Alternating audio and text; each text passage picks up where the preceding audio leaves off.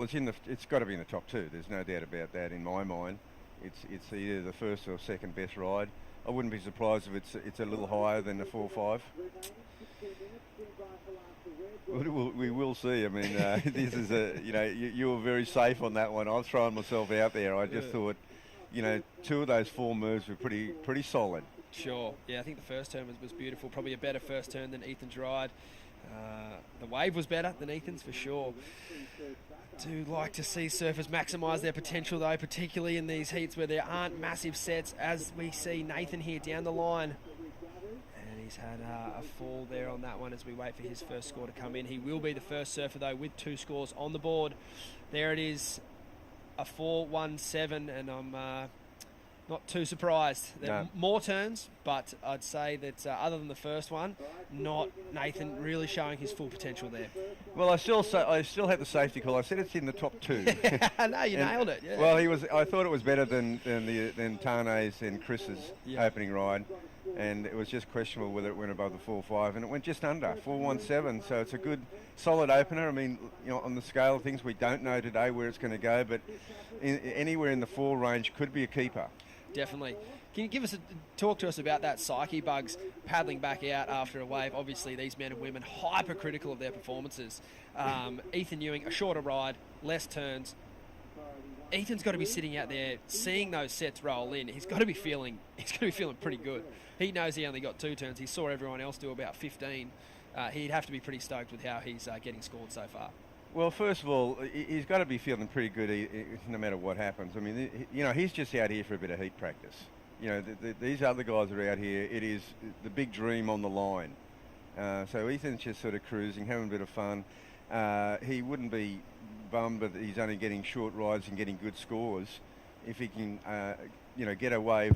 And we haven't even seen it yet in the first 2 rounds he's competed in. Yeah. Get him to get a really good connecting wave down the point. Totally. I mean, imagine what he can do. Yeah, he got a great wave this morning in the free surf. He shared a set with Caius King, Ethan on the first wave of the set, Caius on the second, and it was probably the best wave I've seen Ethan surf this whole time. Yep. Not in a rashy, unfortunately for the viewers at home, but it's a good sign of the read he's got on his bank.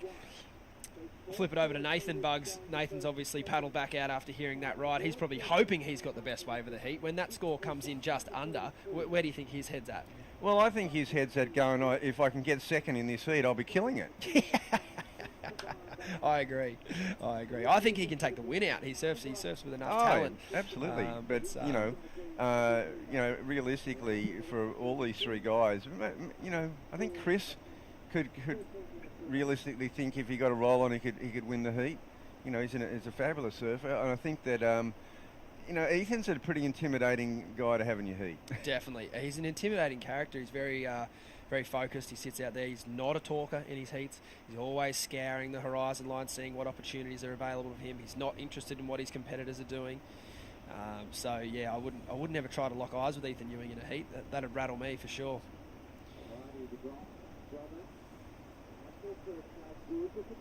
It's 12 and a half minutes remaining. I think if Chris Zaffis is to get the win in this heat, he will need to go above the lip. It's a tall order to have York surfing compared to Ethan Ewing's.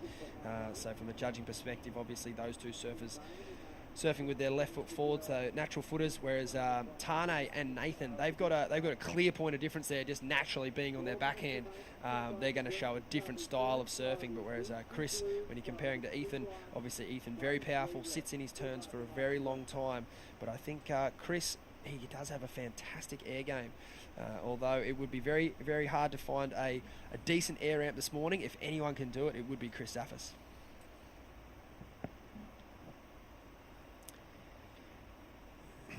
I think as I've watched Ethan develop over the years and seeing him down when he's a young guy coming down surfing D-bar a lot, and I think it's such a good point when you talk about how he holds it, holds his rail, holds it through his turns. It's that transition that when he comes out of the turns that he's worked on so beautifully.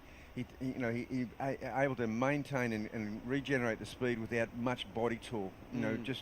It's just weight distribution and just that knowledge of that inner strength of when he turns back into that transition to go into the next move, it's seamless. It is. It is seamless. And yeah, he has put a lot of time into his craft. He's very, very particular. He knows what style of surfing he wants to do on the wave. And I think the biggest thing I've noticed with Ethan's surfing is that it's the same if it's 1 foot Cabarita or 10 foot Sunset. His style is just impeccable.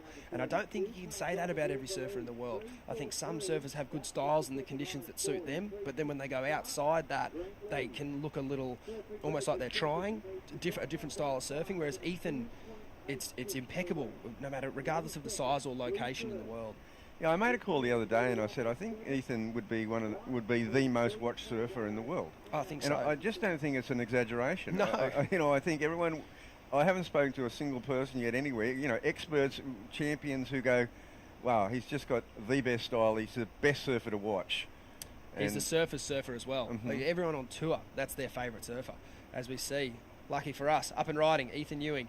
Plenty of speed down the line, a nice check snap out of the lip there, comes around the section and blows the tail for the finish. A radical finishing turn there. So Ethan Ewing finding another strong ride, and loving that he's finding these waves with closeout sections to hit rather than the waves that are tapering out and getting smaller. He's managing to find waves that hold their size all the way through to the closing turn. So I think the judges are really going to eat that up, Bugs. Yeah, like this is again pretty much what I've seen the whole tournament. Two manoeuvres, a great setup, and for most people, most surfers, that first setup turn isn't going to be a real point scorer, but for him it is. Yeah, that's a very good point. And by his standards, that was more or less a checking turn to keep speed down the line. But his strength, his technique, his board, his timing, it's flawless. We could talk about it all day. Can we give these guys another 30 minutes? That might be one of Ethan's better scores this whole event.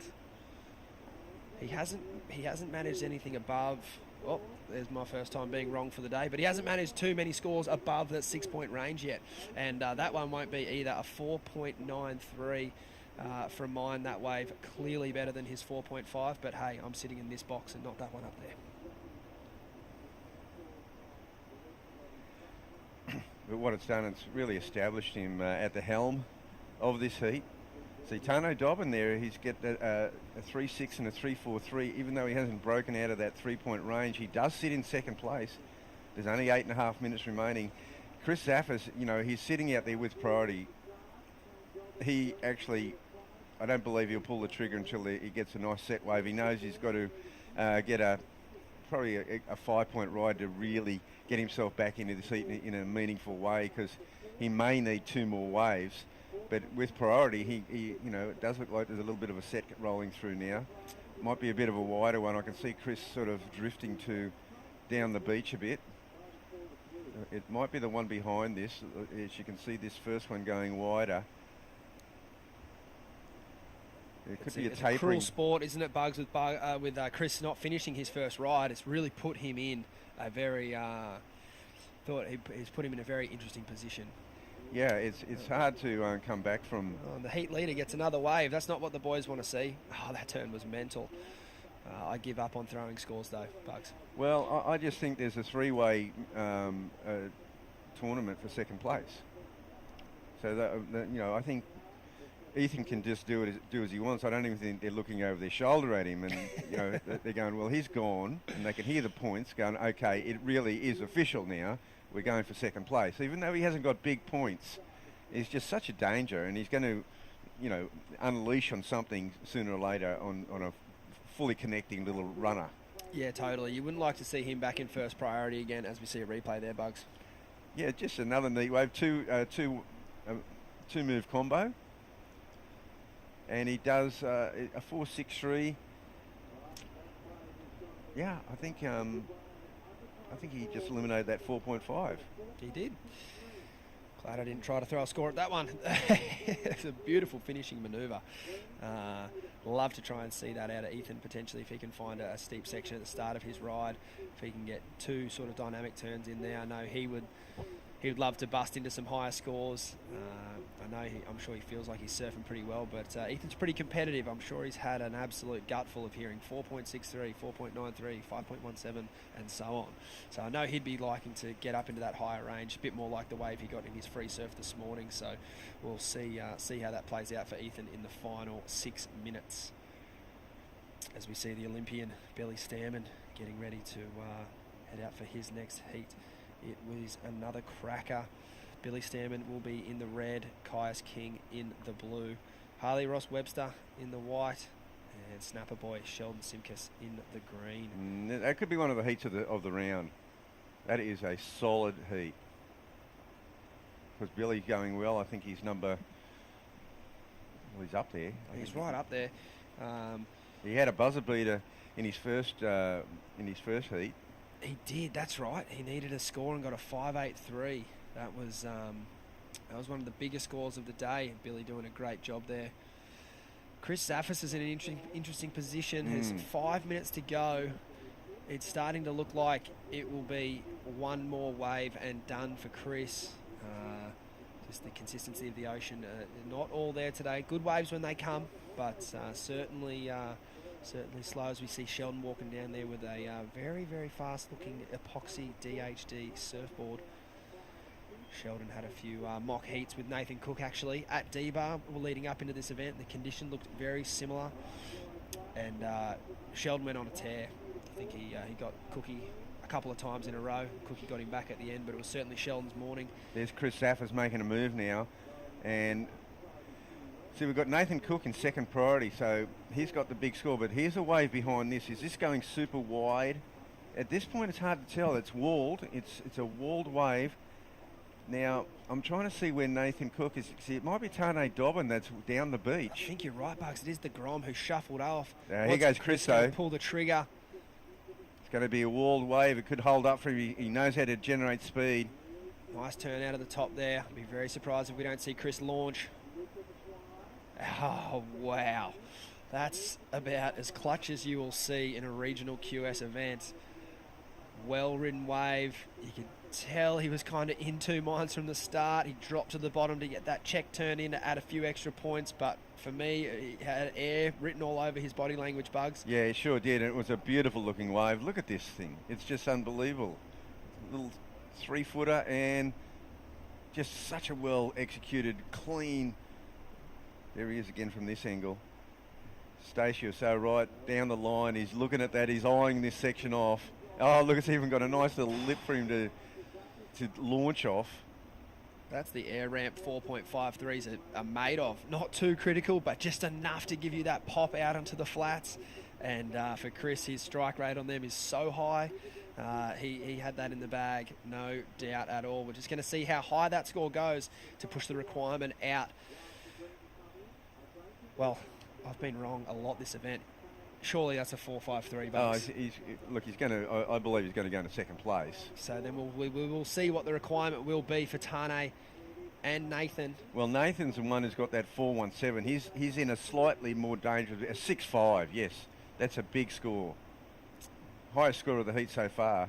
He's in a very strong position now. It needed to be up in that 6 range to put some actual pressure on these men, as we see Tane here, Bugs. Yeah, Tane, it's another little wave down the beach, and he's such a, as I said, he's just such a wave. He's got excellent wave choice. The Grom's done super well to get to this round of 32. This is great experience for him. He'll be in the Pro Junior. Definitely. He's a young guy. Let me see. Whoa, how's this wedge? Nathan Cook.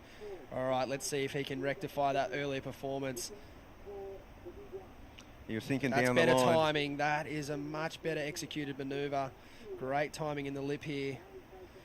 And another strong ride. So we'll see where the judges like that one. A little bit of a bobble in the middle, but I think it was well managed to get around that section and get away from the lip, really to show Nathan's power. He needs to be turning in the green face, and you see how much spray he's capable of throwing, Bugs. Yeah, I think, this first manoeuvre is great, and then it looks here and he goes, no, I've got to go down the line. So he didn't go up and over. He sacrificed that to get that big move in the middle of the wave. Bang. So even though it's a bit of a tap at the end, this is going to be interesting where it goes. Got to be better than his first wave. I mean, His first wave was amazing, but other than the first turn, I really didn't see too much. The board didn't change direction at all.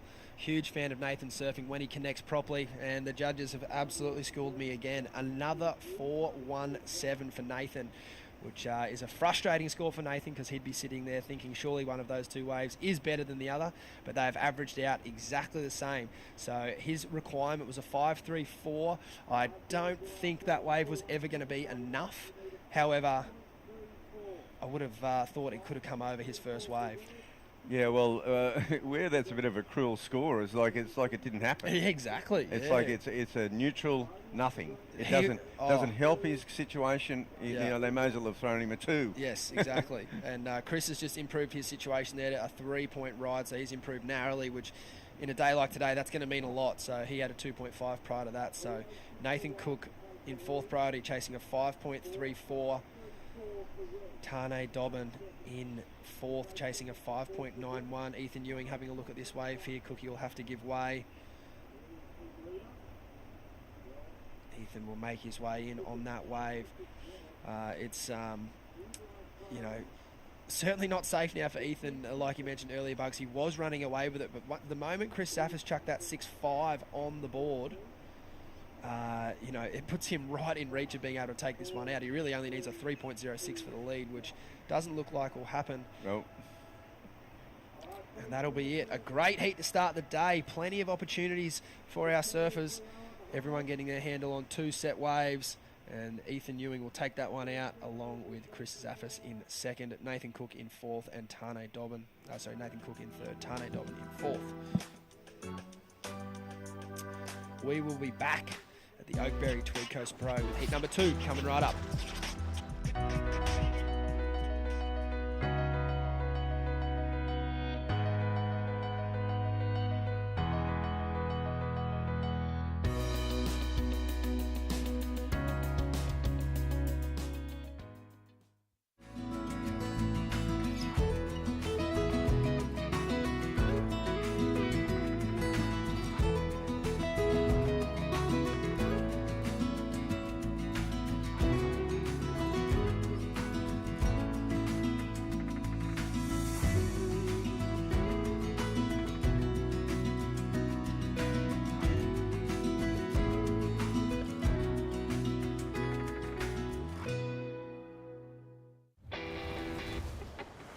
Through my internship at the WSL, plus the personalised experiences and support I have access to at Bond, I know I'm well on the way to becoming the entrepreneur I want to be.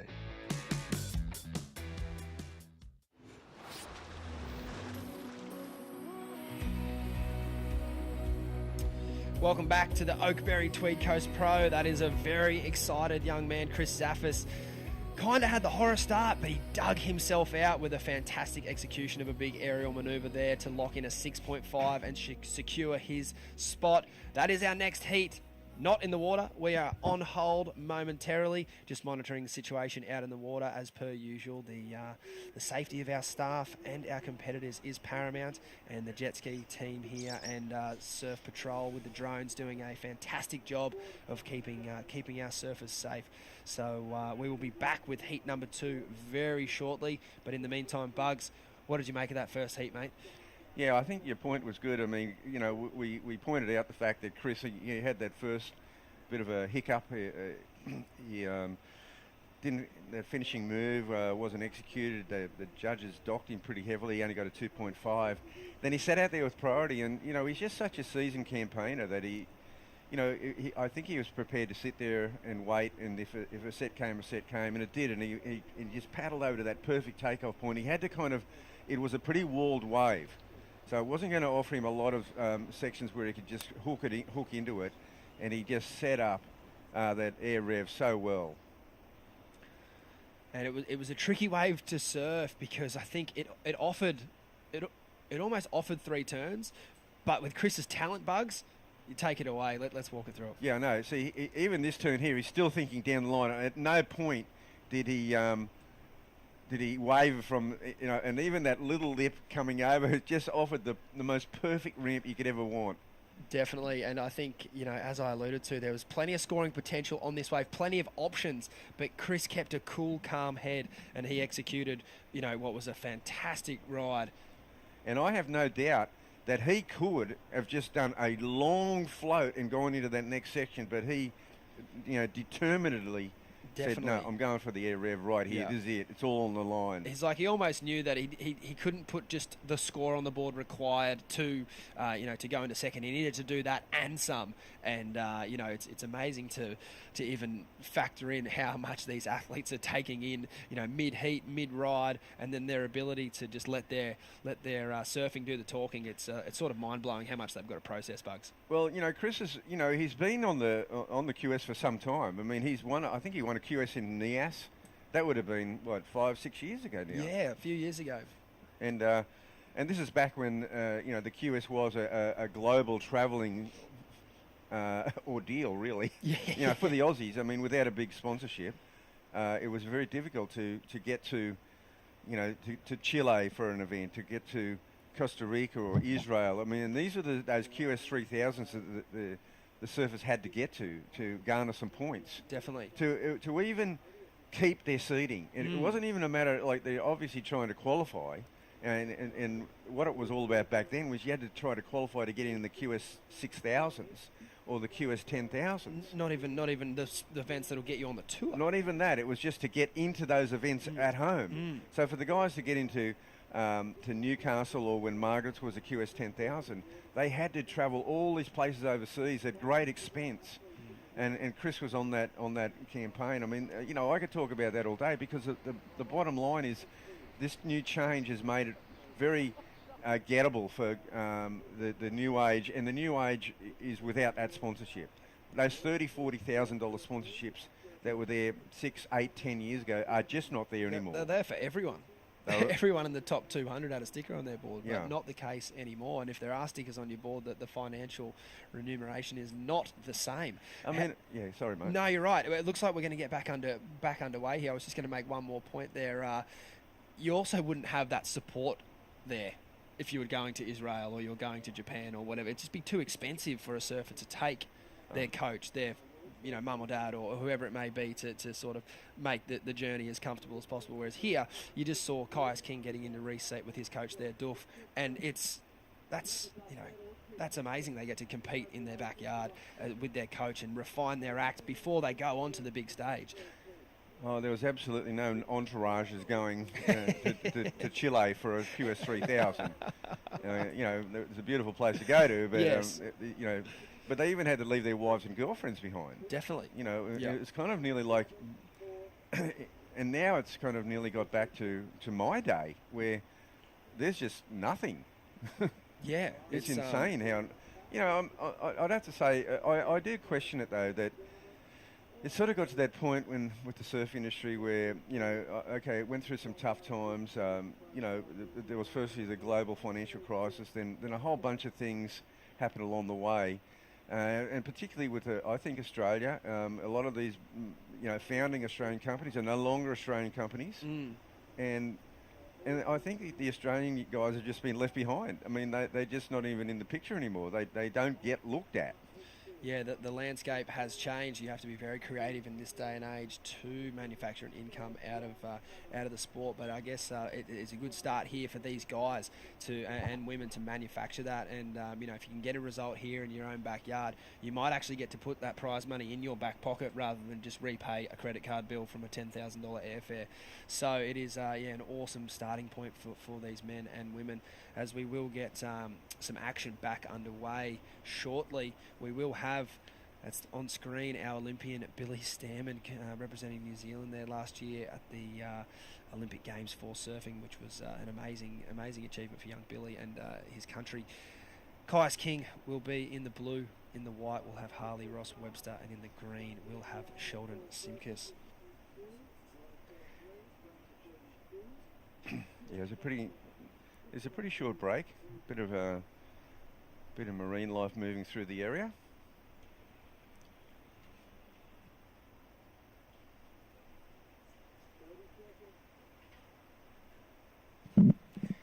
Yeah, to your point though, just as this heat's about to start, Here we go, 5, 4, 3, 2, 1. Here we go. This is one heck of a heat. I think the starts, it's going to be whoever can get a bit of a break early, and it looks like Billy is looking at that one, didn't like the look of it. He was keen. He was interested. Now, there's no loss of priority because there is no priority. So you can paddle for anything. You can hustle for the inside. You can go wide. And on a day like today, would you be taking that strategy? Getting your handle on the inside if you could. Yeah, I think so. But it's a tricky one because, I mean, I saw Ethan just go wide straight away, and it worked really well for him. I mean, you can go too deep. You get look. They're paddling up the point. Someone's turned back now because I think that might be Sheldon has just sort of turned around. I think he's a real danger in this heat. Seen him surf small snapper. He's incredibly fast surfer.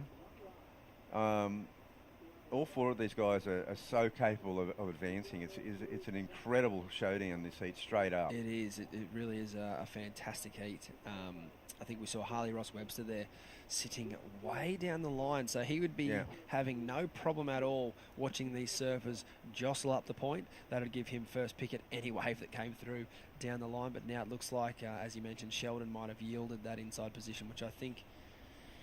It's a deep inside position, though. It is. I'm not sure who's over there. Is that no real point in having the inside of nothing, is there, Bugs? Well, we've seen that there's several takeoff points. As we see Harley Ross checking inside him there to make sure that everyone's still up the point, and they are. A nice turn out of the lip there for Harley. Looks like he's changed equipment from the other day. He was on a Takoro, now he's riding at Channel Islands, and I'm sure that small score. That won't be a massive score, but it puts him down wide. It will do. Speaking of someone who found a few waves out wide, Ethan Ewing, welcome back to the microphone, mate. Thank you. Enjoying yourself out there? Yeah, it was pretty small, but good conditions.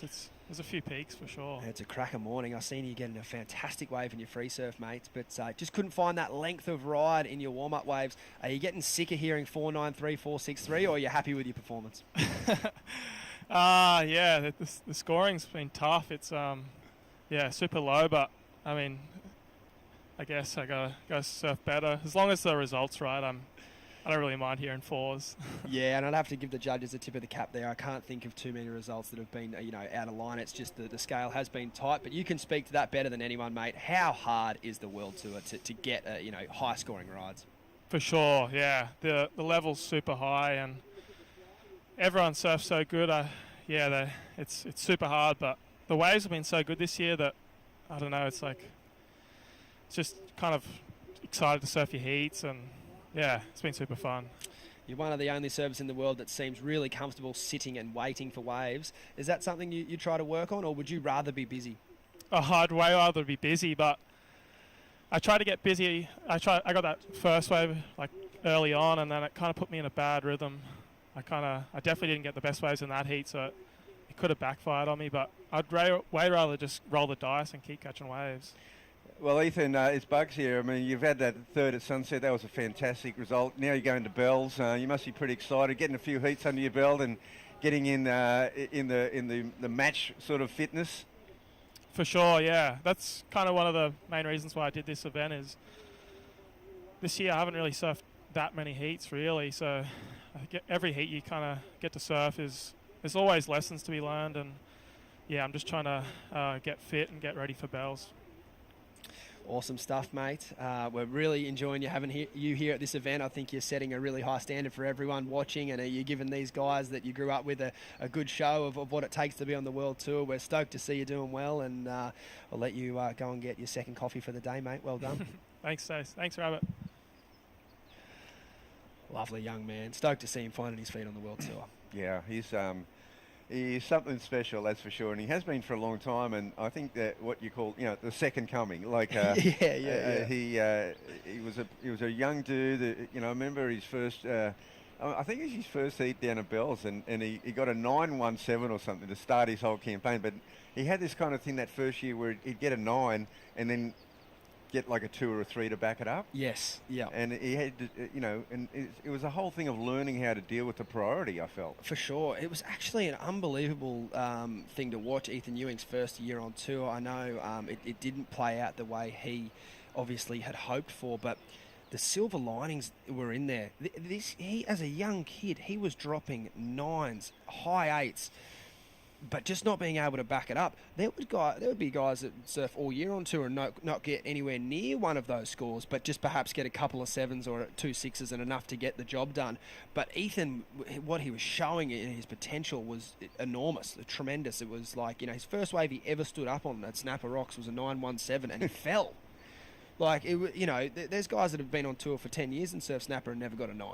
No, that's right, and he did the same at Bells. Yeah, and then at Margaret River, he was just on a roll, but his confidence kind of took a hit there.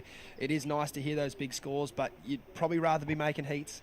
So it was a hard adjustment for him, but I definitely think he's finding his feet now. He is, and see, what he also found way back then, that first time, was getting those 9s. It was frustrating because he'd get the 9s in so many heats, but not the backup, just lose But then you start, as the tour goes on, then he started coming up against world title contenders, the Mick Fennings, and in round 3, Yeah.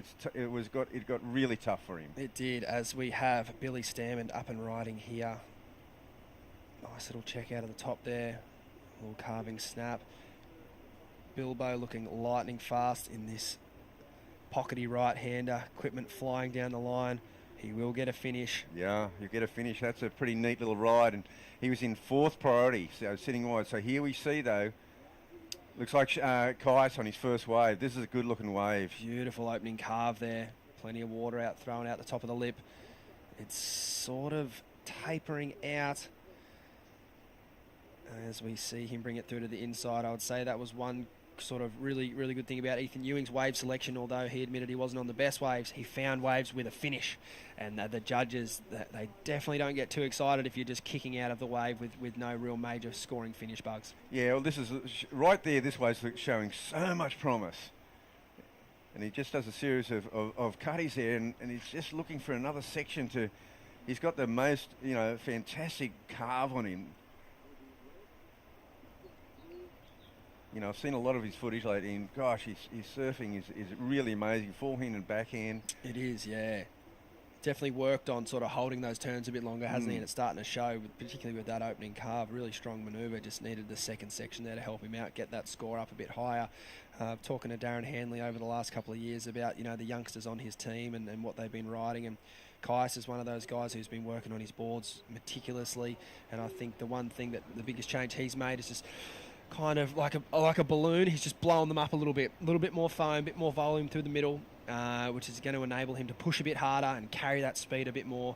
And I think that's what sort of most people do, right, Bugs, when they go from that grommet transition into sort of manhood, is the boards have got to follow. And Kai's boards at the moment are looking phenomenal. As we see another young fella, Stewie Kennedy, looking fired up. Sand in the wax for a bit of extra grip there. There's a bit of a hiccup. But a little bit of sand in the wax gives you that texture. Yeah, a bit of texture. Really get that feeling underfoot. It's cool to see Stewie having another crack. He's not just here for fun. He wants to do well. So we see Sheldon here up and riding a beautiful layback snap to finish. Bit of extra release in the tail there with that final manoeuvre. I'm sure Sheldon would have liked a wave like that a bit sooner in this heat. I do know he likes to stay busy, but he'll take that. Well, we didn't quite see the start of that one, but an interesting little Billy Stamond's second wave, the long one where he connected all the sections. Here we go, Sheldon, though. First, that's a nice little... it's a 2-turner, but that second turn's a money turn. Now, Billy got a 3.57. Caius, they got a 3.83, but then Sheldon's just come in with a 4.67. That's the high point of the heat so far. So he just showed how dangerous he is in these conditions. Harley Ross, Webster. He needs to get something going. I don't think this is going to do it. Oh, it might get around this section. No, see, you need to be just a bit further ahead of it. He hasn't found his feet yet. And down the beach, Sheldon, and there's Caius. And he pulls that one off. We didn't see the start. Look at Sheldon down the beach. Nice air there for Caius. And Sheldon, he's such a crafty ocean reader. Good fisherman, good surfer. knows how to read a sandbar, knows how to read the ocean. That wave, down the end there, if you can find them, they certainly hold the height of the ride the whole way through. And all the time, I mean, I've seen him just sitting under the thing with Macy, and look how this wave down wide, and gosh, he just really puts this one together so beautifully. And he had fourth priority. He didn't even go back to the lineup. And here's Kais. This is an interesting one. This one big manoeuvre. This is going to be a great little exchange here to see where the judging's at. Both those rides, totally different approach. Definitely. Yeah, they have been. I think Sheldon and Macy actually camped under that tree last night. I don't think they moved, Bugs. No, one of the last heats of the day yesterday, one of the first ones this morning. Why bother going home? Beautiful spot there for the night. And here we go, Sheldon again down the beach. He's just gone the wide bank. He's down where the free surfers are. And now, I just thought... And there we go again for... This is great. Judges will have a great comparison here of how to set the scale for all these scoring manoeuvres. I think that Chris Zaffis's air in the prior heat just had a bit more elevation and a bit more rotation than any of these ones. He also comboed it up with the turn. So I think all of these scores will fall under that, but we will see them land in soon, Bugs. Yeah, and it's not a bad effort. So that's going to be a good comparison. Kai's King... Harley Ross. Sheldon, though, has come in with a 6 on the previous wave. Right. So he's really taken a child. See, this has really put the pressure. Billy Stanman was leading the heat, but he's only got the 3.57 and 3.17. It's going to be interesting to see. I think Kais is going to go past him for second place. And then Harley Ross, well, he didn't have much before that, so he's going to at least get something on the board and get into this heat. So totally. The pressure goes on to Billy here because he's been a little bit quiet. He opened up pretty quickly. He'll sit there with priority now. Was kind of getting close to the halfway mark of the heat. Yeah, and as much time as there is remaining, I've sort of been saying it most of the event. I think it's around this point where if you're Billy with first priority, this next decision is paramount. If things don't go his way here, this time remaining after he rides his next wave with 3 hungry competitors out the back with a higher priority over him, with already Sheldon having established some scores. It is so tricky to dig yourself out of the hole. We saw Chris Zaffis. He had the same opportunity earlier and he executed. So it's definitely possible for these guys. They all are loaded with talent. But I just don't think it's a day where you can be thinking, oh, there's 12 minutes to go. I'm going to get 2 or 3 more chances. I think it's Billy's got to really, really look to do what Chris Zaffis did in that last heat. And not only just go into second, but really put a good score on the board.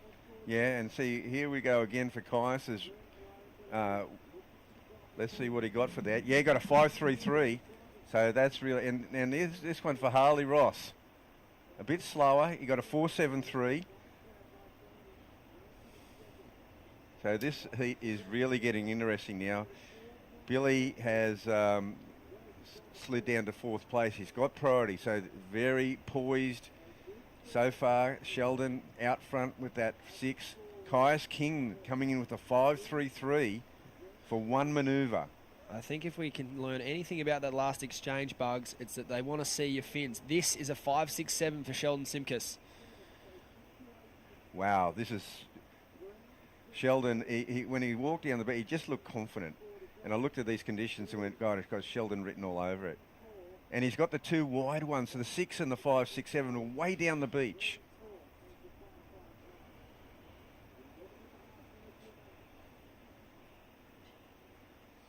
Sheldon, he is not interested in waiting around as he gets a little chin check there. He'll be back out in the back in no time. 11 minutes on the clock, but he'd have to be feeling cheeky is the word that comes to mind. A 6 and a 5.67 down the end with 4th priority. I think that's all that time growing up at Snapper Rocks there, Bugs, and playing 4th and 5th fiddle to some of the best in the world. He knows how to sniff out a wave with a lower priority. Harley Ross here, finding a long winding wave down the line. I think if anything, these gentlemen, they'll learn from that last exchange. The easy money is to throw your board up into the sky. A 5.33 for Kais King's last ride and a 4.73 for Harley. They both had prior rides where they'd linked up multiple turns and gotten far less scores. So that the judges are setting their intentions quite clearly here. They want to see you get as dynamic as possible. Well, it's become an aerial event. Because those scores, Billy couldn't generate that kind of score just going along the wave, just doing, traditional manoeuvres. You would need a pretty special wave. You need a really special wave to get that kind of score. Yep. And that was a very quick ride by Caius, and he got a big score. Sheldon got several manoeuvres, plus he, as you said, showed his fins. So this heat's, really turned the tables on where it's all going today. But Chris Saffis, I think, set the that 6.5. That opened up the gauntlet. Yeah, definitely. Might try and get another look at Caius King's wave here, Bugs. Yeah, it's just one manoeuvre, but what a clean one, and he's been, this is part of his repertoire. He's been working on that manoeuvre a lot, and he's certainly looking really confident in the air. His stance was really strong. He got his shoulders around a touch more than Harley Ross, and Caius' section was just slightly bigger to hit, so a little bit more risk involved there. So that's where the judges are getting their spread. But nevertheless, still a great score for Harley Ross Webster as well, 4.73 for a slightly less risky manoeuvre, I would say, but both very, very similar. Very similar. Caius was a bit more dynamic, but a 4.73 for Harley Ross for one manoeuvre, not bad going. The one other note to make there is that Harley Ross did not grab his board. Caius did, albeit Caius' grab was almost just like a touch. So I think a lot of surfers around the world would say a no grab is harder. But I think you've got to look at the sections that the surfers are hitting, and I would say on that occasion Caius was hitting a slightly more critical section. I'm not sure if you saw it the same way there, Bugs. Oh yeah, for sure. It was a more critical. It was done faster. Harley's hasn't come in that much under. It was only one manoeuvre, and it was a lot slower. So the judges have gone, you get a 5. Yep. This is it's certainly game on, but it is the young Kiwi out there with 8 minutes remaining. He's got first priority, and then like we alluded to earlier, this next decision is it needs to be perfect. Well, now it does. Pick the right wave. He needs to surf it to the best of his ability, and I'd love to see Billy find a wave with either too steep section or a big ramp of his own, something small and sort of that he's going to have to manufacture. We've seen how that's gone, a 3.57 and a 3.17. Well, he's having a bit of a sniff at this one, but he's going, no, that hasn't got it in it, because he needs a 5.6, so he needs something similar to, and so the other guys can keep surfing. Sheldon's just surfing now. This is our current number 2 on the ratings in 4th position. So no doubt Billy, he'll be trying not to think about these types of things, but I'm sure they'll be floating past the mind at some point. Well, he escaped in his first round. He got that 5.83 with, I think, in the last minute of the heat. Yeah. And he needed it. He was out of that one. So he's cool under pressure. That's certainly, for sure. Yeah, he's definitely got it in him. He'll hang in there, but he's only had a 3.57, so he needs a set wave, I would say. Yeah, you'd have to think, like we mentioned earlier about Chris Zaffis and the way he closed out his heat, you'd have to think that Billy is going to have to elect the same strategy. Can't muck around on anything not bigger than at least that 6.5 range. He only needs a 5.59 to go over Caius King, but Caius King is only looking to replace a 3.83, as we're going to get a look at a little recap here, Bugs. Yeah, Caius here, he just widens his stance for that, and it's just such a dynamic move, and he does them all day long. Harley Ross, another one here, a bit slower, but no grab. And Caius, and down the beach, Sheldon, this move here is sensational.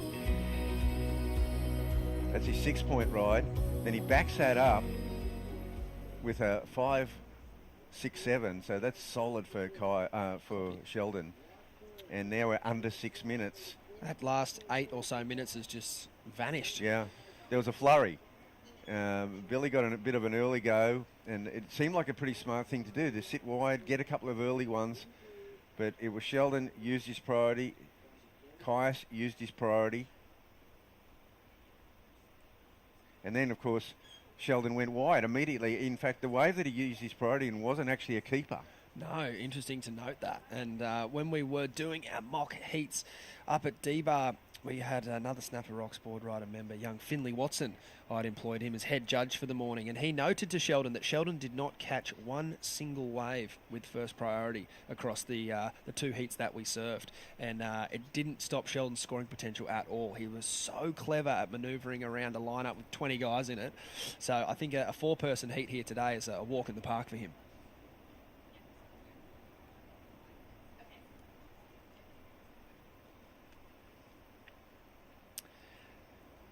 Billy Stamond patiently waiting. He'd be willing anything on at the moment.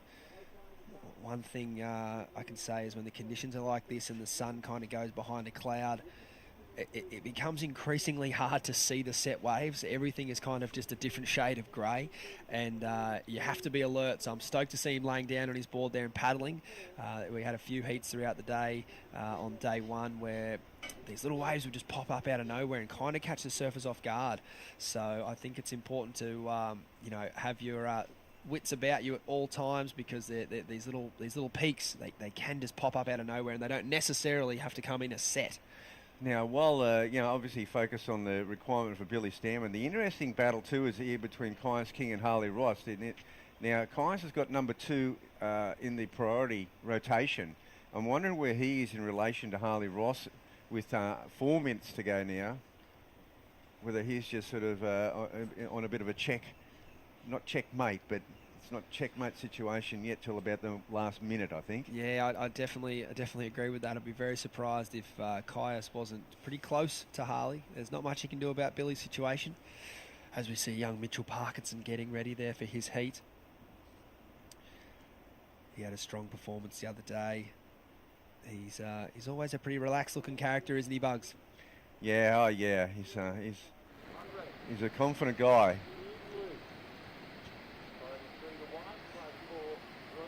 Young Leno Shell.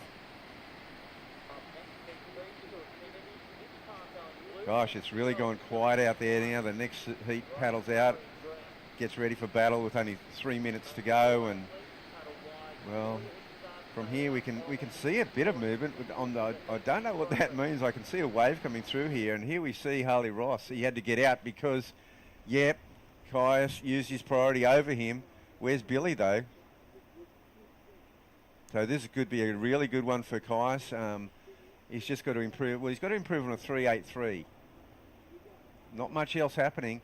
Harley Ross, we didn't see the start of that one. He was able to get the finish in that time.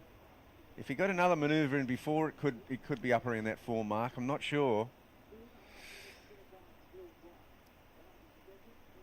But those two are battling out second and third. Billy is just sitting there, now is just praying for a set. I'm going to have to get some clarification on the priority ruling there, but I don't love that Harley Ross stood up behind Caius. I think that's a waste of time. Caius is going to go that wave, Bugs. Well, but he forced the issue. He made him go. That was a quality wave. There's no way Caius isn't going to go that wave, only looking to better a 3.83. And then now Harley found himself in 4th priority. Now he's absolutely ruined. Sheldon could have just come over and like he did, make his life terrible. I understand what you're saying. You do have to sell the surfers ongoing. But for me, that was a wave that had scoring potential written all over it. And I think that you've got to assume at some point the surfer is going to go. But it's a tough position now for Harley Ross. He's in 4th priority, a minute and a half to go, and I'd be very surprised if Sheldon and Caius aren't his very best friend right at this point. Billy Stamond has just been iced out of this heat. He has not had the rub of the green that he would have enjoyed. He's waited. I wouldn't say he's missed a 6. Caius King bettering his situation there, a 5-point ride. So now his situation is increased again. He needs a 6.76, which would be the highest score of the morning. I saw something on the horizon. Sometimes they're a bit of a mirage though, Stace, but I saw something out there that was heading our way. Billy's gone deeper, so we'll follow him along, but it looks a bit quiet. Again, I see lines out the back, and sometimes they just fade out. They do. That's I don't see anything to save him this time. many a right point break around the world have that, don't they? Mirage sets at Bells, Mirage sets at J-Bay. They look like they're there. They look like they're 6 feet and perfect, and then they just, for some reason, disappear. Well, Harley Ross got a 4.4. But Caius King improved his position with a 5. So it looks like it's a heat win for Sheldon. Caius King 2nd place.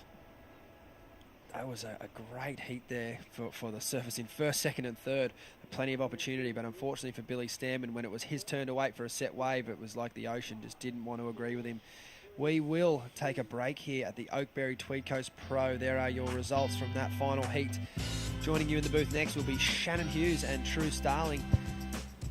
Don't go anywhere. Another cracker heat coming up.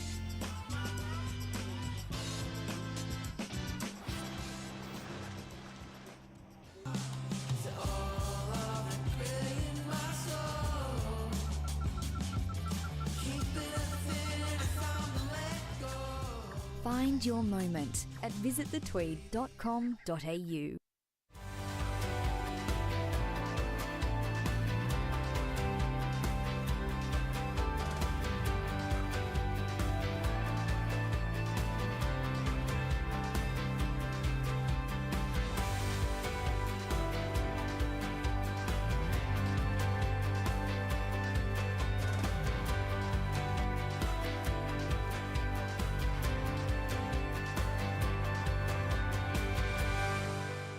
Starting the day with freshness, giving us the energy to paddle out and live life to the fullest. All natural and organic, a superfood bursting with flavor and taking you to your own piece of paradise. Sharing moments with friends, sharing them with Oakberry.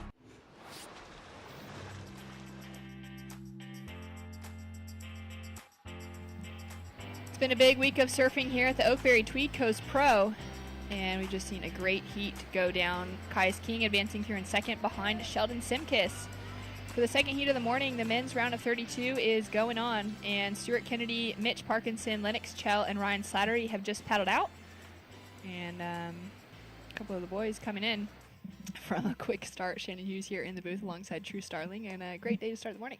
Amazing day. The surf's looking really fun. It's clean out there this morning. We saw a bit of wind yesterday, so it's nice to see some clean lines out there. So exciting. And we do have that swell that's kind of held on just enough. You know, we know that it's been dropping off the last few days, but it still looks kind of fun.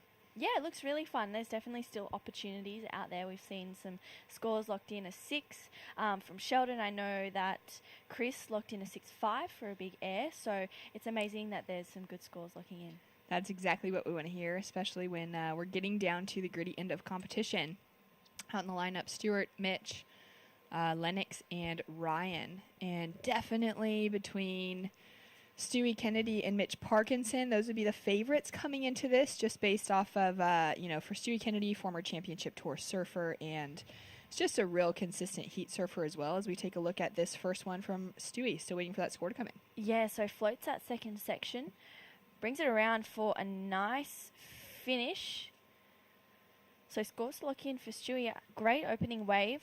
As I said before, it's looking really clean out there. So glassy. So it's a beautiful morning for the men's round of 32 to be out there. So exciting. We are going to have a big day of surfing. There's the potential that we're going to just push through and continue running heats as long as possible. Stewie Kennedy driving down the line, kicks out on a small little racer down the sandy point that we have here at Cabarita, and scores in for his first wave, a 2.5 to kick things off.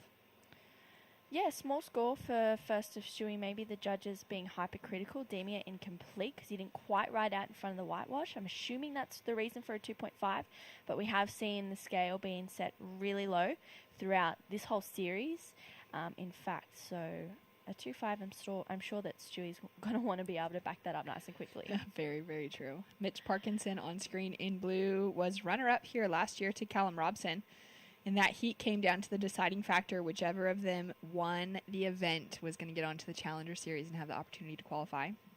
So just such a bummer for Mitch to know that he came that close by one heat to getting into that conversation for the Challenger Series. Yeah, it is a bit of a bummer. He had an absolute blitzer of a event here last year, getting 2nd to Callum Robson. So I think, he's always been in that conversation. Sometimes we see him have absolutely amazing heats, and then sometimes we see him have a couple of shockers as well. So he's either a 10 or a 2, but I think lately he's kind of been leaning more towards a 10. That's fantastic to hear as we got some of the guys throwing the footy, warming up, and Kais King running past after a great advancement through the last heat. And it's such a tricky one for someone like Mitch because, knowing that it came down to that single heat in the final, obviously that was a lot more points for him on the line, but it then spoke to just a little bit of inconsistency in the rest of his season to not already have secured it by a quarterfinal finish or a semifinal finish as well. Yeah, definitely. And that's just a matter of, it could be a matter of one wave, a fall off. Or Which is so extreme. Yeah, and it's crazy how the athletes in this sport rely on that. You go, oh, that's right, that was my heat at the Oakberry Tweed Coast Pro in 2022 where I fell on that wave or I didn't get a good start. And they kind of haunt you as well. So I'm sure Mitch is going to try to do one better out here. Lennox Chow on his backhand. Nice wrap to start things off with. Goes in for a second carve back into the pocket and has a little steeper section opening up for him to finish off on. Finding some good rhythm. And Stewie now, huge, powerful hack to start things off on a small size wave, but so much speed and precision. Just that tail around for an incomplete finish. But man, that first turn looked great. Yeah, another good wave for Stewie. And that's that turn that just keeps getting him, and here's Ryan up and riding. Finding some speed, looking for that first section. He's just going to carve around and have to duck out as it closes off down the line. Low tide this morning. It'll be pushing up through the afternoon. And hopefully we'll see some of those waves hold open just a little bit more as we take a look at last of Lennox. Yeah, so Leno carves his way through this one. He's an Avoca local from ABC, Avoca Board Riders Club, finishing that one off nicely. So a good start for Lennox. And here's Stewie, great first turn to kick this one off. That board is looking really sharp. And here's this finishing turn, unfortunately, just getting the better of him on this one. And Ryan, as we saw, just a quick up and out for him as well. Scores to come through across the board. Jacob Wilcox getting ready to paddle out, doing some stretches and things. So Jacob injured his knee at Avoca, unfortunately. A minor injury to his ACL. It's not going to require surgery, so it's not like a proper tear, thankfully. But he was not sure if he was going to actually be able to paddle out and compete this week at Cabarita. Wow. That's, it's a heartbreaking moment, especially for someone like Jacob Wilcox, competed on the CT with those wild cards, and he's looking really sharp coming into a lot of these events as well. So that would have been a huge upset for, I guess, everyone out there, because everyone wants to be against Jacob and beat him. He's the one to beat in these events, as well as the likes of Stewie Kennedy as well. So it's good to see him out there in the lineup and wearing that huge heavy-duty knee brace as well. Yeah, great to know that he's still able to get out there and compete. I could kind of notice in his heat yesterday that there was a few moments where he was clearly favoring the injury, which was a great decision, rather than push it too hard and actually increase that injury and put a proper tear into his ACL, which would be just such a shame if he was totally out of the equation. Yeah, that's Kalani ball within there. Yeah. Lennox, quick couple snaps on his backhand, bigger wrap for that second turn, goes up nice and vertical on the third small sized wave, but a great line on it. And he's going to put together a clean finish. So we've got some scores that have filtered through. Lennox's first wave, true, a 3.0, and now he's building from there.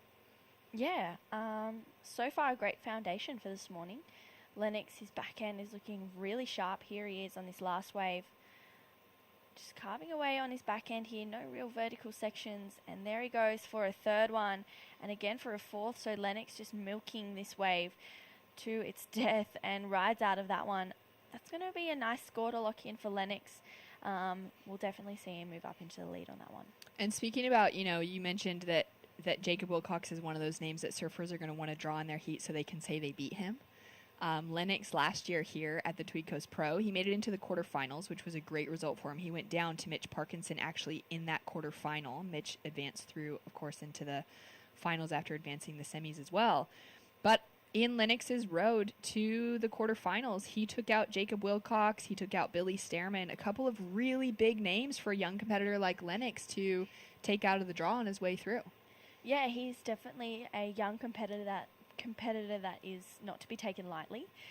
His backhand attack is impeccable. Going left, he surfs so good as well. So, he's dangerous either way. Sheldon Simkis had a great start to the morning as we see Mitch Ross just paddling into this one. Good size set opening up in front of him, looking really fun, finding a nice line to drive through. And he's going to go up into the air, makes the rotation, and perfect execution, answering back Stewie Kennedy on a powerful finish on that in section. Lennox Chell as well, just going crazy on this finishing section now. And wow, what a great exchange. Finally getting a little pulse in the action. And Sheldon, it's Shannon and True here in the booth. Sorry, we had a little flurry of waves there before we could throw down to you. Congratulations on the win. How was it to get an early win this morning? Yeah, feels like it's been a little while. I've had a few bad events, so it's nice to get a win nice and early. And yeah, in the bigger event, which is nice. So waves are kind of fun. It's a little small, but it's Tweed Coast, always pretty beautiful. That's so true. Talk to me about your motivation coming into it. You're into the round of 16, so like you mentioned, lots of points on the line here. How are you feeling in that chase to get to the Challenger Series? Yeah, I born and raised here, so I'm enjoying competing in the area. Cab is a spot I've surfed a fair bit, and yeah, it's nice to have a bigger scale QS event here, which has got a lot of points on the line for the Challenger Series. I went last year and competed and learnt a lot, gained a lot of experience, so going to try my best to do all that again and see where it can take me. That's so good. What have you been doing behind the scenes to prepare for this? Just surfing and yeah, just trying to be in tune with my equipment and a little bit of gym training, that kind of stuff, but just kind of keeping it simple, keeping it easy, and kind of letting everything flow. And how good was it to see Macy get the win at Avoca? Oh, she's on fire this year. I mean, absolutely. It's such good motivation for me to have my partner doing really well, and I feel like when we're both having a lot of fun, results start coming. So it's a good little dynamic we can keep feeding off each other. Oh, absolutely love it. Great dynamic, and yeah, get out there and enjoy some more heats today. Yeah, sounds like a plan. Thanks so much. Congratulations. We'll see you next round. Thank you. Thanks, guys. See ya.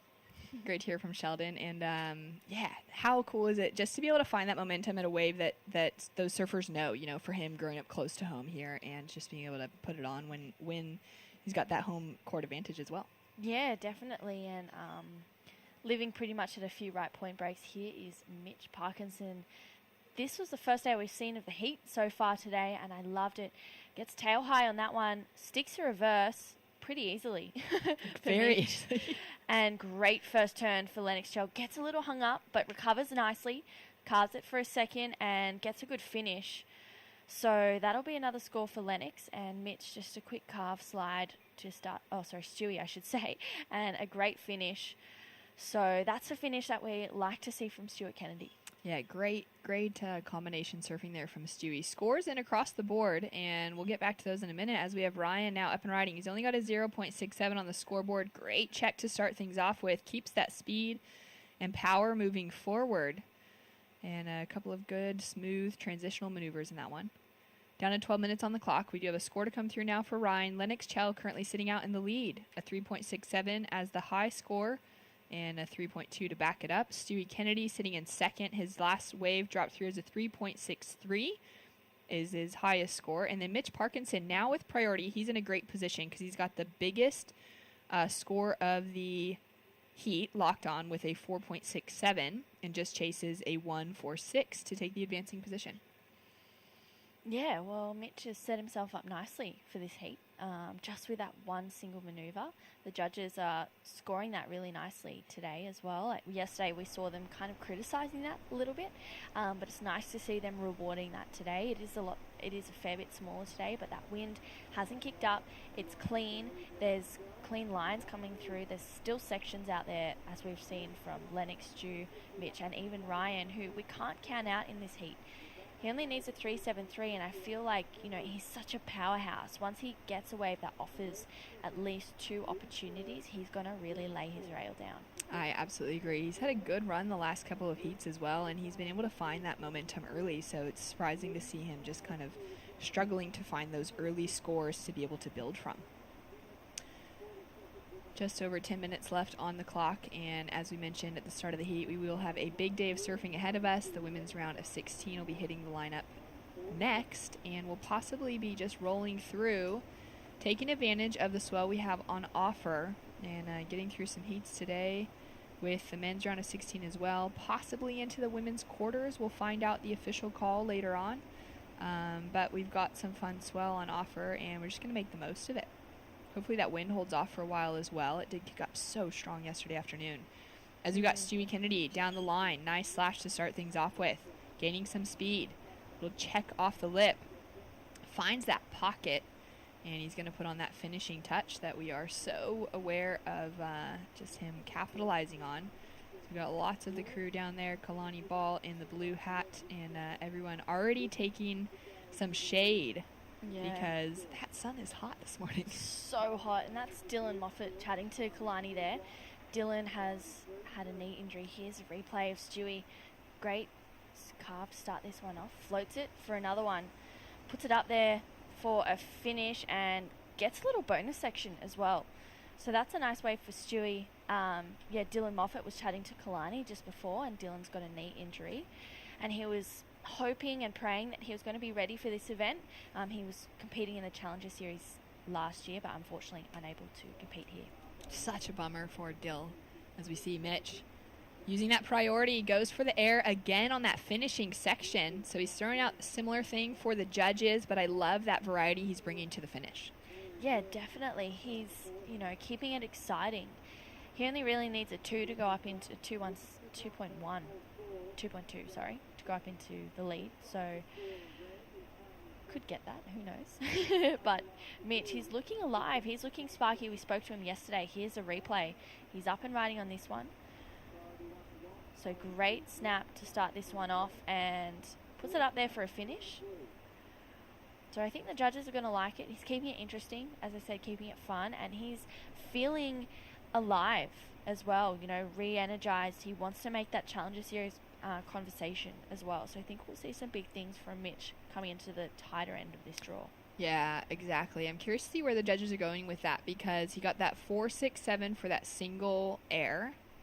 Then it drops in just shy of that, the 4.2. So combination surfing connects a couple turns together. What would be the difference there as to why the judges would go with a lower score over his single maneuver for the high score? I think probably because the section wasn't as critical, and maybe the air wasn't as high as the first one. So the judges are just going, you know what, it was great, but we liked the other one better. The wave was a bit bigger, and here we go, Ryan up and riding. Oh, a powerful hack to start things off with. That's what we've been waiting for from Ryan Slattery. Driving down the line, goes for that finish on the end section as well. He's chasing that 4.47. And a great breakdown between, the kind of differences in those scores that the judges are looking at for Mitch Parkinson. So down to under the 8-minute mark, Lennox Chell was sitting in that lead, but a very uncomfortable lead with those couple of threes next to his name for a while. Yeah, well, now he's in an uncomfortable second as well, with the likes of Stewie Kennedy and Ryan Slattery nipping at his heels. 0.01 between him and Stewie. So really, really tight scores today. Such tight scores. Ryan with a score to come through. He is chasing a 4.47 to get the advancing position. He drops in a 3.17 for the last wave, which does decrease his requirement down to 3.70 now. And Lennox sitting with priority, Mitch Parkinson up into the lead. And we've got a little bit of activity here. You can see Stu just really wanting to get away from the other two. Yeah. I guess. Oh, well, Lennox has first priority. So if I was Lennox, I'd kind of be going, all right, well, he only needs a 3.25, so I might just paddle a little bit closer, try pick up the edge of his wave to stop him from getting any opportunity. But in doing so, he's allowing Mitch to potentially get an opportunity further down the line. Yeah, and to make that requirement even worse, he's already sitting on a requirement of a 5.20 to take the lead. And we could see another little flurry of action, still 6 minutes left on the clock. And, you know, each of these guys really has the potential to get a good result here at the Tweed Coast Pro. Advance through into a good position in the qualification conversation. At the moment, Stewie Kennedy is sitting the best in that. He's sitting at number 4 on the rankings, up from 9th from the previous event. And if he can make it through this one, I mean, he has such a small requirement, a 3.25 next to his name. For a guy with championship tour experience for a couple of years and has had some excellent results on that side of things. Back in 2016, he'd already had a wild card opportunity before in his life on the championship tour, but in his very first event after qualifying for the CT, so first event with the official jersey, he's in for the whole year. Stewie Kennedy walked away with a semi-final finish at the Gold Coast at Snapper, which was so impressive. He went down to Kolohe and Dino in that, but he had an 8.7 on the scoreboard, just couldn't find the backup score in that heat to advance through into the finals for his first major event. And he lost to Kolohe by only 0.03. That's gotta hurt. So that's so it. And that's career best for Stewie Kennedy, which is just so impressive to know, you know, that he's got that he can draw from. And he's just still got so much of that hunger to re-qualify and be back in that conversation.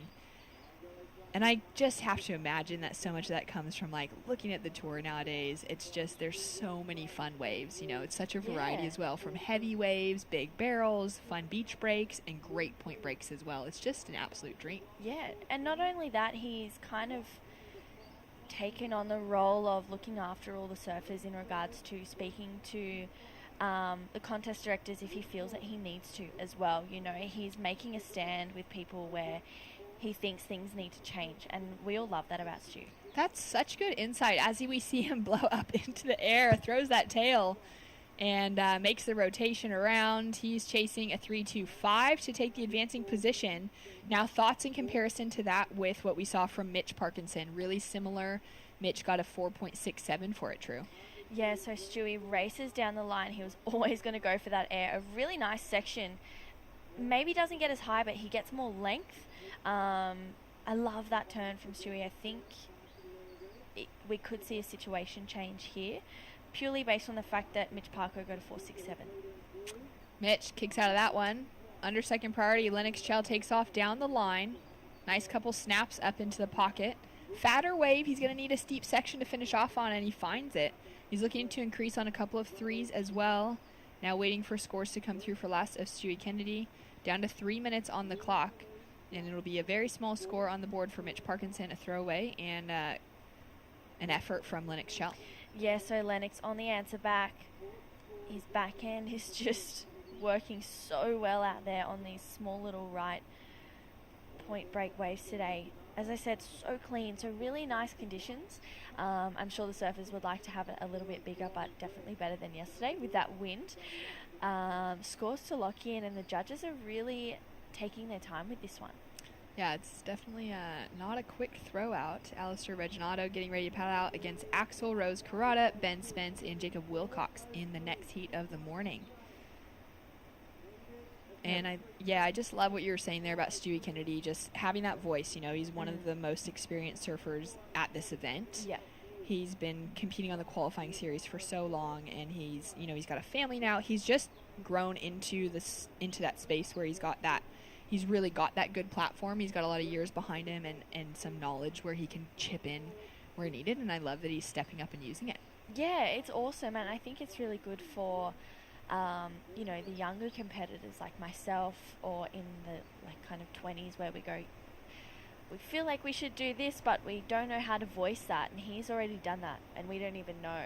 And it's really amazing that he stepped up into that role and is kind of looking after us all. He's kind of like the unofficial official, like spokesperson of everyone else here, which to be honest hasn't really been needed to be used much, especially throughout this series, because we've had some great waves, we've had some great venues, and things have been going really well. And I think Stewie is just kind of looking out for everyone where he needs. That's so important. We really need those, those older crew in the mix pouring back in, and that's so cool that Stewie has stepped into that role. So scores through. He gets it, a 4.03, moves Stu Kennedy up into second place. Lennox Chell and Ryan Slattery down into those requirement positions to get the advancement. We are going to have one last opportunity. Ryan sitting with priority. So that's probably the more important one. Stu is not even going to let Lennox have a look at this one. And Ryan doesn't get a look at it either. Didn't pop up as big as I was hoping it would when we saw that little A-frame rolling through. Down to 30 seconds on the clock. Stu is no longer the friend of Lennox and the voice for him. He's the voice against him at the moment. Yeah, you can see Lennox trying hard to get away from him, and Stewie is trying twice as hard to stick to him. You just saw a little smile from Lennox as well, like he knows. Yeah, he's like, 20 seconds. Can sense that something is behind me. Yeah. Down to 15 seconds on the clock. So sleepy, and there we go. That's such a sweet moment. Yeah. Nice job, guys. Great heat.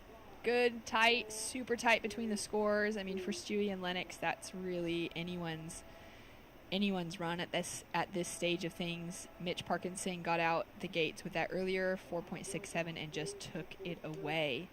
Looking good to advance into another possible finals day for Mitch Parkinson. And Stewie Kennedy will be through as well. Congratulations. We'll be right back with more action. Jacob Wilcox hitting the lineup right after this.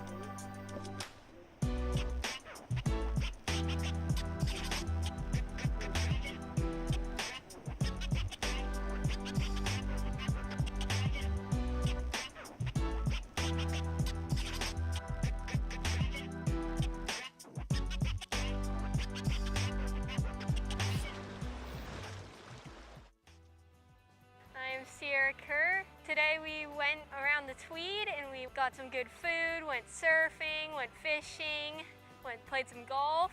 Yeah, it was a super fun day. Some of my first memories of surfing Tweed are just exploring the beautiful back beaches, having some fun surfing around with my dad.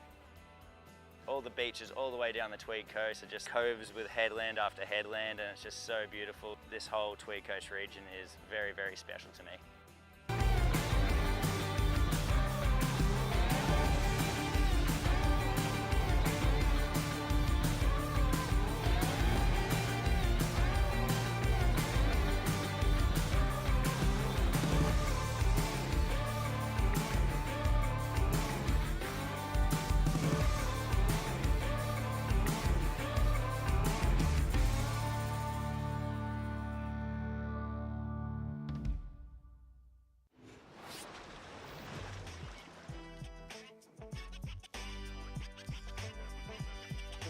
And we're back. A big win for Mitch Parkinson.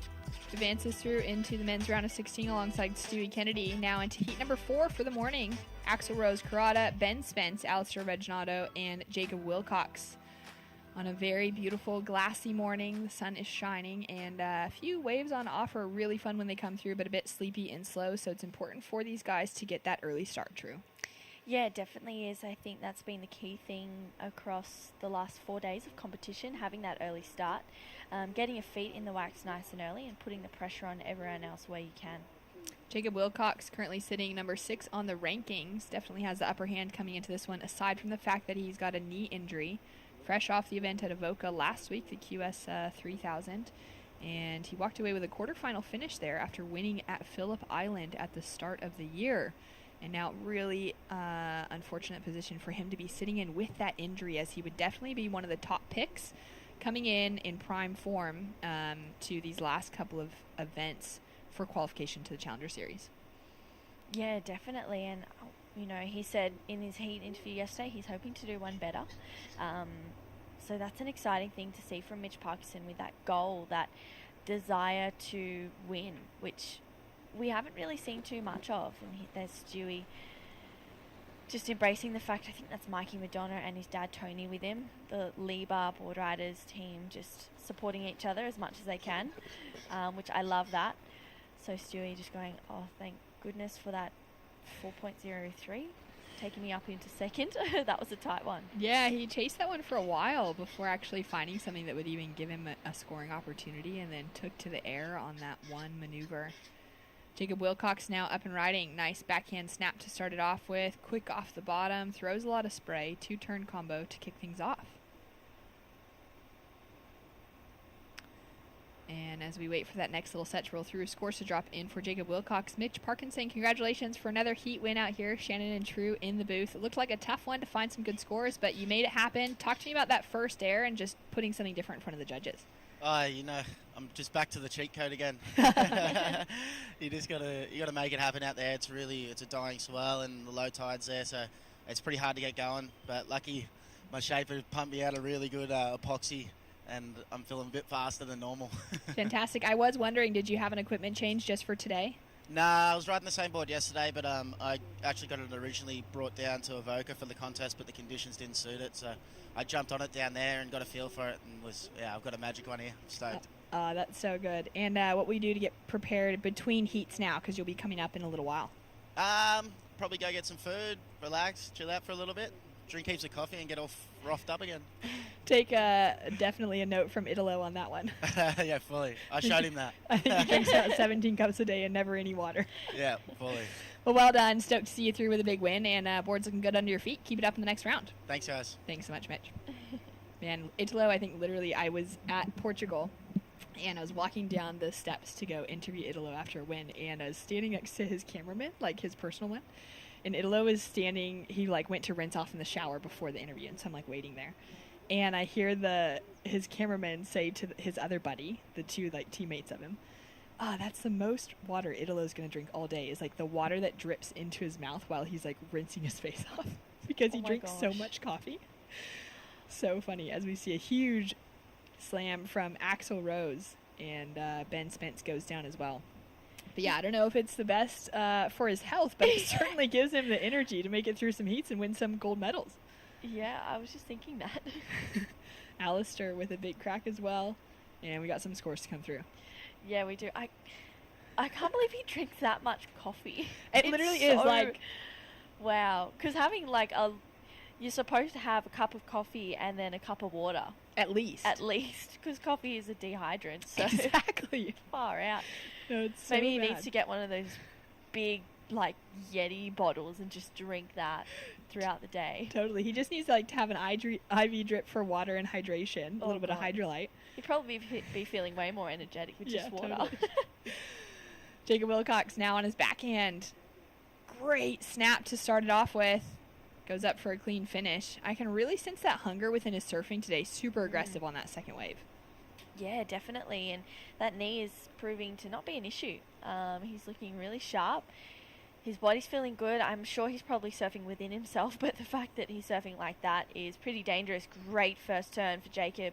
He just is looking so fast. And yesterday we saw him drop some really good scores. Granted that he had an 8-minute heat, but you know what? His surfing is so fast.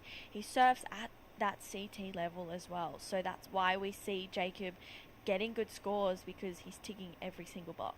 Yeah, that's exactly it. He's had those wild cards before. He's had great results and taken down some huge names on the championship tour. And he's just one of those surfers out of Australia specifically, as we see scores that have come through. A 3.76 for his last one jumps him up into the lead.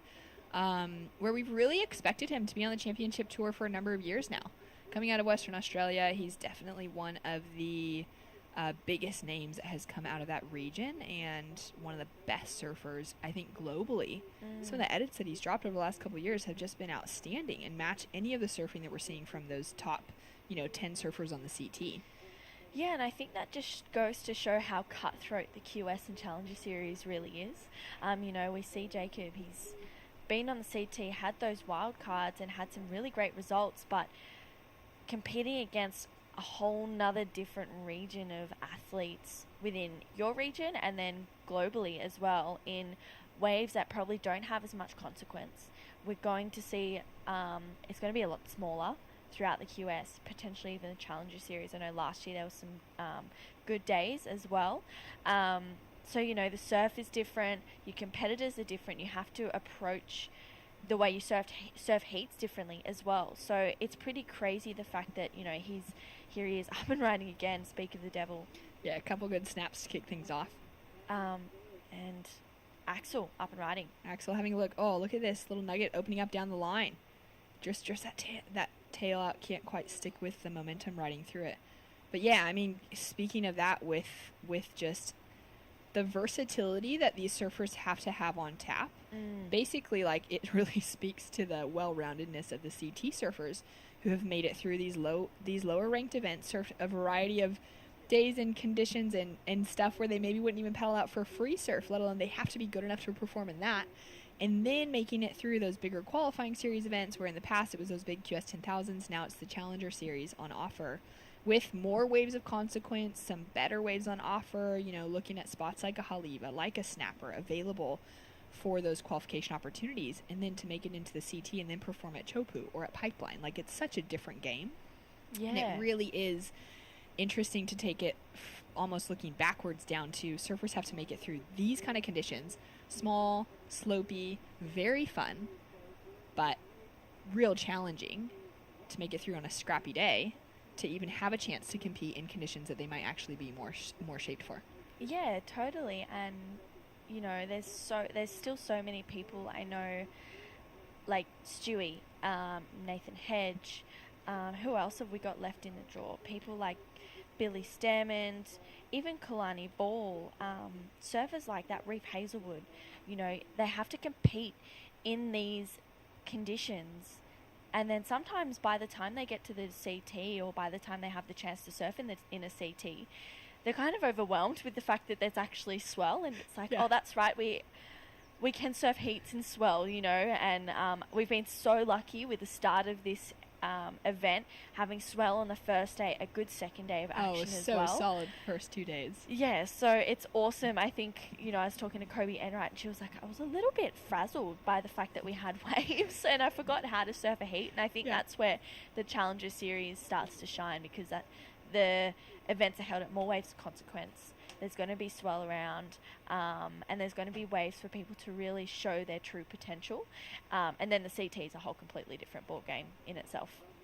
Jacob Wilcox going down the line, currently sitting in the lead. Snap to start things off with, much more powerful on those second two, and just lightning fast for those last 3 turns in that combination. Yeah, he put it 12 o'clock up there about 3 different times. Ben Spence with the paddle now, sitting with priority. Only 1 score on the board at the moment, so really important wave for Ben right now. Nice little slide of the tail to kick things off.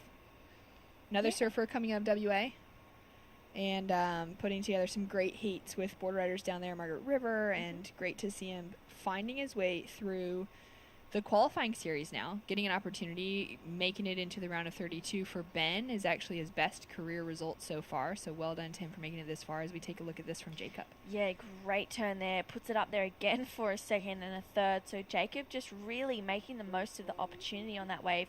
Ben carves for this first one and puts it up there for a nice finish. Maybe not as critical as Jacob's. His surfing was just looking really crisp and clean and just that one drawn line. But granted, he did have some better sections on his wave. Yeah, his wave definitely stood up well for him. Scores to come through now for Jacob Wilcox. I do feel like that's going to be the benchmark for this heat. And just kind of set the tone, let the guys know that there is some bigger scores on offer, as we've already seen throughout the morning, like you mentioned before, True. Coming down to 12 minutes, 45 seconds on the clock. And scores are in. It's a 5.00 for Jacob Wilcox. Puts him into a commanding lead, a 4.57 now, as the backup score required for Alistair to get himself back into that leading position. And it's been tough for both Axel and Ben to get out of that 2-point range. Yeah, it definitely has been. Alistair has that ability for that 4.17. He only really needs to bear that 0.57, and if he can get a 2, Axel and Ben are going to be chasing 4s and potentially even 5s. Yeah, so Alistair's sitting in a really good spot, second best wave of the heat, but he's just patiently waiting for a backup, and sometimes we've seen people patiently wait for one to come through, and unfortunately it just doesn't arise. Yeah, it's just such a roll of the dice sometimes to wait it out. for both Axel and Ben making it into this round of 32 are their best results so far. Axel made it into the round of 32 last year here at Tweed, but was not able to advance through. So we'll be looking to see if he can find his way with that score. Such a small requirement at the moment, just a 2.58 for him. And then Alistair, he's done well so far this year. He had that semifinal finish at Boomerang. And then previously in his career, back in 2020 at the Corona Open in China, that QS 5000, he made it. He walked away with a 9th place finish, which is great because that also had such a stacked field. And at that stage, it was still an international field on the qualifying series. So he came up in heats against like Joan Duru from France and some of those surfers with championship tour experience that are looking for that requalification again. So he's had some of those really important heats within his career as well. Yeah, definitely. And I think having those heats with surfers that are on the CT is so important, especially in the early parts of your career and leading on through that. You can go, okay, I remember that heat that I had in France or wherever it was, you know, and go, okay, well, he did this and I made a mistake here, so I know I'm not going to make that mistake again. And whether that's with the top guys or some even in a juniors or whatever that is, you kind of go, okay, well, each heat, whether I win, lose or draw, there's always a lesson and a mistake that I can take from either myself or someone else. Down to 10 minutes on the clock. Jacob moving his way to a different spot in the lineup. We can see a little bit of movement as well. Everyone's having a paddle and is clearly spotting something. Alistair currently sitting with priority really far away from the pack. The rest of the crew up the point. So our surfer in red has second priority. He's got right away on this wave. Nice wall lining up in front of him. Finding some speed. Makes it around those first few sections. Goes above the lip. And is he going to land it? Unfortunately does not. Definitely would have been the score he was looking for if he'd been able to pull that one off. Yeah, you can see the frustration there. You know, he was thinking, yep, go to the air and make that, which you see Axel make 90% of them. So unfortunately, just unable to ride out of that one. He needs a 2.58. That's not going to be the score for Axel, unfortunately. But he almost could have just tried to tag it 2 times, get a 3.5 or something like that, and move up into second, because by the time he gets up there, there'll still be time on the clock, and Alistair will only need a small score to regain that second position. Jacob Wilcox using priority now over Ben Spence. Great turn to start things off with. Those rooster tails of spray throwing up behind him for that 2-turn combination.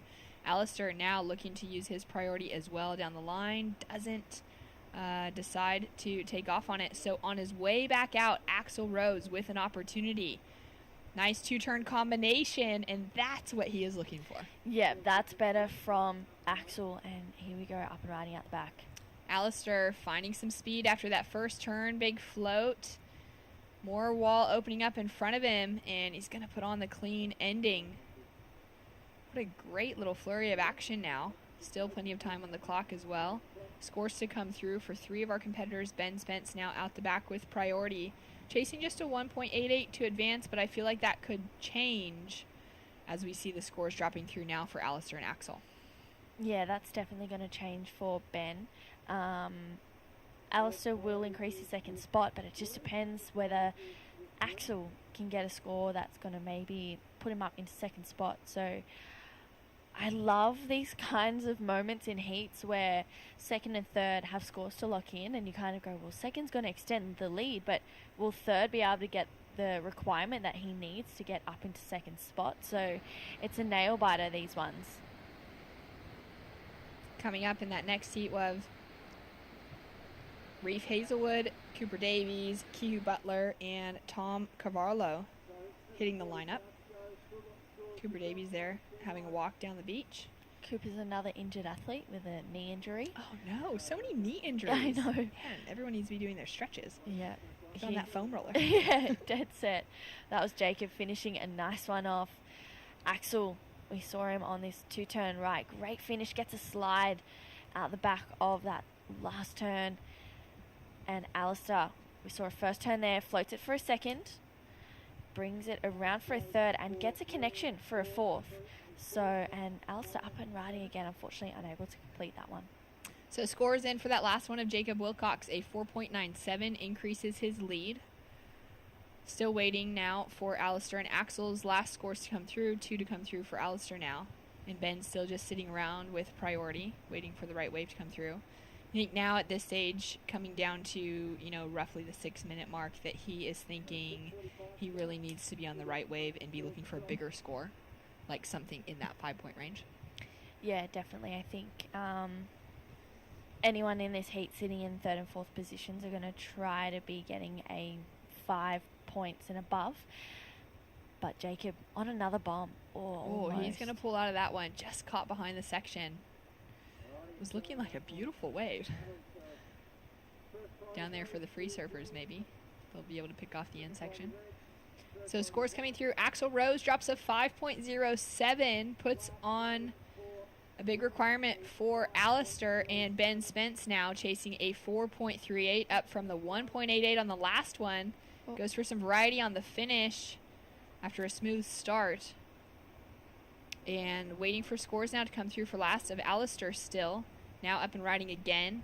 Boosts up into the air. Just throws it so far. And a couple of throwaways for both Ben and Alistair on those last ones.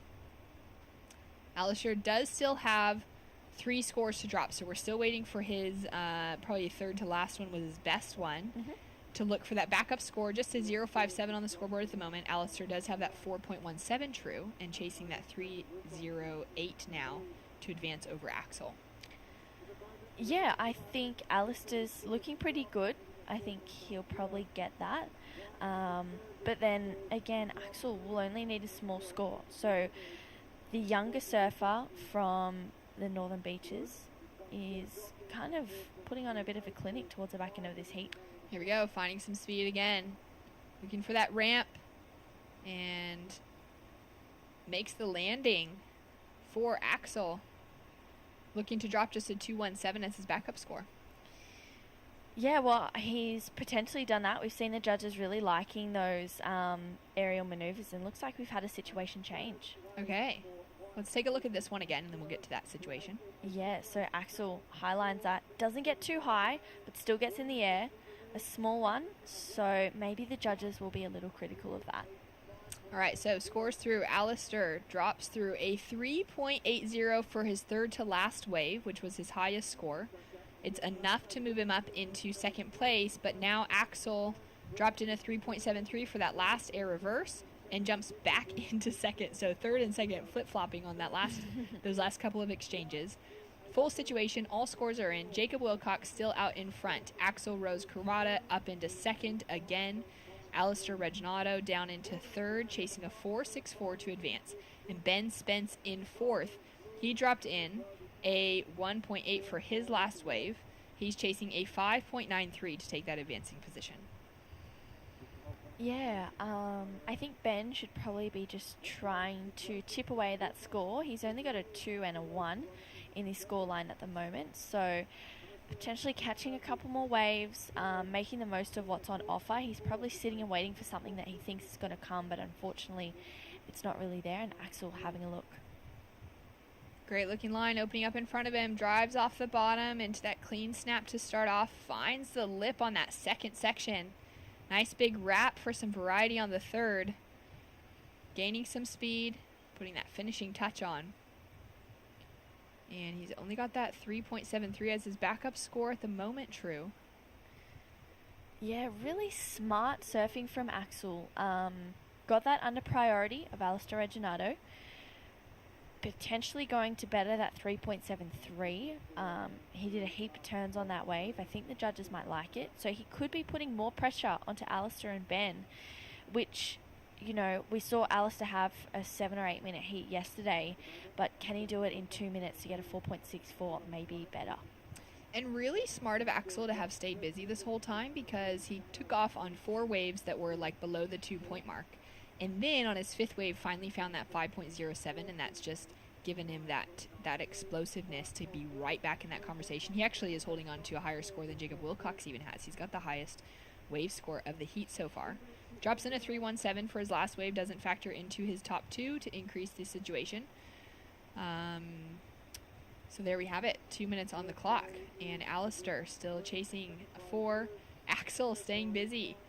Just looking for anything that he can ride at the moment. A little bit of that Grom Frost coming through. And priority sitting with Jacob. He doesn't really have anything to worry about at the moment. But he's still not going to let Alistair have a look. That's smart surfing. Smart surfing. Great backhand attack. Look at this one opening up for him. Finding a nice, clean couple of turns. Going for that finish. And given the quality of that wave coming through, we could have seen Alistair get into that 5-point range close to his requirement without a doubt. Yeah, definitely. And I feel like the competitor in Jacob has probably heard that Axel has a 5.07 and he's gone, hang on, I want the best wave for the heat. So he's trying his best to do that. That's a challenge for Jacob. We know that he doesn't back away from that. With 1 minute to go and Alistair sitting in second priority, Ben Spence has first. Here's a replay of Jacob. Great first turn, throws so much spray, puts it up again for another one. So Jacob just making the most of this wave and also finds a really nice connecting section on this one, but doesn't look like it goes into his top two. Just near 30 seconds on the clock. A 4.27 for last of Jacob Wilcox doesn't factor into his top two. Just shy of what the requirement would have been like for Alistair Reginato as well. This definitely has that scoring potential. And coming down to the last few seconds, Alistair's in a great position. Both Alistair and Ben Spence, that's got to put a little bit of stress onto Axel at the moment because they both, with the priority, having a look now. Ben Spence, great wall opening up in front of him, finds that high line, drives around a couple of sections, goes for that big kind of fin release on the first section, but you got to feel like that's not what he wanted to do. Yeah, definitely not. That's a shame for Ben as well, for Alistair. This is a massive upset. I feel like everyone had Jacob and Alistair, the two more experienced competitors, set to roll through in this heat, but the young gun Axel getting second. Yeah, really impressive for Axel Rose. Great surfing from Jacob Wilcox. I feel like, that knee injury is there, but that just seemed like a different bit of fire coming out of Jacob's surfing than what we saw from him yesterday. So getting those warm-ups in, taking care of the knee, and he's looking lethal coming into the next couple of rounds. We'll be right back with more action. Heat number 5, hitting the lineup. Reef Hazelwood. We'll be out there. Pay attention. Tune in. A few minutes.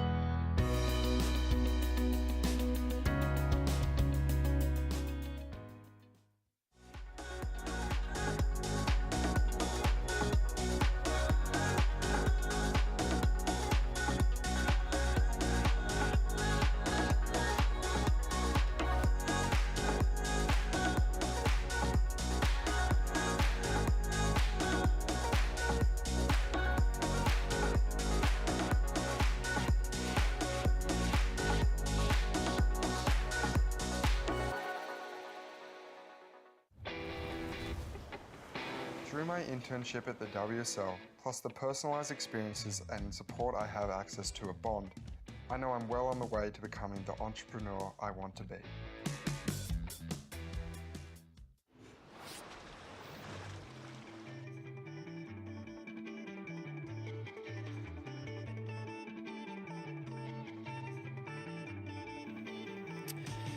Welcome back to the Oakberry Tweed Coast Pro. My name is Stace Galbraith, joined alongside me 1978 World Champion Wayne Rabbit Bartholomew. Bugs, another cracking heat we have here. We're straight into live action.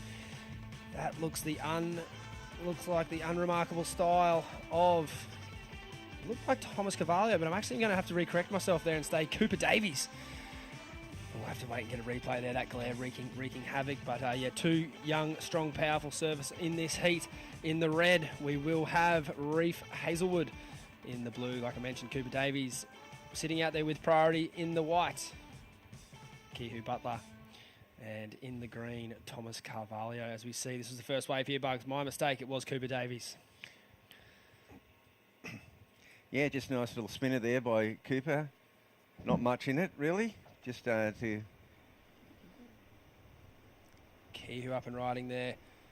Lovely two-turn combo there, very strong on the back foot. Kehoe always sends lots of spray. I know he trains hard and he's a focused young man. Relaxed around town, but once that Rashi goes on, it's game on for Kehoe. Yeah, well, Kehoe, he had such a strong junior and pro junior career, and now he's trying to transfer that into the pro division. Beware of the wounded warrior, Jacob Wilcox. I watched his heat from down on the rocks there. I couldn't really hear the scores, but I could certainly see a strong performance. I think he found a lot better rhythm in that heat than what he did yesterday. He'll be debriefing that there with his coach, Tim McDonald. There's Kalani Ball cheering him on. As we see a replay here of Kehoe, Bugs.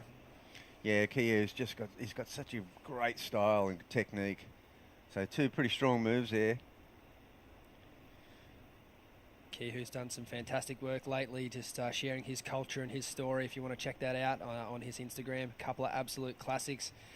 Kehoe's grandfather, I'm not sure if you ever had any surfs with him out Kira, Bugs, but he's got a classic story of surfing out there. A bit of a mishap, but he certainly turned it into a positive. And yeah, you can check that out on Kehoe's Instagram. Kehoe competed in this event a few years ago. I think the first time this was ever an event here at Cabarita, as we see Cooper Davies up and riding. Couple of nice check turns out of the top there, but just sort of loses his footing on the finish. He will get back out the back with just under 21 minutes remaining. Well, Kehoe Butler gets a 5, so that's pretty handy to have at this point. Reef Hazelwood and Thomas Cavallo both exactly with a 3.67. Yesterday we saw Reef Hazelwood. Oh my gosh, he was absolutely on fire. He had those backhand rotations just down pat. There's none other than Jay Bottle Thompson there. He's working closely with a lot of athletes in this event, but in particular in this heat he will have Kehoe Butler. Bugs, Jay just figuring out how to turn on the camera there this morning as we see Thomas up and riding. A nice first turn, but that'll be all she wrote on that wave. I think at this point in the day, the judges have really shown us, Bugs, if it's one manoeuvre, it's got to be dynamic, it's got to be above the lip, and if you want to get a big score with turns like that, you'll need to see a few in quick succession. Yeah, it was one clean manoeuvre. I think as this heat wears on, it's going to be the combinations. Now we see a busy Cooper Davies. He's only got a 2.67 before this, and another short ride that are inconsequential.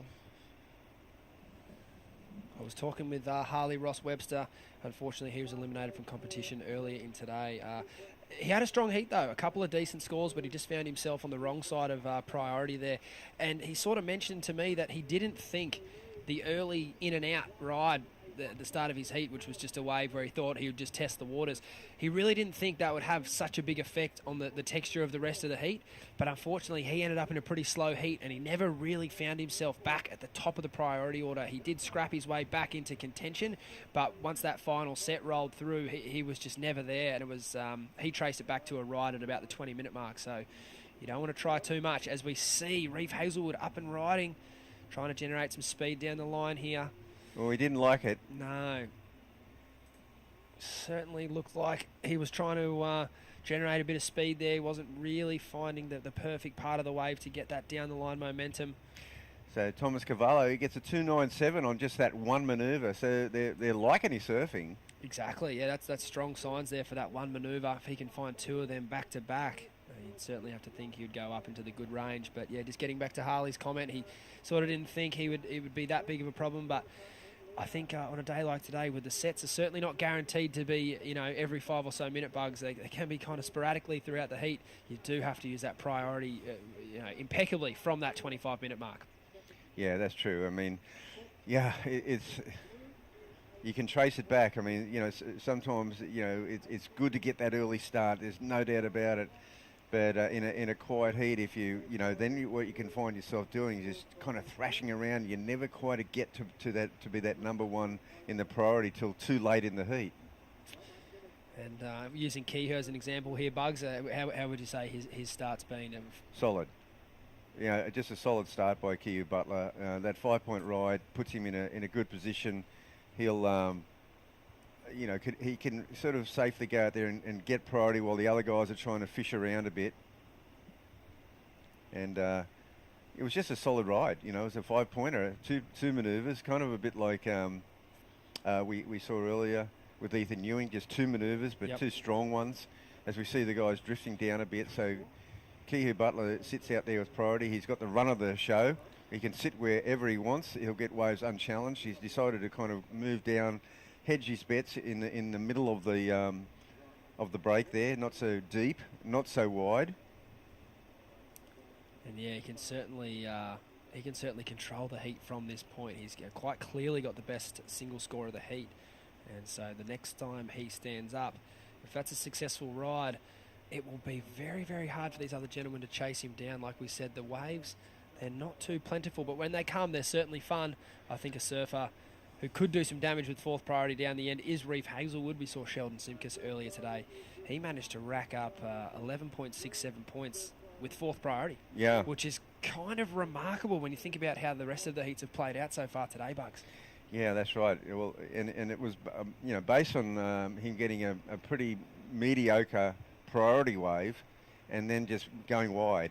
And it worked out for him. Like 2 beautiful, the tide was right. Everything was good for that move. He said the free surfers were saying to get out of our zone, and he had to chuckle and say, no.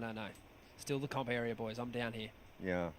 Oh, and Cooper Davies having a bit of a look at this one. It's got a wall, but he's going to have to go quickly there's a second section. It might come onto the bank though, Stace. Nice, that one's going to steepen up. He did well to get that first turn in. Big, strong, powerful turn to finish there. That's, he kind of surfed that wave like a backsider, didn't he, Bugs? Up into the lip early, as we see Kehoe Butler here up and riding. A nice carving manoeuvre to start. He'll be looking to finish strong. And a little check in the lip there, so that'll do well to go into his tally, but I think he would have liked a little bit more out of that wave, as we see Thomas Carvalho here in the green. A nice slashing turn out of the lip. Big, strong lad, Thomas, and he gets the finish as well. But similar to Kehoe's wave, I think they would have hoped for a little bit more. We saw Cooper Davies, I would say, definitely get the best out of that exchange. We'll bring you a replay shortly. Yeah, well, I've been surprised that Kehoe went for such a small wave with priority, but as the Cooper Davies, this wave here is a beauty. I like this move there, Stace. Wow. It's good to see some of the heavier set blokes still get so frisky with a replay here of Kehoe, Bugs. Yeah, he keeps his speed up. It's a nice, neat finish. I can't see it being like his first wave. And again for Thomas. Thomas gets 2 strong moves here. Yeah, gets his board right up there. So it's there's going to be not a struck match in this. No, it's going to be very, very close. That 5 for Kehoe could be really handy because he only got a 2.77, a 4.6 for Cooper Davies. So you're absolutely spot on. And still waiting for Thomas's wave. Now, this could be interesting for Thomas.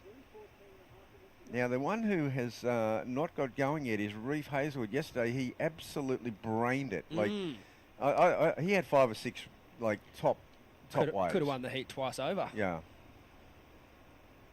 So it's going to be a good test here for Reef. The good news is he does have first priority. Still some time remaining. He looks like he's going to let this one go. That was a decent bit of swell, though. Looks like it's reeled off down the line. Cooper Davies, unfortunately coming unstuck.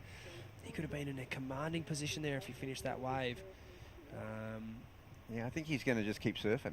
Oh, that looked like it actually came in underneath where Reef was sitting. Okay, so Thomas, he got a 3.03. So only just improving on that 2.97, but not improving on the 3.67. So, it's not really going to go in there. I guess Kehoe, he's just got that backup now. He'll work his way back into the priority position. Cooper is just absolutely going nuts on the wave count.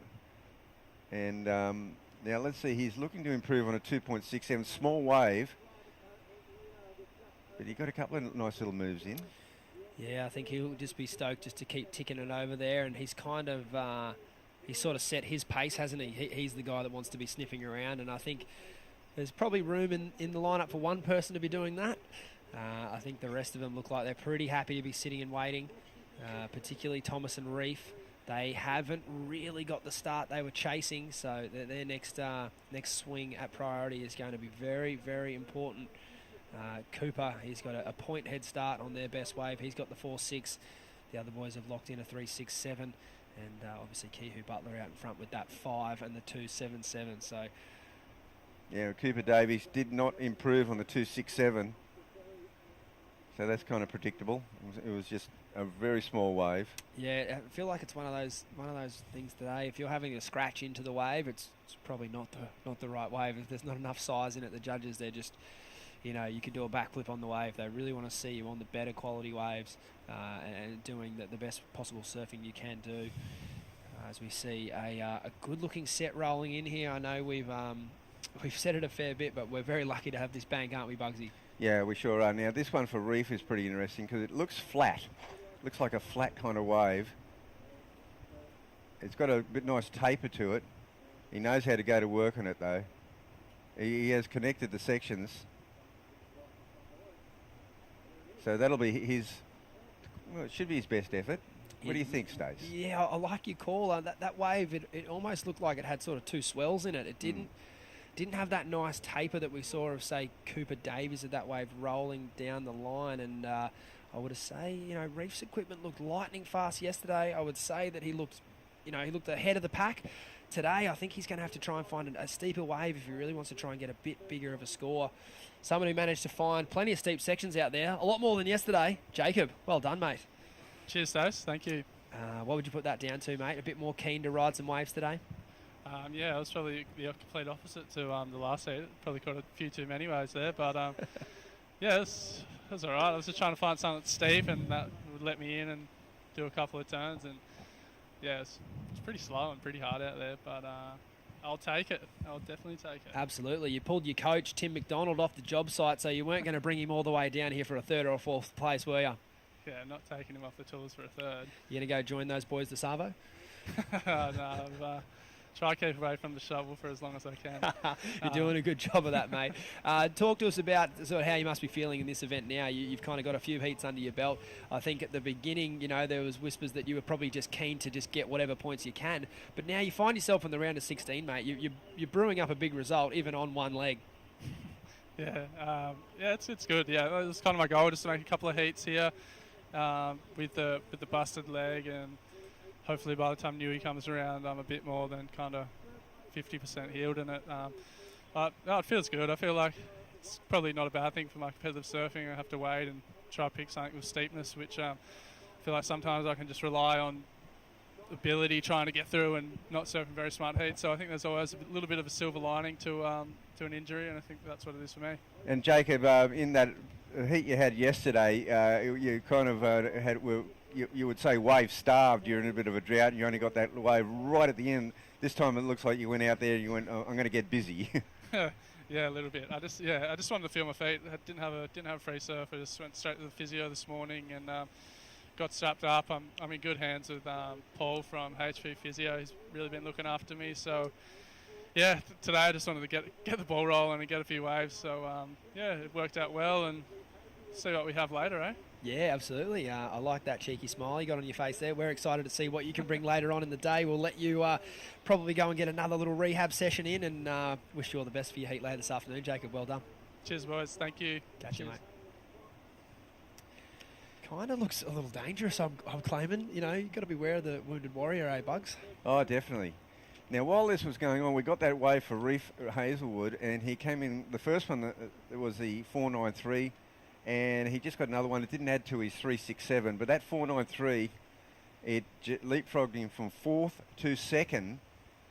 And we saw a way for Thomas Cavallo, and again, it looks like Cooper. Now, Cooper's the one who's sitting in 3rd now. If he can get something going on this one's got a bit more interest in it, hasn't it? So he did well to surf that wave.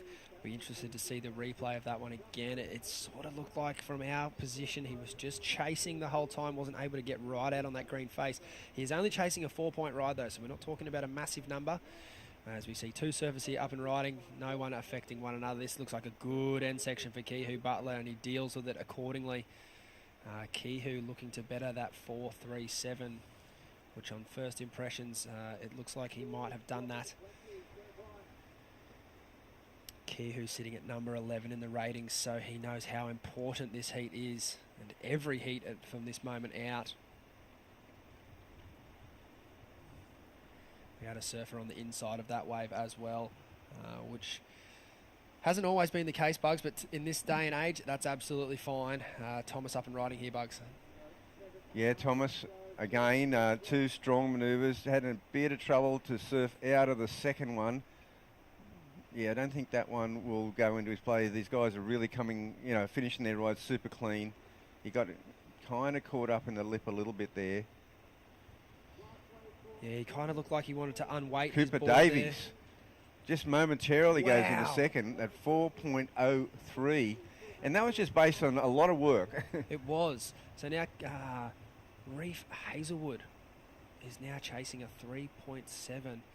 Thomas Carvalho, a 4.96.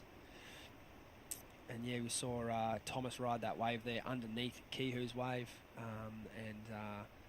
Yeah, still enough scoring opportunity out here for these gentlemen when it comes. I think Thomas was looking like to ditch the fins over the back there and just sort of unweighted his board a little too much. Wasn't able to ride out cleanly in front of that wave, as we see a replay of Cooper's here, Bugs. Yeah, he just keeps busy on this one. He floats over this section. Here's a nice section for him to hit again. As you said, he's just sort of really battling with his wave, but it was a volume of manoeuvres, and they were pretty clean.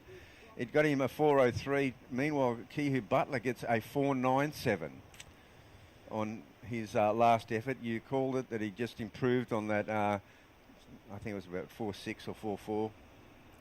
Yeah, he did enough just to inch up there by about 0.6 of a point, which is, I think, in any other day, you probably wouldn't be too happy with that. But here it is here, Bugs, a 4.97, good improvement for Kihu. Yeah, you called it. It's this last manoeuvre. He really cleans it, and he liked it too. That 4.97, oh gosh, you take that extra point, half a point there. Definitely, yeah. By today's scale, a half a point is absolutely gold. So now the surfers behind Kihu will be chasing fairly decent rides if they want to challenge him for the lead, as we see Mikey Madonna there getting ready for his heat.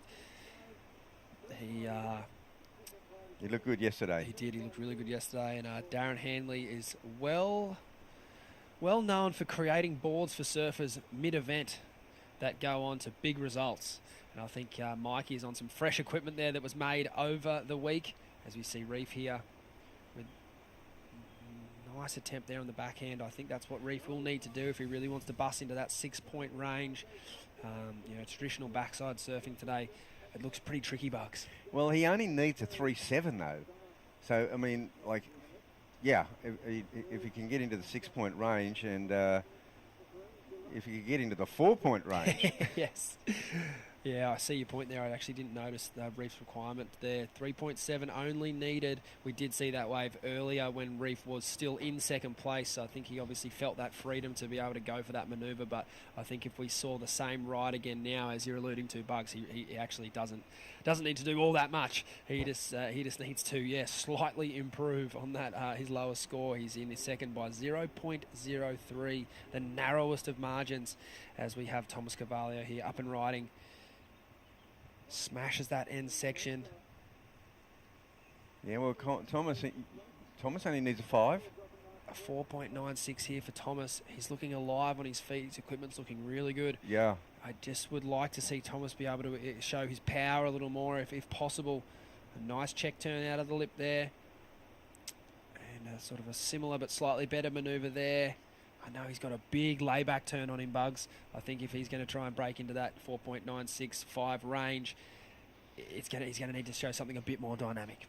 Now, 3.5 minutes remaining. Reef Hazelwood is in the priority situation, so it's a danger for everyone else, but he needs a score, not a big score. I'd say more than anything, he needs a set. I think so. Does he need a set, though? This is the question. I'm going to be critical of him in this heat and say yes, he does need a set. Unless he can find one air ramp, I just don't know if he's had an equipment change or if he's just not feeling himself today. But yesterday he looked a class above. Oh, a class above. And today, this heat, obviously, as the rounds get harder, sometimes that red jersey glows. And today, Reef looks like he's going to have to mongrel up. He's going to have to get the job done. I'm not too sure that there's those exciting ramps out there like there were this morning. The tide has been filling in all day. It's going to be that more traditional style of surfing. And I think if Reef's going to need to get it done, he will need a quality wave with quality opportunity. We've seen Thomas Carvalho rake up multiple three-point rides with 2 decent manoeuvres. So if Reef's going to get it, he needs to notice that. He needs to see that he's going to need to do something pretty special. Now, Cooper Davies has got second priority here too. So, you know, if there's more than a one-wave set, and there is some separation between them, although we see Reef coming over now. Cooper's paddling a bit deeper up the point. Very clever. Now we saw there is a wave behind this. There's a wave behind this. It's actually going straight to Reef. Look at that. He's seen it. Oh yeah, this is a beauty. This looks like a great wave, Bugs. Oh gosh. It sure is.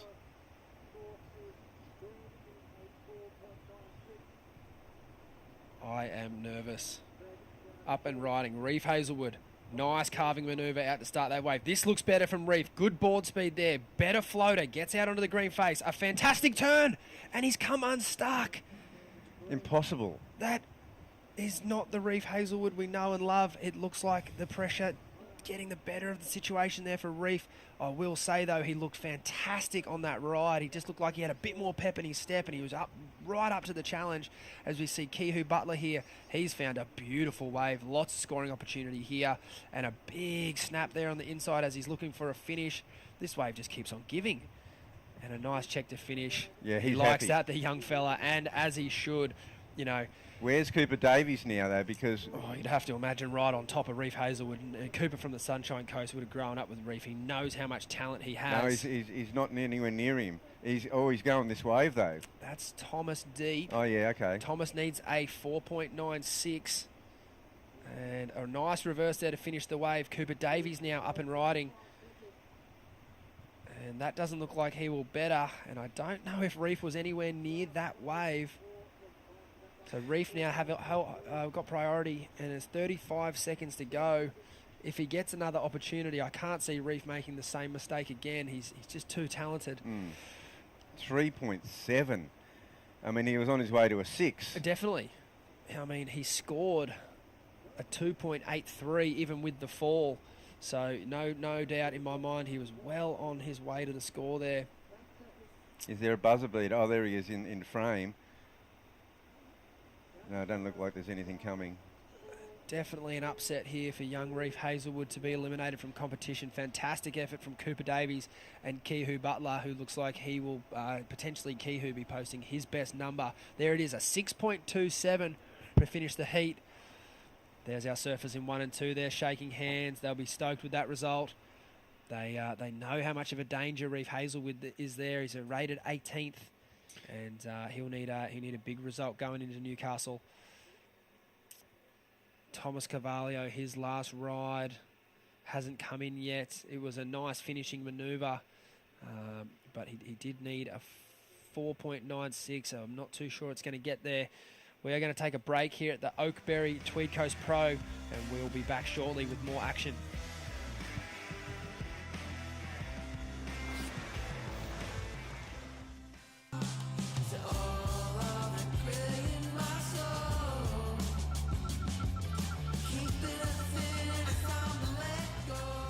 Find your moment at visitthetweed.com.au.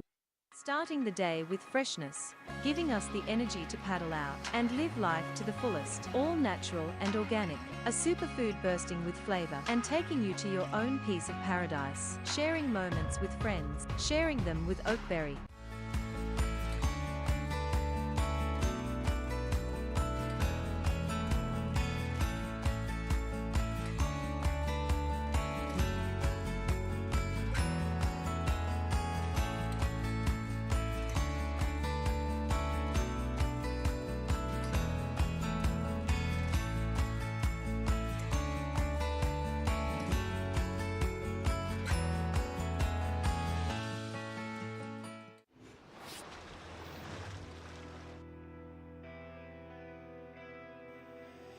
Welcome back to the Oakberry Tweed Coast Pro. We have the last heat there, exiting the water. Kihu Butler traditions there, I believe. If you want to learn a little bit more about Kihu and the bodywork he has on him, you can go and check out his Instagram. Some fascinating stories there from that young man from New Zealand, and an inspired performance there. He looked really strong from start to finish. It was Kihu Butler taking that one out in front of Cooper Davies. But in this heat coming up here, another stacked one. Josh Stretton from Port Stephens, Ash Jenner from Point Lookout there over at North Stradbroke Island, Oscar Berry, formerly of Yamba, and now residing on the Gold Coast, and Mikey Madonna. Well, I think everyone knows who Mikey Madonna is, the young lad from Lennox Head. He's no stranger to a right-hand point break, and you'd have to think he's going to be very excited to get underway out here today, Bugsy.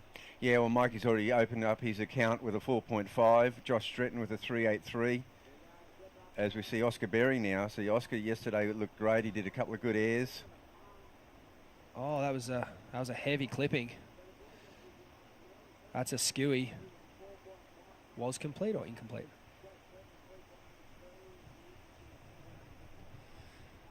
As we see Mikey Madonna there finishing a ride as well. We'll just chase up that earlier ride of Oscar Berry. Yeah, we didn't quite see the finish of that. It looked like he'd pulled it off.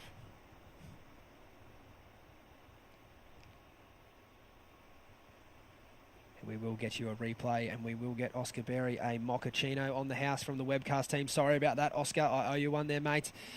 Never. I should know better. We'll get back to that replay in a moment. But it's Mikey Madonna who's looking pretty fired up. He's already got a 4.5 and a score to come.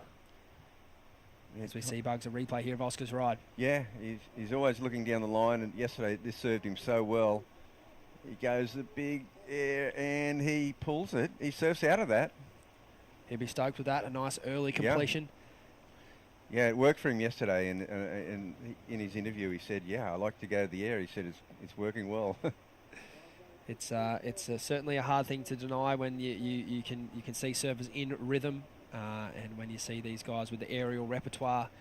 When they're landing their manoeuvres early, no matter how big or small, it's a completion, and that they definitely take a lot out of that. They get a lot of information about their board, the swell angles, and the power in the wave, as we see a replay of Mikey here, Bugs. Yeah, Mikey down the line.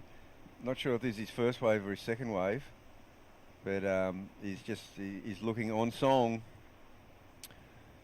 It's a really good speed projection down the line there. It's always good to see a surfer carry their speed up through the ride from start to finish. It's a beautiful opening manoeuvre, and really good small wave technique on that second carve there. He's a big lad, Mikey. He's not a grommet anymore. This is his second wave, Bugs. Yeah, here's his second wave. Yep. The old two-turn combo there. That was nice. We are waiting for a number there from the judges. Ooh, 4.47 for Oscar Berry. That's pretty handy. Nice start. Not much of a wave either, so for him to be able to get that on that wave. Reef Hazelwood there. He takes it all in his stride. He's a fantastic athlete, a great sportsman, and he'll get back to the drawing board there. He's got one more event to go at Newcastle. Certainly a wave that favours his style of surfing, so I know he'll drop this result and move on to that event and shift his focus down there. He did pick up a few points here, not the result he was looking for, but third place in this round today is 1,000 points, Bugs. So it's not the end of the world. No, it's like winning a QS 1000. That's exactly right. Had to win a few less heats to get that many points, but I'm sure he would have liked to go deeper in this event. But nevertheless, plenty of talent for Reef and a bright future ahead. So I know he'll be looking forward to Newcastle as we see Mikey Madonna's second ride getting locked in at a 4.13. He holds fourth priority now, so I'd say he'd be sitting away from the pack, trying to find some sort of Sheldon Simkus number down the end of the line, and first priority, and yet to open up the account, young Ash Jenner. And Joshua Stretton, he's opened up with a 3.83, and he's only looking for a small score to get into second, so just superficial at this point. Yeah, well, Mikey, he's such a savvy competitor, and he's been like that. It was really come naturally to him. I remember him in the under 10 division in the BL Blast off all the way back there, and you get him in a final, he knows how to win. Yeah, And definitely. he's won a QS 1000 this year already. Yes, yeah. He's certainly, it's all coming together at the right time for Mikey. I think he's coming off the back of a 5th place there down at Avoca. Yep. So, certainly a good time of the year to start making heats. Those QS 1000s, they are good. They do go a long way to helping you with your seed and your points for the end of the year. But it really is these final events where the surfers have a lot on the line. A breakthrough result here, a 3rd or better, and you'd be hard pressed not to make that final 9 cut. Obviously, then we offer out 1 wild card to round out our top 10 that go into the Challenger Series. So plenty on the line here for these young men and women. And this is the young fella from Point Lookout Board Riders, Ash Jenner. Well, he gets his campaign going, as we see down the beach. Oakberry. Oakberry there, clever with 3rd priority, sitting Yep. off the edge of the point. And we'll try and get your replay there. A couple of turns up in the lip. We saw Cooper Davies score around about a 4-point ride from a similar wave earlier, so we'll get back to you there with that one. Yeah, well, yesterday, Josh Stretton really impressed me too. You know, if he gets a wave that connects, he has got some big moves. Definitely. He's a big, strong fella. He's got good equipment under his feet, a sharp eye epoxy, and I think it will be a matter of him, though. He would be looking for those bigger, better waves. I don't think you'll see Josh scrapping around on the inside. I think he'd like to do this heat the easy way and try and find the best possible wave and jam the lip a few times.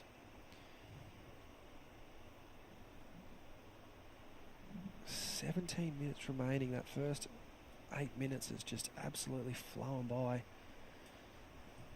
We're waiting on a score now for Oakberry. It's just locked in at a 5.1, so the best score of the heat. I think if you were coming up in any heats later in the day, you'd have to start paying attention to where the judges are giving their scores out, how many waves are getting ridden on which part of the bank. That's another strong ride there for a surfer who managed to position themselves a bit further down the line. You saw Sheldon Simkus surf his whole heat down there, and now Oakberry has found some luck down there as well. Yeah, well, this will be a big breakthrough if Oscar could get through this heat against Mikey McDonald. Joshua Stretton are very, very powerful surfers. And there we see down the beach, Oscar, oh, well, that one won't count, but he's got 2 good scores. He does. He's the guy to catch in this heat. I think, if he's starting to feel loosened up and free, if he finds a ramp, he just had an incomplete on a massive air yesterday.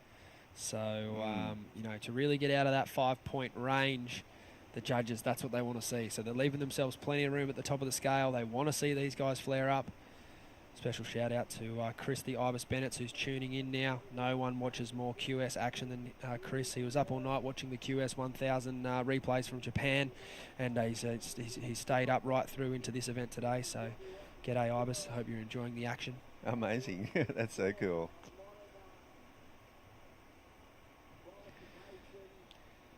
15 minutes on the clock here. Not a lot of action since that opening flurry. No, we haven't really seen a really quiet heat, like a dud heat as far as waves are concerned yet. There's been just enough. There has, yep. Even, Chris Zaffis, who looked like it was going to be all over for him, sat with priority for a long time. As we see an enthused paddle here from Oakberry. He's got 4th prio, so I'm not too sure where he's going to go with it as we see this wave coming in here. Josh Stretton's got priority. And this is the kind of wave I know he'd be hoping to ride more than hopefully once in this heat. Oh, a mental snap there in the lip. That was a fantastic turn. Full extension and commitment. Almost like a young Taj Burrow there with his hand movements in that earlier snap in that ride. Yeah, I hadn't seen a lot of Joshua surfing, but I was really impressed with him yesterday. And this is he's weighted this one well, Stace. This move right here, what a great snap. Huge bucket of water. Again, so he really backs it up and gets his board above the lip line to finish there. That should be, I'd say it's the best wave of the heat so far. Yeah, that's an amazing wave. It's so hard to commit to your turn that hard on the forehand with how soft the waves are like today. And he's a big kid, so that was a fantastic turn there. I'm excited to see where the judges land that in this current mixture of 4s and 5s that we have already in this heat. For me, one of the better waves of this heat so far. Yeah, I mean, well, Oakberry got that 5-1 down the beach, and there's a couple of good moves in there. Like, I'd say out of that lot, there was 3 pretty classy turns. Yeah, 2 of them super powerful, timing was perfect, and a great finish. That sounds like you, Kihu? Yeah, I guess so. Congratulations, cuz. Well done. Walk us through it. Cheers, cuz. Stoked to get through that one. I just wanted to go out there and make a statement that I do surf good, and I can get to the Challenger Series and stuff. So just wanted to show a point of difference, wanted to show some power and throw a bit of water. So yeah. You certainly did that, mate. You narrowly missed out last year. How much fire do you have in your belly for this year? Yeah, cuz I missed out last year. That one hurt. So I trained a lot. Been training with Bods and everyone over here, and just getting in a good routine and trying to mature as a person as well as a surfer, so that I come into these competitions with a really open mind and surf really freely. You've got some awesome artwork there on your arms. I noticed you kissed your arm when you came in. Do you want to talk us through the significance of your tattoos? Yeah, Māori culture, we call these tāmoko. And so, I got my family on me when I was young because, I had to move over here when I was like 15. So I was away from my family, and, everything I do, my family come with me. And, my granddad and everyone back home, he just fought off cancer. So we're all real proud of him, and this one was definitely for him. Well, Kiyu, is Rab here. Congratulations. It was a well-served heat. I thought you really managed it well. You got that 5 to start with, and then that quick backup, and then you went into the priority, and I thought you used that pretty wisely. Was that part of your plan? Yeah, waves are changing quite a bit, so I just had to be adaptive, and I've trained for that, so there's nothing new to me. So waves are real tricky, and I just felt like I needed to get it back up straight away. I didn't want to wait half the heat for for maybe another set, and like my heat before, another set didn't come for 15 minutes, so took my opportunities and just milked scores, and then in the end I think I had 3rd priority, and Tommy was up the point, and Tommy surfed so good, so I just went, got to go over to him, take anything off him, and then I ended up getting an alright last one. Awesome, mate. You looked like you had a pretty interesting day yesterday. Was that a little massage there from young Takesh Mizuguchi-Thorne? How was that experience? Yeah, cuz Takesh is the goatees, man. He's been helping me out a lot lately. Just loosening me up and controlling my breathing and keeping myself composed. Just kind of digging deeper into stuff to help improve my body. And I don't need to get any heavier, bro. Like, I'm eating so much hangies lately. I need to nimble up a little bit and stretch a bit more. So my bro Takesh is the man for that. So grateful to have him there. Yeah, he certainly is. He's an awesome character who's doing awesome work out there. So great to see you linking up with him. And I think after a few days of sitting down in this chair, I might try and engage his services. But thanks heaps for your time, Kihu. Good luck with your next heat this afternoon. And we'll be cheering you on, mate. Well done. Cheers, cuzzies. Bugs, a lot of action. As we see more action, an extremely difficult manoeuvre there, and some more variety. This young man is finding his feet, not only in this heat, but in his career, I would say. The last 2 rides we've seen of Oakberry is exactly the surfing that he knows he can do. It's one thing to do it in a free surf out D-bar. It's another thing to do it in a heat, and he is having an absolute field day out there, Bugs. We'll get some replays for you shortly. Yeah, well, he got that 6.5 while we were interviewing Kihu, and then backed it up with that wave. We're still waiting for that one. He is having one heck of a heat. As Jenner's come into the picture now, a 4.87, so that puts him in the frame. So this is really tight at the top. I mean, Oakberry has taken a little bit of here we go. So here's Josh Stretton. Didn't look like much at the start. It was a weird way for him to use his priority on. It really was, and it wasn't kind of, It wasn't any resemblance of his other ride that he got the 5.23 on, which at that point in the heat, before we went to that interview, it was the best ride of the heat.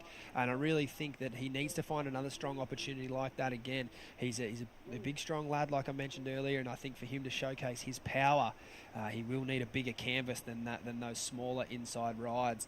As we've seen, Oakberry utilising big turns on big set waves. That's exactly what the judges want to see, and I'm excited to see where they go with this next score of Oscars.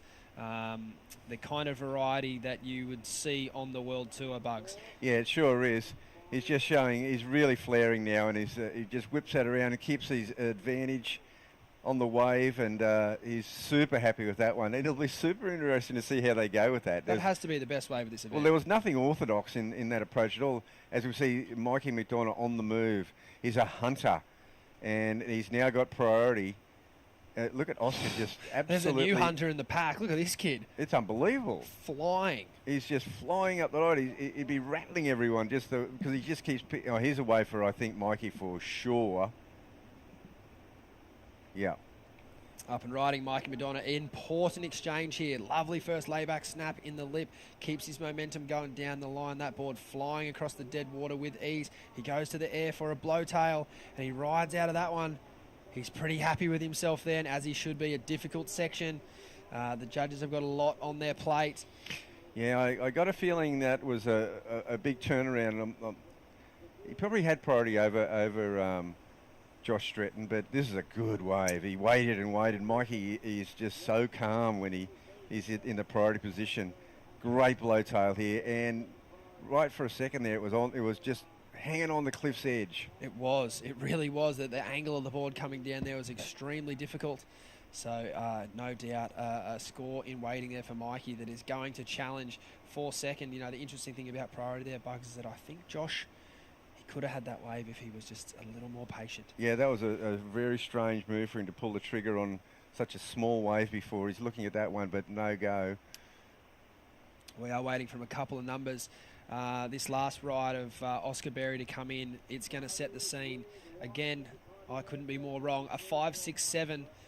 Still a strong score, but not as high as what I would have imagined. Nevertheless, he is in a commanding position. Oakberry, as we see Ash Jenner here up and riding, a couple of nice turns out of the lip. He's picked a beautiful wave.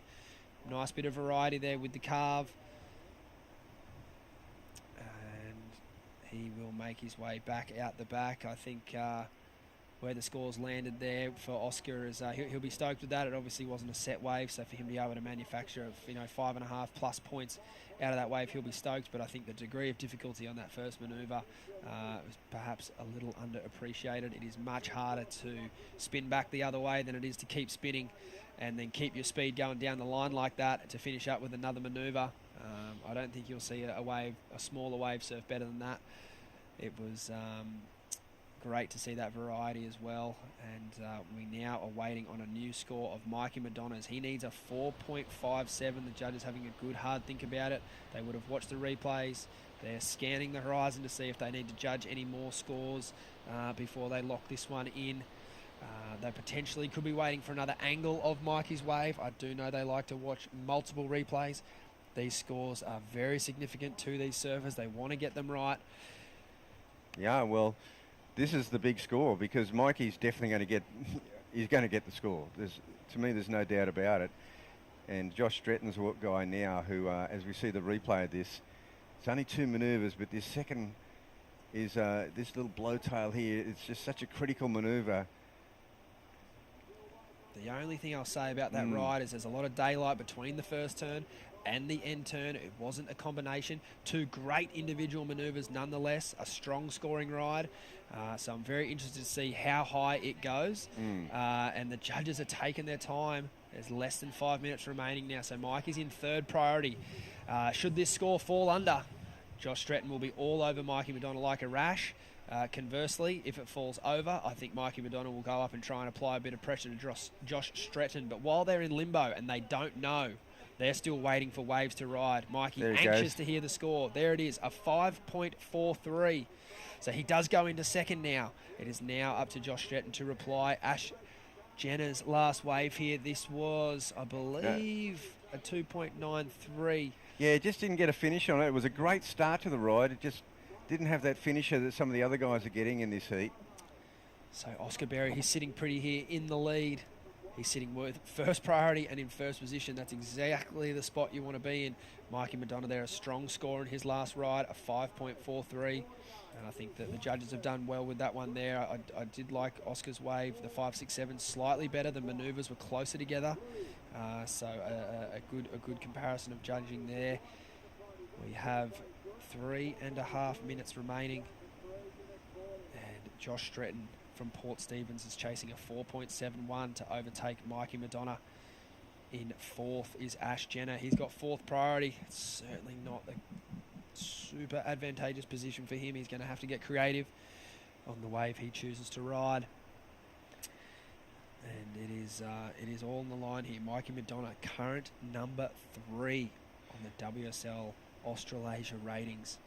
It's going to be interesting. Was the turning point of this heat when Josh Stretton got that little wave? I'm not certain he had priority. He may have, but Mikey had been sitting there for a fair while. You are right, Bugs. I'm not too sure if he did have priority either. I still think, though, he could have first priority now, though, which could prove the difference going into this last sort of stanza. Well, he's got priority over Mikey, but Oscar Berry's actually got first priority, and he's going to go this wave here.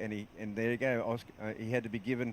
It's unbelievable. This kid is having the heat of his life. Oh. It doesn't really matter, but I mean, he's so far in front. I believe that he's in a very commanding position as far as looking to third place, what they require. Yeah, no, you're right. As we see the next heat getting ready there. Geordie Watson in the white. The plumber from Culburra, now of Tugun residence. He's got a good relationship with the ocean there, Geordie. He's always on some of the best waves of the swell on the points when they fire up. In the green, that was Ty Coolis. He had a good heat yesterday. Well, time really a factor now for Josh Stretton. Oscar Berry has taken this heat by the scruff of the neck. He has, indeed. Even just his energy around the lineup, Bugs. He was it's unbelievable. He was all over it. He has just gone. I haven't seen him doing that kind of intensity for the entire 25 minutes, and that was an amazing effort. He was all over this whole break. He got the 6.5 down the beach. Yeah. It was, great display of heat surfing, and now he's trying to create a bit more space again. Here he comes Why again. wouldn't you if you could paddle that quick? He's gone. He thinks he might have found something here. His eyes and ears have pricked up. He is far enough away from red, Josh Stretton, to ride this wave, but you just got to make sure he doesn't get in Josh's way. He's a smart kid. He'll kick out here, and this is Josh Stretton's last opportunity. A nice turn out of the top there, goes to the bottom. Another tight turn in the lip. This wave is tapering down. A nice turn there in the pocket. He would need a big finish if he's at any chance to get this 4.71. I think for what's possible, he surfed that wave about as good as you could have. The wave just got smaller and smaller, Bugs. And it looked like it. The judges like it when the wave stays the same size from start to finish. Oscar Berry looked like he had another completion there as well. Well, I think if Josh had been where Oscar was, he would have got those first two sections of that wave. He kind of had the end where it was really tapering off, and that's going to severely hamper the scoring potential at all times, and then it didn't have a really strong finish, but he did some neat work in amongst it all, but a 4.71, not sure. Yeah, I'm with you. I think he did well for what he could have done, apart from being a bit deeper, but the wave just didn't cooperate. He's obviously got tons of talent. We saw that on the 5.23. We've got a replay here, Bugs. Yeah, great. These two turns are fantastic, and then it just fizzles out. So he only got a 5.23 on that much bigger wave where he got two amazing turns. I nearly thought that was a little underscored. And Oscar gets another wave and, rides out. A little stale fish tap there for good measure. He'd be pretty stoked with that. Plenty of variety in his waves. We are going to wait for scores here. But Oscar Berry, we believe, comfortably in the lead. It will be this battle for second as Josh Stretton needs a 4.71. Again, we look, I'm with you on the 5-2-3. I thought that could have been, a little higher. The judges, they have been known to do some recorrections over the years, but I just don't think they can really factor this wave in. We'll have to see where it lands. It's on its way. No, Josh didn't get it. There it is, a 4.33. Pretty close, Bugs, considering what he needed and what he ended up with. So a well-served wave, but not enough there for Josh Stretton. It will be Mikey Madonna in second, Oakberry in first. Unfortunately eliminated from competition, Josh Stretton and Ash Jenner. Some good sportsmanship there from the lads. We will take a break here at the Oakberry Tweed Coast Pro, and we'll be back with Shannon and True in the booth for heat number 7 of the round of 32, the men's QS 5000.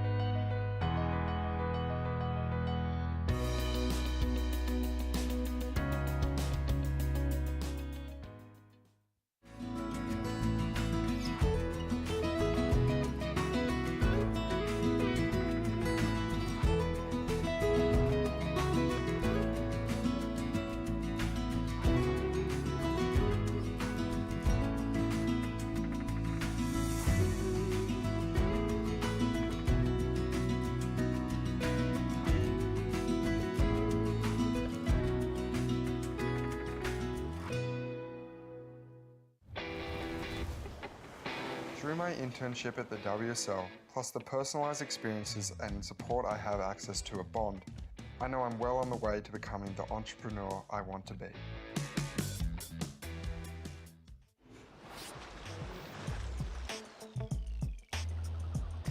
Mikey McDonough into the next round, just behind Oakberry, who was absolutely on fire in that one. Looks like he's giving a call home.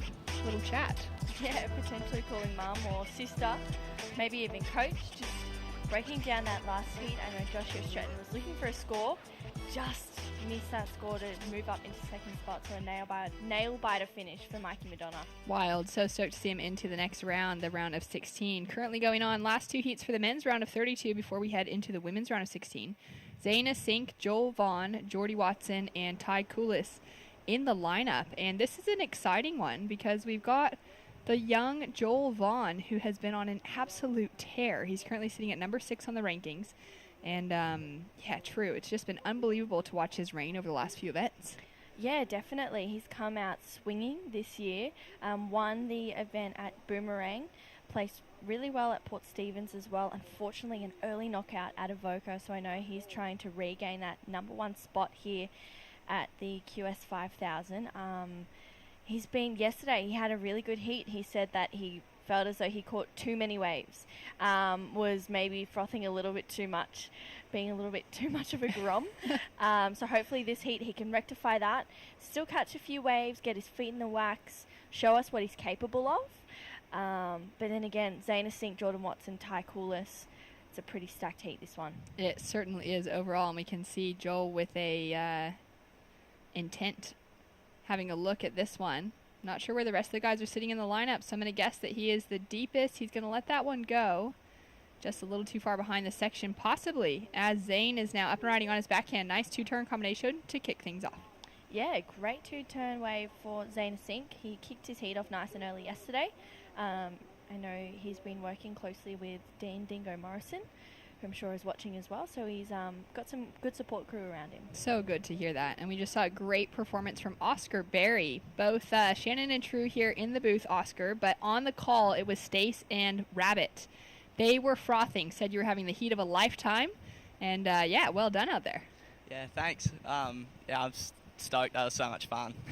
Talk to me about just finding your rhythm in the lineup. I mean, that 6.5 was like so far down at a different bank. You were just all over the place and really showing your dominance.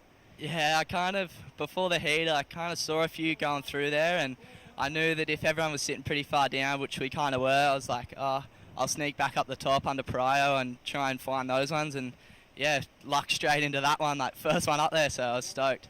And it must be so good building momentum and motivation for yourself heading through into the round of 16 at a QS 5000. That's huge. Yeah, I'm so stoked. If you asked me if I'd be making this round in in the 5-star at the start of the year, I would have said no way. But yeah, I'm stoked to be building momentum through the whole series, and yeah, hopefully can make a few more. Very exciting. What are you going to get up to between now and your next round? I don't know. I'm not really sure how long it is between, so I'm not sure if I've got time to shoot back up to home. I'm 20 minutes away on the Goldie, so I'm not sure if I got time to go there and cruise for a bit, then come back down. So I'm not sure. Probably eat some Oakberries. Nice. Yeah, it could be a bit tight. Women's round of 16 will be in right after this, and then you guys. So a little bit of time for sure. Yeah. Well done out there. We're stoked for you, and keep up the good work. Keep hunting out that bank that no one else is looking for. Yeah, thank you. Stoked. Well done, Oscar.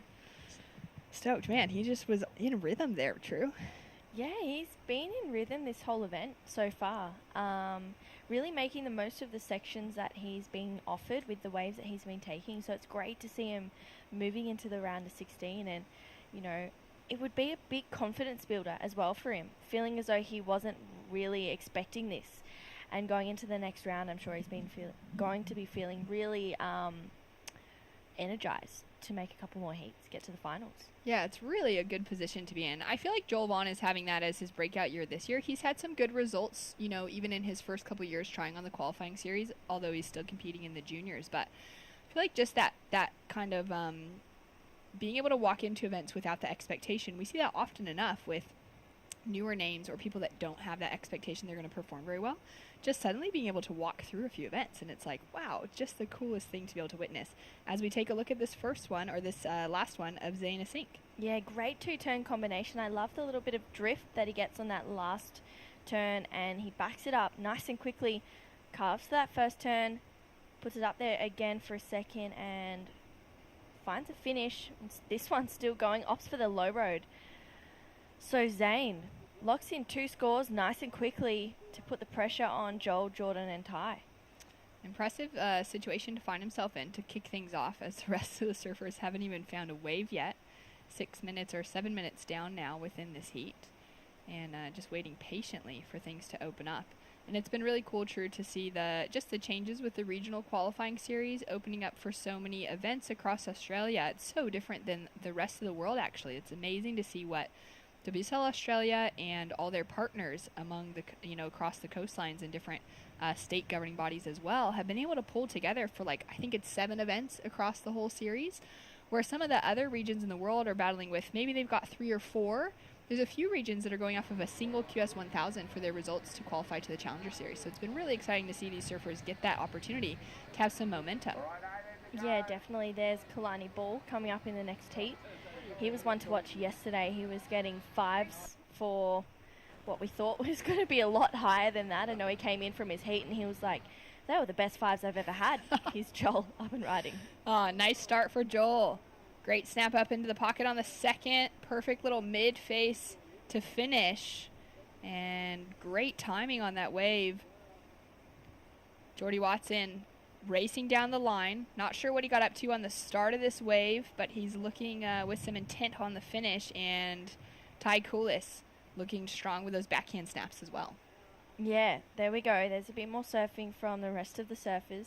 Now the heat's starting to come up. Ty Coulis, we saw him get through one of his earlier heats with a buzzer beater going left. A good layback into a finish connection. So managed to get the score and knock out, I can't remember who it was, but it was a pretty stacked heat that he had, actually.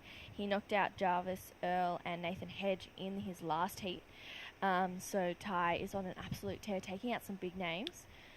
Scores to come through. Yeah, that's right. I forgot about that for his last heat. There's been a few of those where it's like, surfers that are coming down to the wire on the last few seconds, or even in the last few minutes, having to start their entire heats and surf a 7-minute heat. Yeah. As we take a look at these replays. Yeah, so Ty a little bit behind on this one, but not to worry. He gets around that section, puts it up there for a first turn, and again for a second one, and floats it for a third. So a great wave to start the heat off for Ty. And Jordan, he's the elder of the competitors in this heat. Tags that section around, brings it for another, and I think we actually commentated his heat yesterday, and I was saying that his board is looking really good. It's an epoxy, la la la. Well, it's I bite my tongue. It's actually a PU. Oh. And he sprayed it white. So there you go. Yeah. I I was like, yeah, definitely an epoxy, and I saw it, and then Micah, my boyfriend, was like, it's actually a PU. I just went and spoke to him. I was like, oh, that's awkward. So funny. It's a great PU. Hey, great looking PU, and if he can make it look as light and quick as that, then that's some impressive surfing he's putting together. Yeah, definitely. Now, what's kind of the difference between riding those epoxies and those PUs for our audience at home that are maybe not as familiar, especially when we're talking small wave conditions and approaches to waves? Yeah, so PUs, especially when it's small, there's Joel up and riding on an epoxy. Solid on the epoxy. He goes for that second little pop up into the air and puts on the finish. He opened up with a 5.17, and he's looking now for the backup score to land in. Jordan Watson with a 3.6 and a 3.37 for opening wave of Ty Coulis. And Joel looking just like he's having so much fun out there. While there's a lot of pressure on him as well. You can tell in the way he's paddling even. Just get back into the lineup. Yeah, find his way again. But that was a great looking wave. Yeah, really nice wave from Joel. I love the fact that he's just able to go out there and do his thing. We see him go to the air a lot. So it's nice that he's just going, cool, yep, start this one off nicely, and awesome, I'll do it again. So here's a replay of Joel. Just a quick little straighty there, and then puts it up there for the reverse and sticks it as we see. So a score to lock in for last of Joel. I think that'll take him to the lead. There it is. A 4.5 comes through to back up his 5.17 and puts him up into the lead. Now up and riding already again. Nice bottom to top turn combination. Small size wave, but he's putting a lot of speed and power to it. Yeah, definitely. He's just staying busy for the start of this heat. I feel like he's been watching it going, you know what, there's not that many waves coming through. If I can get some good scores, start to increase my lead early on, it's going to be harder for Zane, Jordan and Ty to potentially grasp that first place position. And that board looking really nice under his feet. I think it's the same Paizel radius he was riding yesterday. Yeah, he's looking really sharp, and I think compared to last year, his surfing has gone up at least 2 levels. Yeah, it's absolutely crazy. Great to see that trajectory that he's on. It's a little bit threatening, I think, to the rest of the crew. Yeah, I know that a lot of the older crew were pretty rattled when he took the win at Boomerang, purely based on his age. Joel's just 18. Wow. So they were like, he's 18 and he's just taken a win, and he's beating us, you know, it's frustrating for them, and they go, okay, well, we can't let the young Grom do that. But Joel's just not even fazed by that threat. He, in fact, probably thrives on it. Yeah, he definitely seems to be doing well with that on him. The win at Boomerang. He also just took out the Pro Junior win at Avoca. As we take a look at live action from Jordy now. Driving into that first big turn, lets that tail out. And just goes a little bit too much on it. So he'll put a second throwaway score on the board behind him. Still waiting for that last score of Joel Vaughn to come through. Judges taking their time to analyze things.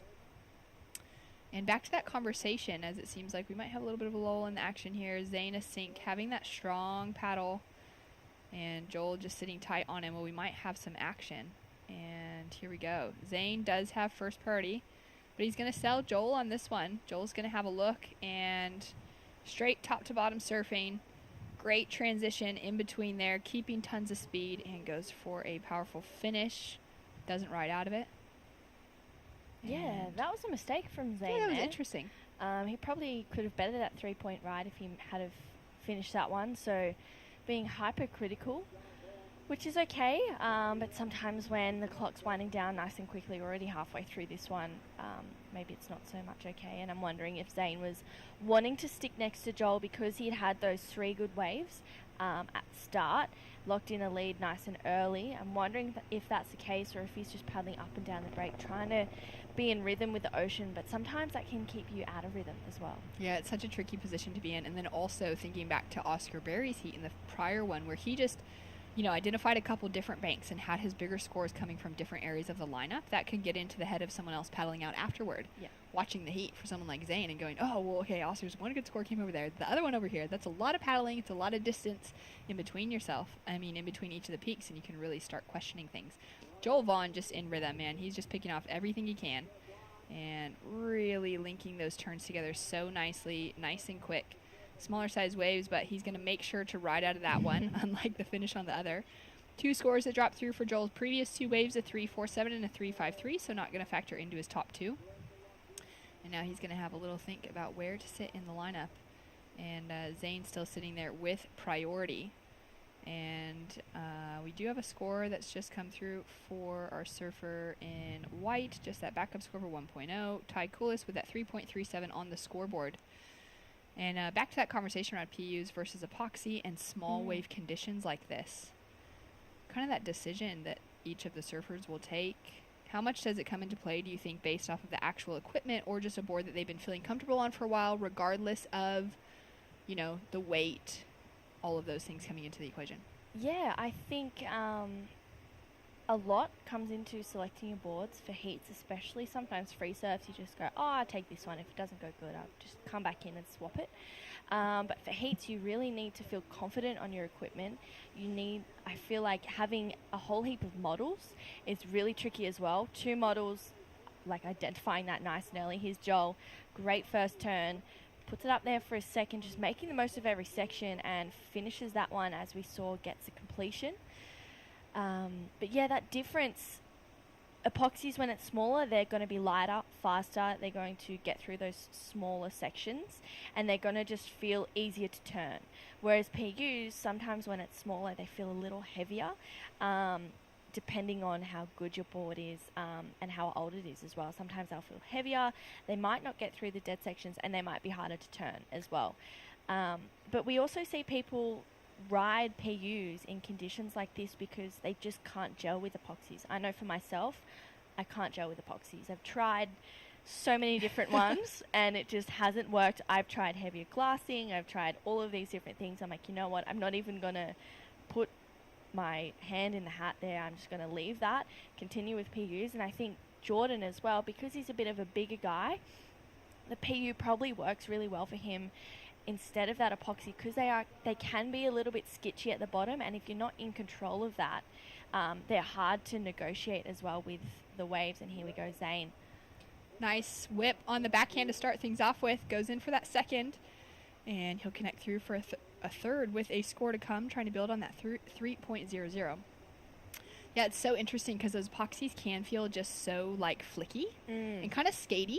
Yeah, exactly. Yeah, they just, when you, don't get me wrong, when you get good ones, you go, oh, this is easy. It just is easy surfing. You know, straight up, gets heaps of speed. Here's Joel. Joel finding speed on this first line. Nice turn, nice and critical on the first one. Goes in for a big finish, tail high, up into the air. Wow. Makes a rotation and just looks so easy. That was really nice. Yeah, Joel just feeling super comfortable out there. There's no stress whatsoever. Here's a replay. This wave, it's a bigger looking wave. He's just on every single good one out there. Great first turn. And he sees this section. That board flies through the dead section, goes up, rides out so nice and cleanly. I think that's going to be one of Joel's best waves. I love this angle here as well. Gets through that dead section, so much speed, puts it up there, gets that rotation so fast and crisp. Joel pretty much has those. He can do them probably almost just as good as he can do a cutback. I definitely don't doubt it. I'm so impressed with how quickly, like how his speed was maintained through that dead section, because we saw it all through yesterday. We've seen it through this morning too, where surfers are struggling with that transitional moment. Yeah. With that little break up in the swell where it's not just one clean line rolling through. And on the left, going also for the big air reverse, is Zane Asink. So nice. the guys battling it back with those air reverses this morning and in some fun conditions for it. Yeah, I love that back-to-back airs. I feel like this heat, there's quite a few good aerialists in it. So in the back end, we'll probably see a couple more competitors take to the sky, which is really exciting. I think Joel's one is going to come through at a pretty good score. He got a really nice rotation, nice and fast and whippy. And that's the speed I'm talking about with those epoxies. They just go through anything. You know, that wave kind of backed off. Anyone else would see it and just go, oh, I'm just going to pull off this one. This section isn't really going to do much. Whereas Joel's trusted his board, trusted the fact it's going to get himself to that section. And he's just launched in the perfect section on that air. And, oh, yeah, it's textbook. Well, the judges loved it as well. They rewarded him with a 5.77, jumps him into a very solid lead. Zane Asink in second, now chasing a 6.77 to get the lead away from the young Joel Vaughn, 18 years old, and just breaking it down on the men's qualifying series, which is such an impressive ask, especially within Australia, because that talent pool is so it's so high on the men's side and the women's side combined. But thinking about the men's division right now, it's such a strong talent pool. There's also so much maturity within the talent pool. Yeah. So many surfers that either have championship tour experience because they have competed for a number of years and just are looking to try and requalify again. Also, so many of those surfers that have put in a solid decade on the qualifying series and have massive career highlights. For these younger surfers to be figuring it out now against them is so impressive, as we see Jordy Watson, another name that we're just so familiar with, great carve to start things off with, goes for a powerful hack on the second one. And just setting himself up here through the inside, looking for that little trim line, was hoping for a little section to finish off, not quite there. But putting all the power in, and yeah, situation to be updated as scores are coming through for Jordy, down to nearly 5 minutes on the clock. This has been a really fun heat to call. Yeah, there's been so much surfing in this heat. We've seen some heats where there's been a few kind of breaks in the action, but here we go. Jordy, that first carve, he's so powerful and crisp. Even on that PU, that board is looking really nice under his feet. Unfortunately, that wave just doesn't really offer too much for him. It looks like he's sitting a bit wider of the pack. And here we go, that's Ty up and riding. All right, couple snaps on the backhand. Goes in for a critical finish.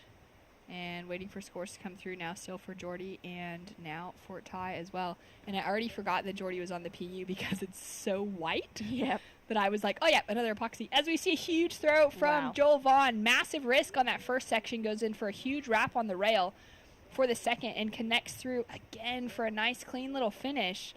That was an incredible combination. I hope he didn't get another turn before that, because if he did, I think that score's definitely going to go up and up. He's just, each wave he stood on, he's looking better and better. Here's that first section, such risk in his surfing, straight back into it for a nice roundhouse. Tries to eye off this section, just puts it up there for a quick little carve just to put the icing on the cake, finish that one off. Joel putting on an absolute clinic in this heat. And matching it back, Jordy Watson goes for the grab, rides out of it. This is a really good heat. Waves are turning on. Surfers are all knowing. They're seeing what everyone else is doing. Like air here, air there, air here, air there. One's gone bigger, one's got even bigger. Okay, he's got to throw it out there. Jordy's got to do the same now to try and match it. Yeah, and I love that. I love that Jordy, he's an older competitor. He's going, hang on. I know how to do that. Old dog, new tricks. You know, I'm still around. I can still take to the sky. So I love that he's bringing in that progression, and I think the judges are going to enjoy it too. Zane on his backhand. Nice snap. Connects it quick for the finish. And he's chasing a big score to take the lead, but at the moment the question mark is going to be if Jordy Watson is able to get that advancing position over Zane. Yeah, well, it looks like just the end turn or end section on that wave. So I'm wondering if he had have got a couple more turns before that, or maybe just a carve into that air. It'll be interesting to see if that is the case, because if it is, then I do think that he'll be pushing for that number, that it was so high. And it was also a different air that we've seen throughout this heat. We've just seen reverses. We did see Joel's kind of first straighty little one there, but we haven't seen anyone try and grab. So it'll be interesting to see where that score fits in for Jordan. I'm excited because Ty Coulis has an air game as well. He just really hasn't been able to find the waves that are going to offer him that section. Yeah, and that's such an important one at this stage because, you know, judges can tell when it's something that's very, very manufactured versus going with what the wave has on offer and capitalizing and then throwing in that expression of variety. Effortless, making it look seriously effortless, which is what Joel is doing for sure. So we're still waiting for Joel's last score to come through. His previous one was at 5.77, which jumped him up into the lead with 2 minutes on the clock. Zane a sync with a score to drop to try and increase on his total. He's got that 4.17 as his high mark at the moment. And then Jordy Watson with a big air goes for that grab. As you said, a different type of variety being thrown down. He's looking to get that 4.5 to advance if the judges like what he brought through on that last one. And here we go with another lap. Still waiting for scores. Under priority, went to gain a lot of speed, lost a little bit of it through that dead section. And the transition as well, gets that single turn off. I feel like he was also just really trying to keep that speed on.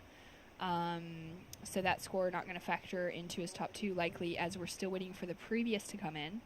Zane also still waiting for that score. Joel's just dropped in a 5.37. 3 fives on the scoreboard. Solid performance from Joel Vaughn. Yeah, Joel, he's just looking really within himself, just confident, really sure of himself, really happy to be in a Arashi.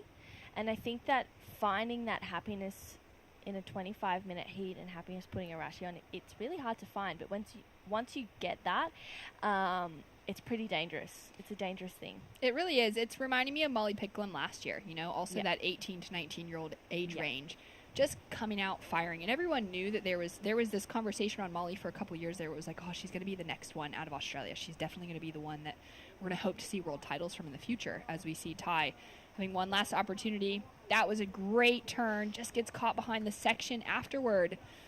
But yeah, I feel like Joel, he's kind of entering that same era now that we saw Molly in last year, which is really fun to watch. Yeah, I think he's Zane up and riding. All right, with one last opportunity, going for the high line, goes up into the air, throws the tail around, but does not complete the landing.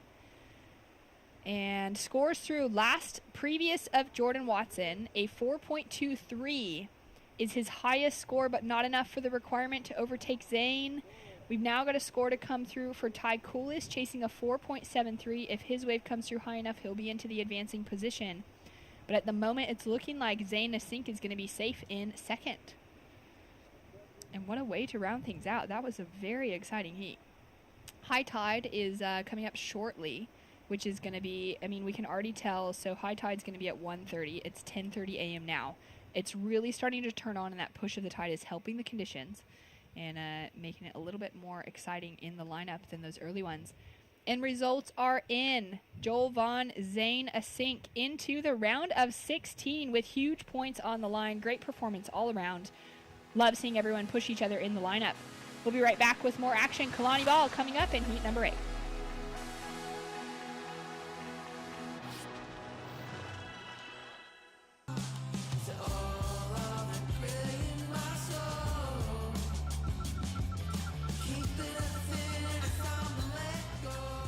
Find your moment at visitthetweed.com.au.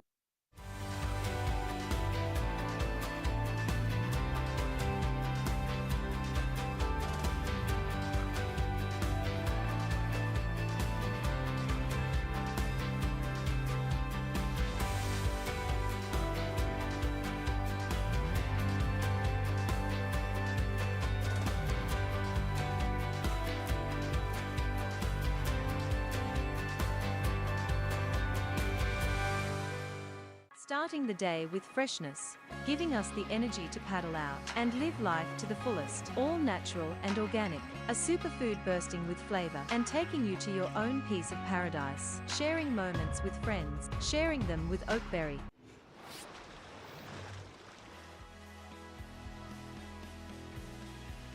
And we're back. The Oakberry Tweed Coast Pro is underway. 5,000 points on the line. Final heat of the men's round of 32. Kobe Clemens, Arch Whitman, Mike Clayton Brown, and Kalani Ball out in the lineup. And we just saw an absolute textbook heat from Joel Vaughn. Freed up, having so much fun, bringing the air game in after securing some scores on the rail. Shannon Hughes and True Starling in the booth. And True, look at this.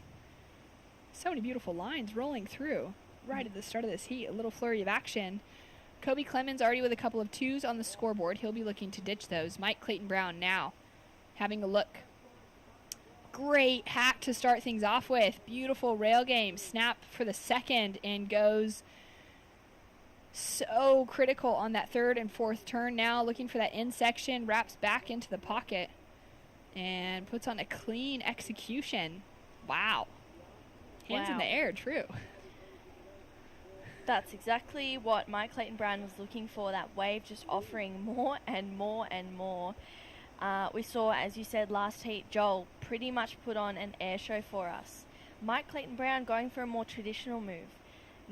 Rail surfing, big calves. It'll be really interesting to see where this score lies, how the judges are going to soak that in compared to Joel Vaughn getting a pair of 5s for some airs.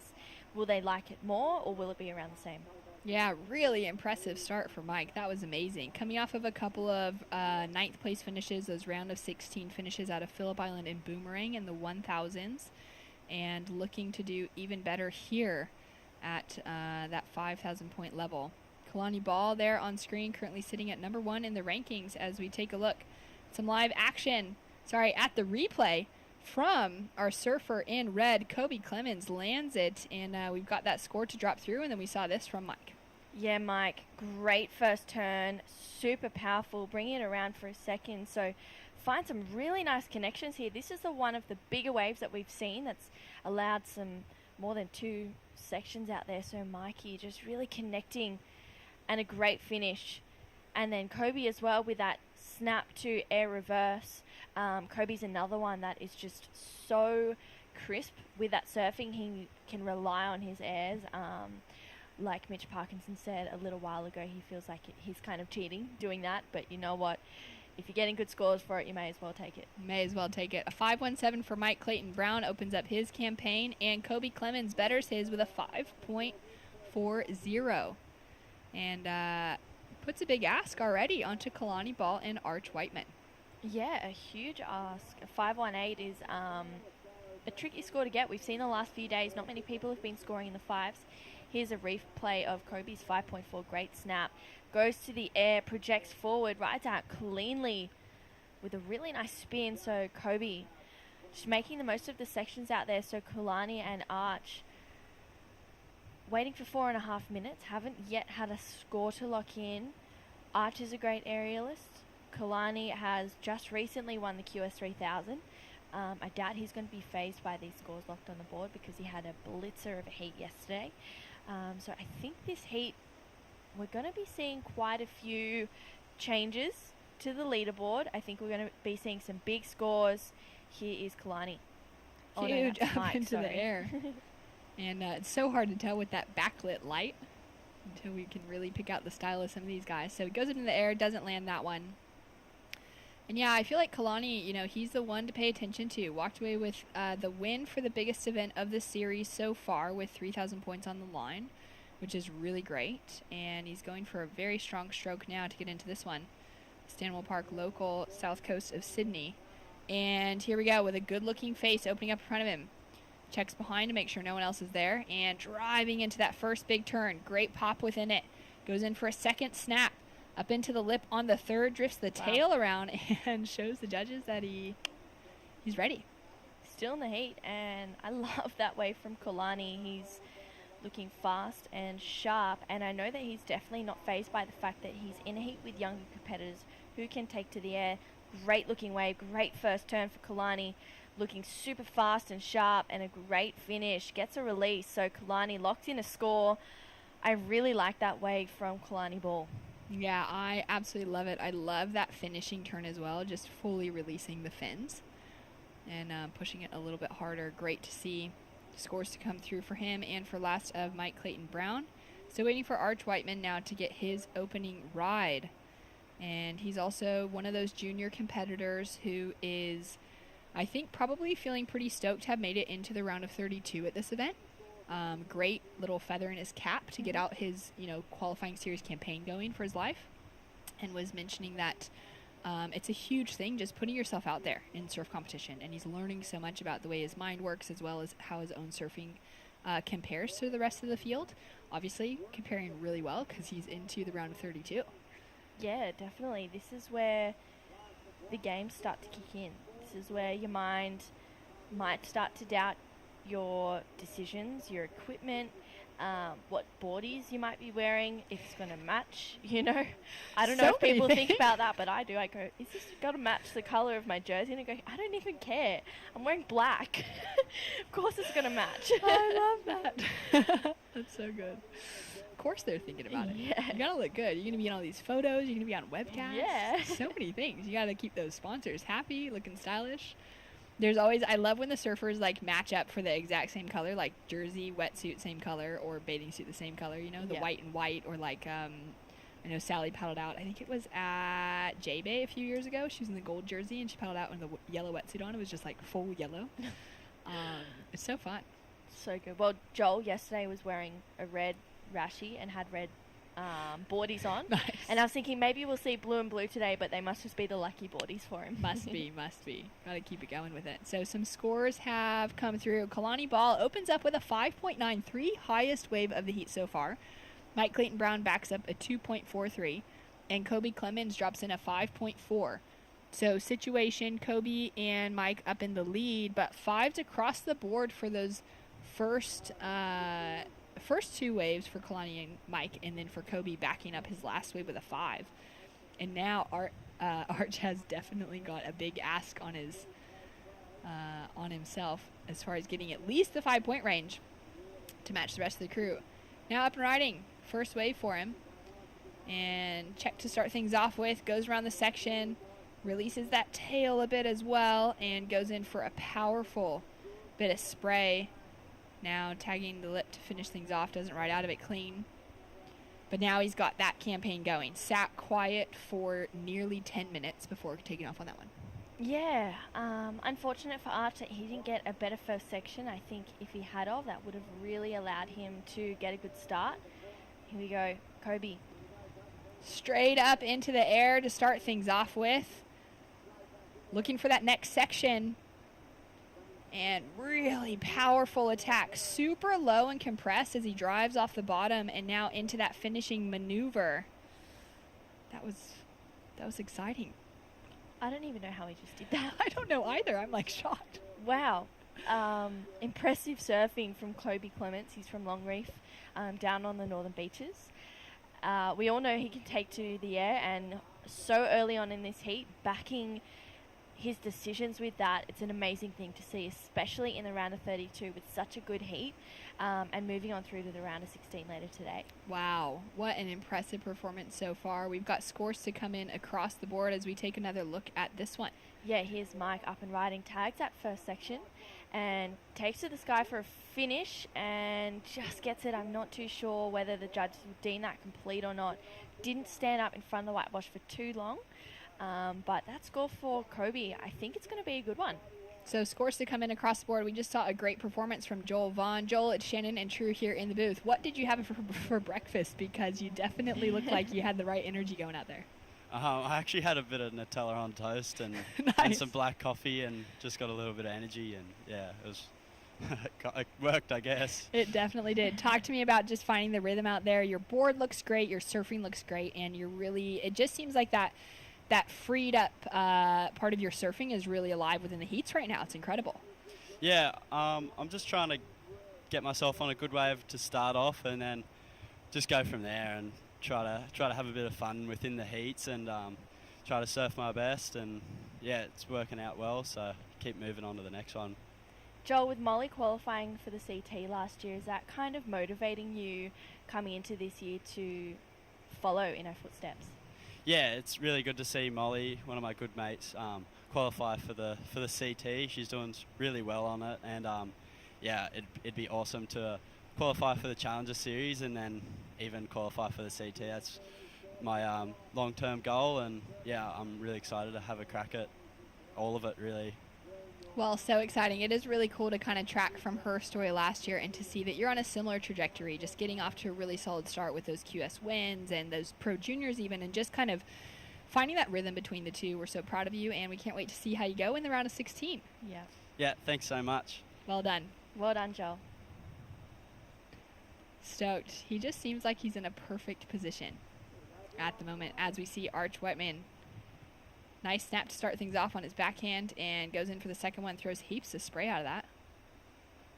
Down to 12 minutes, 50 seconds on the clock. Scores have started to come through, and we're getting that situation a little bit more clearly.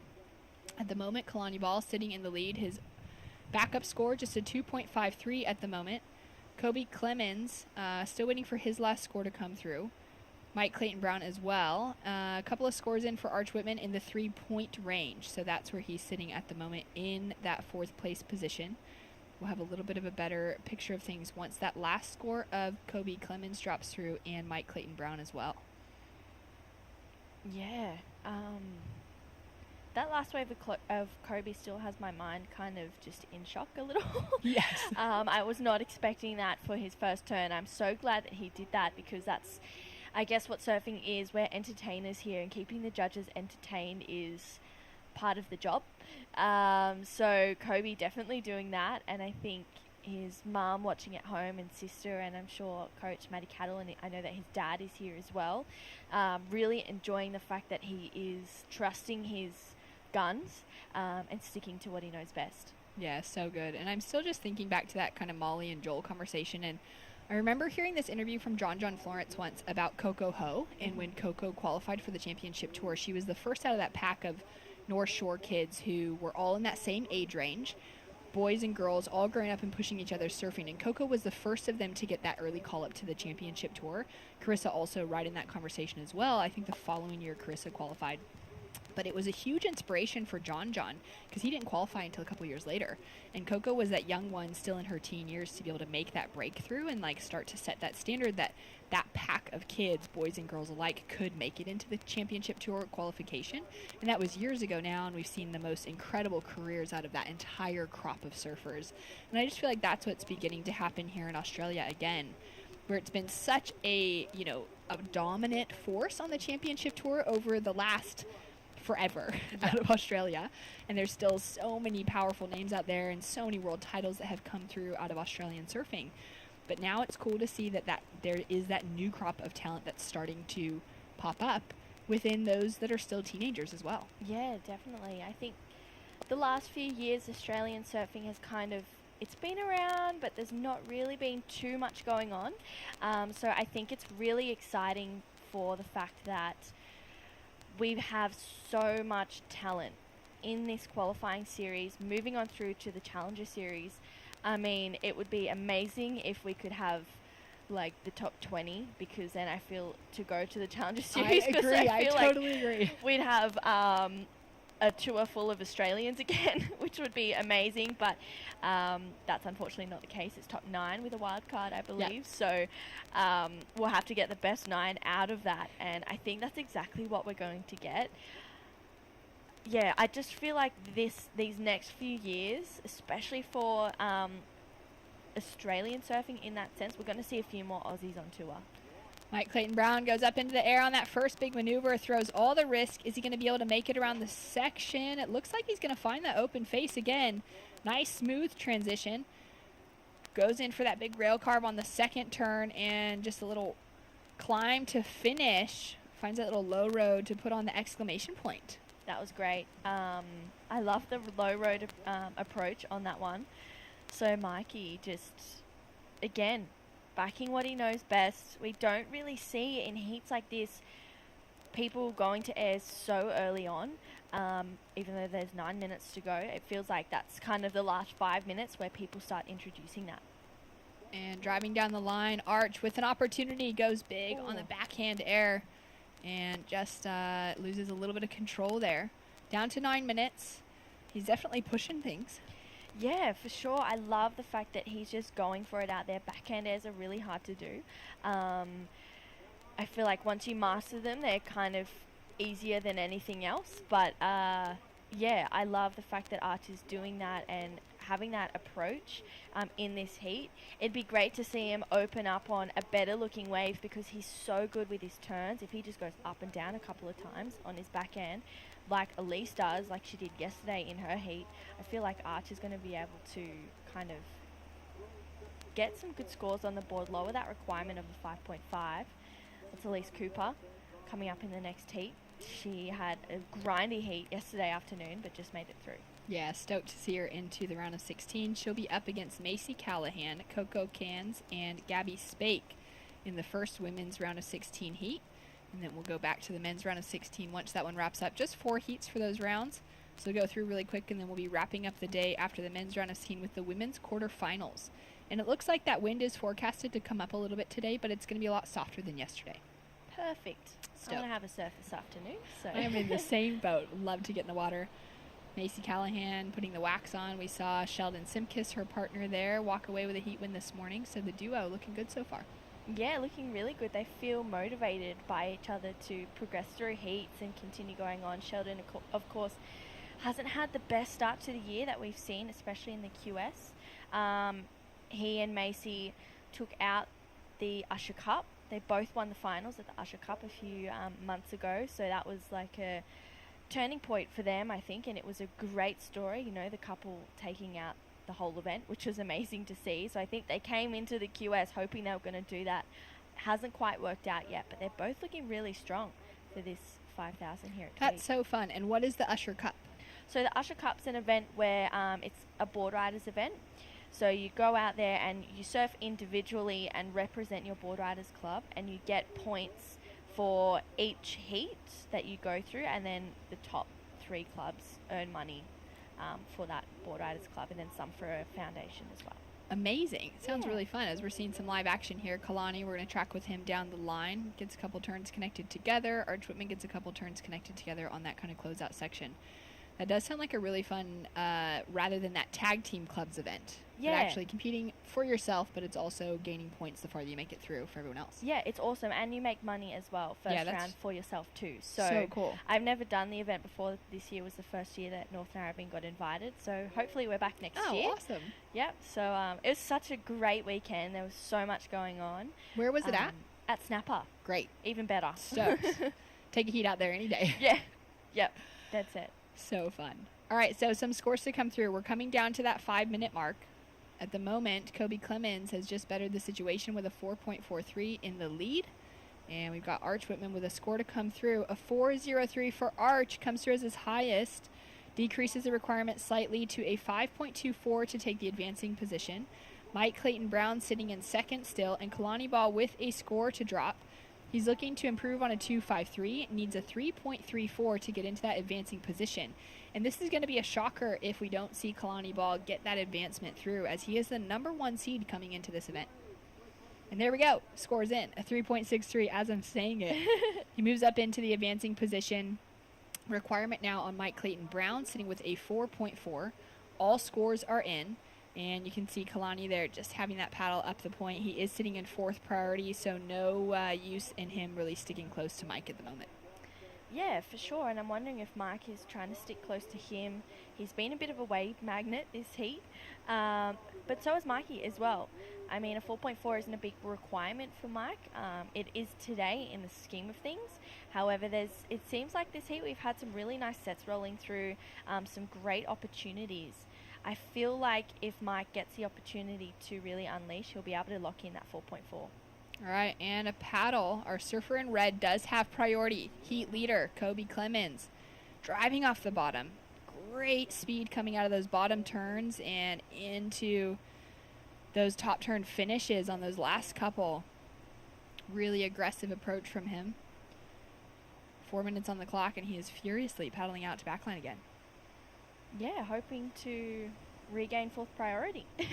He's in the lead, so I guess there's not really much more that Kobe can do. 4 minutes to go. I mean, he can just kind of have fun with it now. So true. It is a bit tricky having a look at, they each have those 5s in their score range for the top 3 surfers, Kobe, Kalani, and Mike. With those backup scores, it's really going to be the best of the backup score that makes it through in those advancing positions. Yeah, and those heats are really tough ones to lose as well, tough ones to swallow. Especially with just under 0.3 between 2nd and 3rd. Losing with the scoreline being so close together, it's a real hard one to take. But, I mean, everyone in this whole heat has been approaching the waves with a different kind of take on it as they have the last few days. They've been taking to the air, attacking it harder, because that's what you have to do in this round of 32, and then you've got to step it up again for the round of 16. So each heat you've got to just get slightly better and better, and then the finals it's like you can't leave anything in the tank. It's all got to be out there. Kobe Clemens drops in a 4.1 for his last wave. Does not factor into his top 2. He's had a great start to his season. 3 quarterfinal finishes in those first big 1000s. Great way to kick things off. He is sitting at number 13 in the ranking, so obviously not tons of points coming out of a quarterfinals on the 1000 level. So there's got to be that shift now coming into the bigger events, but great to see him at least make it through some heats and find that rhythm, and he's doing it again here, taking a big lead over the rankings leader in Kalani Ball, especially heading into that round of 16. Yeah, and that's got to give you some confidence as well. Yeah, totally. Taking a win over #1. Exactly. He's another one of those surfers that absolutely charges in big stuff. He had a great season, winter season in Hawaii this year, as well as the surfer Zaina Sink from our last heat. Both of them got to spend some time over there on the North Shore, and a couple of clips that dropped through from Kobe Clemens out at backdoor and pipe were unbelievable. Yeah, he's fearless. He charges big time. Like, yeah. Yeah, like very, very solid pipe and backdoor. Terrifying. Jaw-dropping stuff. Jaw-dropping stuff, like, you know, triple overhead, higher than that, and just, yeah, he's ready for anything. And it's impressive to see the versatility of him now, making it work in small, fun, rippable little conditions here at the Caba Point. As we see Kalani Ball having a look there, you got Kobe Clemens having the paddle up the point. Mike Clayton Brown is going to be scrambling now because he's sitting with priority, so he's got it if a wave comes through. Chasing that 4.40. There's plenty of waves in that range on offer as far as scores go, because we're seeing, you know, multiple 5s and 4s on the board already. Yeah, I think there will, as we can see the lines rolling in, there's definitely going to be one more opportunity for Mike. And knowing that there's 1 minute to go and you only have one more opportunity, sometimes that brings up the nerves. That makes you feel a little bit stressed out. But Mikey, he's been looking really sharp. Surfer in white with the paddle, has priority. Great face opening up in front of him. Goes in for a big slash to start things off. Great use of the rail. Just speeds around that section into the second wrap and continues on. Throws the tail around. Just comes unstuck on that finish. Do you think that's going to just kill the chances as we've got Kalani Ball driving down the line? He's looking for the air. If he can find that section to hit, he definitely will. Said he's going to go for a huge layback. Wow. Looking so fun.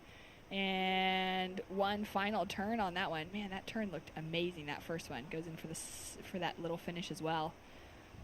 And now scores to come through for those last two waves. Yeah, unfortunately, I don't think that's going to be the score for Mike Clayton Brown. He really needed to stick that air if he was wanting to stay in the conversation.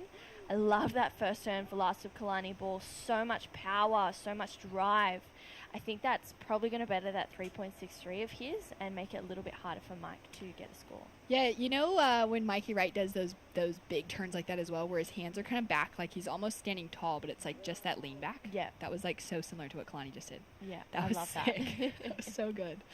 So scores to come through for Kalani Ball and Mike Clayton Brown. Whoever gets the better of the exchange essentially takes the advancement through. Mike Clayton Brown chasing that 4.40 to take Kalani rankings leader, coming off of a big win at Avoca out of the equation. Kalani has put together a great heat, finding that 5.93 just set him apart, and scores in last to Mike Clayton Brown a 3.77 shy of the requirement.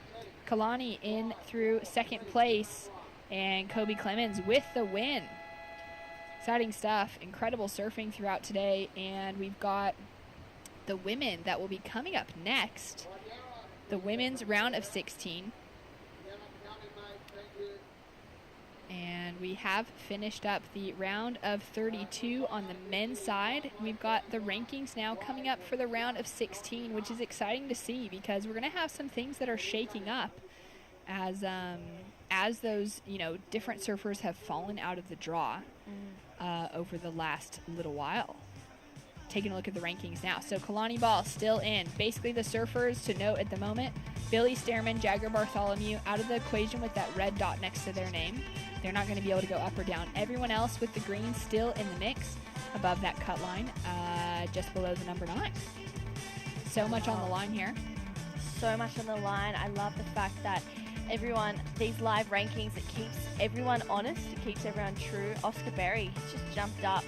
He's coming into the round of 16, and he was one where he was like, I didn't think I was going to be here. So I love the fact that he's just got that go for broke attitude. Yep, we got a lot changing. It's going to continue changing throughout the day. Women's round of 16 hitting line up next. Macy Callahan in the water. Stay tuned, pay attention. Stace and Rabbit will be making the call. I'm Sierra Kerr. Today we went around the Tweed and we got some good food, went surfing, went fishing, played some golf. Yeah, it was a super fun day. Some of my first memories of surfing Tweed are just exploring the beautiful back beaches, having some fun surfing around with my dad. all the beaches all the way down the Tweed coast are just coves with headland after headland, and it's just so beautiful. This whole Tweed coast region is very, very special to me.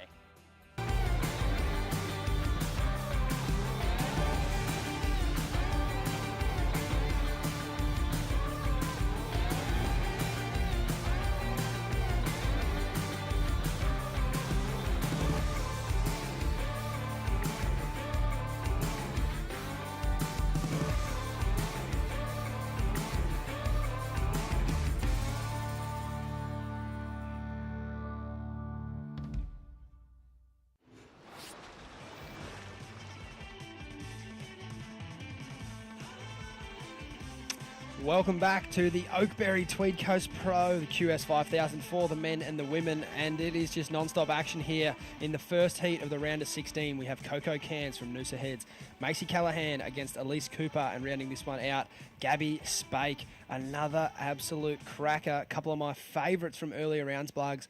Elise Cooper from mine was one of the standouts over the last couple of days, so I'm stoked to see if she can carry that on. Here's Coco Cairns up and riding, a lovely carving snap out of the top. I was a huge fan of her style the other day, and I had to do a bit of research and find out where she's from. But meanwhile, live action, up and riding, Macy Callahan.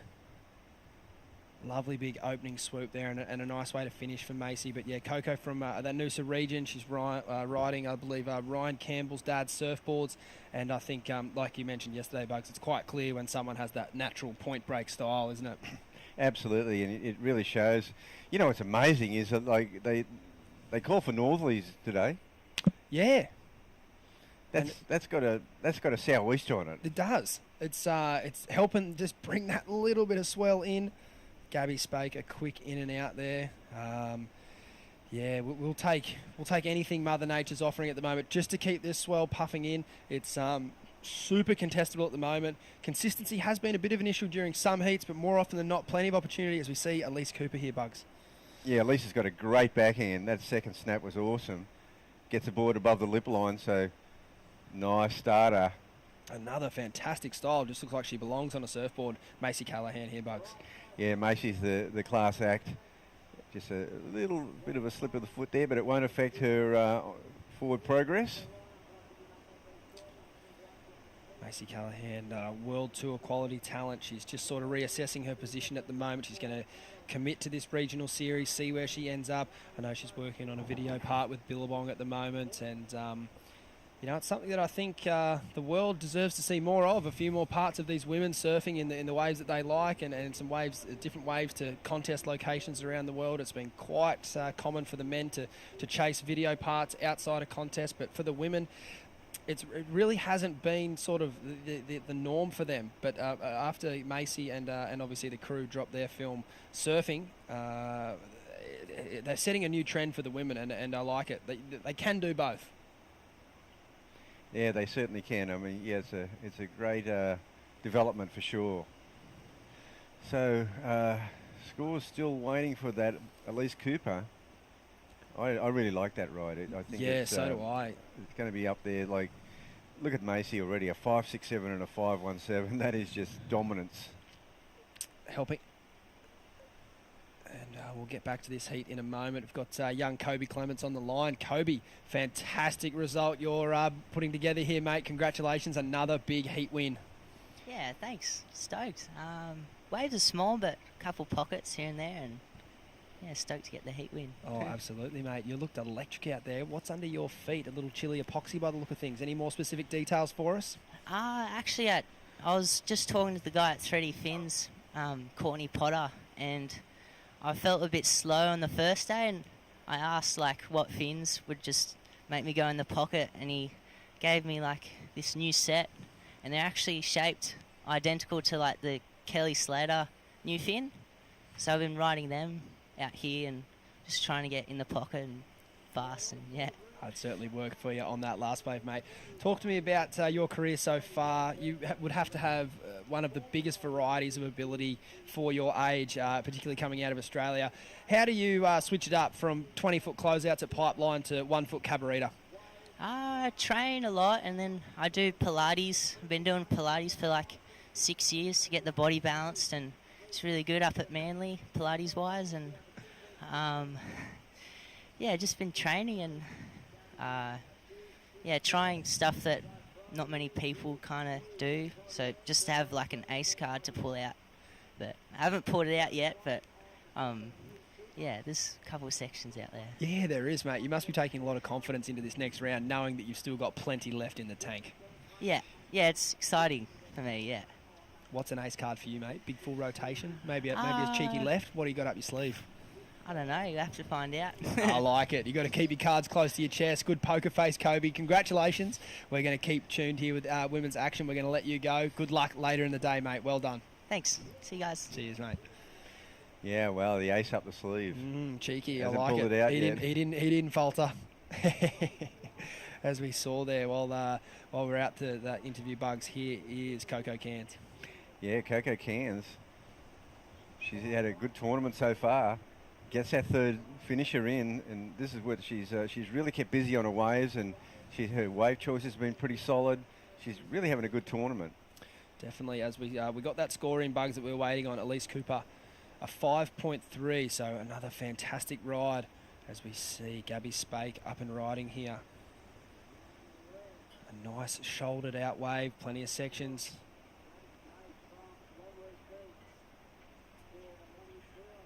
Well, Coco Cairns has moved into second place courtesy of that 4. Elise Cooper, you would have to think she's temporarily back in third place. She only needs a 1.33. She's only had the one ride, but it's the second best one of the heat so far. Definitely, yeah, a really strong start there, and I guess this is where she can really look to put some pressure on Coco and Gabby, as well as look to chase down Macy. She has the second best scoring ride of the heat, as you mentioned there, Bugs, and the 1.33, like you mentioned, it's kind of superficial. It's the score she needs to get into second, but I know she'd be thinking about going to the lead here with 16 minutes remaining. We've had a good flurry of waves here to start the heat. All the women getting plenty of opportunity to show their skill sets. Gabby Spake there locking in what do we have there? A 3.73 for her last ride. So another strong performance there, Bugs. Yeah, Gabby, she's just I think she's going to have to break into that 4 and 5 point range to challenge here, because already with less than 10 minutes on the clock having passed, there's some good scores. Macy sitting there pretty solid at the top. She's second priority. Elise Cooper with priority with that 5.3, so she's in, I'd say, the box seat. Yeah, it's as I mentioned earlier before we went to that interview, I've been helping out a few of the juniors here at this event, and no massive results there for them, but plenty of learning. And I think one thing they can learn is something the professionals do better than others is they manage to put their scores together in pairs. Someone on the World Tour who I like to reference a lot is Kanoa Igarashi. He's flawless with his wave selection. He rarely falls. And he also performs to his top level more often than not. And you just don't see Kanoa getting a 6, getting a couple of 1s, and then getting another 6. He will just go 6, 8, and then he'll look to improve from there. He always sets a solid foundation. And, it sounds like I'm kind of cooking him there saying it's only 6s, but as we've seen at this event, Bugs, with a CT-like scale, a 6 is a great way to start your heat. And, a surfer like Macy Callahan there has done exactly that. A 5.67 paired up with a 5.17, and she's only stood up twice. And she stood up 3 times now, and it fell on her third wave, but at least she gave herself the opportunity to improve there. And it's almost like you'd rather fall than just get another 5, because as you know better than anyone, mate, we're only counting 2 scores these days. That's right, and Macy has shot out to it just makes it pretty comfortable for her. She can certainly control the heat here, second priority, so she can. She's got obviously got to give way to Elise. Whatever wave she likes first, she can go, but then after that, it is anyone's game. She could take any wave she liked over Coco and Gabby. As we see the ladies here looking to reposition, I'm not too sure if they're close friends or using the same coach, but it would be a funny situation to be looking in at your coach and then seeing 2 different arms for 2 different strategies. As we see Elise here with a bit of a misfire, an incomplete there. I'm not too sure what turn number that was on the wave, but assuming that was her first turn, it won't be a big score. She was incomplete there, so we'll dial up a replay for you and see if she got any work done on that wave prior. Well, she only needed 1.33 and she didn't get it. 0.83, yeah, it won't be enough to even get her out of fourth. So she'll go back to the drawing board there, fourth priority. Now, see Coco Cairns, she's sitting in second spot. So she's sitting a little wider of everyone else. Which is probably not a bad call if she can get away from Macy Callahan there. I wonder if they are checking in too much with the beach, or they're just going with their instincts. I think at this point you could get a 4 or 5 point ride at a few different locations on this bank. There's the good spot in the middle, but you see where I believe Red is sitting at the moment. Gabby, I saw a couple of quality rides there earlier. I believe that's where Kalani Ball scored one of his decent rides. I also saw him fall on what was a pretty good wave up there, so that wouldn't have gone into his top two, but the opportunity was certainly there. And we did see Kalani progress in second in his last heat, which is an important result for him. He's obviously at the top of the ratings there, and he could wrap up his quest to qualify for the challenges at this event. A big result here would secure his position. And another surfer who could do the same thing here would be Macy Callahan. If she goes any deeper into this draw, her points total would definitely be out of reach for most others. She was the winner of the Evoca 3000. As we see up and riding here, Coco Cairns. A nice turn there in the top third of the wave. Plenty of speed over the bottom of that slower section. And that board just looking fantastic. I was watching a board review on Campbell surfboards recently, and he's developed some yacht-esque technology. I'll get back to that in a minute, as Elise Cooper just can't find the green face. But yeah, Campbell surfboards there out of the Sunshine Coast. I'm not too sure if that board's spring-loaded as such, but it certainly looked at bugs. Great equipment under Coco Cairns' feet there. Yeah. Well, she got another wave. She should improve on that 2.63. Kind of a soft finish. She got a couple of good turns in before. Here's a replay here, Bugs. Yeah, nice cut back there. She comes around from the whitewater. Nice little lip sort of smash, and then this finish here, she had to kind of wrestle with this one, old style, to using her arms to get in front of it. Got the job done. Yeah, got the job done, all right. That's about it. Nice turn out of the top there at the start. Only a 3.03, but she did improve her situation, so that does push out the requirement there for Gabby Spake, now chasing a 3.31, and Elise Cooper still chasing only a small score to go into second, but really an opportunity gone begging there for Elise. She should already be in second. Unfortunately, it was just an incomplete manoeuvre there on her second ride, which... Look, it shouldn't be fatal to her heat at this point, but I'm sure she's frustrated with that, and she'll look to reset now and hopefully get another opportunity soon. She is in third priority. Macy Callahan just sitting about 20 metres to her south there with first priority, so you'd have to think that Macy won't be making any mistakes here, as we have Gabby Spake up and riding. Nice first slash. She's found a good steep section through the inside, unfortunately coming unstuck there. Oh, wow. That was going to put her up into second for sure. Definitely.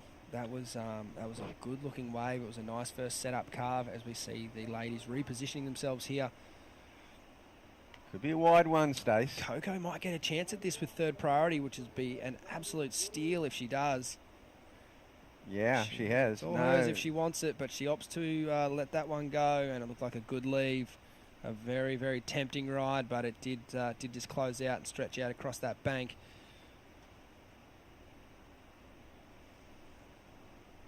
Macy didn't even flinch at that. She just held her position. She knows where she wants to be out there in the lineup. She's got a good look on things. She's been down here since early this morning, cheering on her partner Sheldon Simkus. He had a very strong performance this morning, and it's good to see them supporting each other. They had a big win up on your home ground there, Bugs, and Sheldon's home ground up at Snapper Rocks recently at the Usher Cup. Yeah. And pretty cool to see the pairing of Macy and Sheldon doing so well together. They nearly won enough money to buy a house. Yeah, that was pretty cool. They cleaned up completely. And the celebrations look like they kicked on for a few days there in the town after, and rightly so. As we have, wow, time's just flying by in this heat. Just on 8 minutes remaining now. And as you can see how important a good start can be. Macy Callahan starting with the 5.17, then the 5.67, and she's basically just controlled the heat from there. Yeah, the real story is Elise Cooper. She started with that 5.3, really good ride, and then she went out there, got priority, picked up a .83, and it was a really pretty poor use of priority, you'd have to say. She took off and the wave completely crumbled. She didn't even get a manoeuvre in. And then we saw a fall by Gabby Spike. Gabby Spake in that wave that was one of the better looking waves of the whole heat. It definitely had a really nice taper to it. It was a really good opportunity, and unfortunately we haven't seen too many of those rides coming through. You'd think in the heat, on average, everyone gets a look at 2, maybe 3 if they're lucky. And with 7 minutes remaining here and everyone having a couple of scores under the belt, the waves, they're not an endless resource. They haven't been on tap all day. There's just been a couple of good moments per heat, and that was certainly one of them. So we'll see now if she can dig herself out of this position. She only needs a 3.31 to get into second. However, Elise Cooper holding such a strong score in 4th position there, only requiring a small jump just to get into second.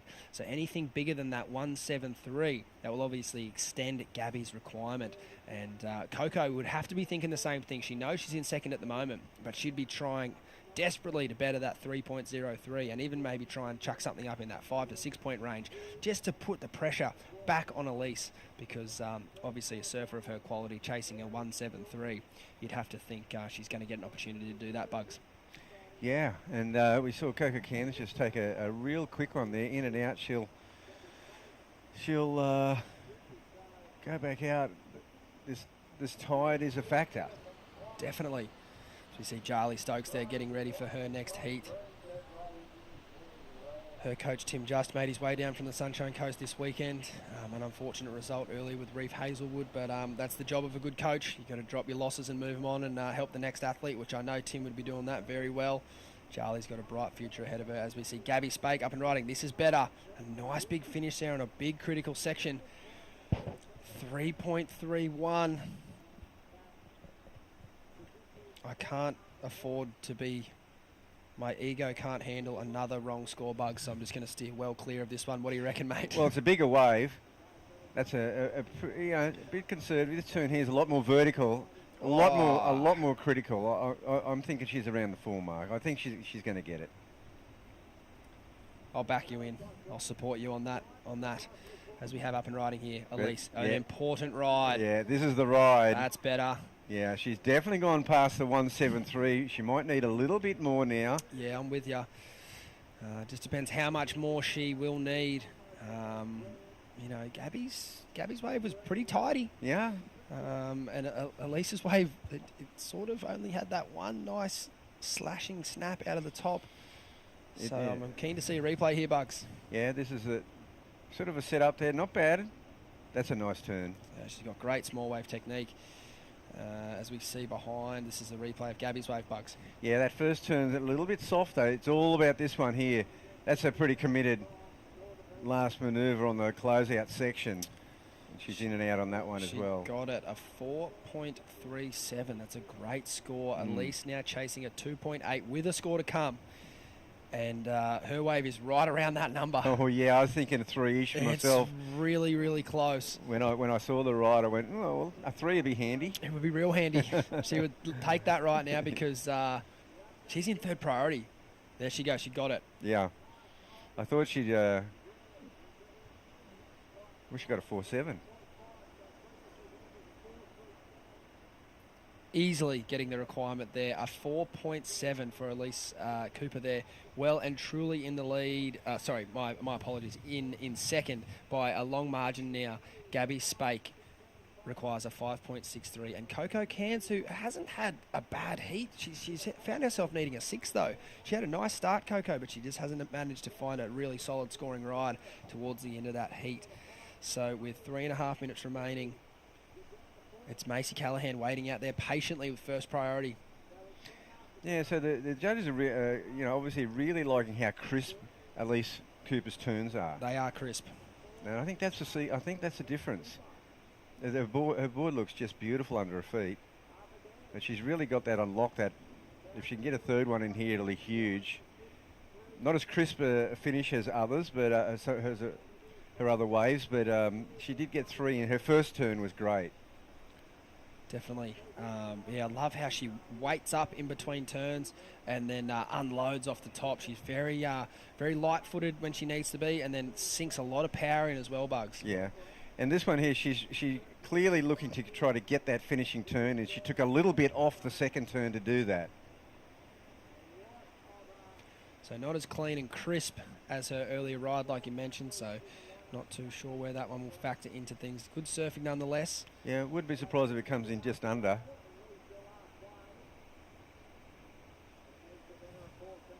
Let's see. Gabby Spake's requirement at this point still a 5.63. Coco Can still requiring a 6, but we are waiting on a score from Elise. Yeah, and look at this. Big sets approaching. Wow, way too deep. Take your leggies off and dive off for shelter. This is a monster set. Gabby was too deep. Macy Callahan, first priority, hard off the bottom. Beautiful snapping carving turn out of the top there, and she'll look for another vertical one out of the top, carrying plenty of speed down the line. That Sharp Eye surfboard just gliding across the section. Variety there with the nice roundhouse. She would love a dynamic end turn here. There it is. Mistake-free surfing from Macy Callahan. Can you believe that, the wave of the heat comes and Macy is all on her own in exactly the right spot? It's just sort of these surfers that have spent their time on the World Tour. They know how to manage heats better than anyone. The beautiful, beautiful bottom turn there, Bugs, and a lovely snap as she looks to link this one through to the inside, mate. What did you make of the end of it? Yeah, it's just a great... She's linked 3 sections here. She goes on to the third one here. So this is one of those ways that I've been thinking could happen all morning where, they just make it, each section is surfed to its max and then they get able to transition onto the next section because it's a little bit broken up. That's courtesy of that wind yesterday, I feel. Definitely. And I think, a lot of, like you mentioned there, can you believe that wave went to Macy Callahan? And in some respects I can. She did not flinch at any of those earlier smaller rides. She knew the wave she wanted, and there it was. So Coco Can's now up and riding. A lovely carving turn, but just got a bit ahead of herself and has a stumble there. With 45 seconds remaining, she'll need to be quick if she wants to get back out the back and get another ride. Well, she needed a 6. You know what? It was a potentially... When we saw the drone footage, it looked like a good wave. It looked like another wave that had makeable sections and linking sections. But she went a little bit too deep on that cutback, and then I think she just tried to bring it back too quick to get back onto the transition, and I think she realised she went a bit too deep and held it a little bit too long. Macy Callahan there, an important ride in the context of this heat, a 7.5, and nearly a flawless heat there for Macy. Very, very well surfed. Really can't falter at this point in the event. She is looking sharper than ever. Her strategy, along with her surfing, making her one of the early favourites to take out this event. We have that heat will wrap up. It was Elise Cooper who grabbed second place there pretty convincingly at the end, locking in a 4.7 to secure her spot. Gabby Spake and Coco Cans unfortunately eliminated from competition. We will take a short break here and we'll be back with more action at the Oakberry Tweed Coast Pro.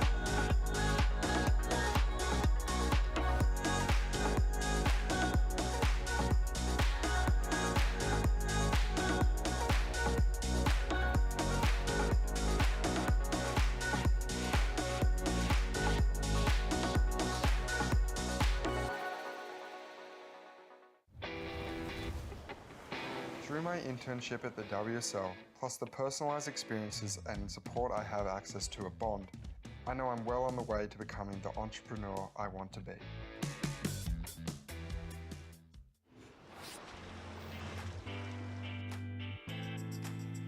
Welcome back to live action here at the Oakberry Tweed Coast Pro. We're at the beautiful Cabarita headland this morning, and this is heat 2 of the round of 16 of the women. Another stacked heat. Charlie Stokes in the blue, Zali Kelly in the red, Philippa Anderson in the white, and DJ Shimmy Disco, Dimity Stoyle in the green. Bugs, another stacked heat. We saw a tight battle there for first at the end of that one, but it was Macy Callahan getting the win. Have you got any early favourites or underdogs for this one, mate? Who you been liking? Well, the two performers so far have been Zali Kelly and Philippa Anderson. They have been outstanding in their heats. Dimity Stoyle has got she just missed out on qualification onto the CT, so Dimity's looking to get herself back in the picture. And Charlie Stokes has been, I think, the big improver from previous years. Charlie has really got some good surfing. I can't see the wave, but I can see 3 very hungry paddlers. They better be careful of positioning here as they opt to let that one go.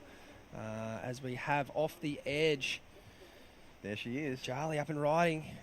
As we mentioned her name, she gets a great start there and a big finish. Yeah, she had to surf out of that. And Shimmy Disco now up and riding. A nice check turn down the line. Plenty of power. Board looking electric under her feet. And like a Mick Fanning-esque layback jam to finish. Okay. Fantastic wave there for Dimity. Should be stoked to get a quick start.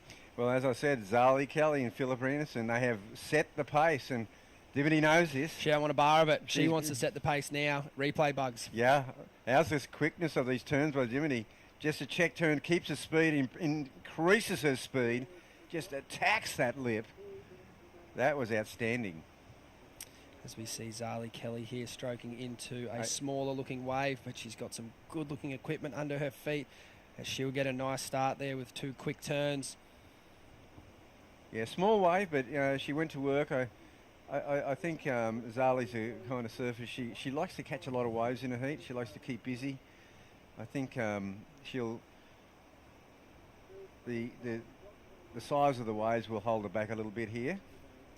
The first turn, a nice little bucket out the back, and just a clean finish. And she's done this the whole tournament. Like she got a lot of speed out of absolutely nothing then. Yeah, that was rude how well she surfed that wave. It was tiny, but she oversurfed it, which I know the judges will appreciate that. But like you said, they'll have a ceiling on it just because of how small the wave was. As she gets another one here, going down the line, you can see she's trying to generate her board speed and a nice blowtail to finish. That board looking glued to her feet. I guess you could say, though, Bugs, it's certainly one of those days where the surfers that look like they're generating their own speed, that the scores haven't been too high. It's the surfers that are harnessing the natural speed of the wave and laying on some more powerful carving manoeuvres that have been getting the nod. So Zali's got a good quick start there, but I know she'll be looking for a better set wave in her next exchange.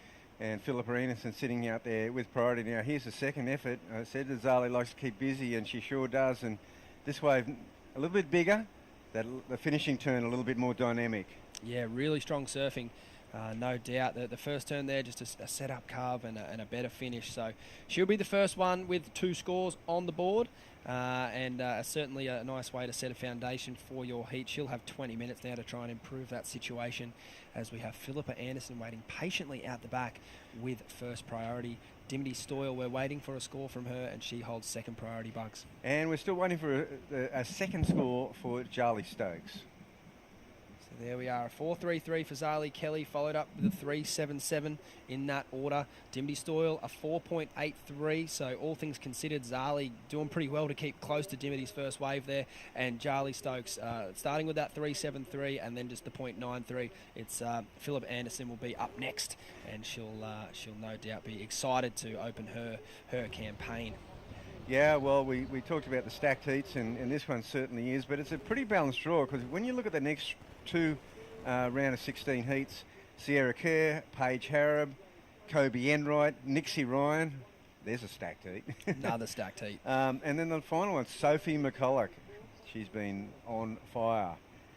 Keely Andrew, Holly Williams and Sage Goldberry. So, a pretty balanced draw, really. Definitely, yep. It's this is the round of 16, so it'll be 4 women heats, and then progressing from here, we will roll into 4 woman-on-woman quarters. So we are at the business end of the contest now, Bugs, as we see Zali Kelly on the inside, up and riding. Great speed generation here. She does have a dynamic aerial repertoire. She hasn't been able to completely showcase it so far this event, and I know she'd be excited to do so. And she'll look to hunt around with fourth priority now and hopefully create some opportunities for herself.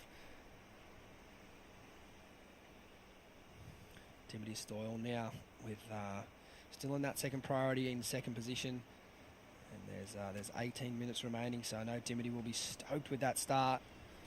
There's plenty of time remaining now, and she's in a very, very good position in the priority order to really capitalise and essentially start to put a name on that first position in this heat, because as the clock counts down, as we've seen, Bugs, it's almost like it hasn't favoured the surfers that haven't got that start. If you're Philippa Anderson, I'm sure she's pretty edgy to try and get herself into this heat as soon as possible. Someone who managed the clock beautifully in that heat, Macy Callahan. You made that look very, very enjoyable, Mace. Thanks. Talk to us about the weight between the 283 and the 75. Did that feel like the heat was going by very quick or very slowly? It was going by fairly quickly. I knew that all the girls were capable of getting fives, and I was just hoping that there's going to be one more set, and I got lucky, I guess. I wouldn't call it luck. I'd call it very, very well played patience. Can you give us an insight into how hard it is to let waves go that you know aren't going to be the score, but there's just the surfer in you sometimes wants to surf? Talk to us about that balance. Yeah, it's definitely pretty nerve-wracking, especially when the waves are a little bit smaller, because, I mean, anyone can generate a good score on a little wave, I guess. But yeah, just sticking to my strengths, and I knew that if I got a set wave, I could get a bigger score. Well, Macy, you were just really in exactly the right spot to get that 7.5, and that wave featured like 3 completely different sections that you're able to really link together. When you took off on that, was that kind of in your mind, or was it a more spontaneous sort of action? I guess when I took off on the wave, you could see that there was like 3 different sections almost. It had like a weird wonk in it, so I knew that I wasn't going to be able to do all the same turns. But yeah, I kind of just threw it out there and see what I could do. Well done, Mace. Another strong performance. You will have another heat this afternoon, so we'll go and let you get under the shade down there in your beautiful camp spot. Get those solar panels out, charge those phones, and we'll see you a bit later on this afternoon. Thank you. Very, very polished heat there from Macy Callahan, and yeah, she calls it luck. I wouldn't dare call it luck. It was a very, very well played heat, and I think they're the kind of decisions you have to make if you really want to, put your name on this event win. You're going to have to let some of those smaller ones go, which is nerve-wracking at times, and then you're going to have to execute on those bomb waves when they come. So that was a great performance there from Macy. Well, we've got a tale of both those stories in this heat right now, because Zali Kelly has kept busy, and she's getting good little scores. 4.33, 3.77. Not bad for those little in-between waves she's picking up. Dimity Stoyle with that 4.83. She sits out there with second priority. With her kind of experience, she's going to use that well. But Philippa Anderson, this is the interesting one, because when you sit for 10 minutes, you've got priority, you haven't even had a wave. It's that moment, like, you're nearly under that pressure going, well, I can't just get a small one like Zali's been getting. I need to get a meaningful wave, but then the clock's ticking against you. Yeah, and like we've been saying it all event, as we see Zali here on another ride. Nice little check out of the lip. Should be looking to get dynamic on the finish here.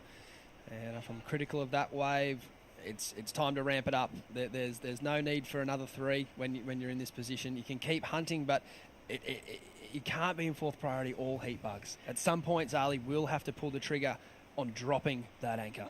Yeah, interesting situation for her, really, because the anchor has well and truly been dropped by Philippa Anderson and Dimity Stoyle. Now, in that regard, it's probably not a bad move for Zali to keep fishing around, but as you said, she's got to be able to break into that 4 and 5 point range at some point. Because Philippa, once she gets going, if a set comes through in time, she's going to have to require a backup score. But Zali's waves, they're not quite safe enough with Dimity with the high point. Yeah, exactly. I feel like Zali's hold on the lead now is somewhat superficial with Dimity holding that super strong score of 4.83. By today's standards, that's a great score. So she's got a half a point head start there on Zali. She only needs a 1.83 for second, but if you really break that down, she only needs a 3.27 for the lead. That's the number Dimity's thinking of and above, which is obviously far more capable, far capable of getting that score. So it's, one of those things where you almost, I think Gabriel Medina does that really well on the men's side of things. He rides a lot of waves until he doesn't need to anymore, and then you'll see him, take a wave and drop a 9. It's almost unfair how many strategies he plays in one heat. He's the absolute master, and I guess that's why he's got 3 world titles. Yeah, well, he's had 7 top 2 finishes. Isn't that unbelievable? Yeah. 5 pipe finals. Yeah, he's incredible. Incredible, as we see Jarly in and out there. Similar story to Zali. Jarly doesn't need another wave like that. She's already got the 3.73 and the 2.93. It's one of those things where you could almost start to, as cruel as surfing can be, you could almost start to put a bit of pressure on Filzy. Start to maybe make her second guess yourself. Are you going to go this small one or should I go? And, as that clock counts down, that pressure will build up on the surfer who has waited. There's no doubt there that no matter who you are, that the pressure does build. Well, I was thinking if someone was going to do that, it would be probably Dimity. But I think Dimity's also looking for her second wave, realising that Philippa, even though having not ridden a wave, is still dangerous, and Zali's got the lead. As we see some sets approaching here. A cracker day. The wind is just been sort of light and variable. It hasn't really fluffed up too hard, and we've got off the end here potentially up and riding. It's great camera work. Blue, Jarly Stokes, a nice turn out of the lip there. This is better from Jarly. She'll look to get around this section, hopefully offer up one more big turn as she makes it out into the green face. And that wave unfortunately just flattening out, so I can't see the judges going too crazy with that number, but she did manage to find some good speed down the lines. Talking about speed, a beautiful turn there from Zali Kelly and another one. Great combination of major manoeuvres. This looks like it'll be her best wave as she looks to finish there with another snapping manoeuvre. Yeah. And she did really well to find that wave off the end there. I think Philippa and Dimity with first and second priority, had they positioned themselves there, definitely would have taken that wave, but it is a big risk. Do you move off your spot? Do you flick up your game plan, or do you just stay strong? And at this point, Dimity and Philippa are electing to sit on that main peak. It proved a perfect strategy for Macy Callahan in the last heat. We'll see how it unfolds for the surfers in white and green here. Well, that was a good ride by Zali Kelly. And, Jarly's been just left alone.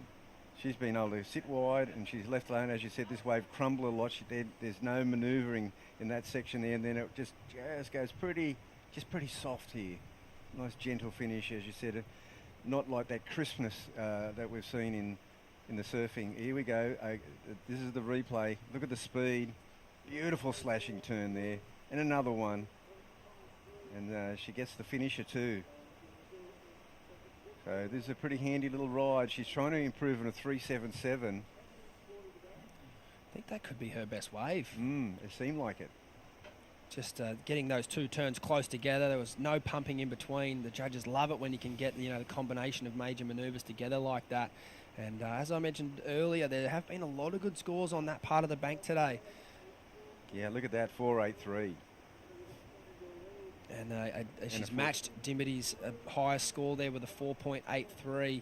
So she'd have to be feeling pretty stoked with that. And that's the kind of number she was looking for to improve on that 3.77. She's really done a fantastic job there to add more than a point to her total. Okay, 15 minutes gone, 10 remaining. Philippa Anderson, she's come right down here now where Jarly Stokes is. There's Dimity in the middle. She's stroking down this way. Do they see something here? Philippa Anderson realises she can't get too ahead of herself, and is she going to catch this? Yes, she will. This has got a nice wall to it. Ooh. Unfortunately there for Philippa, a little slip of the foot as we have Dimity Stoyle up and riding here. This wave. That's all she'll get. Close out. She was too deep. And there's two surfers there. So now we have the surfers in first and second, assuming first and second priority with 9 minutes to go. Very advantageous positions for them. I'm not too sure where that score will come in for Dimity Stoyle. She would be hoping and absolutely praying that that's above a 2.43. Otherwise, she'll be in third with third priority. And with 9 minutes on the clock, it's not a great position to be in. It was a nice turn. Yeah, it had to be a 2.5. Yeah, well, I'm not confident anymore.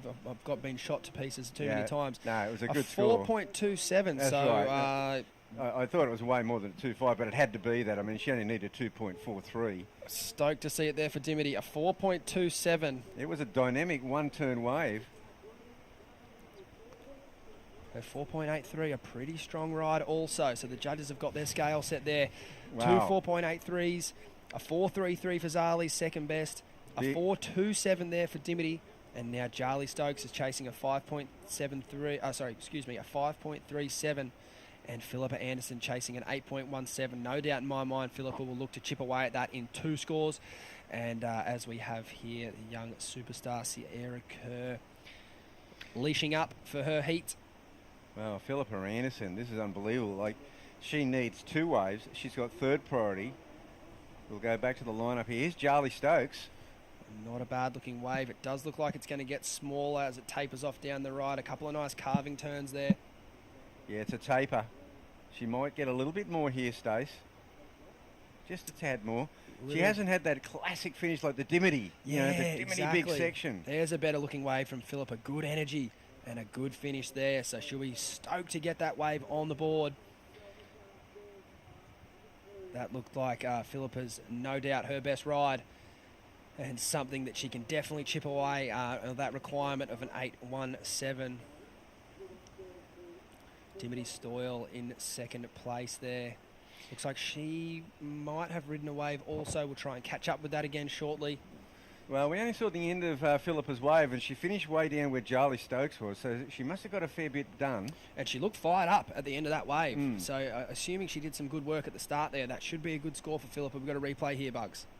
Okay, she needs this wave. We don't know what she's done. Nice little foam climb there. Cut back. Bit of a crumbly section ahead of her. She'll go up and over this, and yep, that's what we saw at the end of it. So it'll be her best wave by far. Yeah, I know what you mean. Definitely her best, effort. It just looked a lot. She looked a little nervy on that 0.93. She had the foot slip. She had waited for a long time, but now she's on the board. Charlie Stokes here, she is looking to improve on a 3.53. I'm not too sure it's going to do that. And here's Dimity Stoyle on a quality looking wave, a big turn, and another one to finish. Whoa. I think we might have our best wave of the heat there, Bugs. Yeah, we'll have a new heat leader now, I'm pretty sure. She needs a 4.33 to go to the lead. Dimity Stoyle. 4.27 was the score she got on her one turn wave. So with 2 big turns there, you'd have to think that score's going to go above that, which means she will chase down that requirement. Yeah, I'm calling it's going to go in the 5s. There you go. I'm not going anywhere near it. Based on sheer numbers, you'd have to think it might even reach the 6s. Yeah. I just can't help myself. No, but we'll have to wait and see. Yeah, it could, 5.83. 5.83, yeah. We'll wait and see. We'll see what happens. It's but still coming in here. It was a great finishing turn. It could be more for sure. We'll see it again on the replay. Yeah, I was a huge fan of her first wave. The second turn on her first wave was super dynamic. Here we go. Get another Look replay at the here, size Bugs. of this wave. Nice snap. Bang. Oh, that's a dynamic turn. That's going to, I think you're a safer call than anyone. Philippa Anderson, a 5. Yeah, she's back in the heat. But this Dimity Stoyle wave, if it goes into first, which I'm pretty sure it will, that'll mean Philippa will be looking to whatever Zali Kelly has for second place. So that is not a true indication of what she needs. She'll need more than a 4, I believe. Here's Philippa's Bugsy. She'll only need a 4.17 though. She'll need even less than that. It's a 6.17. Dimity Stoyle. A great score there. Here it is again, Bugs. Yeah. 6.17. She's been on fire this heat. She Oh, has that not was put a sick. foot wrong. So Zali Kelly up and riding here with live action. Important wave for Zali. She'd look to want to retake the lead here because she's got Philippa Anderson breathing down her neck. 2 nice turns here, carrying her speed beautifully. A third manoeuvre. She'll look to add a bit of variety here with the carve, and that wave will peter out, unfortunately. A couple of nice manoeuvres before that wave ran off into the channel. And she'll make her way back out. Yeah, well, okay. Zali Kelly looking to improve on a 4.33 because, as I said before, Philippa Anderson, yep, she only needs a 4.13 before that wave. So, you know, she'd be happy with a 6. If Philippa could get a 6, she'd be back in the game. Oh, but definitely. This is a pretty good ride. The speed she maintains through here. Great snap and forward motion. Again, a similar turn. And a third one. Yeah, you'd think she's definitely going to improve on her position here. You're a braver man than I, Bugs. We'll see how that one lands. 4.33, I'm calling. She's going to edge that one out. It was a well-surfed wave, plenty of speed. Only thing I could be critical of is that Philippa's 5 had a good bit of variety. So we'll see where the judges land. This last wave of Zali Kelly certainly flying down the line on that Mayhem Rad Ripper. She's got that board set up as a quad, which I think might be the only women's surfer in the draw to have that. We've seen that recently on the World Tour with Kelly Slater and Felipe Toledo opting to ride quads in smaller conditions. And I think Zali taking a leaf out of their book there. We are waiting for her last score to come in. It's a crucial one for Philippa, and it's a crucial score for Jarly because Jarly already needing a 5.26, which is a large score by today's standards. We've only got one score in that heat that does it. Bugs, you are on fire today. Zali's last ride, a 5.03, equaling Philippa Anderson's ride. So we've got a pair of 5.03s and a pair of 4.83s in this heat. So the women certainly keeping the judges honest with the scores there. Obviously, we have a panel of 5 very, very qualified judges up there doing a fantastic job, both men and women keeping an eye on the action today. Plenty of CT quality judges on the panel. I saw Drew Courtney and Ben Dunn getting around earlier, both spending time on the World Tour as athletes and as judges. So they, I think that might give you some insight, Bugs, as to why the scale has been where it's set. It is quite tough out there for our competitors, but I think, like I mentioned a few times this week already, I think it's better in the long run that they're pushing these surfers. As we see Zali here trying to sell Philippa. Philippa, very, very established athlete, not having a bar of it. And Jarly Stokes, she's just sitting to our left of screen. We've got Dibbity Stoyle there, smack bang in the middle with Jarly Stokes up and riding. She got a 3.9 on her last scoring ride, as we see Zali Kelly here having a look. That's a nice turn out of the top, plenty of speed as she brings it through to the inside. Another turn, unfortunately falling on that occasion, but I don't think she would have bettered even if she made the ride, so no problem there. Back out the back.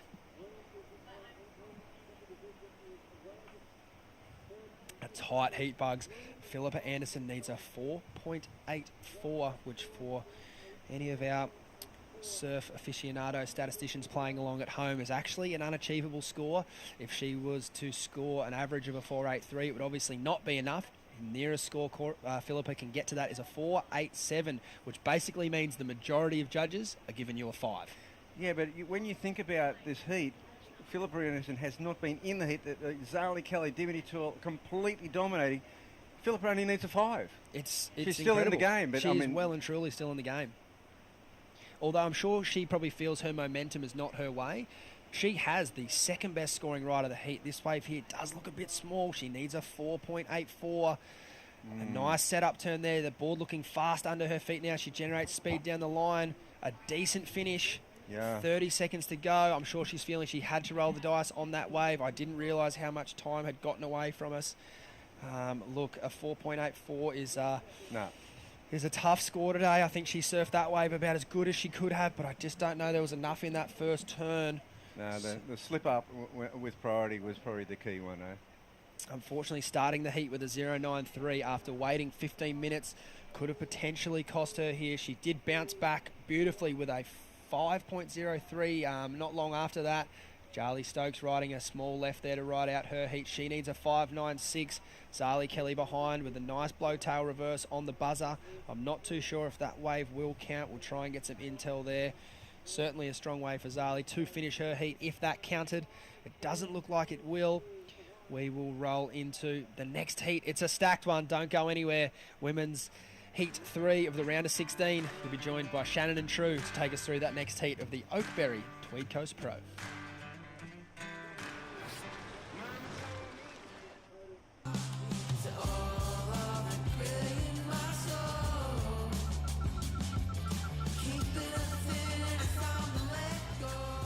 Find your moment at visitthetweed.com.au.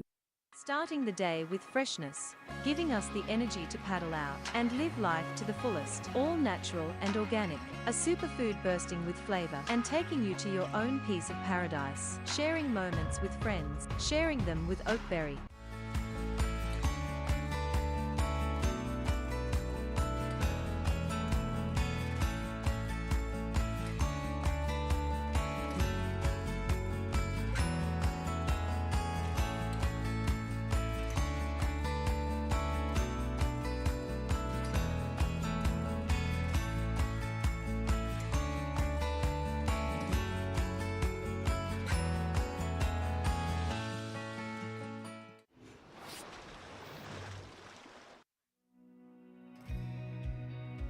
And welcome back to the action for the Oakberry Tweed Coast Pro. We've just seen Dimity Stoyle take out the lead on that final exchange, getting a 6.17 and advancing through alongside of Zolly Kelly. Shannon Hughes in the booth alongside True Starling. And True, that was a great one for Dimity to find some rhythm on the end. Yeah, an amazing heat for Dimity and Zali as well, progressing through in that. I think that might be Steph under that little umbrella there, just chatting to Dim about her heat. A little bit of support crew there. I could be wrong, but that's who it looks like. Wouldn't surprise me. Yeah, we've got a great heat in the water right now too, Shannon. Oh my goodness. Sierra Kerr, Paige Harab, Kobe Enright, Holly Williams. Two powerhouse surfers coming out of Australia in Kobe and Holly. Kobe has had those years of experience. She's, finding some more momentum again, back into the round of 16 at a QS 5000 level. Great to see that for her. Holly Williams, a bit younger, starting to find some rhythm, but has done a fantastic job this series. And then Paige Harab, the 8-year championship tour veteran, looking for that spot back into the Dream Tour that she knows so well, that just is so well suited for her style of surfing.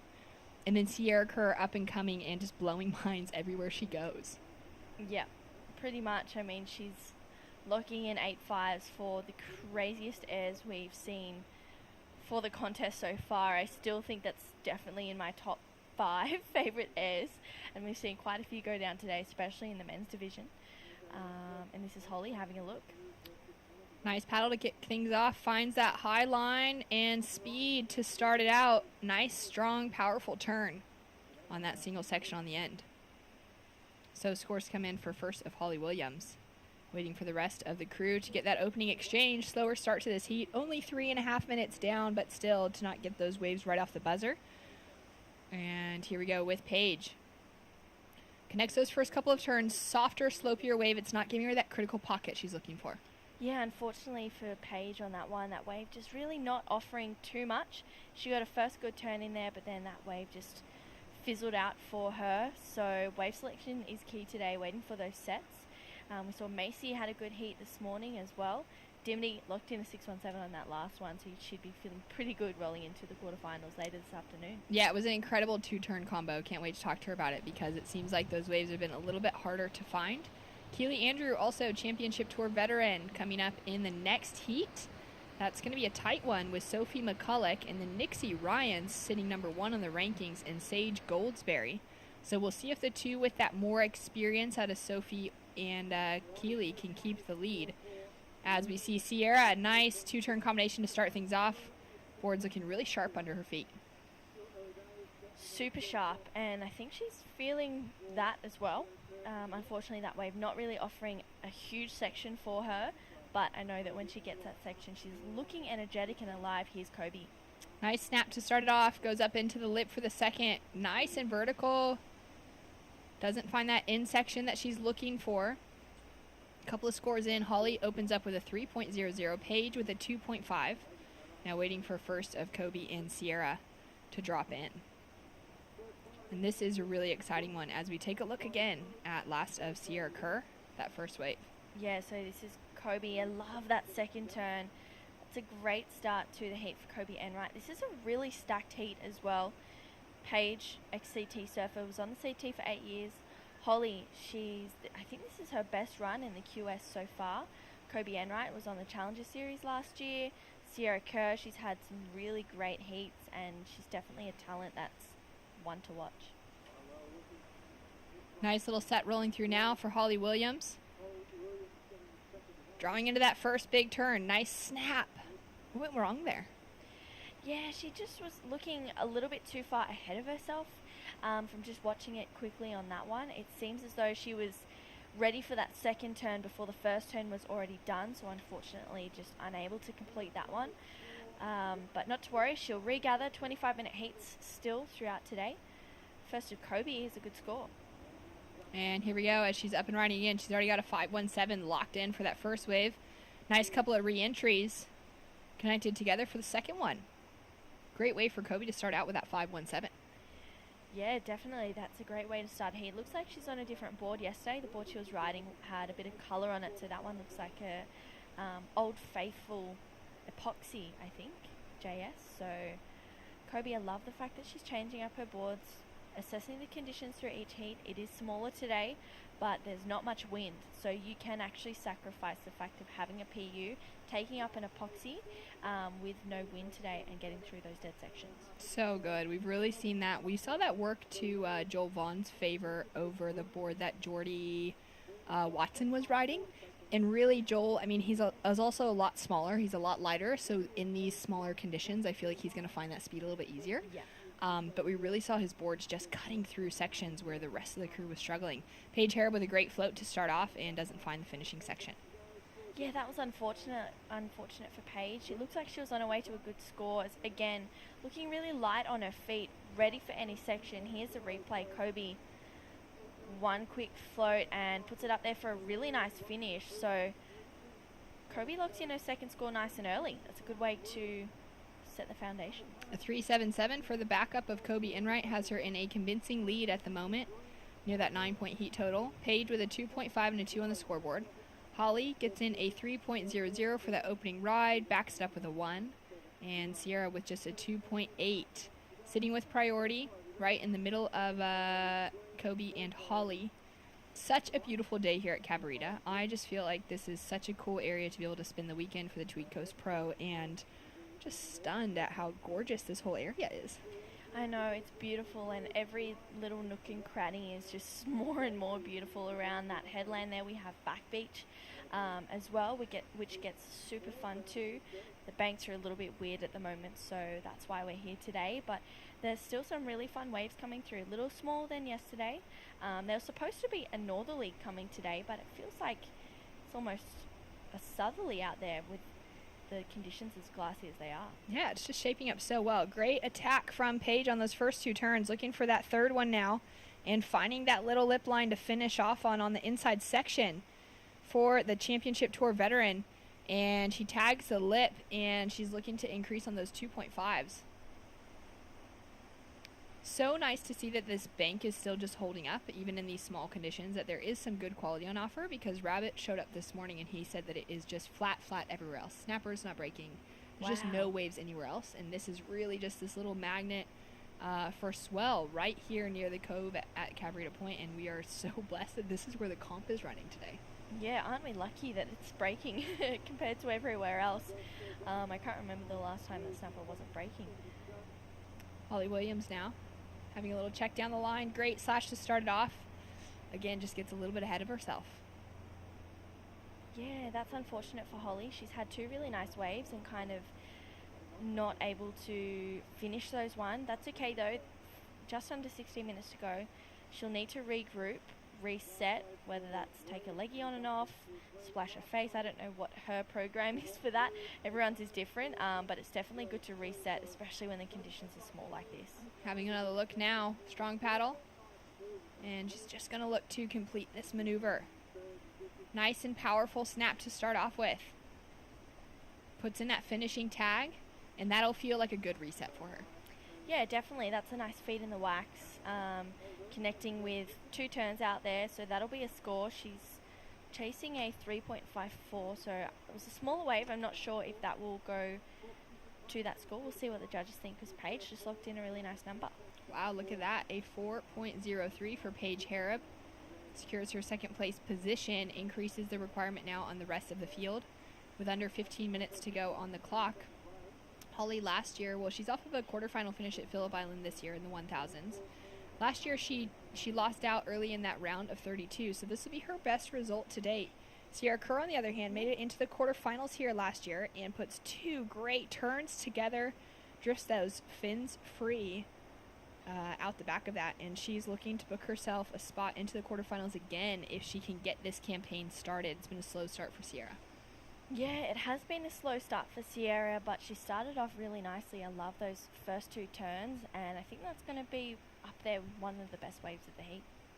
So scores to come through now for Sierra, and we just saw a great heat from Dimity Stoyle, but we are going to track with Sierra because she's just straight back out there. Caught one wave, has a score to come. She's now boosting up into the air, goes for that same front side air, and wow. Here we go. She's arrived. So fun. Well, we've got Dimity Stoyle down on the headset. Dimity, congratulations on a big win. Shannon and True here in the booth. That was sick to watch. How you feeling? Thank you. Yeah, I was so stoked. That's actually so much fun out there, and yeah, it's no surprise Sierra's going mental out there. I feel like there's perfect little ramps if you can do airs, so that's cool. Exactly it. Yeah, does this feel a little bit like home for you out there today? Yeah, like it's actually really fun. It's so small, but there's so much push and power in the wave, and the banks are just really fun. So yeah, I had a ball. That 617 looked really good. You had some great speed on it. Talk to me about that one. Yeah, that was really cool. Philippa had priority at the time, and she was down the line further, and I saw her paddling for that wave, but I could see that there was just enough room between me and where she was that I could take off and do 2. I only had room for 2 turns, so I just tried to push and make the most out of them, and it felt nice. Well, it definitely looked nice. I mean, good that you had that eye on Philippa, but also the awareness that she was just too far down the line to even make the section. Yeah, well, I watched a couple of the guys do it this morning because it's so broken up. There is like little parts of the bank, and you just like, I feel like my favorite combo is just 2 big hits, like 2 big bangers. That's the go. Well, it's definitely working out for you, similar to that wave that you had over Macy yesterday too.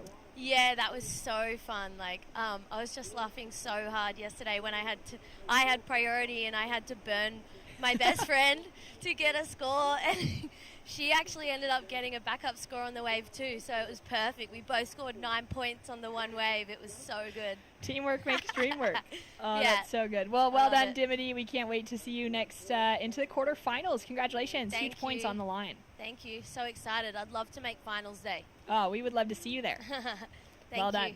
And Sierra is just blowing up out the back as we're talking, and she's got a couple big scores now. Sierra Kerr suddenly has reset the entire heat by dropping a couple of 5s, a 5.83 and a 5.43 on the board. She's now up into the lead. Kobe Enright with the ask in front of her to gain that lead back. Nice couple of carves. Goes in for another one there. Really extends that back leg through that section. And she's lining it up for a clean finish. Great style coming through from Kobe. Yeah, she's got that unrecognizable wide wingspan of her arms there, which just looks so beautiful on the wave. She gets so nice and low, especially through those first few carves. But it's no surprise that Sierra has completely flipped this heat on its head and locked in a few 5s, and here she goes up and riding again. So Sierra, great carve to start this one off, and what she got for us for a finish, really nice tail slide that she gets there. So Sierra just completely enjoying her time out there. Again, goes for that air. I think that was her 5.43. Exactly. And Kobe just on the answer back, really wanting to take a win out here, looking for a 609. This one just offering only carving maneuvers, but still a really great wave for Kobe.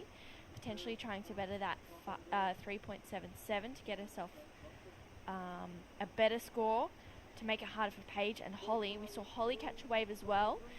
Just a couple of carves for Holly. She was looking really far down the line, potentially for a section to come through, but unfortunately in doing so missed a couple of sections, and that section that she was hoping for maybe a boost didn't really come through. Here's Sierra again, just a quick up and up again. That board looks super fast and sharp under her feet.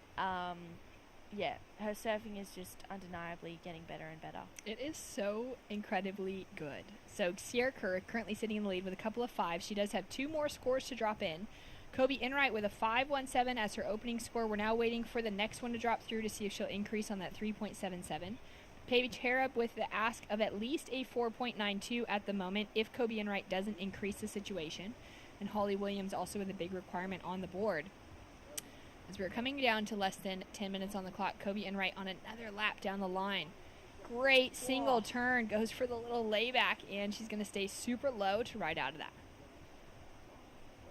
I love that turn from Kobe. We saw a really nice one like that yesterday in her heat. Here's a replay. So Kobe just high lines to start this one off, gets nice and low, huge turn. That was awesome. Releases the fins a little bit and rides out. So Kobe, she definitely isn't ready to settle for second place. She is not ready to settle for second place, especially against the Grom and Sierra Kerr. Just a kid out there having some fun and just showing that, I mean, it's been really exciting to watch over the last couple of years, that whole pack coming out of California. Of course, Sierra, Australian, daughter of the great Josh Kerr, just from, you know, this area here. But Sierra's as California as it comes as well. And she's growing up with this cool group of girls between Katie Simmers, Sky Brown. She's been spending time on the North Shore, especially with Erin Brooks over the last couple months as well.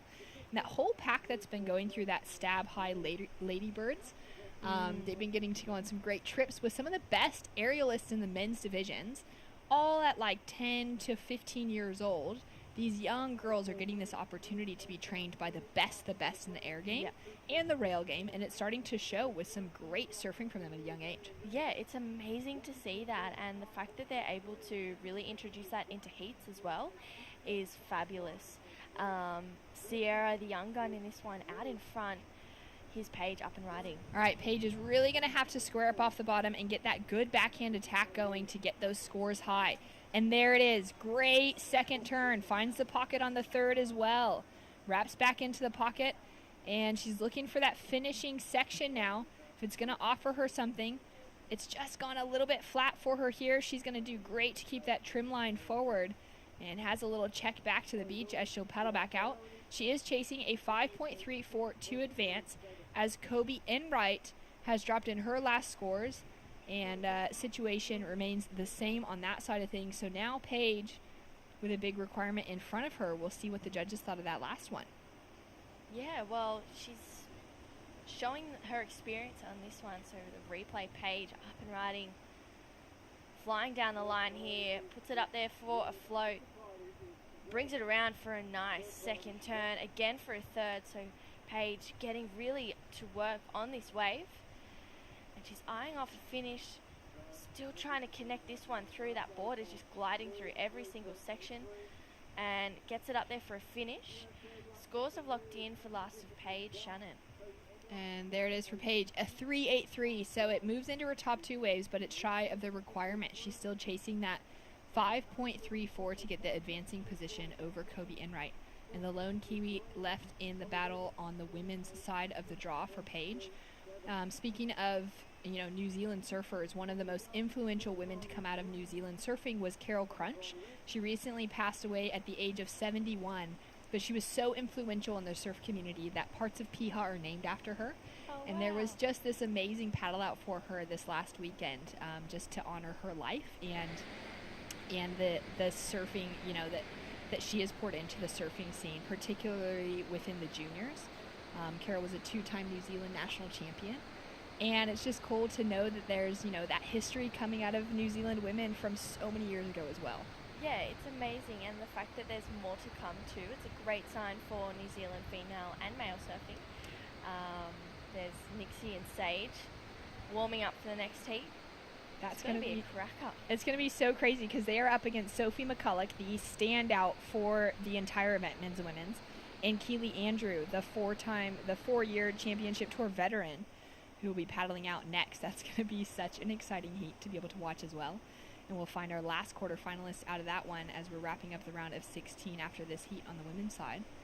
So scores through and situations remain the same at the moment. The young Sierra Kerr is taking the lead with those couple of fives. She's got that 5.93 as her high score, a 5.83 to back it up, and is just showing her dominance out here at a young age. She made it into the quarterfinals here last year for the Tweed Coast Pro. She went down with that 5th place finish to Zali Kelly, who went on to make the finals behind Molly Picklum. Yeah, Sierra was looking on fire last year, and I think this year she's definitely wanting to do a couple better. She's got her dad here helping her out, making sure that all of her equipment is looking good. There's Sophie McCulloch getting herself ready. You can see how blonde that hair is. Spent so much time in surf, in the sun. That is so salty bleached. Yeah. Standard standout for all female surfers. Especially coming from the sunny coast, it's just so warm. I mean, this whole region is, but compared to coming from other parts of Australia, down the south coast where it gets a bit colder and a bit more rainy, there's just so much sunshine up here all the time. That's going to be another exciting heat. I just feel like the sunny coast locals are also thriving this week. We just saw Dimity make it through that heat. And, that's kind of that region that she's from as well. And then Sophie McCulloch's just really been thriving in these kind of conditions because those are the similar kind of waves they have on offer at home. Yeah, for sure. And she's obviously been training in this. And this is the Sunshine Coast, Holly Williams. Here we go. Nice snap to start it off with. Gains momentum coming out of that turn and puts on a clean finish. She is chasing a big 6.37 to advance at the moment. So big ask on her with 3.5 minutes to go. Yeah, I feel like from there you can break that up into 2 scores. You can make that 2.45s, and hopefully progress through the heat on that, or just a little bit higher than 2.45s, I should say, which she has better that requirement. And there we go. Requirement is sitting at a 6.00 to advance for Holly Williams. Gets that 3.37, which drops in as her highest score at the moment. And a challenging heat as it comes down to it. We've got Sierra Kerr with those breakaway 5s. Kobe Enright getting in that 5-point range as well. But now for Paige and Holly, because they don't have those 5s on the scoreboard right now, those requirements are large. So a little bit of a set starting to roll through. Paige is sitting in 3rd priority as well under Kobe Enright. And you can see Kobe Enright is just stuck to her like glue right now. Yep. And I definitely would be doing the same thing as well. Paige Harrob's such a threat. 8 years on the CT, as we said before. She's really hungry for that Challenger Series qualification. She needs a result to get to that as well. She's sitting 18th on the ratings at the moment, top 7 for the women. So it's a big result here for Paige Harrob. Nice snap for things to start off. Kobe Enright goes up into the lip on the 2nd turn. And just keeping Paige off that wave, which now opens the door for Paige Harrob in 2nd priority. Sierra Kerr has 1st priority, and I feel like that's just going to free Paige up now. She's got the pick of the lineup for the next 2 minutes. Yeah, definitely. That's if Kobe doesn't better her scoreline there, here's Holly. Holly having a go. Nice snap to start things off with. Goes a little more vertical and throws a rooster tail of spray on that finish. Yeah, great way for Holly Williams chasing that 6-point ride. She's going to have to do something really special. She'll have to do something better than what Sierra's already done. Here she is. Going down the line, straight up into the air once again. Goes a little bit of a flare on that straight air. That was really fun looking. Doesn't land it. Checks the equipment quickly. Make sure everything is okay. This is a dangerous Sierra Kerr that we have in front of us. She's just going to keep trying anything she wants to. Yeah. Well, now that she's kind of... I feel like that first air that she did, that 8.5, I think she's gained confidence from that. She's gone, cool, I can do that. That's actually not as bad as I thought it was going to be to do an air in a heat. So, huge stepping stone for Sierra Kerr. And that other air in this one came through as that mid-range 5. As we see a huge slash from Kobe. Nice transition on the 2nd turn. Really extends it out on the 3rd turn. Looking so smooth. The great wall standing up in front of her to put on the finish. Beautiful surfing from Kobe Enright. So stylish. Sierra Kerr now channeling down the line. Goes for a huge floater. So stylish. Nice snap. And she'll go hard on the finish. Man, she can be proud coming in after a heat like that. Yep, she can call it a day. But she's got one more heat to surf. We're going to have the women's quarterfinals this afternoon. Paige Harrob chasing a 5.34 2-turn combination. She gives the little claim on the finish. Love that she had the opportunity to go big. Yeah, huge scores to come through. Huge surfing from Paige Harrob. This is going to be an interesting one. If Kobe betters that requirement, it's going to be harder for Paige to get that 5.34. So we have to wait for Kobe to lock in her score first before we can even attempt to think about Paige getting through this heat. So true. Holly Williams as well. She's got a score to come through. We're going to take a look at the replays now. Yeah, so here's Paige up and riding one big turn and puts it up there for a really good finish. She liked it. But I'm not sure if she's seen Kobe's other wave, which looks like a really good one as well.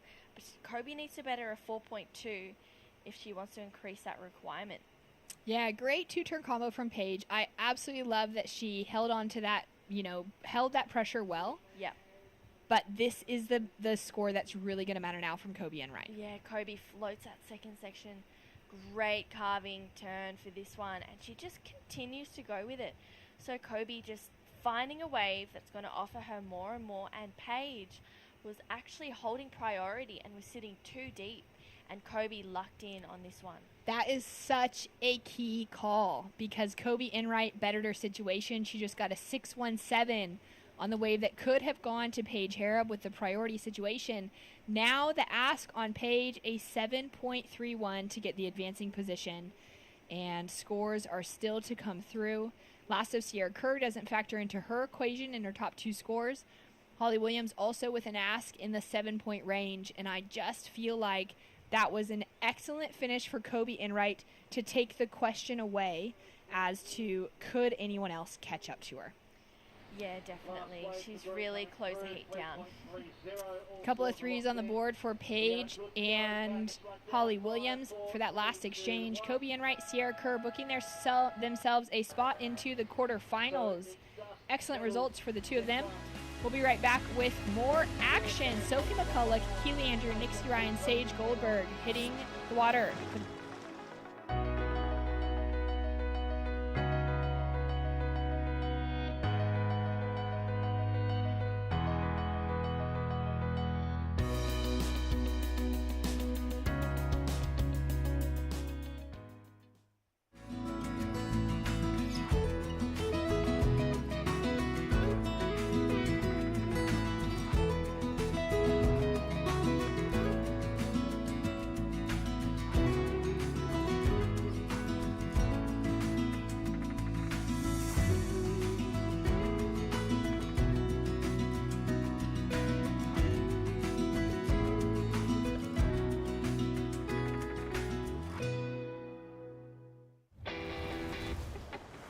Through my internship at the WSL, plus the personalized experiences and support I have access to at Bond, I know I'm well on the way to becoming the entrepreneur I want to be.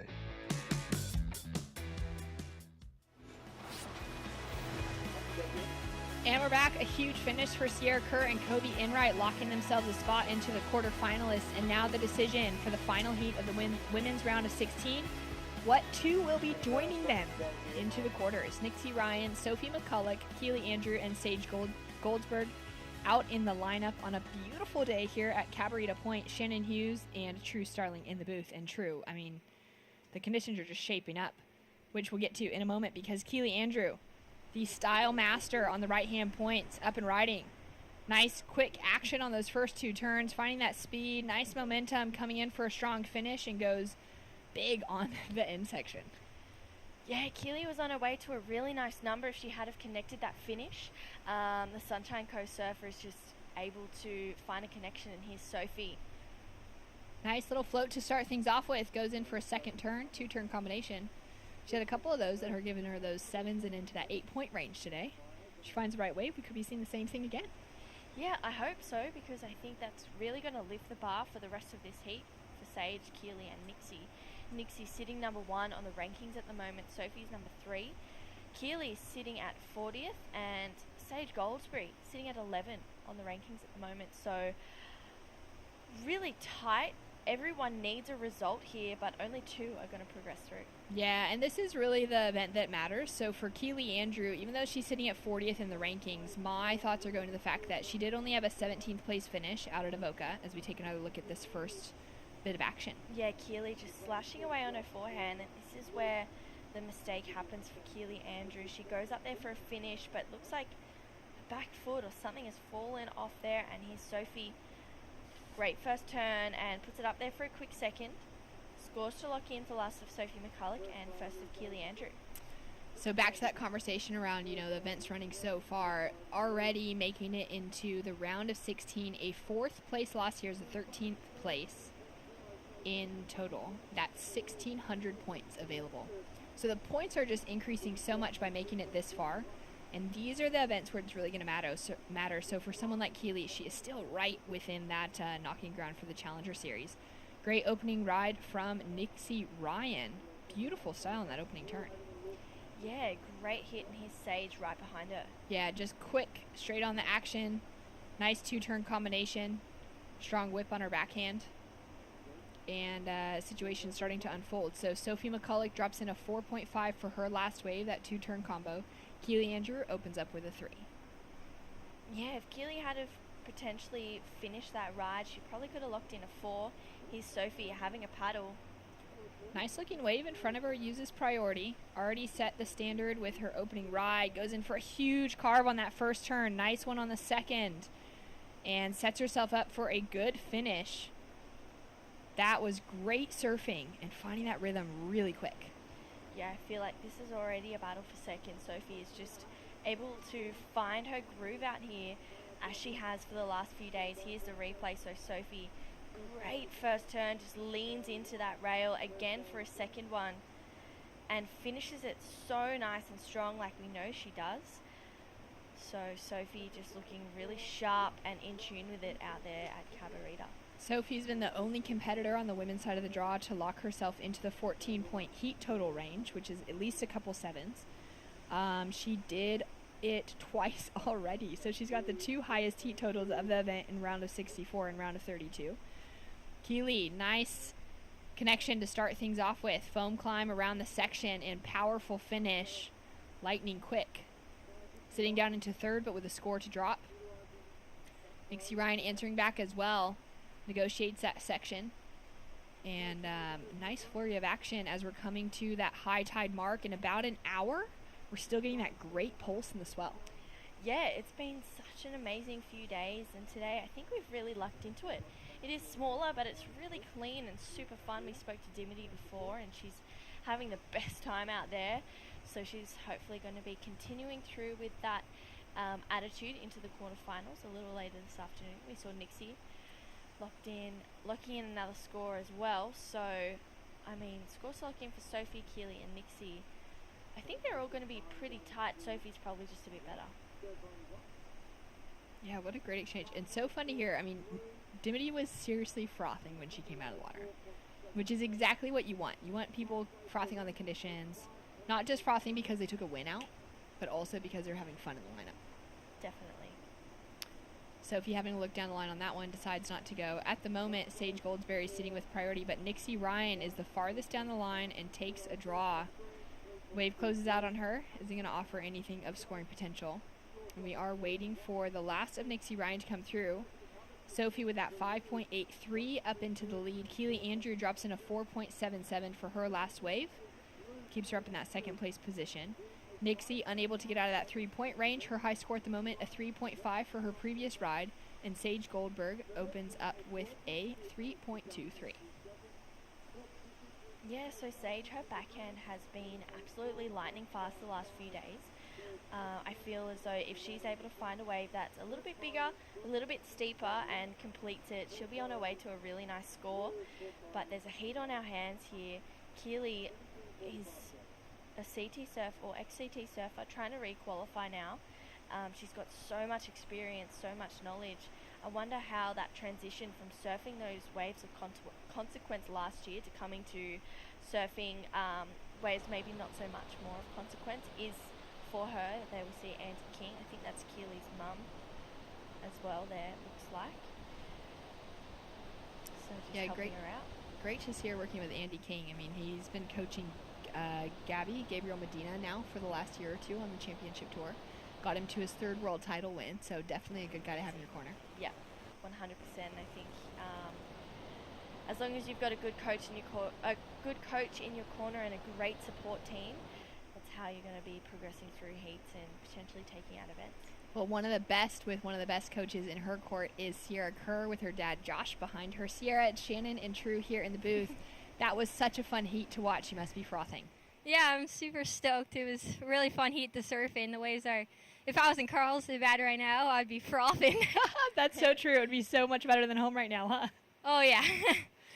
Talk to me about making it into the quarterfinals again here at Tweed. Yeah, I'm super stoked. Like, when coming into this event, I'm like, oh, I'd be so stoked to get back in the quarters. My goal is to get into semis, and that was, like, where I wanted to get. So hopefully I'll be able to do it. Amazing. And what have you and your dad been working on behind the scenes when it comes to competition surfing? Oh, we don't really adjust to the competition. It's just go out, have a free surf, and go get some fun waves and have some fun. That's so good. Well, it definitely seems like you've got the right attitude out there. You're having fun. You're going to keep trying for those airs, especially? Oh, yeah. If a section comes, I love doing them, so hopefully I'll get some more. So fun. Can you just break down those grabs for me? Because that's the one thing in airs that I just don't understand.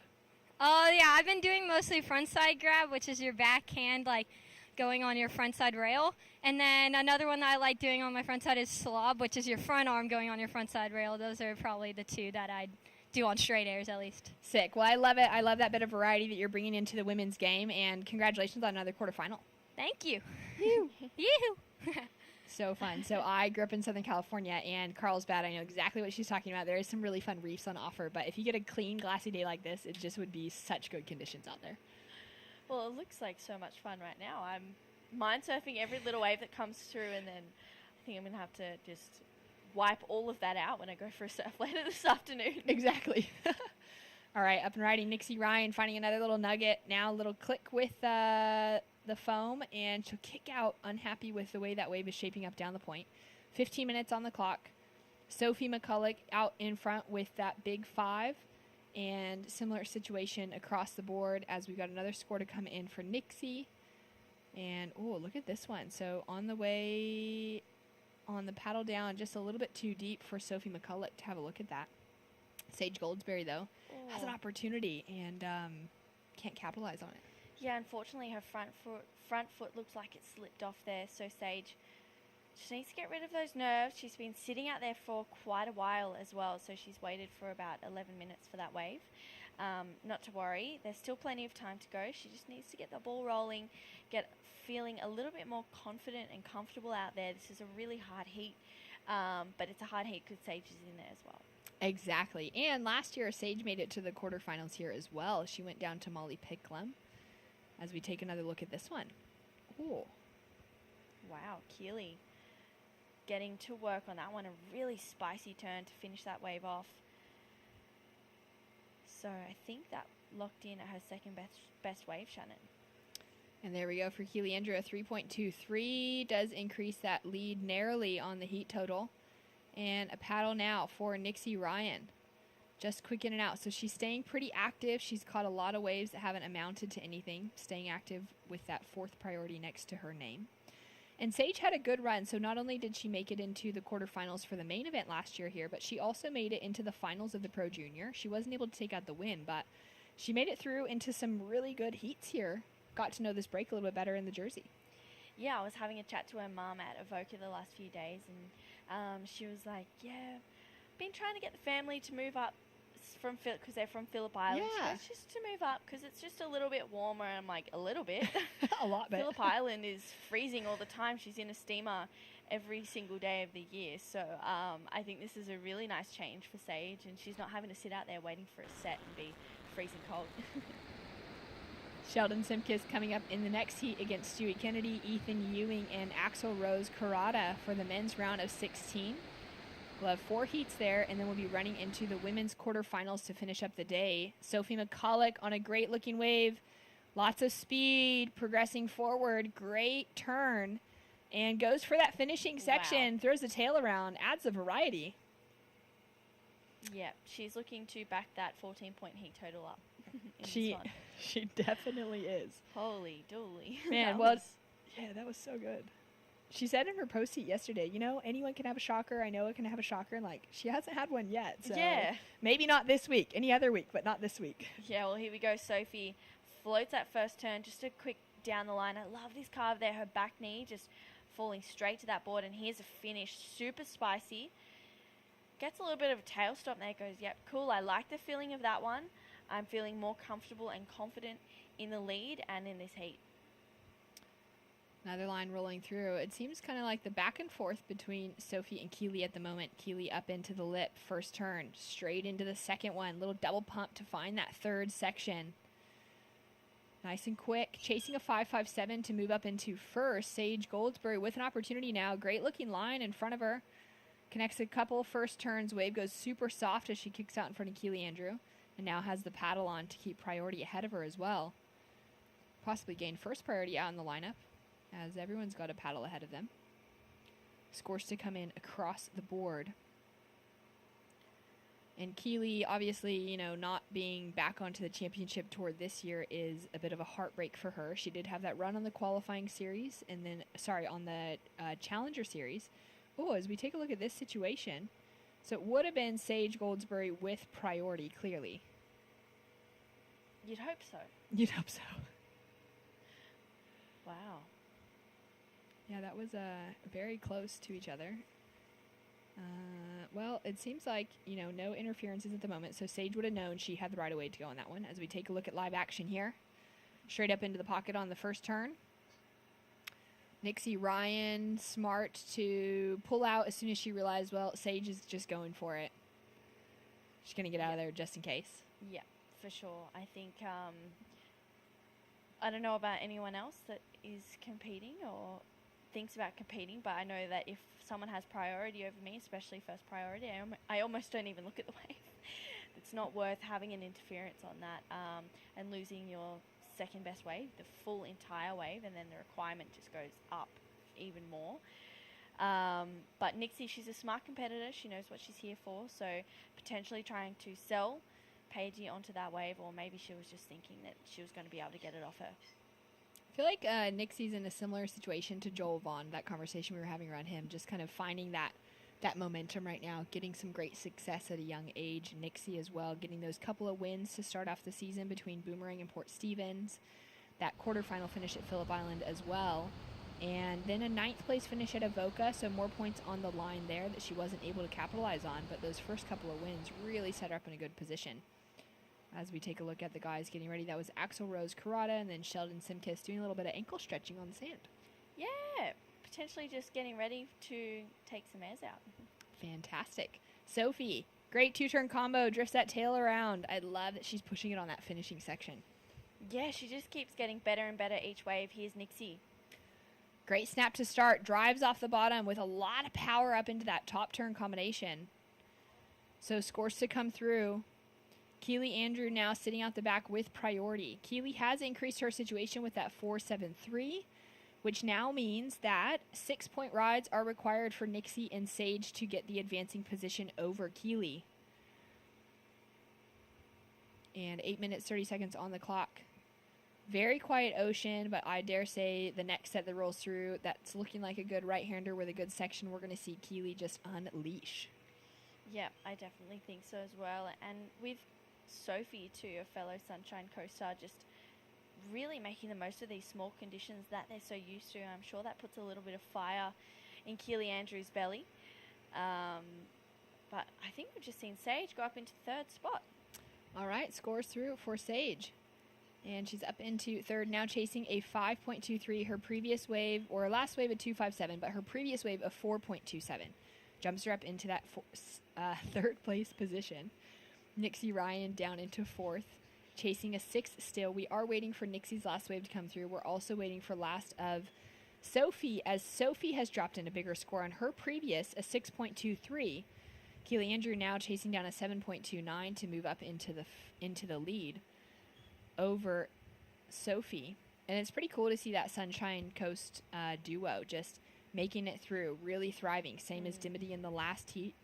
And Sophie's definitely kind of that next one that's coming up from that crew and that generation, where Keely and Dimity have paved the path. Dimity first on the championship tour, and then Keely met her there. And then now we're seeing Sophie within that same conversation really starting to knock on that door. Yeah, definitely. I feel like Sophie has been in that conversation for a little while, but she hasn't yet really capitalized on any good heats. In the Challenger Series, she had an okay run. Didn't really do, I'm sure, what she would have liked to have done, which is qualify for the Championship Tour.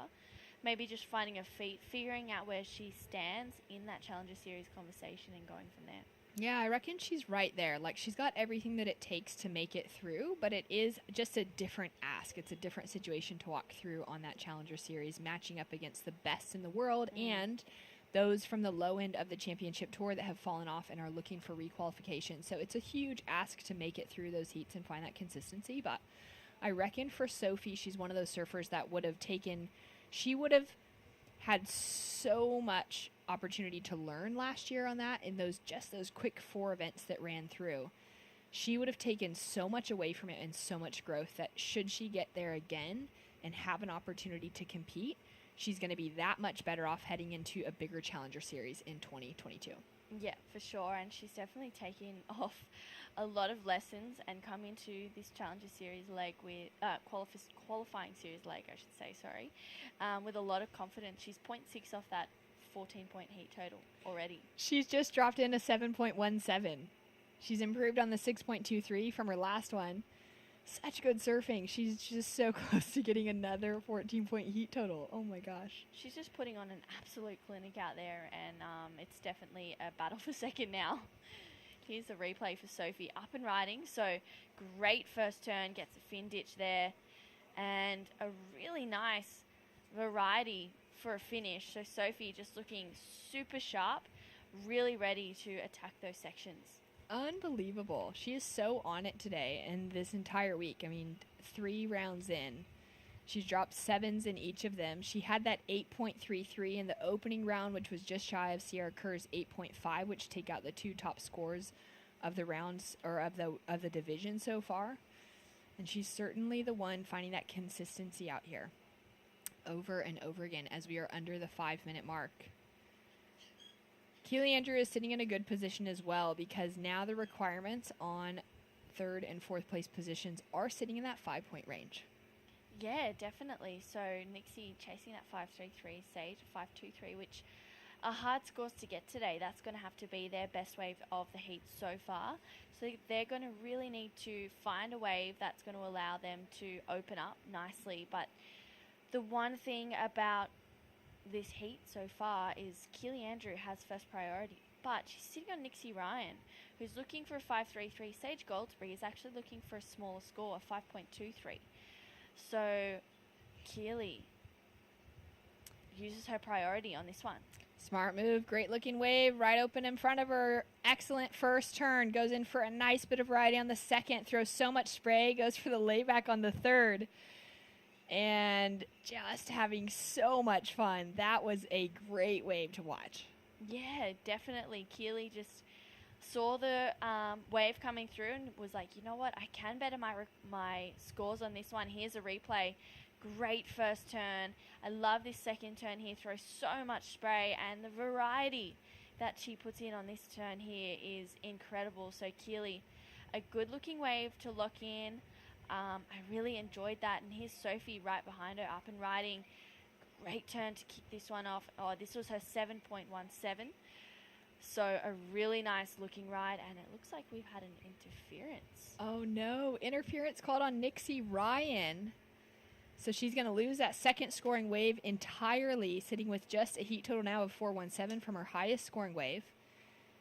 And we're going to take another look at this one from Keely, that comparison between Sophie McCulloch's 2-turn combination getting her into the 7-point range, and now this with a really nice wrap down the line. Yeah, I think the judges are just going to eat this up. Every turn was different. Nothing was the same. And she made it really exciting for her. So a really nice looking score to lock in for Keely Andrew. I'm wondering where this interference came from with Nixie Ryan, which she's looking for a 9.5. Last of Keely Andrew is probably going to make that a lot trickier for Nixie. So we could be seeing a really big upset here. Wow, this is crazy to see this unfolding. Scores to come through now for Keely Andrew. Score to come through as well for Nixie Ryan. We are just going to have that single score counting for her. And I'm so curious to see where the judges are going to go with Keely's score. So she's chasing that 8.63 to take the win over Sophie. And I was just remembering back to, within Keely's championship tour year, she made 2 finals on the championship tour. In 2017, it was a final at Trestles against the great Silvana Lima from Brazil. In 2018, she finaled right here on the Gold Coast, just up the road, against Lakey Peterson out of California, who's gone on to be both Lakey and Sage massive world title threats. And Keeley shows us that experience, dropping in a 7.83, the highest wave of the heat so far, shy of the 8-point requirement to take the lead, but a massive requirement now on the field, an 8.33 needed for Sage. And now Nixie Ryan in a combination situation as we take a look at the interference situation that unfolded before with Nixie Ryan getting an interference. Yeah, wow. Okay, so this is the wave that landed that interference for Nixie. So white on green is what they would have heard over the beach commentary. Massive upset for Nixie Ryan. She's now looking for a 12.6 to advance, which we all know is impossible. We're scored on a scale out of 10. So Nixie Ryan, she was hoping to get further in this draw. A round of 16 is going to have to do for her. Down to 45 seconds on the clock, and a shock for our number one in the ranking. Nixie Ryan will go out. She was still going to be chasing big scores regardless because Sage Goldsberry, with a similar heat total prior to the interference for Nixie, is chasing an 8.33. Both Sophie and Keeley have found massive scores out in the lineup. So it would have been a tough ask on the number one ranking coming into it for Nixie to get into that 8-point range. But now out of the equation, and a disappointing moment for the young superstar coming out of this Australian series. Yeah, you can just see the frustration there for Nixie. Unfortunately, sometimes things like that happen, and I was surprised they didn't call the interference earlier, to be honest. I agree with you. Just because she was so close, and we've seen a few other ones where someone's dropped in. Even yesterday between Dimity and Macy. Macy had that first big turn, as we see Sophie on a bit of a victory lap here, just having some fun after the buzzer. Macy dropped in, but she kicked out well before ever getting into that scoring range of Dimity Stoyle dropping in down the line. We've seen it plenty of times throughout today, but it was just too close for Nixie Ryan right underneath Sage Goldsberry. So there we go. Sophie McCulloch in. She doesn't meet her 14-point heat total. What a shame. She's only gotten a 13.4 for that last one. Keely Andrew in with the highest wave of the heat. And we do have an update in the rankings, which is so exciting because the women's quarterfinals have been met. We've just seen number one in the rankings go down in Nixie Ryan. Philippa Anderson also out, who was sitting number 4. Ellie Harrison all the way down to number 9 now, also out. Macy Callahan takes the first place position in the rankings. Wow, huge upset, Nixie Ryan out of the draw. That's definitely something that we didn't see coming. Sophie McCulloch, Dimity Stoyle, Zolly, Kelly, Elise Cooper in great positions, as well as Kobe Enright. And now Sierra Kerr enters the conversation up from 15th in the rankings. Now to number 10, still with points to come, should she make it past the quarterfinals. There's a lot on the line. Pay attention. Men's round of 16 coming up with Stace and Rabbit to call to action.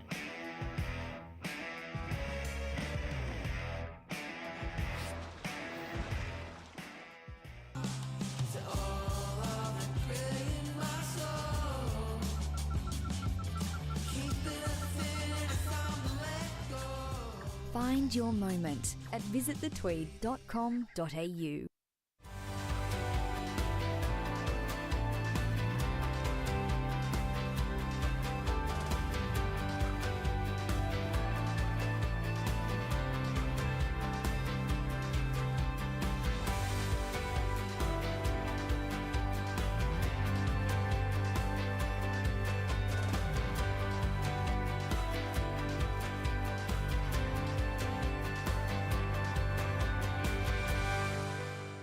Starting the day with freshness, giving us the energy to paddle out and live life to the fullest. All natural and organic, a superfood bursting with flavor and taking you to your own piece of paradise. Sharing moments with friends, sharing them with Oakberry.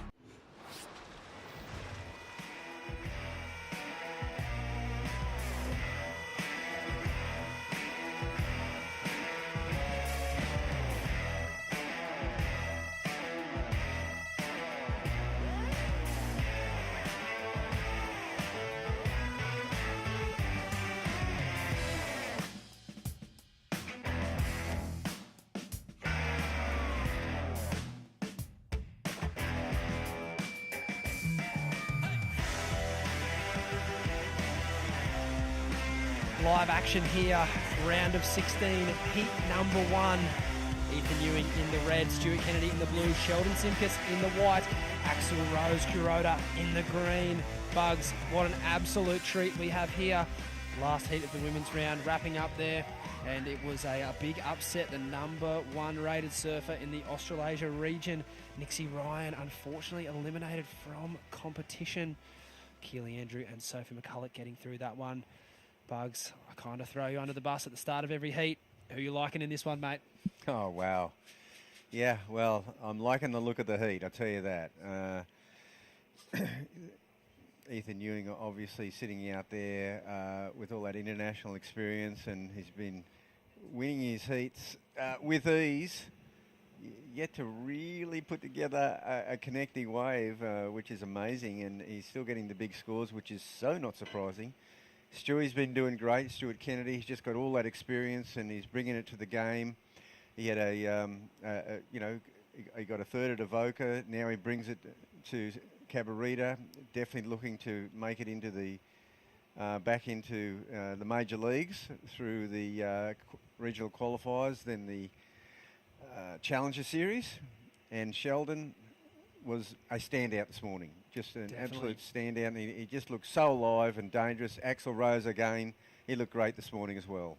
I just bumped into Darren Hanley making Sheldon's equipment and Ethan's in this heat, but he mentioned Sheldon has a good epoxy under his feet, but he's actually got 3, which is a very advantageous position for a surfer to be in. Having that much good equipment under his feet, he must be feeling confident coming into this event. He'd be pretty stoked to chalk up a few more heats here. Sheldon rated down at 56, which is not a spot where he'd want to be. This is the live rankings here. We've got Kalani Ball still live in the event. Mikey Madonna, Stewie Kennedy, Jacob Wilcox, Joel Vaughan, all still going. Unfortunately, Billy Stammen eliminated from competition there. And the young fella, Oscar Berry, doing very well. Kihu Butler and Kobe Clements also still charging in this event. So it will be a very tight finish here. Kalani Ball, potentially the only surfer that can really put it away. We've got a hungry pack chasing, still live in the draw. Chris Zaffis, Caius King, Cooper Davies and Axel Rose in this heat right now. So they will be looking to jump into that top 9. We will offer 1 wild card. So that will round out our top 10. That will make up the surfers heading into Snapper, which is going to be an exciting showdown. But these surfers first have got to get through this event, post the biggest result they can, and then back it up down in Newcastle, and that'll set us up with the top 9, Bugs. Yeah, it's really interesting. It's poised. The big points are about to come into play. And here we see Sheldon. He was the deepest surfer. Oh, Sheldon Simkus. Speed to burn. A beautiful floater. And my word. I'm absolutely speechless, which is a rarity for me. To be able to perform a carving manoeuvre like that on that size of wave, that just screams big score to me, Bugs. Oh, yeah. I mean, Sheldon looked the goods this morning. He's an amazing surfer, and this is like small snapper. And look at this wave, the incredible snaps afloat. Look at the speed he comes around this section. Yeah, jams it back. We're going to see a big score here. Even just on those smaller turns, just looking alive. Darren sort of made the comment, some surfers are epoxy surfers, and he thinks that Sheldon might be one of those guys.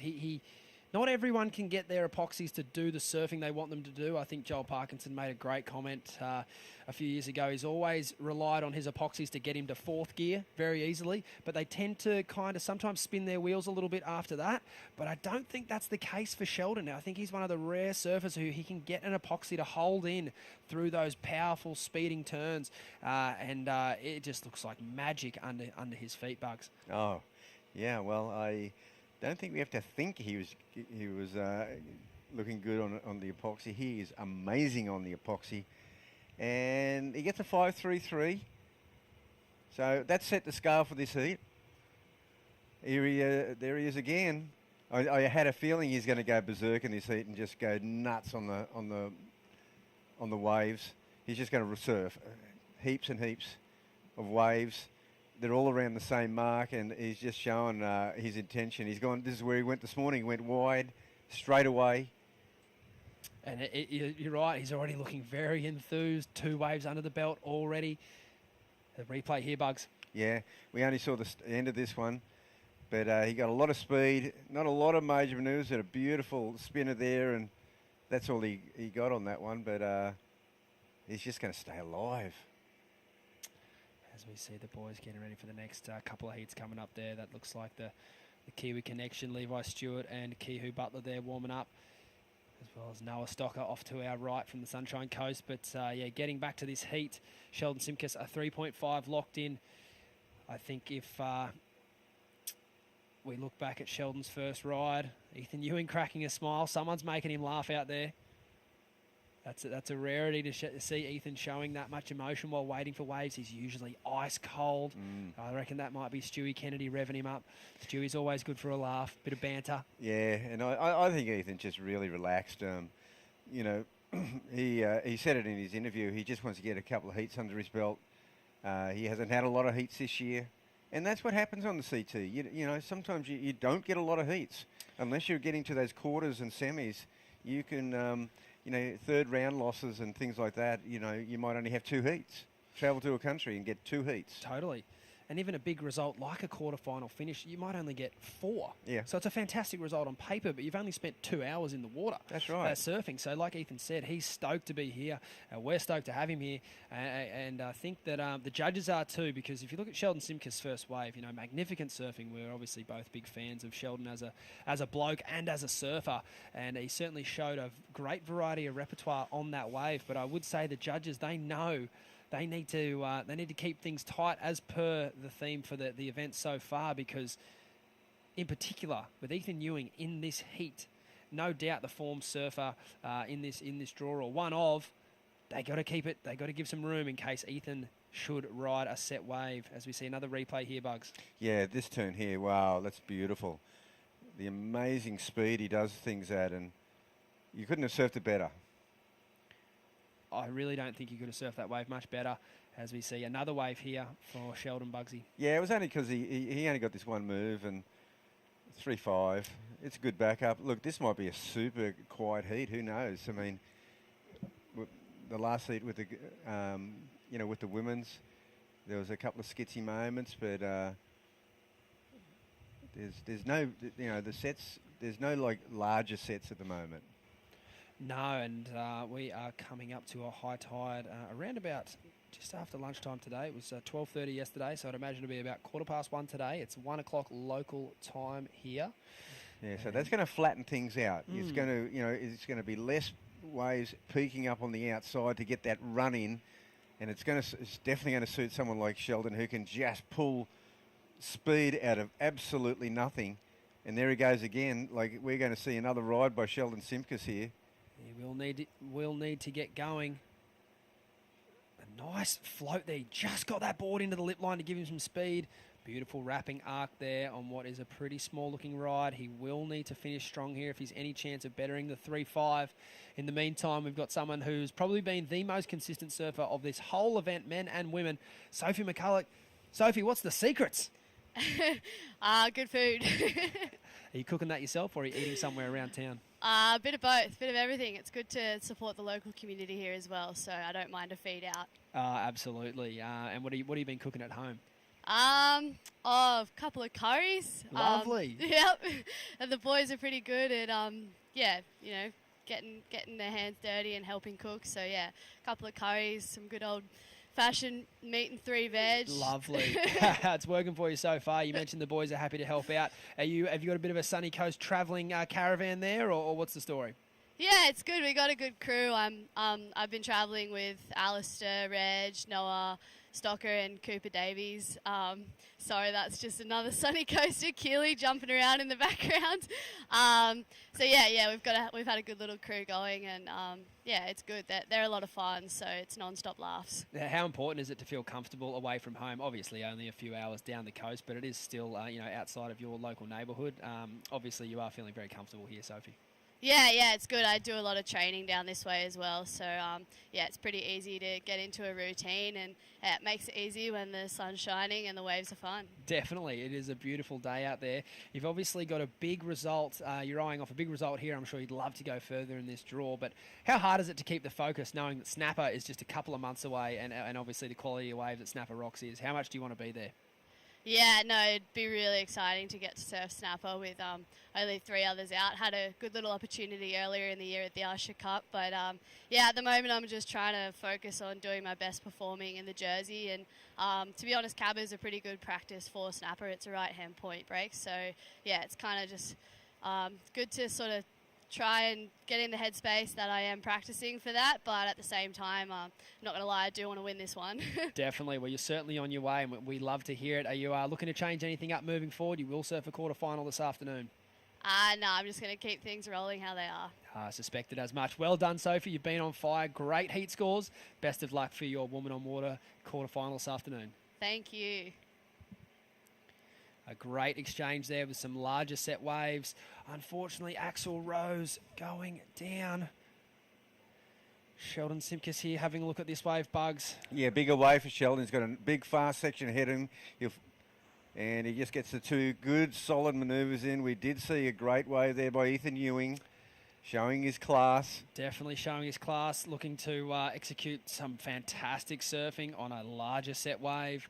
So the judges have done a fantastic job there with Sheldon's score. They've given themselves plenty of room now to fit Ethan Ewing's in. I would suspect above that, a larger wave with some pretty committed turns. Yeah, well, Stewie got a wave, but he kind of bogged it. Didn't get that much going. We've got a score coming in. Here we see Stewie just didn't get around that section to finish it off. But this wave here, he gets a couple of slick moves in. Wow, Oh. huge floats over there. And he adjusts his feet and slams it. Great snaps, a combination. He did about 4 different manoeuvres on that wave. Variety is right there with the power. For a bloke who's had multiple ankle surgeries, his ankle mobility is phenomenal. Axel Rose here, Bugs. Oh, this was potentially going to be the second best wave of the heat. And Sheldon, another good one for Sheldon.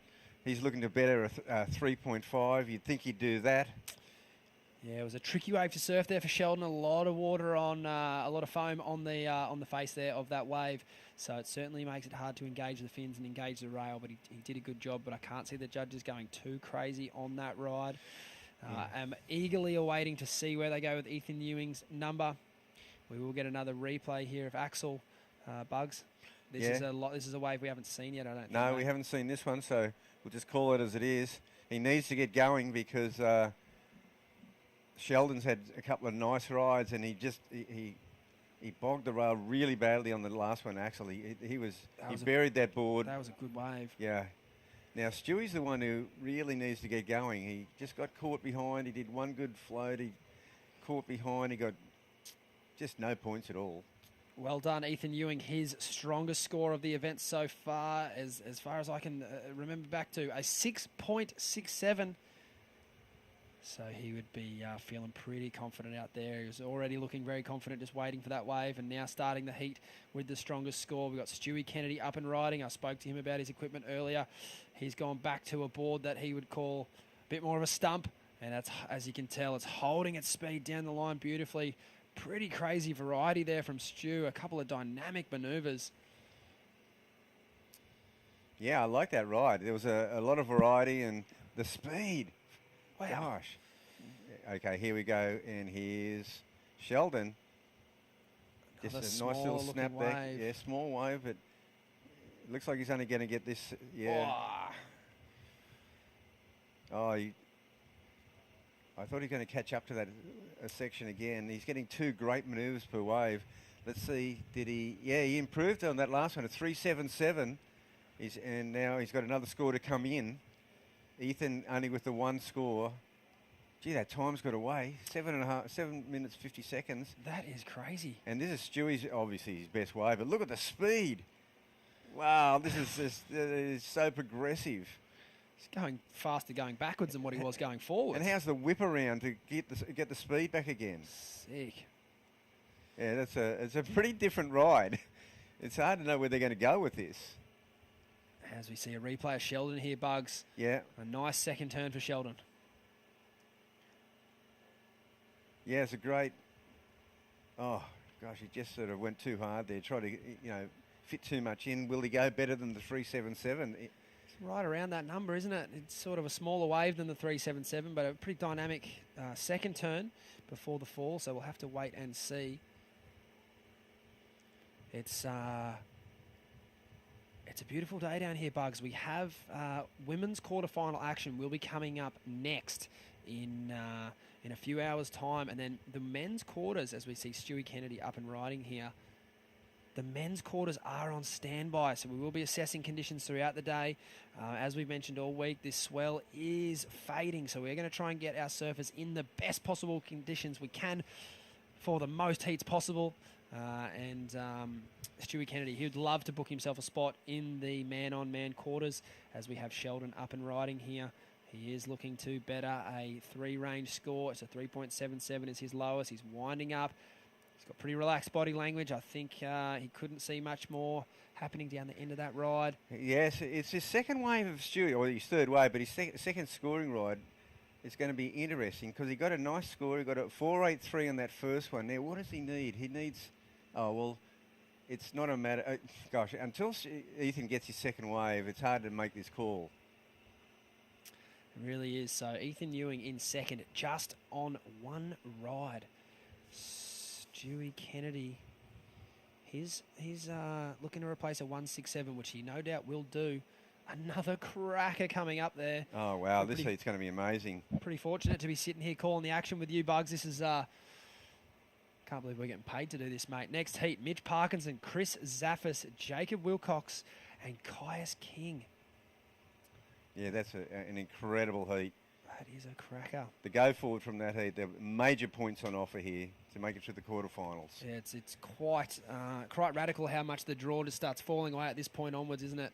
Obviously, we'll be down to 8 surfers after this once we get into that next round. Gosh, Stewie, look at that. They are 4.77 for that next one. It's a pretty good score there for Stewie, all things considered. It was a pretty small wave. So he did very well to manufacture that score there. I think the judges have done a great job to keep that score. I did like Sheldon's earlier 5.33 a bit better just for the flow and power in that final carving manoeuvre of Sheldon's. So, they've got their kind of set wave scale, Ethan Ewing with the 6.67, but then as for the smaller rides underneath with some pretty dynamic surfing, we've got Sheldon Simkus with the 5.33 and Stewie Kennedy with the 4.77 in what most mere mortals wouldn't able to get their feet on those style of rides, Bugs. But these boys, talent to burn. Well, Ethan has let a couple of waves go through here, and gosh, he needs a 2.43.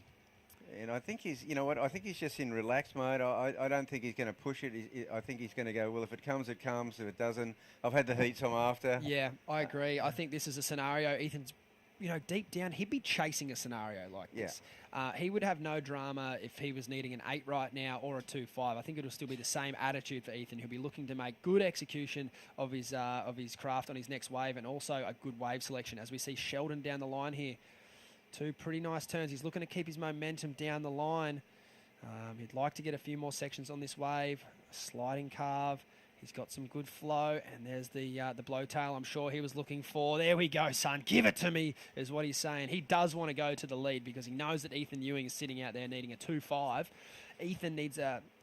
Sheldon needs a 4.27 to go to the lead, which would then put Stewie Kennedy at risk. Bugs, here's Sheldon. Yeah, that first turn, excellent start there, Shelley.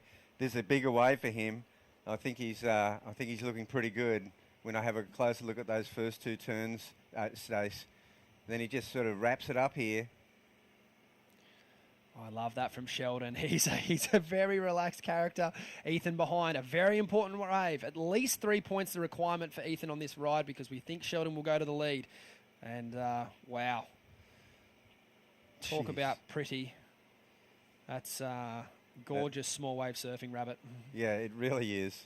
Yeah, he got that one. So now 2.49. He's going to need more. He will need about a 3 by my, potentially a touch more. Yeah, I think he might need a 4. I think he might need about a 3.05 if Stewie's about half a point there in front Stewie, of Sheldon. Yep. Sheldon's going to go to the lead, we feel, on that last ride. So we could see a bit of a flip here in the situation. This is where there are pressure on the judges to get these scores in a timely manner, so the surfers can obviously operate on that. 5.83. Done it. Sheldon's a 5.83. That's a well-judged ride, and they got it in time. So now Stewie knows he'd have to see Ethan's last ride, and Sheldon needs a 2.9. Ethan needs a 2.93.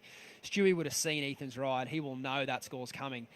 Look at this, a wider one again, exactly where Sheldon was, way down the beach.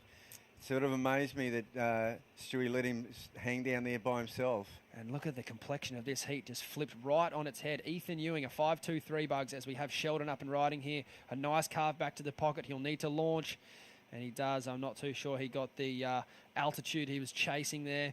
So back to the drawing board for Sheldon. Stewie Kennedy with second priority. Axel Rose with first. Yeah, I can't believe Stewie's just hanging up there. It sort of amazed me.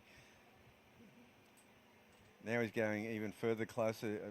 I thought he'd be coming the other way, absolutely for sure, to make some distance between him and Axel Rose, because unless they see something coming, but Stewie's in second priority, he hasn't got a chance of getting the next wave. And Sheldon has done what he's done in his early heats, gone wide, and it has paid off unbelievably. It has. He's got a fantastic read on this lineup. He's got a good grip on second place. Stewie Kennedy, he has a pretty advantageous position in the fact that he's got second priority, and Axel Rose is nowhere near him, so Stewie should get the first look at a wave if he wants. We've got Ethan Ewing off the edge. We'll come back to Ethan in a minute, as we see now. Incomplete from Ethan. This is Axel Rose's chance to get an 8.09. He would need to go huge. He does go huge. That could be his best ride for the heat. I'm not too sure it's going to be up in that excellent range. I don't recall an excellent score for the men so far. Bugs, correct me if I'm wrong. So it would need to be the first one of the event. Oh, he needed 2 waves, and he fell on his other good wave. So it sort of took him out of the picture, really. And then he went super deep and waited for something very special. Now, Stewie, he's blowing up. He's got the fire, which I love. I did speak to Stu the other day, and his intentions are clear. He would love to be back on the Challenger Series and ultimately back on the World Tour. Well, he's got a 9th here. And he's got a decent result here. He will need a big result at Newcastle, where he is fully experienced down there. He's surfed plenty of events, so we wish Stu and Axel all the best down there.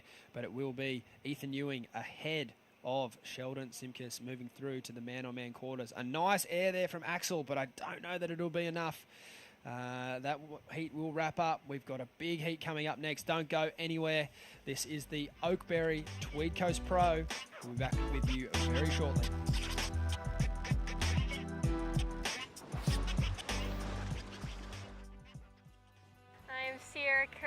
Today we went around the Tweed and we got some good food, went surfing, went fishing, played some golf. Yeah, it was a super fun day. Some of my first memories of surfing Tweed are just exploring the beautiful back beaches, having some fun surfing around with my dad. All the beaches all the way down the Tweed coast are just coves with headland after headland, and it's just so beautiful. This whole Tweed coast region is very, very special to me.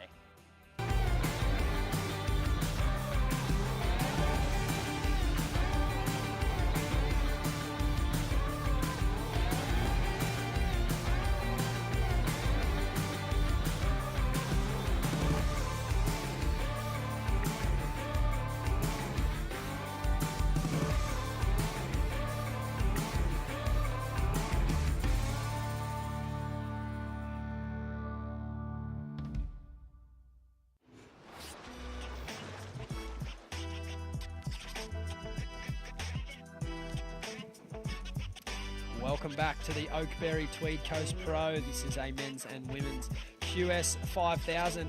In the water, we have Mitchell Parkinson, Chris Zaffis, Jacob Wilcox, and Caius King.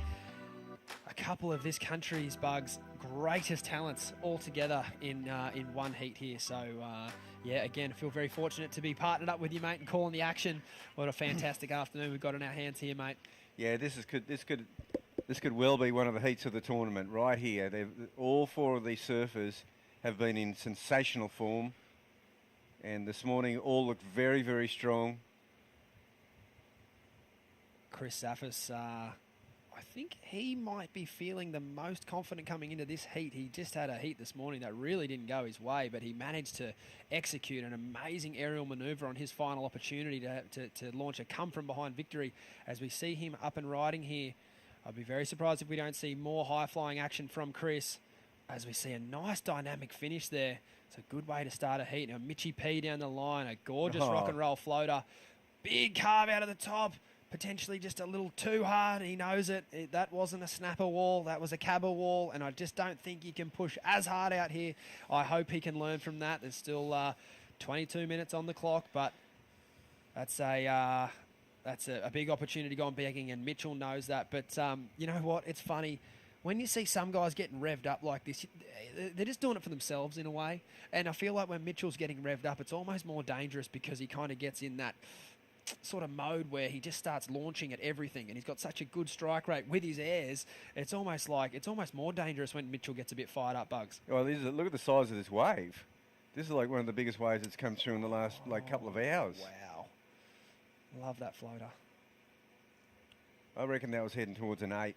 I agree. Like a 7, for today. So a 5. Yeah, that's right. No, it's good surfing there from Chris Zaffis, and unfortunately a bit of a mistake there for Mitchy Parkinson. Something's happened with Caius's fins. We have got, let's see now. We've got rides coming for Caius and Mitch. So the way that Caius looked at his fins in, you think something came unstuck. So it's been a bit of a weird start. Chris Zaffis, wow. He got that 3.67. It's not safe in this territory. Well, Mitch Parko with a 3. Yeah. That was a 4-point carve. You're right. It was a big, big turn. Yeah. Here's Caius. We don't know what he's done here. A good start, though. Oy, he had that. He had that. And this morning he had him on lock. Now, Jacob Wilcox is the one who's been having slow starts in the early rounds. And Chris Zaffis again on a smaller wave, but down the line, he's surfing with a lot of intent. He's really aggro today. He sees a big opportunity. He does, and he'll further extend his lead here with another nice ride. And he's already caught more waves in 5 minutes than basically what he did in his whole heat earlier this morning. So he's done very well there to get himself on the board. One thing I'd like to sort of pay credit to is just how well these gentlemen and women are surfing these smaller waves. I mean, they're making it look so fun. Good small wave surfing is a very difficult task, and I think if you notice the body language in the feet and the ankles and the knees, and everything's engaged. Mitchell's got to drop that earlier mistake. I can still see a bit of hand gestures there. He's got plenty of time left on the clock. He knows he's got the skill set to do it. But no one's done anything. Exactly right. Yeah, it can be frustrating when you hear your competitors, 6.57, 6.57, but that's not the case. Only a couple of 3s and 2. Chris Zaffis is the only one with a 4-point ride. Everything else is below. So it's almost like your heat starts now. Everyone's in the same boat here. Jacob Wilcox yet to stand up with priority. He's looking really sharp, even though he's sort of surfing on a bit of a bung knee at the moment. He mentioned earlier it's almost simplifying the task for him. He's not overthinking things. He knows he needs to find a decent wave with decent sections, and if he does that, he can showcase his surfing. I don't think you'll see Jacob grovelling around too much like Stewie Kennedy or Sheldon in that prior heat. He'll be on looking to find waves similar to that of Ethan Ewing that offer him plenty of scoring potential. Yeah, it's amazing how they're positioned here. Chris Zaffis doing a Sheldon, just getting out, going very quickly, coming wide. Caius has joined him down here on the wide bank. Jacob Wilcox is coming down to join both of them. And Mitch Parker sitting up the point by himself. So now looks like Mitchy P Chris- might have summoned a wave here to himself. We'll see how it plays out. It might be a bit miragey, not quite the size of wave he's looking for. No, that wave was a real gift. He was in incredible position to get it, and it came from deep, and it was going to go all the way. I mean, it was definitely going into the sixes. Yes, yeah, you'd have to think so. 3 points even with the fall. And it certainly looked like that wave was growing down the line. You can forgive Mitchell for getting a bit far ahead of himself there. We hadn't seen a wave like that all day. So he'll have to go back to the drawing board here. But there's been really no advantage lost. He's got second priority. There's been no scores. Chris Sauer's got a 4. Kais has got really nothing on the board, and Jacob Wilcox absolutely nothing. So this heat's wide open. It is indeed. So we're going to have a look at the live ratings here. We have just seen Stewie Kennedy eliminated from competition. We have Jacob Wilcox in the water at the moment. So Jacob Wilcox, in a very, very important heat for him. If he can keep things going, he'll be very stoked. There we have Sheldon Simkus still live in this event. He's currently climbed 44 places. An absolutely mammoth job from Sheldon, and he's still alive, so he can keep that run going. I think a lot of these surfers, they would like to secure their spot on the Challenger Series at this event. They don't want to take it down to Newcastle. They don't want to leave it up to chance. They want to get it done here. And it almost sort of reminds me, Bugs, a little bit of how the season used to finish in Hawaii with the 2 big events at Haleiwa and Sunset on the international circuit. Now here in the regional series, it's sort of the same. We've got the Tweed Coast 5000 and the Newcastle 5000. So many points on offer. That whole ratings could get flipped on its head by the end of Newcastle. Oh, totally. And that's the amazing thing about this. It's been a good regional qualifying tour. And now we come to the big, the really big points are on offer. 10,000 over 2 weeks. There's been plenty of surfers over the years that have fulfilled their dreams to get to the top of their ratings in Hawaii. Dusty Payne comes to mind. Adam Melling's done it a few times. Pancho Sullivan. Pancho Sullivan earlier to that. It's like, it's where the pressure is. It's where the most is at stake. But if you can get it done, you would go into that Challenger Series feeling pretty bulletproof, I reckon, Bugs. You sure would. And, the Aussies fared pretty well last year in the Challenger Series. They did, didn't they? Jackson Baker, Caleb Robson. Liam O'Brien obviously graduating as well, but unfortunately suffering an ankle injury. I saw Liam the other day. He's been training hard and rehabbing that injury. I think he would like to see himself back sooner rather than later.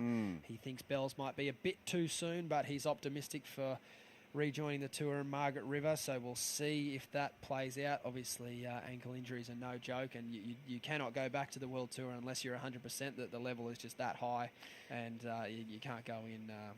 You can't go in half cooked. Yeah, of course, the other big factor is the cut-offs after Margaret River. What do you think about the cut-off, Bugsy? You've been a part of the administration for a very long time now, obviously stepping back in recent years, but you were at the helm there for a while. Was there any talk of a mid-year cut-off back in the day? Oh, it happened when I left. The first time they ever did it, it didn't last long. One season?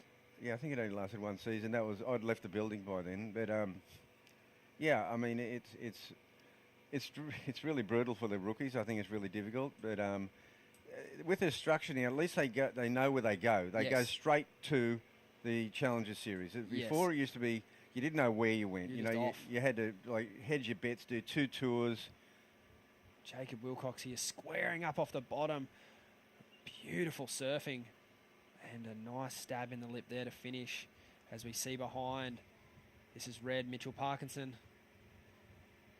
He'll be looking to launch here. Not going to happen, so he does a nice roundhouse cutback. The board carrying plenty of speed through the dead water. A little check there. Not too sure if he got any major manoeuvres out the back, so he will head back out. He might hang wide. I mean, he's an opportunistic kind of surfer. He is. I almost think he does his best work probably under that priority, Bugs. I do too, yeah. He's very crafty. He's very clever at reading the ocean. He can turn scores into... he can turn anything into a score. He doesn't need a long ride. He could just have a short one. as we see a wave approaching here. A beautiful shot of the Cabarita headland. Mitchell Parkinson, a nice floater. Oh, he did have a few turns earlier in this wave, Bugs. Yeah. He got a nice float. It was a real down the line kind of wave.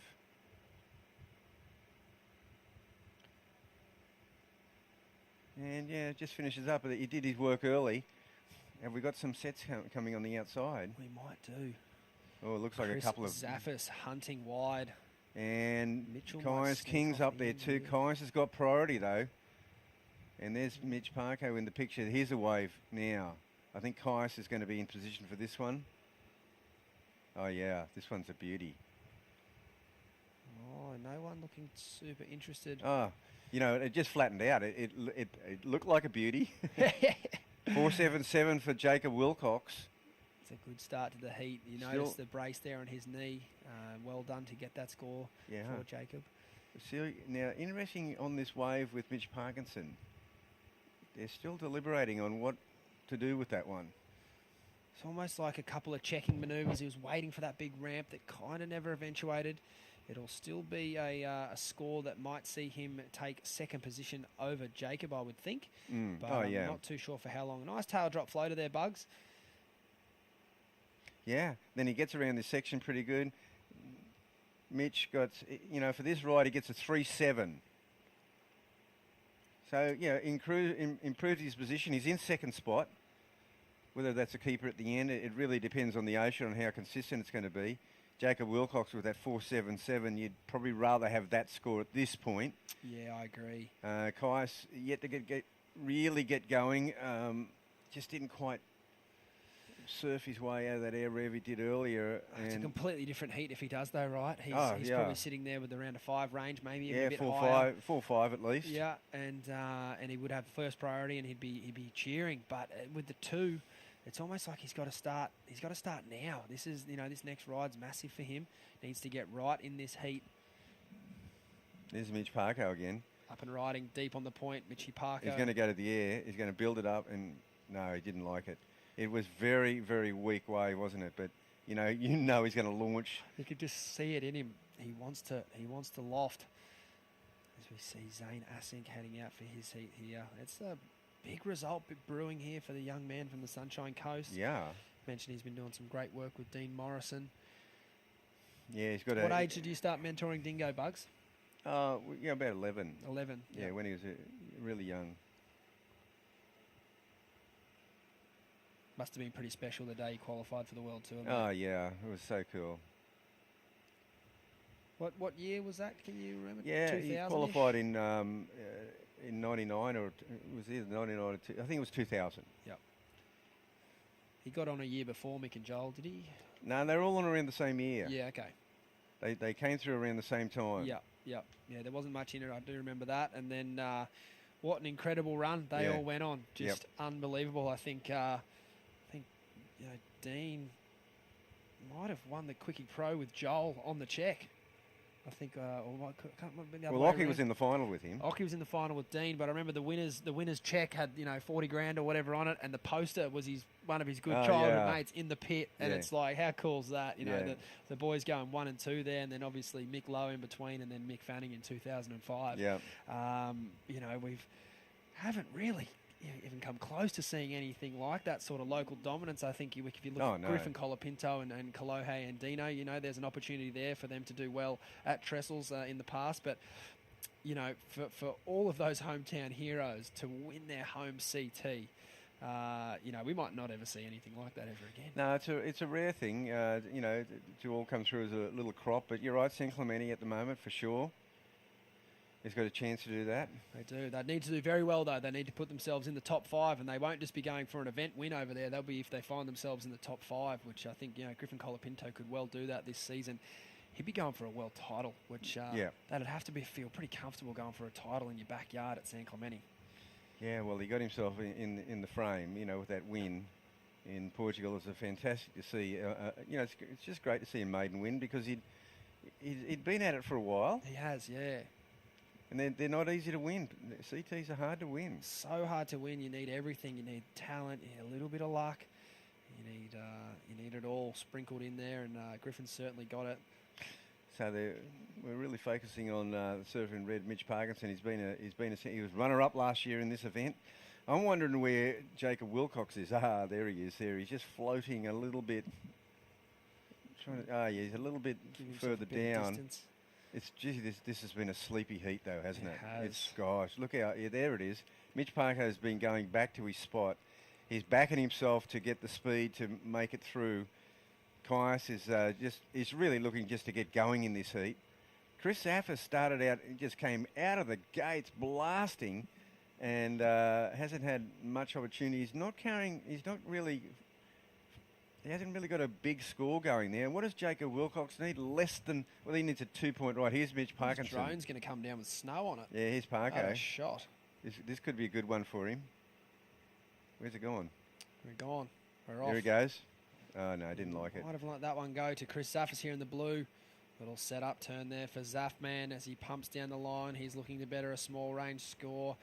And I'm going to go right out on a limb there and say no dice. They're looking to improve on a 3.67 there. However, he did stop Mitch Parkinson from riding that wave. If Mitchell was to ride that wave, he probably would have improved his situation, which, could have threatened Chris's situation. But at this stage, it was a pretty short and sharp ride there from Zaffis.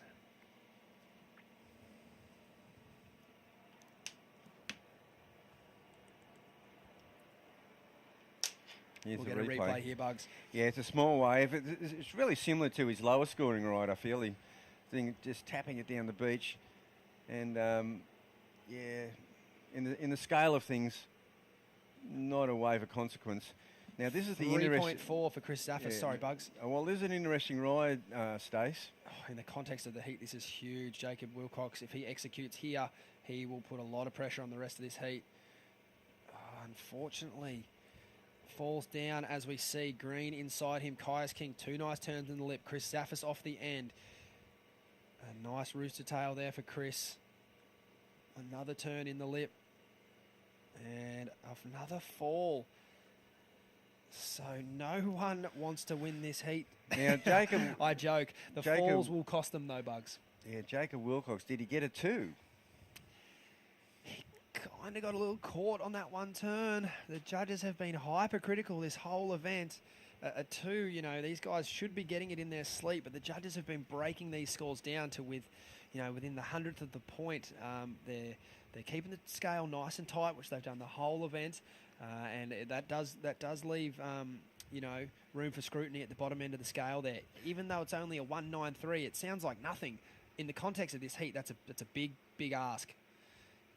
Nice wave there from Caius, but yeah, in the context of this heat, if they give this the 193 here, Jacob will move up into second over Mitchell, and that would leave Mitchell then chasing another number. So we'll see where that one falls. See a replay here, potentially, Bugsy. Yeah, well, his first turn's a dynamic one, but it does catch a little bit of a rail there. And then this one, all he had to do was finish it. And the score still hasn't come in. They're having a good look at that. They really are having a good think about this. And if it is the score, which I kind of think it might be, but it will only be just. Yeah, I was thinking at 2.17 or something, you know? Yeah. We saw that earlier with Caius King. The one turn was the 2.17 before the fall. There it is, Bugs. You're basically spot on, a 2.2. However, Caius King has dropped the biggest number of the heat, a 5.5. So now Chris Zaffis and Caius King are actually tied for the lead. It's Jacob Wilcox in third position. So the fall there did cost him. Here's a replay of Caius' wave, Bugs. Yeah, it's 2 great turns. So he's put himself right in the picture. So Caius is in the lead. Caius in the lead, Chris Zaffis in second, Jacob Wilcox in third. That's amazing. The fall did cost Jacob. He only is requiring a 2.9 now. If you think of him riding out of that wave, you'd have to think that's going to be around about the 3.5 range. So a missed opportunity there for Jacob. Jacob would have actually gone to the lead, I believe, if he had been able to ride out of that turn. He would have. Both surfers are sitting on 7.67 out the front, which in turn makes them still extremely vulnerable. The surfers in first and second, they don't have priority. So on the flip side of that, the surfers chasing, they have free reign of the ocean, particularly Mitch Parkinson sitting with first priority. Hopefully that fall earlier in the heat is long gone from his mind, and he can have a clear train of thought going into this next exchange. Look, got Kai's King paddling down the line here, trying to get away, trying to create some space. I've only seen one surfer this whole event sit on a surfer with higher priority to ruffle their feathers. I believe it was Arch Whiteman. I could be completely wrong. But I think it might have been in an earlier round. He had fourth priority, but he still went and made life hard for Tully Wiley. And I'm not going to lie, Bugs, I absolutely loved it. It seems a bit harsh, but with the way these heats are going and the limited opportunities, you know, anything you can do to rattle your competitor or potentially get under their skin a little bit. Yeah. You know, you've kind of got to be taking your chances. Well, Chris Saffers having a look at that one. He's sitting in second spot, but he knows that Jacob Wilcox is right on his tail. And, well, Mitch Parkinson doesn't need much either. There's a wave coming to Mitchell here, I think. Looks a bit stretched out, but he's such a fantastic surfer. Yeah, there's a wave for Mitchell. Here he goes. He's having a look. Casual paddling, Yeah. Mitchell Parkinson. This will be a crucial opportunity. Good board speed from the takeoff. He's telegraphing down the line. We probably won't see a combination of turns. It'll be a big boost potentially. We've seen a couple of floaters. Needs it to steepen up here. And he goes, the blowtail. He knows he's done what he needed to do there to jump into potentially the lead. He only needs a 3.98 for that. That would see him go from fourth to first if he can get that requirement. Bugs, what do you reckon? Yeah, I'm sure he got it. Pretty sure he got this because he got a couple of good moves in here. Just a float there, not a big scores, but it's this last turn that he can just pull out, and he knows how to do it. Now, will Jacob Wilcox find a wave? It's going to be close. See, now it's going to be going to be Chris Zaffis who's going to be out of the picture here. As much as my heart lies with Mitchell Parkinson and the Snapper Rocks board riders, I'm still going to have to say that's not a sure bet there. Couple of setup turns with a nice fin ditch at the end, but like we've mentioned all event, 4 points is kind of the new 6, and the judges have not been given away their scores, so I'm very keen to see this score come in here for young Mitchell. Yeah, they'd want to hurry up so the guys know where they are before the end of the heat, but there's a minute to go. Where's Jacob Wilcox? That's the question. He's got priority. Here He's we up and go. riding. He only needs a 2.9 for the lead. Oh, my word. I'm not too sure that's a 2.9. Did we see the start of it, though? Yeah, here's yes, Mitch good Parkinson. call. Mitch Parkinson off the end. No, he'll elect not to go. Kai's King is potentially in danger here because Jacob only needs such a small score. Kai's has only got a better of 2.17, and he'd know that with 25 seconds to go. Any improvement he can put on the board here, and he's going to go a long way to securing his spot in the quarterfinals. Behind him, 16 seconds left, Chris Zaffis. Oh, it is a dogfight out there, Bugs. No love there for Zaffis. A nervous wait for these scores. The heat will end and we will have a result in the balance. No indications of a score yet for Mitchell Parkinson. He was chasing a 3.98. The heat is over. So this wave will not count as far as I could tell from our clock. Mitchell, for progression, needed a 3.98. No score yet. We're still waiting for a number.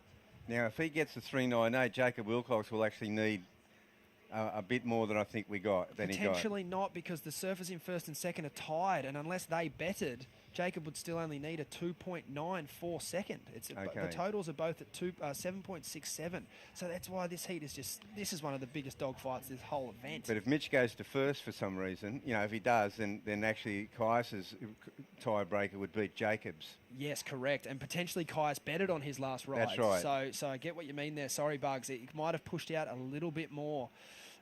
Chris Zaffis is certainly in danger here. Yeah, I think he could. Mitchell gesturing for the score. Mitchell, you'd rather them take their time and get it right than rush it in and potentially it'd go against you. So I'd be letting them take their time, mate. It's right there. I'm like I mentioned earlier. I'm a big fan of Mitchell surfing, but if I'm honest, that score is right on the money. It wasn't a guaranteed 3.98 from mine. As we still have no indication of scores yet. We're going to stick with this. Hopefully get a reaction on the beach out of the surfers. Jacob Wilcox taking off his machinery there. I'm not too sure where the scores are going to lie for him. He had a decent last attempt, but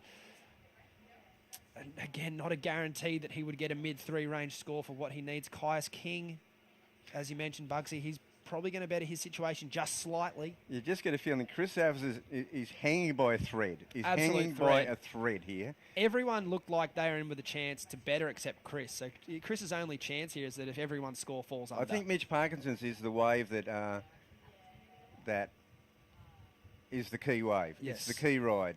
There's no Yes. doubt about it. That's the key score on where this heat goes. So He did not get it. you were right on that. 3 and a heartbreaker there for Mitchell. So that means What did Jacob Wilcox get? now though? he only needs a 2.9 and it's coming.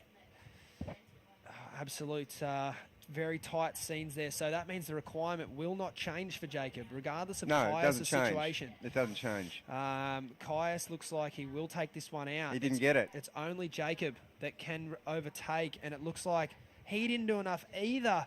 The heavens have opened for Chris Zaffis, and he will transcend through to the quarterfinals. Caius King hanging on by a thread in first. That was one of the wildest 8-point heat totals I've ever seen. Yeah. Caius was out of the picture, got one good wave, got 2 turns, won the heat.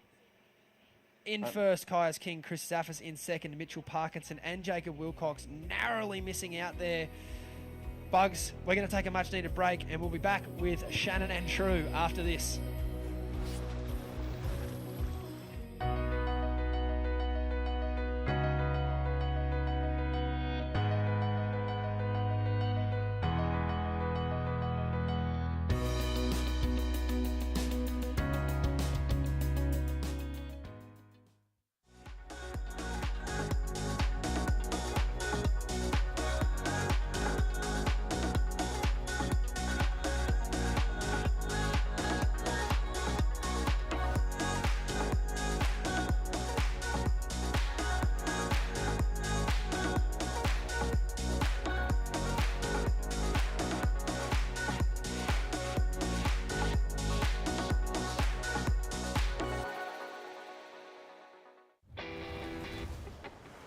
Through my internship at the WSL, plus the personalized experiences and support I have access to at Bond, I know I'm well on the way to becoming the entrepreneur I want to be.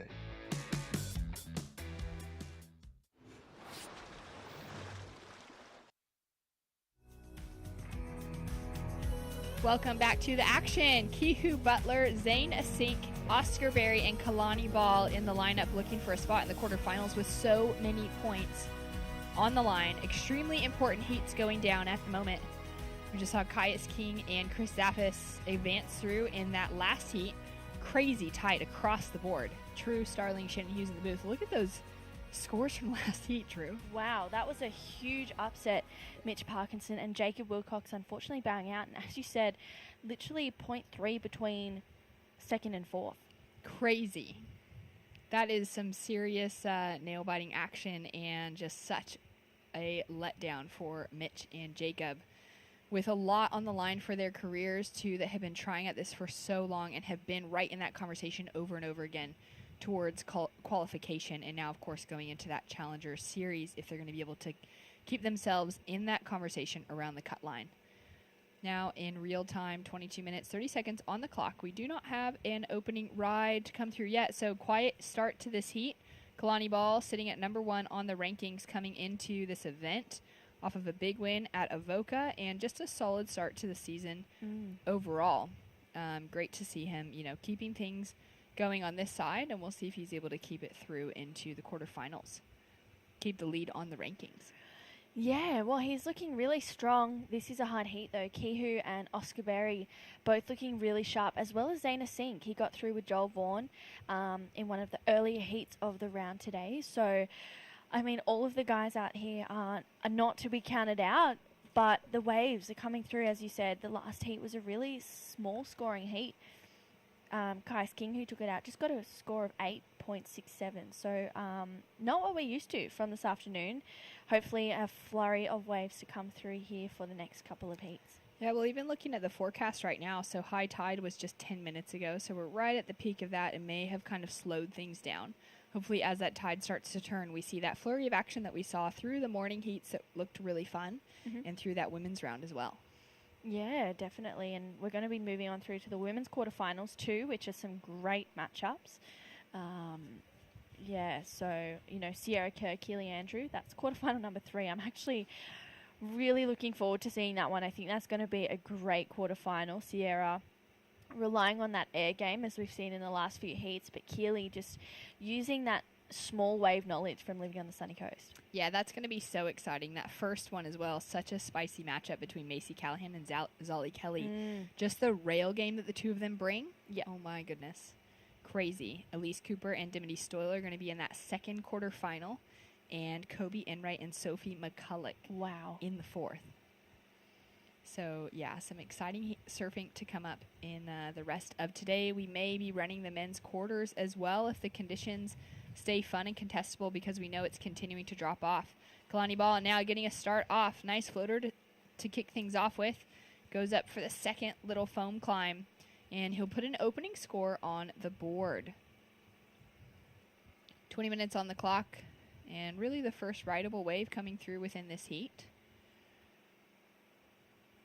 Just a 2-point ride opens things up and kicks off at least a little round of priority in this men's heat. Yeah, well, at least we've started with a wave, a 2-point ride. Of course, if no one caught a wave within the first 10 minutes, and the judges said that there were no rideable waves coming through, they could have a restart.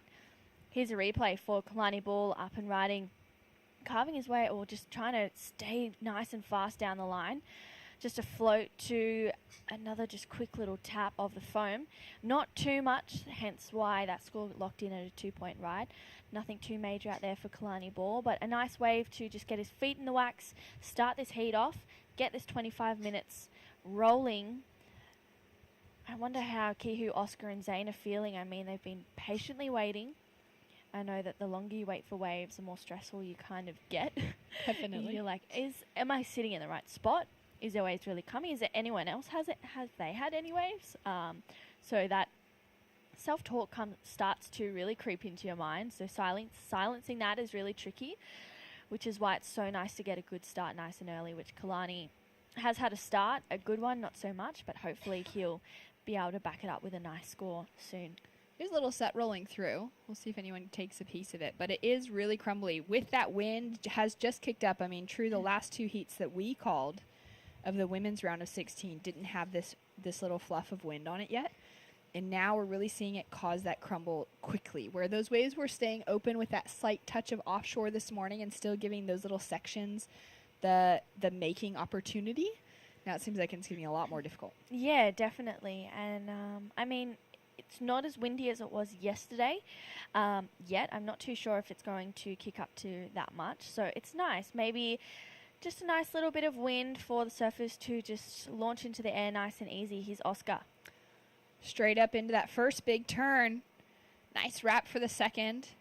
And looking for that great section to continue down the line. 2 turns connected together. Makes it around 1 more. And that wave is still opening up for him. Great wave selection and finally getting a piece of it. His heat before advancing through from the round of 32, he was super active as well, and he just seemed to know where those waves were going to hit at the different banks and put himself on the right time.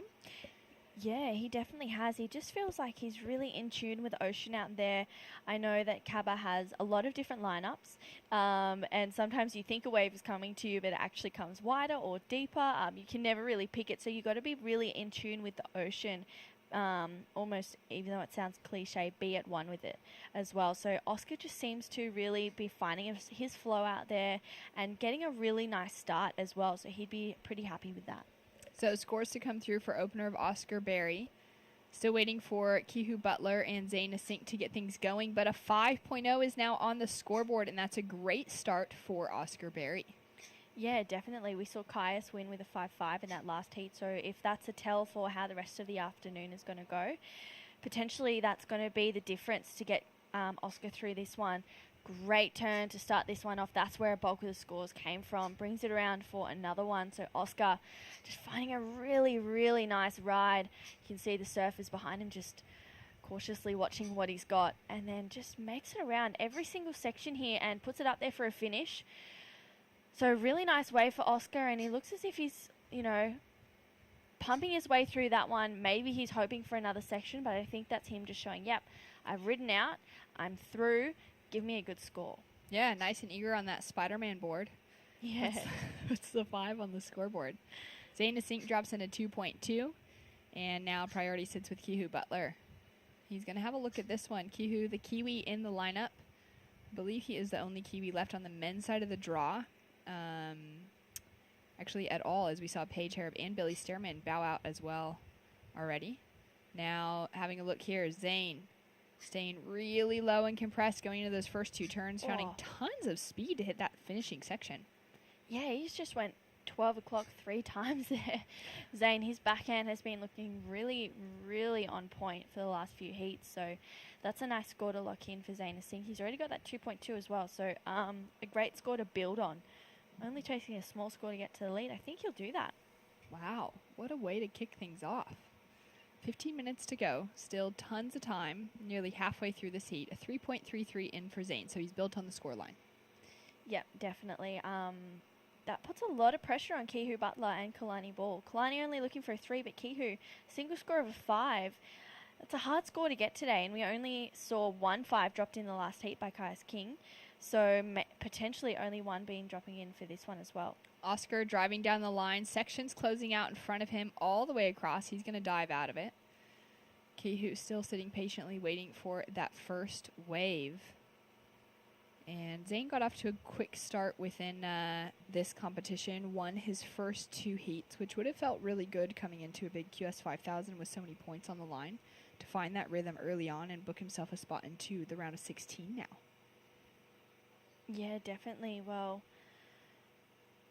this is a really stacked heat, and the next heat is even more stacked. And coming to the pointy end of the draw, they just keep getting better and better. And we're seeing so many upsets with people, unfortunately, being knocked out. We just aren't expecting that to happen. And I think it's going to be an exciting final. I get to the point where I go, yeah, I think this person's going to get to the final, and then they get knocked out. And I'm like, okay, well, maybe I have to pick someone else. You just can't pick it. It changes each heat. Changing all the time. And Kihu sitting there with priority. Letting this one go underneath. Oscar Berry goes up into the air, throws the tail out, and is not going to keep the control, pulling out of it. So already looking to loosen things up, especially with that 5 on the scoreboard from a couple of powerful turns. Well, not a couple, like 6 powerful turns. Yeah. Oscar, he didn't really have a standout year last year, and this year he's just really been able to connect out there, find his rhythm. He's surfing more heats. He's doing the QSs as well as the Pro Juniors. So maybe that time spent in the Rashi more than anyone else is something that's been helpful for Oscar, because the more time in the Rashi you spend, the more lessons you learn, the more comfortable you get as well. I spoke to Molly Picklum, who's a CT surfer, and she did the QS 3000 as well as the Pro Junior at the Central Coast. And she was like, yeah, more time in the Rashi, I just want to do it and I want to be in it and feel more comfortable. So that's for everyone, whether you're on the QS, the Challenger Series, the Juniors, or even the CT. And I think it's great that the age range is opened up to 20 and under. And surfers like Oscar and Zane are able to compete in the Juniors as well as QSs. Yeah, it's really great to see that. And I just love that mentality coming out of Molly to just have more time in the jersey. And that same thing from Ethan Ewing for wanting to paddle out this week and just get more reps with that on, to have that pressure, although it's a different type of pressure than on the championship tour. Very different types of waves as well. But great. I've loved seeing Molly just kind of have the energy to continue with that. It was so fun to see her. I mean, straight off of Portugal, like literally we were in Portugal, which had the same waiting period as Avoca, so she shouldn't have even been able to compete in it. Portugal ran through so quickly, everyone was able to fly home within like 6 days of being there because we ran the contest in 5 straight days. Yep. And then for Molly to just come straight back, lock into that event, really impressed with her just washing jet lag off that way. Yeah, I know. I can't believe she's done that, but Molly, she's a ball of energy. Always has been, always will be. And a split peak situation going on here. Zayna Sink on his backhand throws buckets of spray for that first turn, goes in for the connection on the second, and finds a third as well. He's looking to increase on a 3.33 as his high score. So we'll see how that comes through. Caius King, congratulations. You had a great heat in that last one, although it looked like a real stressful one. Shannon and True here in the booth. How does it feel to make it through with tough conditions like that? Yeah, cheers. No, I was stoked to make that heat. It was definitely a pretty tricky one. The waves are kind of dying slowly. I feel like the swell's dropping a fair bit, so big periods between sets, and I kind of tried to get a quick start, but fell on my first one, and then I sort of just thought I may as well just wait for a good one, and I think I waited like 12 minutes and finally got a good one. But yeah, you kind of got to have, I don't know, good patience out there. It's definitely a waiting game for the good waves. Caius, congrats on taking that heat out. How do you settle the nerves? I mean, waiting 12 minutes is a really long time. We've seen people have 8-minute heats, but for yourself, how does it feel waiting for so long and, you know, getting that wave and taking off and needing to really capitalize on that? Yeah, I know getting in your little zones. I like listening to a lot of music before I surf, so I know recite a few songs out there. Kind of the music I listen to is pretty heavy though, so probably seems a bit outrageous to some people. But a little bit of head banging out there. Yeah, I was kind of just in my own little zone, and I figured, you know, you sit with priority long enough, a good wave will come. Now, Bugs was telling us that you've been struggling with a back injury. How are things feeling coming into this event? Yeah, so before this Aussie leg of QSs, I was out for about 3.5 months with a back injury, and then I was doing a bunch of rehab with a lot of good people here in Oz, and I'm still working on it. It's actually kind of been a bit painful this last event. I was feeling it towards the end of Evoca too, so sort of go back to the drawing board and do more rehab and training, but doing what I can to get through heats, and yeah, it's working. I'm just trying to feel as good as I can and do whatever I can to keep going, and yeah, just surfing my heats, and that's about it. Yeah, well, so sorry to hear that you're still struggling with that, but it must be a big, vote of confidence for you, probably not expecting to even be able to compete, and yet now you're into the quarterfinals for the 5,000 where so many points are on the line. Yeah, for sure. I know. I'm really pumped. Yeah, everything else is feeling good. My boards are great. This contest is just down the road from where I live in Byron Bay, so it's pretty nice being able to go home and have some of Mum's cooking and hang out with the family, jam with my little brother, and yeah, it's just, you know, it's close to home. I train here actually a lot with my coach and our little team, Hedgie, and the rest of the crew. So yeah, it's nice just to have some, I don't know, close to home waves, and yeah, I'm feeling comfortable. It's good. Well, you're looking good. Hope you get some rest for the back, possibly quarterfinals on today. We'll see how you go for the afternoon, and well done for a big heat. Awesome. Thanks, guys. So much action happening in the lineup as well during that interview. Great to see that Caius is just figuring out how to manage things. I'm sure that's really tough for him. And I can probably guarantee you that Caius has two ways of reciting songs in his head. It's either the lyrics or the way that the chords are going on the guitar, because he's an insane guitar player, so he's probably like with his fingers playing underwater, playing all the different notes. I don't really know anything about playing guitars, but I can guarantee you that he's either doing one or two or both at the same time. He's an incredible musician, and yeah, I'm stoked to see him into the quarters. He had a bit of not a shocker, but not the best run at the start of the year, so this is really important for him to get to the quarters. Oh, I love it. Love seeing him making it through. Cooper Davies running up the point, getting ready to paddle out against Joel Vaughn, Kobe Clemens, and Mikey McDonough in the next heat. A couple of surfers with a great spot on the rankings between Mikey and Joel, sitting in 3rd and 6th coming into the event. And current situation in the lineup, we've got Oakberry out in front, still sitting with those two big scores, that 5 for his big one, a 3.33. And then we saw this for Kehu Butler getting things going. Yeah, great turn for Kehu. Puts it up there for a second. Really nice start. That was a 4.9, so Kehu would be pretty stoked with that. Second highest wave of the heat. Now he's in the game. Only needs a small score. But Kalani Ball, only a pair of 2s. So, I mean, we've seen him have some really slow starts. But this is a pretty slow one. There's 7 minutes to go already. I do not know where that time went. That went so quickly. Kehu now with that 4.9 on the blocks, and Kalani in an interesting position as he really needs to increase that score line, sitting in 4th.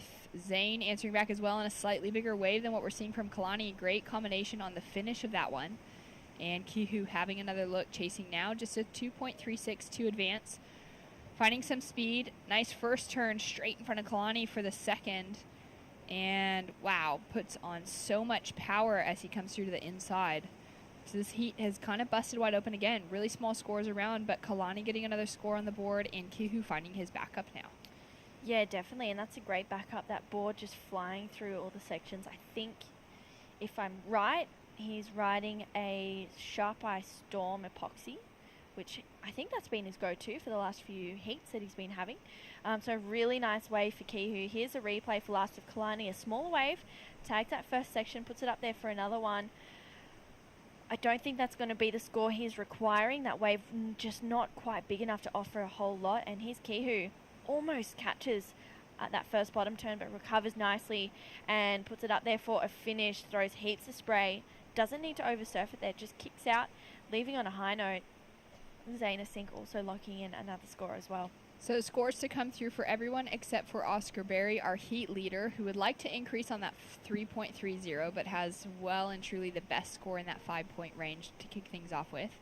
Down to almost 5 minutes on the clock, and scores are starting to filter through. Kalani drops into 3.5 for his last wave, which lessens his requirement. Now into third position, chasing a 3.77.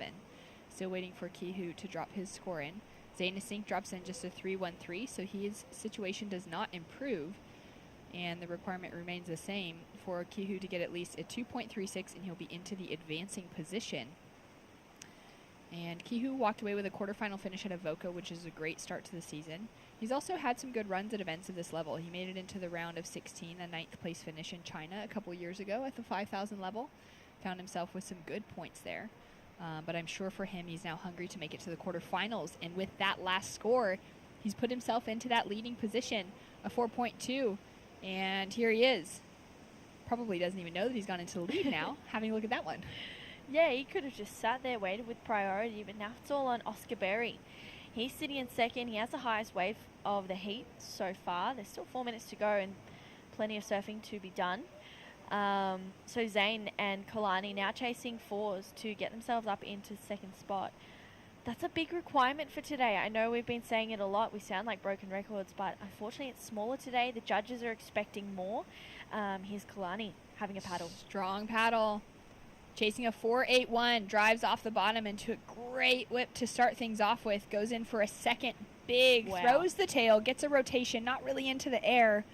But a great bit of variety. Zayna Sink goes for something similar, doesn't ride out of it. And now Kalani balled. What are your thoughts on that wave, the variety he's brought to it, and where it could go with the score?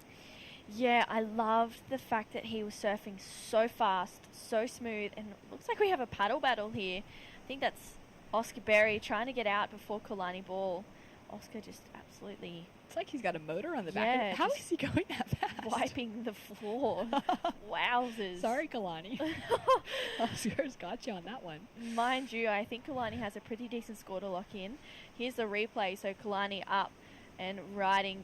Great first connection. I love the slide here and just goes up and into it super fast with that rotation. Rides out without a doubt. I think the judges are going to like it. He's requiring a 4.81. Here's Zane. Oh, big first turn. And finding that finish on the end section. That's definitely the answer back that he was going to be needing heading into this exchange. So scores are trickling through now. Kalani drops in a 4.00 for that last wave, which jumps him up into third. As we take another look at this one from Zane now down into fourth. I love that first turn. Floats it for a second. Brings it around again for a third. And puts it up there for a completion. He just looks at the judges and goes, how is that not the score? And Kihu on the answer back. The Kiwi going down the line, looking for that end section. Powerful, throws so much spray. He's out of there, feeling good, in the lead now. Only taken off on 3 waves. This is now his fourth with a score to drop through. Oscar Berry sitting in that second place position. At the moment, Kalani chasing a 4.31.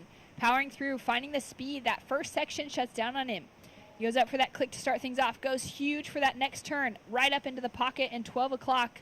He's certainly putting the work in and looks for that strong finish. Chasing a 4.31, but we are still waiting for scores to lock in for last of Oscar Berry. We've also got a score for Zayna Sink that has yet to drop. Wow. I do not know where these waves came from, but I'm so glad that they did. This is exciting stuff. Kihu carves for that first section and eyes off a second, puts it up there, and again, so Kihu finding some really nice rides out there, potentially going to extend his lead for a nice finish. I love the look back there. And here's Kalani Ball, so racing his way down on this one. A little bit deep, but manages to get around it, puts it up there and finds some really nice connecting sections. I love that turn, gets a fin release, almost catches there, but recovers nicely. Kicks out of that one. So, okay, we've got 50 seconds to go and about 1 million scores to lock in. There is so much on the line here. So Zayna Sink drops in a 4.3 for his last wave, those 3 turns connected together, which jumps into his top 2, but it's not enough to move him into the advancing position over Oscar. Oscar's now dropped in another 3, so his requirement stays the same with the 5 and the 3.3. His situation. Kalani Ball with the score to come through. We are waiting. He's chasing a 4.31 to get the advancing position, and Kihu's just taken a commanding lead with a 5.77 dropping through as his high score of the heat. Down to 15 seconds on the clock. Oscar Berry with priority is looking for Zayna Sink. There he is, right on top of the 2 of those surfers. 5 seconds on the clock. Kalani's going to have a paddle here. He's still waiting for his last score to drop through. Will it be enough from the judges? He's going to have a look at this one and hope that it grows as it goes down the line. He knows that's not going to be the option. And heartbreak finish for Kalani. He does not get the score. A 3.93 drops through.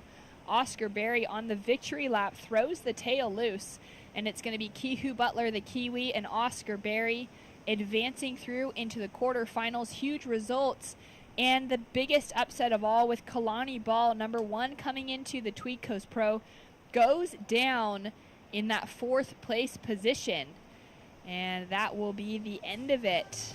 Official results, Kihu, Oscar into the quarterfinals. Joel Vaughn, Cooper Davies, Kobe Clemens, and Mikey McDonough in right after this.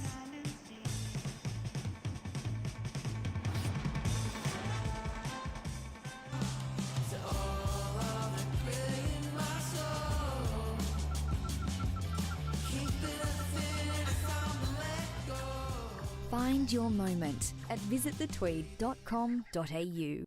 Starting the day with freshness, giving us the energy to paddle out and live life to the fullest. All natural and organic, a superfood bursting with flavor and taking you to your own piece of paradise. Sharing moments with friends, sharing them with Oakberry.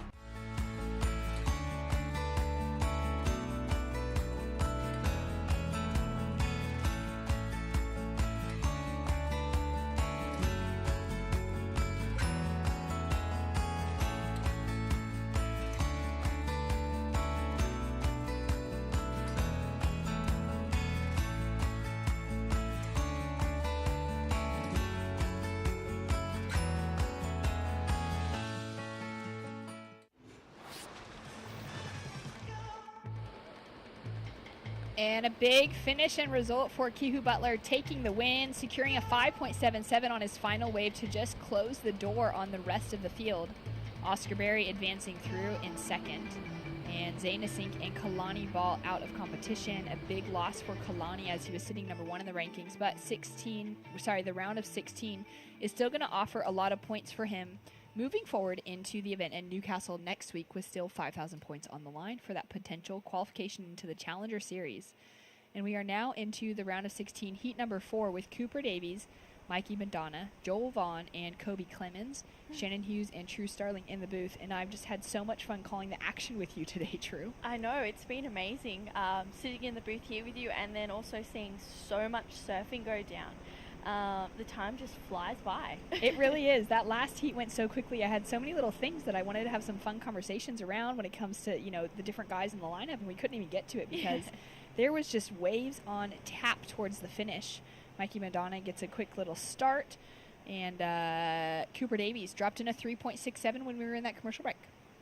Yeah, a nice start for Cooper. We saw, Oscar Berry got through with a 3.3 and a 5. So that could be his backup in this heat.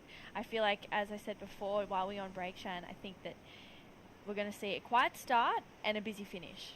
Kobe Clemens taking the low approach. Really smooth connections through each of those turns. Nothing too dynamic, but just getting that ball rolling. Joel Vaughn now sitting with priority, and he's got to be the one to keep your eyes on within this heat. He's had such a good start to the season. He's in a good place on the rankings. And here was that first of Cooper Davies. Yeah, Cooper, really nice finishing turn, connects so well. So that was a 3.67, and I agree. Joel Vaughn definitely one to keep an eye on, but Mikey Madonna, he actually took out the Port Stephens Pro as well. So he's sitting third on the ranking. So I know that he's definitely wanting to try and get some more points in this 5,000, feel more comfortable coming into Newcastle. Here's Cooper. Great looking line opening up in front of him. Little float to start, whips a tail around for a really cool turn on the second. Yeah, so Cooper just pushing it. I wonder how that knee held up. He does have a knee injury at the moment. So many knee injuries. I know, it's crazy. But Cooper got second to Joel Vaughn at the Boomerang QS 1000 as well. So he's coming off some good results too. He is sitting 23rd, however, has gone down 12 spots since the last event. But I'm sure he's going to get a couple more points as well coming into this one. Yeah, that's really good. I mean, great result for him to make it in the finals. You know, two of the guys in the lineup have already taken out wins on that 1,000 level, which is really exciting. As we take a look at the current live ranking, so Kalani Ball, number 1, has just lost. He's still sitting there in that number 1 spot. Well, we'll see if Mikey Madonna can advance through and take him out on the rankings at the moment. We also got Stewie Kennedy out, Jacob Wilcox out, Billy Stearman out. So that field is going to be wide open as we work through the quarterfinals to see if names like that can keep themselves in the mix. Down below that cut line, Chris Zaffis just ahead of it, Caius King just below. Yeah, well, this is a big heat for the likes of Cooper Davies and Kobe Clemens. They're really needing to get through this heat to get up into that top 9, which is that cutoff for the Challenger Series. But of course, there's still one more event, another 5,000 points on offer. But I feel like, you know, this event and the next 2 is where you can really start your year. And I think, you know, seeing Sheldon Simkis' name on there, he was sitting at 43 on the rankings coming into this. He's now at 13th. There are so many more points on the line than what we've seen in those 1,000s and even the 3,000. It is all open to anyone coming into this event. You get a win and you're in a great position. As we take a look at this one from Kobe. Yeah, 2 nice connections for Kobe Clemens. Puts it up there for a foam climb finish. And out behind him, Joel Vaughn up and riding. He's the one to keep your eyes on, so great carve to start this one off. Puts it up there for another one. What's he got for us here? Big finish for Joel Vaughn. And that's a red rashy, red boardies. I love the matchup. I was just going to call it the mono suit. I love it. So good. Joel Vaughn in red, making sure everyone knows he will be the highest seed coming into this heat off of some great results so far. And we've got another great result from Kihu Butler. Kihu, congratulations. You're into the quarterfinals. Well done. No, cheers. Thank you. Yeah, really happy to get through that one. She was pretty close. So heavy. Talk to me about finding that big score on the finish. You were already sitting in the lead, so that was great, but to really just close the door on the rest of the field. Yeah, you know, I train for this all the time, so it's nothing different. Try not to think about the result and think about what you can do now, and it's all about putting your best foot forward, I think. So, yeah, I feel like I put my best foot forward, and it paid off in the end, so yeah. So good. And still flying the flag for the Kiwis where your teammates have gone down? Yeah, no, all the cousins down the beach, we all passing the ball around thinking we're All Blacks and stuff. So, yeah, now all the crew's here, so it's awesome to have them as well. Amazing. Anything you'll change up before heading to the quarterfinals? I don't know. Yeah, probably nothing. Probably just go scull some water, get rehydrated. She's pretty warm down here, so, yeah. We'll enjoy the afternoon, get some water, and we'll see you in the quarters. Sure. Stoked. Great surfing from Kihu, and great to see him find that bigger score on the finish. Yeah, definitely. I think that was a great heat for Kihu. Chur, that constant word we hear from all the Kiwis. I love it. I love it. I was talking to one of the Kiwis last night about it all, and he was like, yeah, we always end with, he goes, you guys always end your sentences with but. And I'm like, what do you mean? And he goes, you all do. Yeah. Okay, well, maybe I will confirm that as an American married to an Australian. And I was like, well, you guys all end your sentences with like, mean or like chirk cuzzy.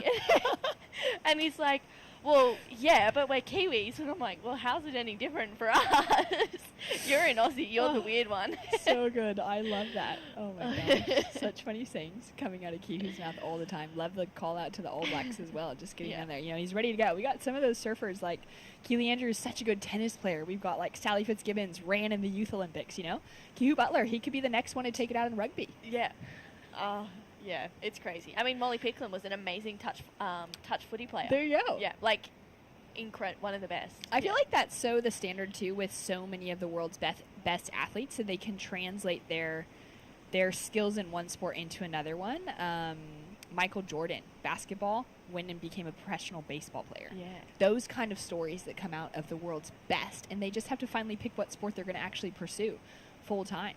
Great turn from Mikey Madonna. Looking so good heading down the line, taking a great corner out of that one, and just putting that board all in the right spot, having to look back to his competitor in Kobe Clemens to see what went on behind him, but I don't think he needs to worry about it with surfing like that. Yeah, definitely. Well, back onto that just really quickly, there's been a video going around Instagram of Ash Barty retiring from tennis, wanting to pursue other dreams. I didn't know that! Yeah. That is a bit shocking. And I can't believe I'm hearing that. I know, and then there's other things as we see Joel back to live action. So much action in the lineup, and there we go. Great snap to start things off with. Really lightning quick and looking to secure himself a spot into the advancing position. Joel already dropping in a 5.07. At the moment, Cooper Davies up into the lead with a 4.23 and a 3.67. Kobe Clemens currently sitting in second, but Joel Vaughn with the score to drop, just needing that 1.23. He's definitely going to take the advancing position with this one. Yeah, here's Joel up and riding on this previous wave. Great first turn, almost catches, but he recovers nicely, glued to that board. So he's going to get the score to go up into second, probably even take the lead with that one. So scores to drop through. Let's go back to Ash Barty as we've got a little moment in the lineup. Yeah, so there's a video going on Instagram where she's speaking to... I can't remember her name, but she's speaking to someone and she's saying, you know, I'm retiring from tennis. And she goes, I had my dreams and goals, which is of winning Wimbledon, and then I didn't feel quite satisfied, and then taking out the Australian Open, it just set everything up. And she goes, I think tennis, I'm done with it now, and I want to pursue other dreams of mine. And then on quite a few people's different stories, it turns to Ash Barty, head of Richmond AFL Women's. Wow. Yeah. So, not that that's a thing, but people are like, well, is she going to join AFL Women's and be the captain for Richmond? So it's a pretty incredible thing that there's so many people that are looking to, you know, do well in one sport but still have their eyes on another.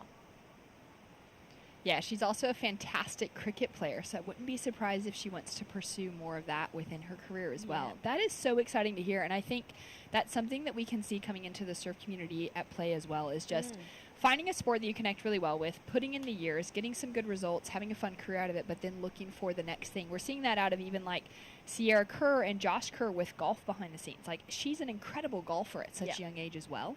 And so it's really just exciting to see those sort of stories opening up for athletes around the globe. Yeah, definitely. It's amazing, and it's important to have different opportunities as well outside of surfing, you know, having different hobbies. When the surf's bad, you can go play some golf or go play tennis or, I don't know, go to the basketball courts if you're super tall, which I definitely don't do. Yeah, neither do I.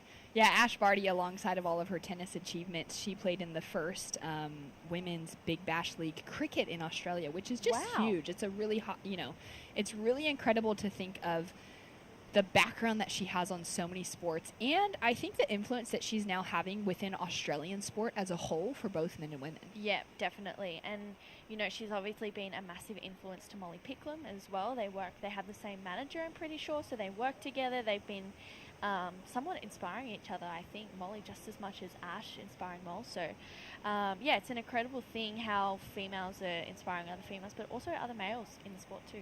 Totally. Well, one of the cool things the WSL did just this last couple weeks was in Portugal in honor of International Women's Day, which I believe was March the 8th. Yeah. They had all of the athletes, and it was 100% participation. It wasn't something forced upon, but all the athletes bought into it in an instant because they loved the idea, men and women, of being able to put their most inspirational female athlete globally. It didn't have to be within surfing. It was just out of any sport. and wear that on their backs of their jerseys. And so we saw Molly Picklum had Ash Barty on her back, which was really cool and great to know even further the detail of that relationship between the two of them. And all of the men repping, names like, Jessie Miley Dyer was one of the names on the back of one of the surfers. We had Steph Gilmore with Phyllis O'Donnell, who's the very first female women's world surfing champion. As we see a huge error from Joel Vaughn, he doesn't make the landing.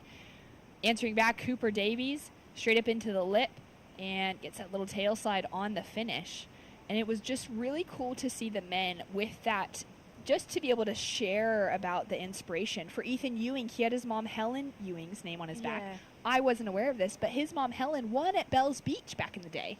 Yeah. So cool. That I love. That was probably my favorite jersey out of them all. I thought it was such a beautiful, touching moment. And I think everyone was secretly wishing for Ethan to take that event out. I love that whole idea of having, different names of females on people's jerseys. I thought it was amazing, and it was something that I hope the WSL continues to carry on with. So cool. Well, out in the lineup, we've got some scores that have filtered through. So 11 minutes on the clock remaining. We're going to take a look at these replays before we give you the situation update. Yeah, so this is Cooper, floats that first section, that board looking really sharp, floats it for another one, has a great finish there. So he's on the answer back, trying to go up into the lead. Joel Vaughn, as we saw before, goes to the air. Unfortunately, really uncharacteristic of Joel. Doesn't ride out of that one, potentially doesn't project too far enough out into the flats. I'm not an expert on airs, but just from looking at that, maybe that's the case. I'm sure he can talk us through it. We'll go with that for sure. So Joel Vaughn in the lead. He's got that 5.07 that he opened up with. He's had a few attempts, and he's increased his lead with that 4.03 on the scoreboard. Cooper Davies currently sitting in second. He's got that 4.23 and a 3.67 on the scoreboard. Kobe Clemens with priority, so that's a good thing next to his name, but he does have that requirement of a 4.43, and he hasn't been able to get out of that 3-point range for the remainder of this heat so far. And then Mikey Madonna, again, the highest seed coming into this heat, ranked number 3. He's currently sitting with a 5.17 next to his name as his high score, but just a 0.5 as the backup, and just hasn't been able to find a second wave to get a score on. Yeah, that's probably got Tony Madonna, Mikey's dad, extremely stressed out right now with 10 minutes to go, sitting with second priority. I mean, Mikey is well within reach of getting up into second spot, but that is granted if Cooper doesn't better that 3.67. He's sitting a lot wider than everyone else. He might even be able to pick up one that goes underneath people to better that score. So this is a heat where a lot of tactics comes into play because it is quite small scoring, and there's people, really close together. Joel Vaughn looking good coming into this one. Smaller sized wave, but looking to put on a solid finish if he can find a little lip line to connect with. Cruising through this small section, finds it. I don't know how he threw that much spray when the wave was about 6 inches tall. Yeah, that was crazy. And how he got through that half a foot, not even little grovelly section there, and managed to get a good turn on that as well. It's pretty impressive for Joel, so he'll lock in another score. He's just on fire at the moment, putting on clinics throughout each heat. Here's a replay. Joel Vaughn, great first turn for Joel, and again for another one. He almost could have just pulled off the back of that and just been happy with those first 2 turns, but he wants more. So he's racing his way through this one, gets a really nice connection for the finish and even a little rebound on the left, and rides out. So that's a pretty nice looking number for Joel to lock in. Yeah, totally. It's just incredible to see how much speed he can gain out of those turns, like that first combination, first turn to second turn. As we see Mikey down the line, having a look at this one. He's racing around the section, goes up for a big floater, and foam climb continues looking down the line for some green face, finally connects with it, and he's put in some good work there. He's going to put a second score on the board, which is great. But I'm just so impressed with the technique of Joel Vaughn, especially small wave surfing technique, just being so crucial to be able to create speed with. It's amazing to see him doing that out here. Yeah, definitely, and it's not an easy thing to do out there as well. Just he's staying nice and light on his feet, never giving up, and that's the biggest thing. You see a section and you want to get there, you just don't give up until you get there. And he's a fierce competitor. And another one on screen, Zali Kelly. She's coming up in the next quarterfinals against Macy Callahan. So that is going to be a great quarterfinal. You can see her breathing there, getting herself sorted, making sure she's got the right headspace. I thought she was in a steamer there, but luckily she's not. It's way too hot out there for that. Way too hot out there. I'm curious to see if she is still going to be riding that same board. Co-commentator Stace Galbraith staying hydrated in her corner as well. He's been encouraging her to stick with that quad setup. It's been a really short board as well, like really small. I can't remember what the dimensions were for it, but it's so small that it's almost like she's riding a 20 out there. Yeah, I think she said 5'3". Yeah, that's tiny. Mikey Madonna coming through to the inside section now. Again, looking for that open face, which he hasn't quite been able to find. So he's surfing well, but he hasn't had sections like this that Joel Vaughn has had, and Joel goes up to the air again. Yeah, unfortunate for Joel, just unable to ride out of that one. Mikey needed a 2.73, got a 2.53, 2.2 off the score. So the judges just being crucializing the fact that he was unable to find a good open section. Okay, so he's still chasing the score to get the advancing position. A 2.73 is now the requirement with a score to drop through for Joel Vaughn. Cooper Davies up in that second place position. Not in a safe position, though, with such a small requirement on Mikey. Cooper really needs to increase his heat total. Macy Callahan getting ready to paddle out for her heat. And she's just been on such a tear since Avoca, which is great to see. Interesting to hear that she's unsure if she's going to want to compete on the Challenger Series if she gets into it. Oh, wow. She was sharing that with us yesterday in her post-heat, just kind of keeping her options open. But clearly, if she's performing like this, I just feel like it's got to be a given, you know? Yeah, you'd think so. I feel like deep down, you're not competing on the qualifying series if you're not really wanting to get onto that Challenger Series. Otherwise, it's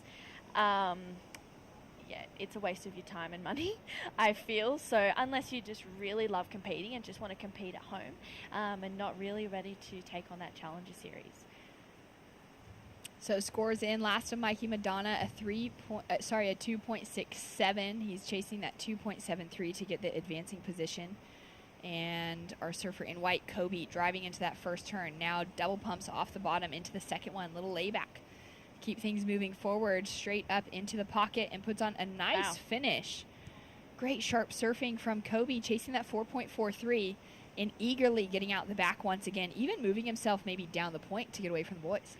Yeah, that's a really good call for Kobe. I mean, he needs to get away and get above a 3, or above a 4, I should really say. He's got such a low center of gravity. He can hit any section and just, you can kind of go, yeah, he's pretty much going to land it because he stays so low to his board and centered over it. He must have like invisible little straps on his feet. Yes. So Kobe just getting underway on that one and hopefully locking in his best ride of the heat so far. All right, scores coming through. There it is. For Kobe Clemens, a 4.6 jumps him up into the advancing position over Cooper Davies. Cooper just had a strong paddle away from Joel down the point, and I think he was probably going to go look for Kobe, but now he'll hear that Kobe's gotten the score, and he's now needing a requirement. He's chasing a 2.85 to get the advancing position. Requirement also very narrowly increases over Mikey Madonna, now chasing a 2.9 with under 4 minutes on the clock. Yeah, this is when the stress starts to kick in, but luckily for Cooper, he has first priority. So he's got the pick of the lineup. He can choose whatever wave he wants, and I think he's positioned himself really well to the left of Joel.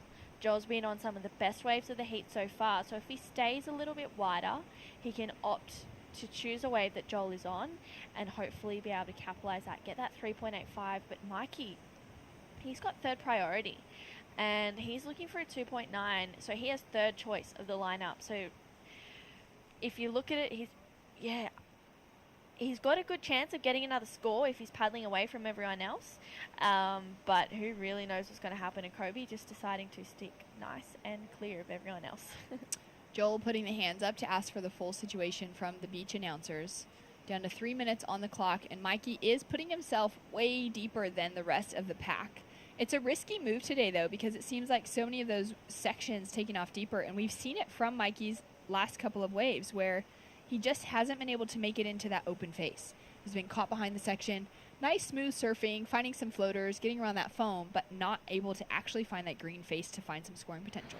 I think that Mikey is paddling up the beach to find a bit of a closeout, probably take to the air and ride out. He does have a great air game as well. So Mikey may be trying to rely on that, but in doing so, he needs to make sure that he completes it and gets that 2.9.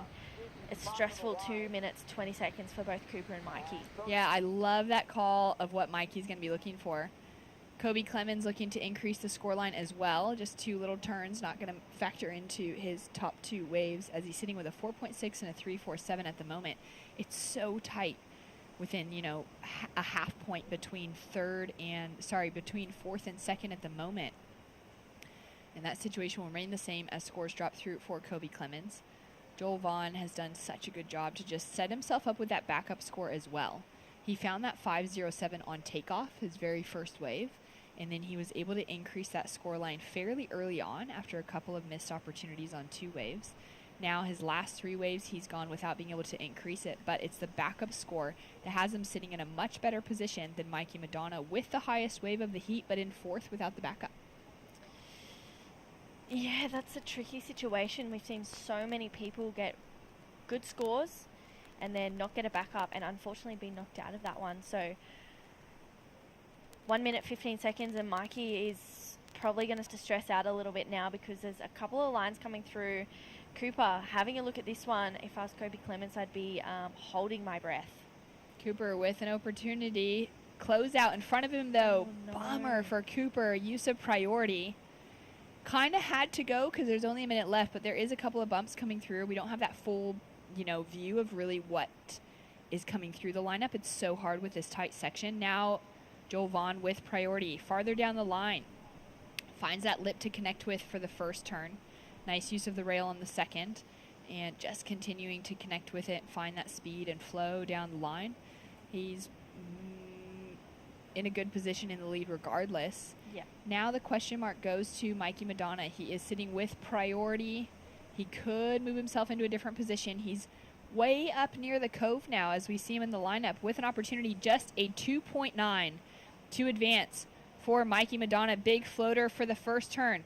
Finds a little connection on the second one and now into that open face for a great wrap and finishes off with so much energy on the inside section. And wow, what a way to finish. The passion is here and he's needing the score to advance. Mikey absolutely loving that. You could see that energy. He's like, give it to me, a 2.9. As if that's not the score. As if. Wow, he's just like completely solidified that. Here's a replay. He's quite deep on this one, floats to get around it. Puts it up there for a second turn, brings it around again for another one, again chasing that 2.9, finishes it, and here's the energy that we're used to from Mikey Madonna. We've got scores to lock in. He's patiently waiting, but he's going, come on, let's go. It is all there. He's sitting at number 3 in the rankings. Joel at number 6 in the rankings is through with the win. Mikey Madonna with a score to drop through to see if he's going to get the advancing position. And that was just so good of him to move away from the pack. Yeah. Put himself in a position with the opportunity. He landed with priority, but even if he didn't have priority, he still was going to be on the wave that nobody else was going to find. Yeah, definitely. And I hope we stay on him because I want to see his reaction when the score comes through.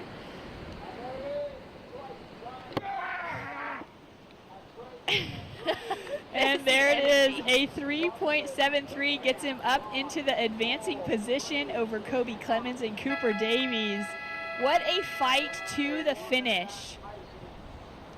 I love it, and the emotion now as he's locked himself a position into the quarterfinals.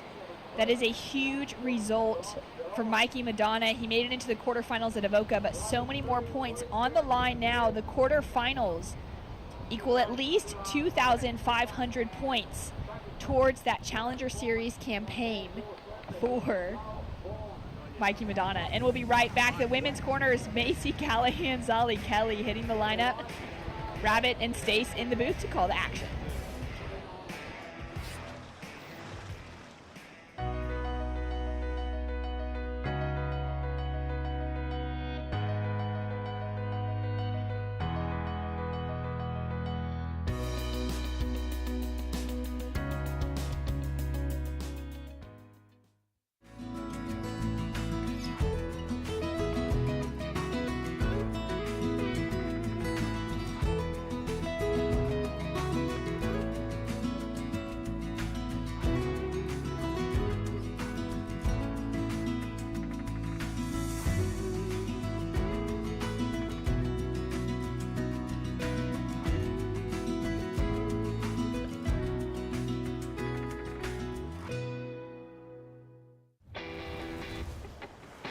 Through my internship at the WSL, plus the personalised experiences and support I have access to a bond, I know I'm well on the way to becoming the entrepreneur I want to be.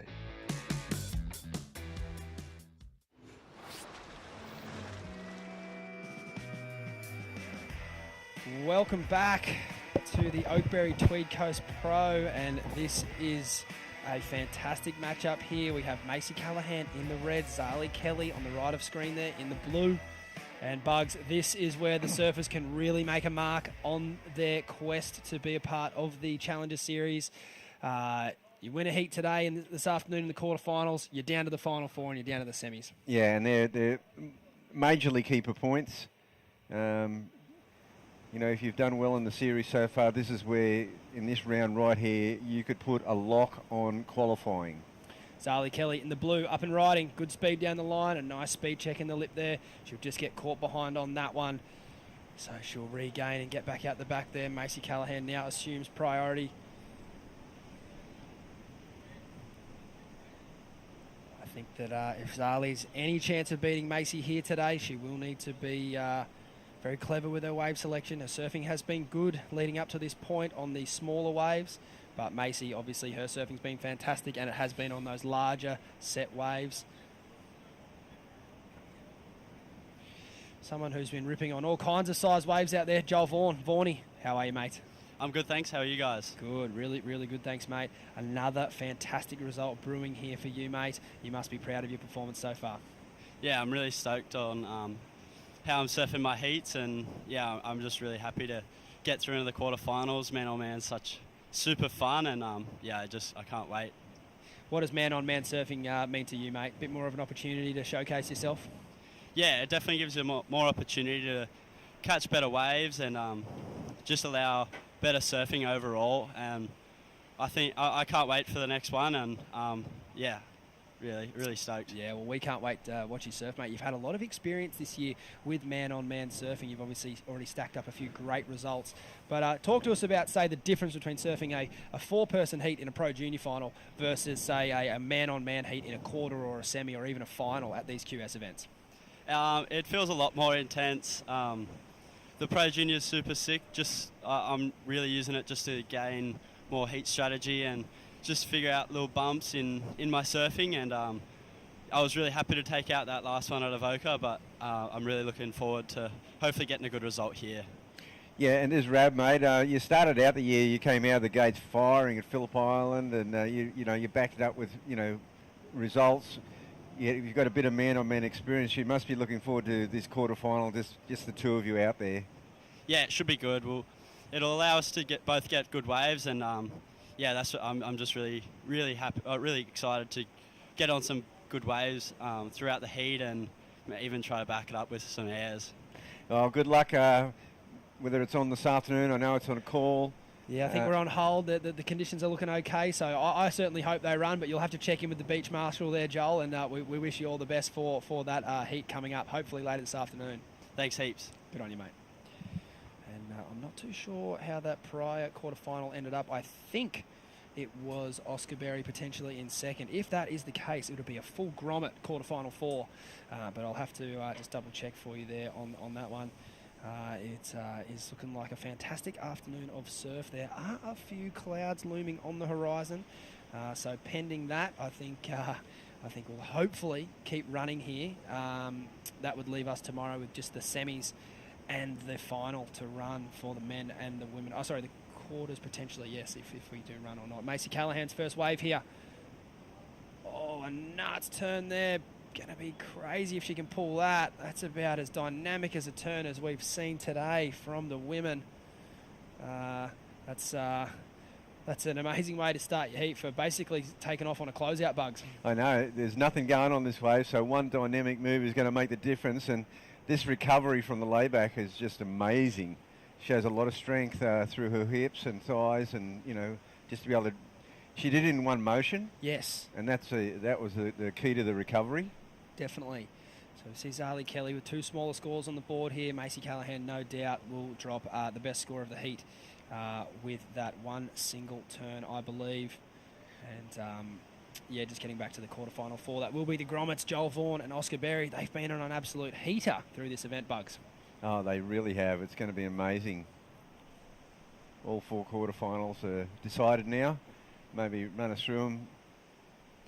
Yeah, they are. It's going to be Ethan Ewing and Chris Zaffis in the first quarterfinal there. What a matchup that will be. Followed up with that, it will be Sheldon Simkus and Caius King, another fantastic natural-footed matchup. Quarterfinal 3 will feature the buzzer beater of Mikey McDonough in that last heat against Kihu Butler. 2 young men who put a lot of time into their craft. They want it. I don't think there's 2 guys that want it more than those 2. That's going to be a fantastic battle. So we'll have to see. Hopefully we get those heats underway this afternoon after the women's action, but stand by on that call. 4.57 for Macy Callahan, as we suspected, the best score of the heat so far. We've got the rankings, I believe they're live rankings, come into the quarters here, and a couple of big jumpers there.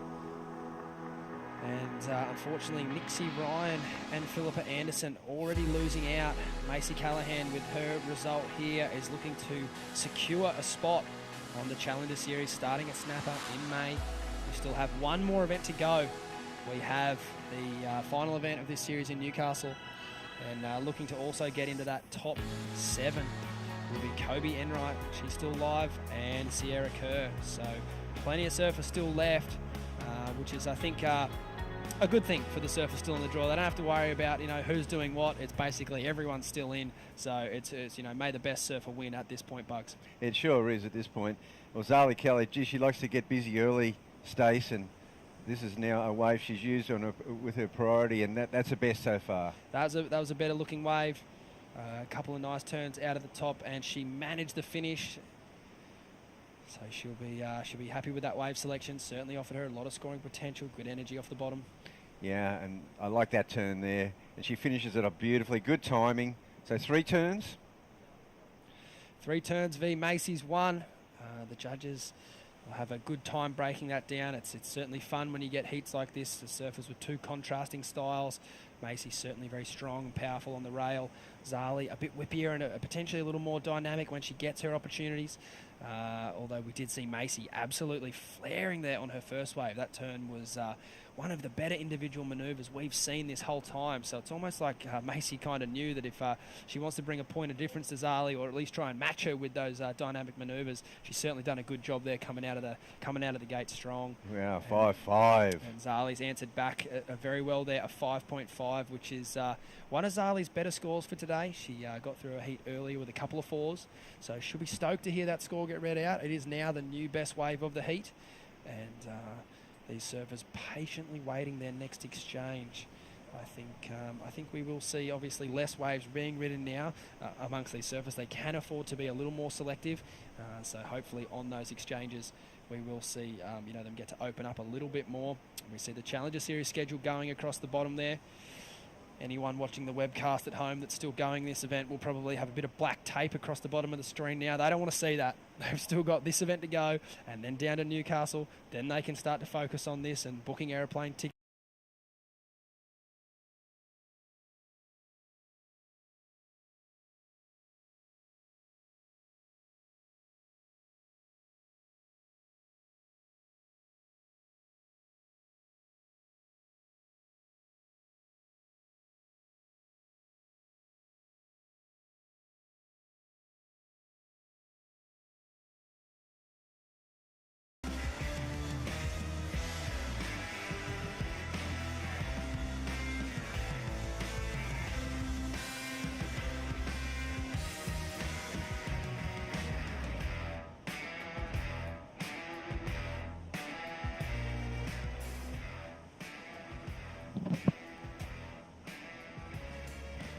Welcome back to the Oakberry Tweed Coast Pro. Minor malfunction there. We're chasing up a few scores for you. Zali Kelly did ride another wave and improve her situation.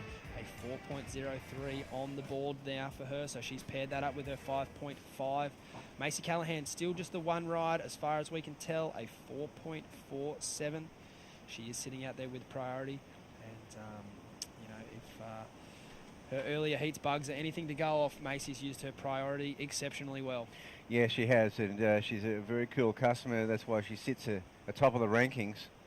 And there's a big opportunity for Zali, she likes to keep busy. She's thrown down the gauntlet with that 5.5. Then just a nice back up there. She had a 3.67, then she's improved that to a 4.03. You can expect Zali just to keep surfing. Yeah, I think it's certainly a trademark of Zali, surfing to ride as many waves as possible. However, I can see that strategy against a surfer like Macy Callahan being fraught with danger. You really want to be making sure you're putting your effort into the best waves you can find.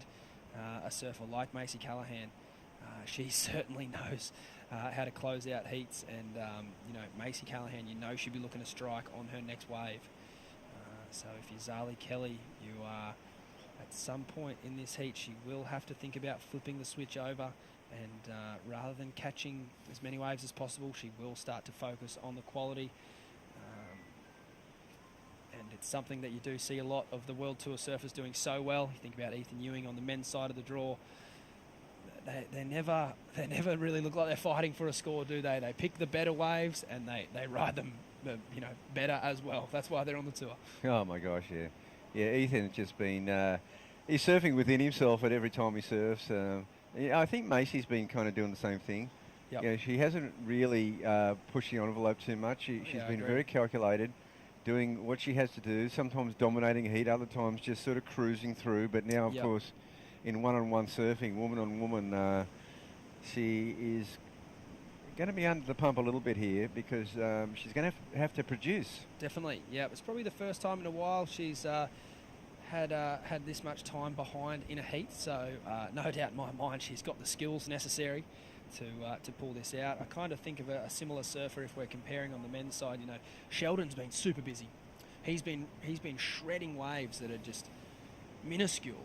But I think, if you think of someone like him coming down this draw as well, as he starts to come up against better competitors at some point in these matchups, you can't just be handing off the best waves to the other competitor. He will need to tighten up there at some point if he's to take this thing out. So yeah, it's all about timing and remembering the job at hand. And also I think a good part of profiling your competitors, knowing who you're up against and knowing their strengths and their weaknesses, and playing them accordingly. Yeah, I mean, I do think that say with Sheldon, for example, getting the wave and fishing wide has really been a good formula for him. Oh, for sure. In pretty much every heat, particularly as it got smaller. And he has found the better waves out wide. It's been a great strategy for him. As we see Macy there locking in a 2.3, which will hand priority over to Zali Kelly now with 9.5 minutes to go. Like we mentioned in the earlier rounds, this decision you need to make at about the 10-minute mark is crucial. It can shape the landscape up for those last couple of minutes. Neither of these women would want to make any more sort of errors on their wave selection. It needs to be pinpoint accurate from this point out. Yeah, well, it'll be very interesting to see how Zali plays this out. She's got priority. Whether Macy takes a leaf out of Sheldon's book. Yes.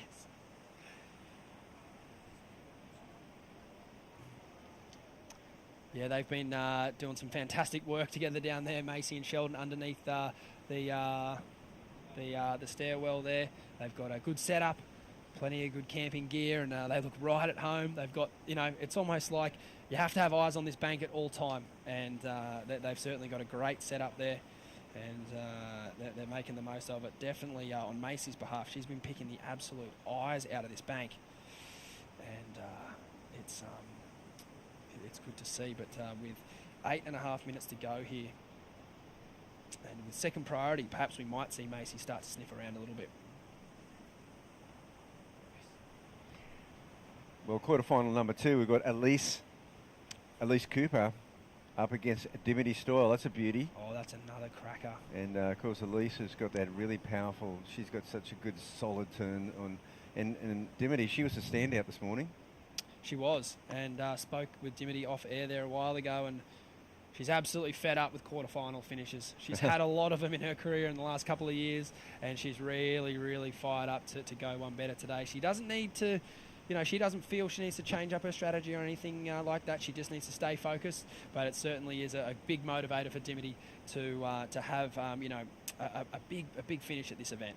So as we see here on screen, Macy Callahan just making her way up the point a little bit. I'll be very surprised if we don't see Zali Kelly. Just keep a close eye on her.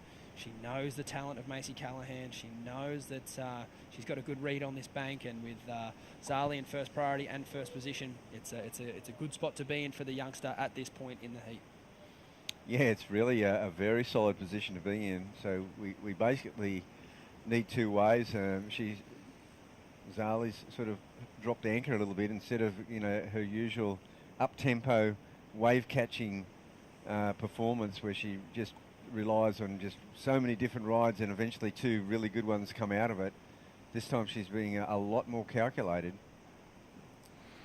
Which I think is a good sign of a good surfer who knows how to adapt to the conditions, as we see Elise Cooper there getting ready for her heat against Dimity Stoyle. Like we mentioned, both surfers have been well deserved of these, quarterfinal results. Whoever loses here will be definitely disappointed, but a great result nonetheless. But either of these two surfers could definitely take this thing out. I think, along with Macy Callahan, those two have been some of the standouts. Of course, we can't forget Sierra Kerr.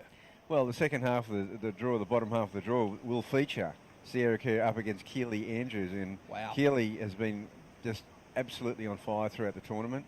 Totally different approach.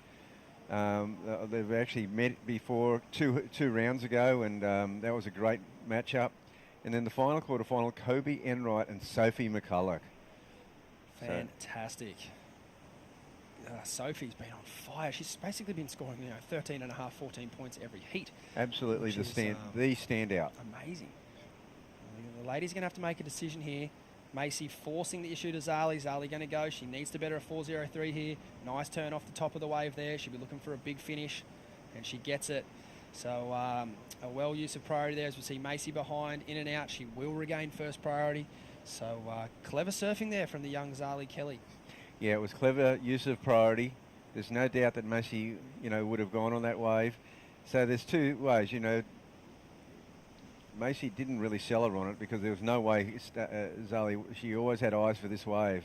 Great little snapback there, really brought the board around, and a great finish over the lip line. Got the nose up. Not quite the tail on that occasion, but definitely got the nose up. That was sort of better on replay than what I thought on that first exchange, so we'll see how the judges deem that one. Like I said earlier, they've got a couple of great rides to compare to. Macy Callahan's first wave was an amazing layback manoeuvre, just the one turn, but deserved every bit of that 4.5 point score just for the one turn. It was fantastic. And Zali now with her interpretation of that ride, a two-turn combo, a nice turn to begin with, and then a good up and over into the lip. So I'd like to think she will better that 4.03. By how much? We'll have to wait and see. Yeah, well, she certainly did. It's a 6. And similar to, it kind of reminds me, we've seen these two-turn combos, Ethan Ewing all day long. And that was exceptional. So this has really made it very interesting. Macy Callahan needs a 7.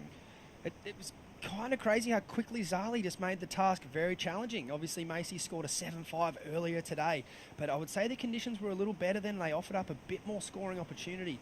Macy, no doubt, one of the best surfers in the world and has the talent to get the score, but that's going to be a big ask with the conditions sort of deteriorating and, multiple sections not as frequently available as what they were this morning, Bucks. Well, Macy's 7.5 was at 3 connecting sections, and she said there was a bit of a warble in the wave. Well, that warble is accentuated. Yes. Definitely. So a 6.93, Zali Kelly with the 2 best scoring rides of the heat, and at this point she's sort of ridden the 2 best waves, which is, I think, something she needed to do in order to get herself in this position. Obviously there's 3 minutes to go. It's certainly not over, but to have any chance at beating one of the world's best, you would need to be first selecting better waves than them, and second, that performance needs to lift as well. So Zali's done a job well done so far.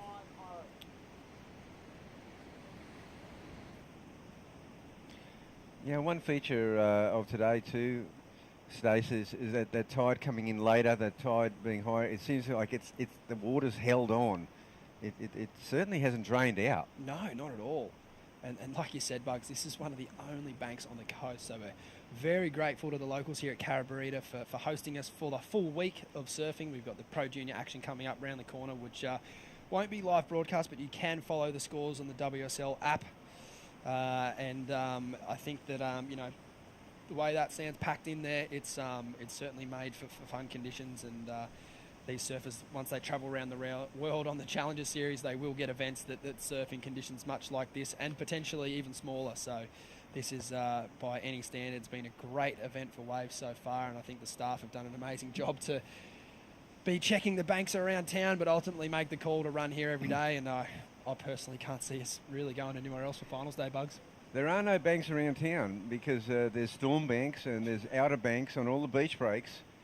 And what's happened is that when the swell's small, you've basically just got this really just thumping little shore break, not much to it at all, right around the front, in front of Carabbarita. That's all we've got on offer, just a really sort of a gutless shore break with no substance to it, no body to it, no bank. Yeah. The last thing you want to see when you roll up to a beach, isn't it? Yeah. Waves clapping on the shore, and then a 600-metre gutter, and then a little wave out the back. It's much more fun to catch a few waves like here with your friends, and again, grateful to the locals at Carabbarita for hosting us this week. It's a beautiful part of the world, and we love coming back every year. And I know the locals, they love coming down to cheer on their favourites, Micah Marguson and Blake Necker and the likes. So it's an awesome opportunity for those young lads to be able to prove themselves and be able to compete in your backyard. That's a luxury that not everyone's afforded. With 50 seconds to go here, definitely some gamesmanship being executed by Zali Kelly, certainly making sure that she lets Macy Callahan know that she's there. So here comes a wave. This will be Macy's opportunity. A 6.93 the score required. A nice slashing turn for Macy to begin. And the finish, the body language kind of says it there. Unfortunately for Macy, there's a partner, Sheldon, on screen. I think Macy would have needed to do something very spectacular on that final turn to get that 6.93. It looks like unofficially Zali Kelly will take the win over there off her teammate Macy Callahan. I know that Macy has been a fantastic role model for Zali over at the team at Billabong, and sort of obviously welcomed her on over the years. They've both been riding for Billabong for a while, but Macy obviously just being that bit older and taking that older sister role. So I know she'll be bittersweet to lose to Zali, but I think if she would be cheering for anyone to win the comp now, it probably is Zali. So well done there, ladies. Fantastic heat. Very clever on Zali's behalf. Probably one of the smartest heats she's surfed this event, so I'm sure she'd be feeling pretty good going into finals day, Rabbit. That's an incredible performance. Zali Kelly has eliminated Macy Callahan. Well, of course, Macy still sits atop the rankings. Well, Zali will be on the move up in a big way. Absolutely. We're going to take a break here at the Oakberry Tweed Coast Pro. We'll be back shortly with quarterfinal number 2 of the women's. Don't go anywhere.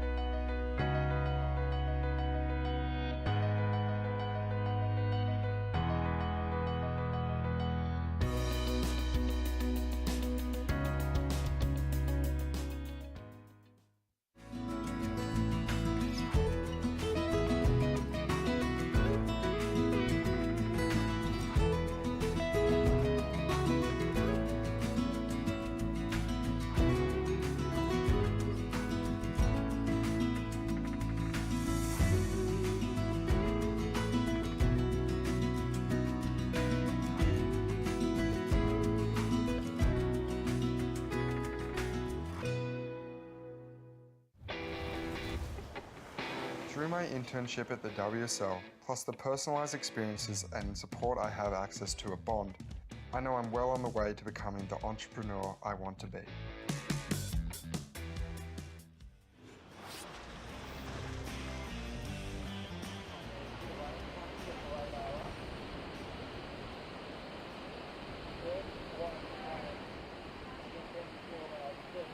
With the fairy dog mothers. Zali is a keen animal lover. I think she's got about 100 dogs up at her place. And certainly elated to take the victory there It's an important result for her. She hasn't had the best start to her regional campaign. A couple of heat wins, but Zali had a very, very coloured junior career. Also some wins on the QS at a very young age. So she's used to being in finals day. Anything short of sort of a semi-final or a final result sort of doesn't really live up to her expectations. And so I know she'll be very, very stoked with a progression there and through to final day. Yeah, it's kind of a breakthrough result, really, even though she, as you said, she's got a storied career, an incredible junior career. But there's a breakthrough result today. Absolutely, as we see a quick ride there, and Elise Cooper up and riding. A couple of late hits to the lip that will not factor in at the end of day's play. She knows she'll be back out the back. Well, this is a great contrast of two completely different approaches to surfing. Elise Cooper has got that incredible bottom turn snap on the backhand and gets a series of them going on a wave, and they're so crisp. And it was that crispness that really made the difference in the last round, in the round of 16. It's like the momentum builds at every turn, Yeah. right? She just keeps on getting stronger and stronger and faster, which is a sign of good equipment and, really good technique. I'm a huge fan of it.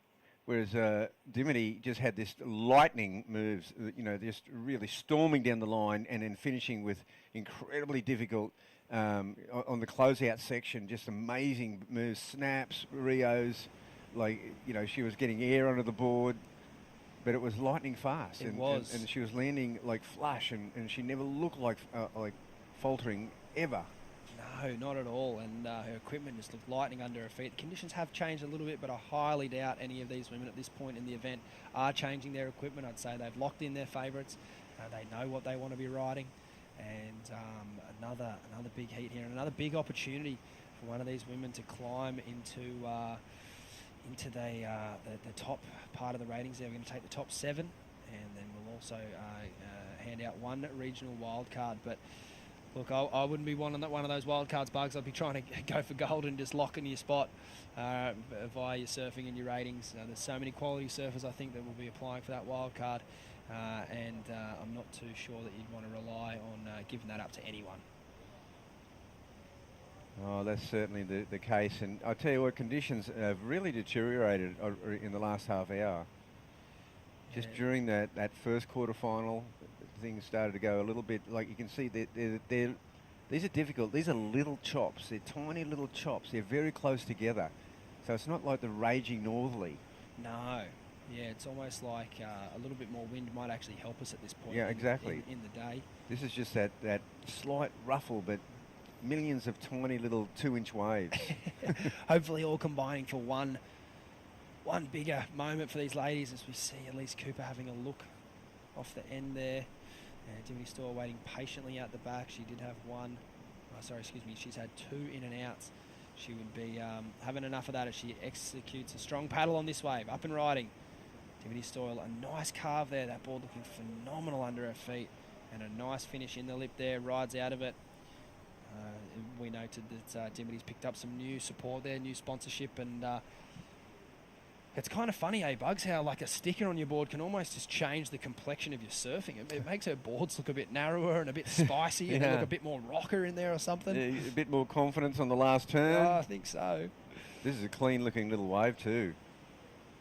Nice. I should be happy with that. It's a small wave, but relative to what's been on offer, there hasn't been any sets of consequence for a little while now. Zali got one that was a bit bigger. A 4-point ride there for DJ Dim, which, like we mentioned, is a great score.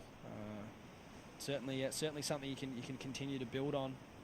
If she can get another score up around that the high average to good range before Elise stands up on her next ride, it will certainly add a lot of pressure to the young surfer from, I believe, North Stain or around that Manly area. They've got about 3 beaches in one down there. I quite often get it wrong. But yeah, she's from that part of the world, and I think I've seen her surf a few times at the trials for the Australian Open of Surfing. Done quite well down there. So, but she doesn't want to be going through the trials anymore. She wants to be on that Challenger Series full time. Well, she's got a very good opportunity here.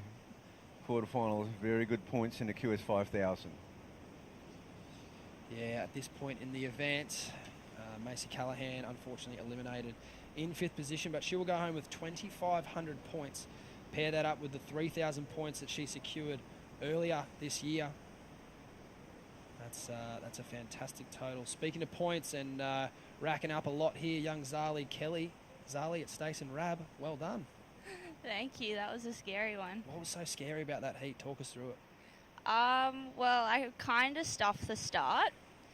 Well, you would say, Stace, that I really stuffed the start, but I brought it back and just waiting with priority is a scary thing. I was lucky that I didn't fail and fall on that 6, but yeah, that was a stressful one for sure. You can't fall on a shot you don't take, Zali. Very true. Well done. It must have felt definitely very nervous paddling into that wave. Macy obviously showing intent for that 6-point ride. You obviously held priority at that point, so you knew it was all yours. But talk to us about how hard it is to execute, knowing that you've got a quality surfer like Macy breathing down your neck. I was kind of more nervous just sitting there, and then when the wave came, I just saw it and I was like, okay, this is the one I'm going to take. I paddled out and I didn't really think about anything else that was surrounding the heat. I was just I saw the wave and I was like, sick, I've got a sick one. And I just surfed it how I would in a free surf and had fun with it. So Zali, in the earlier heats and even this one, you'd like to get away to a good start and an early start. It seems like you like to get a few scores on the board early. I mean, you had that 3.75 early, but then once you got that 5.5, it seems like you really cooled down. You really played that priority.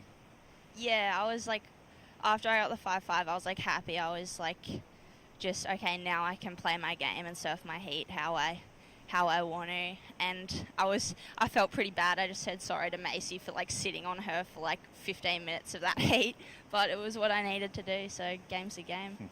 Yeah, absolutely. Very gracious of you to do such a thing. However, I guess that is how the sport rolls. But yeah, talk to us about your relationship with Macy. Obviously, both surfing for Billabong and have done for a few years now. You've been having a bit of fun with Macy on a few trips. Yeah, I've known Macy since I got sponsored by Billabong, so I was 10. She would have been 13. And we went to Hawaii together when we were younger, and she's a great friend, and don't think I've ever actually had a man-on-man heat with her in the QS, so that was really fun. Awesome. We'll call it 1-0. Hopefully a lot more big battles to come. You're on an absolute roll here. You'll hopefully get a big night's rest and come prepared for a big finals day tomorrow. Obviously one more event in Newcastle and the Challenger event at Snapper. One last question. How do you stay focused with all of that on your plate? Don't really think about it. I'm just going to go Oh, back that's home. a lie. Come on, as if you're not thinking about surfing perfect snapper with only 3 other women in the water. What a dream. Yeah, I guess snapper's perfect, but I don't know. I would say I'm the sort of person who would rather surf D-bar over snapper, so that's not the right question to ask No, me. that's fine. You and Jack Freestone are the same. Zali, thanks so much for your time. We're loving watching you surf. A very polished performance there against a tour veteran in Macy Callahan. So well done, and we'll catch up with you a bit later on. Thank you. Classic answer. I know a lot of surfers like that, Bugs? Snappers definitely a popular break on this planet. Yeah, that's right. Yeah, it's not an easy wave to get waves at, but D-bar's always been a little bit wide open spaces, and a lot of surfers prefer D-bar. Keely Andrew getting ready for her heat there. Oh, that's going to be a classic. Another surfer who doesn't look like they've changed equipment, just been on the Old Faithful. Doesn't look old, looks brand new, but it is doing fantastic surfing under her feet. She's operating it perfectly. As we mentioned earlier in the day, earlier in the round, she is one of the only surfers that is riding glass on fins, which it looks pretty nice, doesn't it, Rab? Yeah, really nice. I always love the glass-ons, mate. Bit hard to travel with, especially when you got a real big single fin. But yeah. How many boards would you used to travel with? Oh, only 2. 2, yep. Yeah, that was an issue back then. You had Yep. you had your board, Yep. and you had a little step up. Yep. 6'4" and a 6'6". 5'10". Yep. 5'10" and a 6'2". 5'10" and a 6'2". Nice.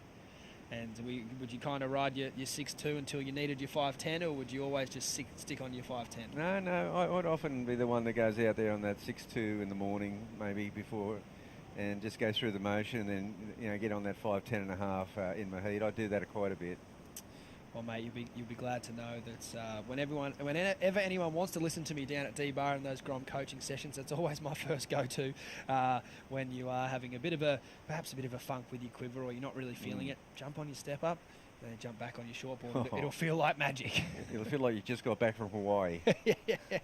Get on the tail and throw that thing around. 12.5 minutes on the clock.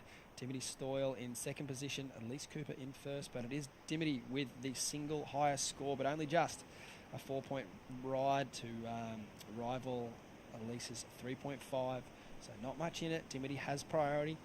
She only needs a 1.5 to regain the lead.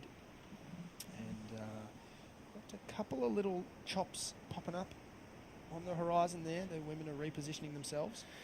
Yeah, there's been a tough one. This has been really hard to find a connector here. These conditions have just deteriorated just enough. Well, we had at least look at that one. She didn't have priority, so she didn't lose priority. But what is this? Where is Dimity? She's going to go it. Oh my God, she's so going to go it. Go, Dim, get going. Oh no, she's slipped up. Yeah. Unlucky. That's an error that I know she wished she wouldn't have made. There's, I'd love to say there's a lot of time remaining, but there really isn't. But I guess the good thing is she still will retain that single highest score of this exchange and still only requiring a 1.5. So minuscule scores required, but I still think Dimity would love to be in the lead at this point with the clock counting down. I'd be surprised if she doesn't go a bit wider too.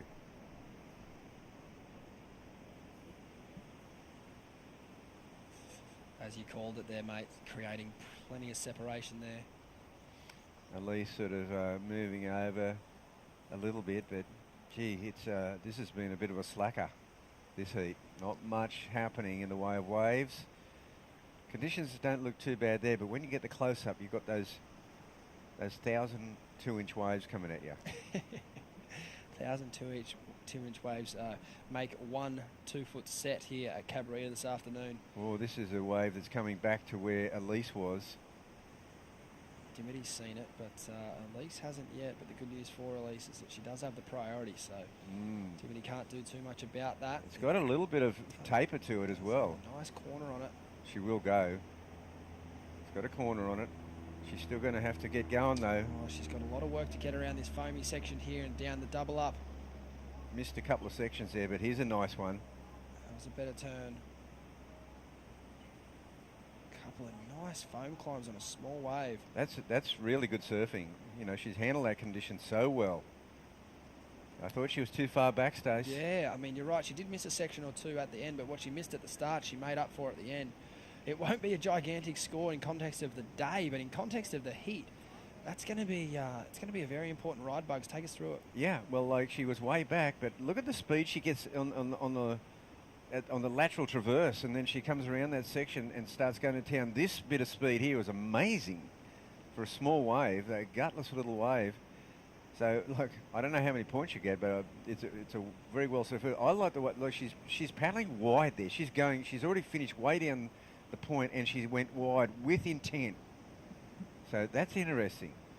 Yeah, she just looks so light on her board. You see her back foot there through the turns, like heel up, toes down, and trying to throw as much spray as possible. She's certainly not, locked into any kind of premeditated stance. It's almost like she is fitting into the wave of, when you need speed and when you need power. And she's all up and down her equipment. It's great surfing as we wait for a score to come in there. Probably the most excited we've been this whole event over a 3-point ride, Bugs. But yeah, there you go. Nonetheless, I still think it was a nice wave. And again, not a huge score, but in the context of this heat now, Dimity Stoyle no longer needs like a minuscule score of a 1.5. A 2.5 is, like we've seen throughout the day, that's one really dynamic manoeuvre. We saw Jacob Wilcox need a similar score earlier in his heat, and he was unable to get it. So Dimity having a look here, she would really want to get it on this wave. This wave's going to double up as it goes down the bank. A nice slash and carve. And a finish there for Dimity. She needs to make it. She does. Yeah. So I think the first turn was the points. Yes. It wasn't really a setup. She actually laid into it, and feeling pretty confident that this is going to be a good score. I like this turn here, Stace. Wow. She just shroups that. and she had to finish it well, as you said. She got that board up over the lip line again, and there was a bit of a bounce. Definitely, it was a nervous bounce, but she managed to pull it down, and only needing that 2.5, you'd have to think on that wave. Oh, she got it. She's definitely going to get that and some. I said that this afternoon and been wrong though. You've been good today. I've had 3-4 days of just being absolutely god awful, terrible. But I'm going to stick with it. I'm going to keep trying, Bugs. Never. Oh yeah. What do we got here? A bit of a paddle battle. It will be Elise Cooper who will retain priority. But Shimmy Disco. Yeah, there you go. That's exactly where she needed to be. That score to come in above Elise Cooper's best score there. That's come in at a 3.83. So now what Elise needs is the best wave of the heat. It's a 4.33 is her requirement. So, simply put, Bugs, the judges now, if they want to make a decision on turning this heat around, it's not so much about the score. It's just who they think should be in second, and is that not, or is it the best wave of the heat? So it's really clear cut. They've got their comparisons. There's a 4 on the board and a 3.5 from either surfer. So this next exchange for the judges is going to be crucial. If you're Elise, you will be hoping that a wave offers up more scoring potential than anything Dimity Stoyle has stood up on yet, and then obviously the need to execute is paramount with 7 minutes remaining. We haven't been seeing those flurries, Bugs, like we have early in the day, so I don't know how many more opportunities these ladies are going to get at improving their position. It's been a bit of a wave-starved heat, this one, as we count down to 6:45 on the clock. Keely Andrew there getting ready for her heat, having a moment to herself.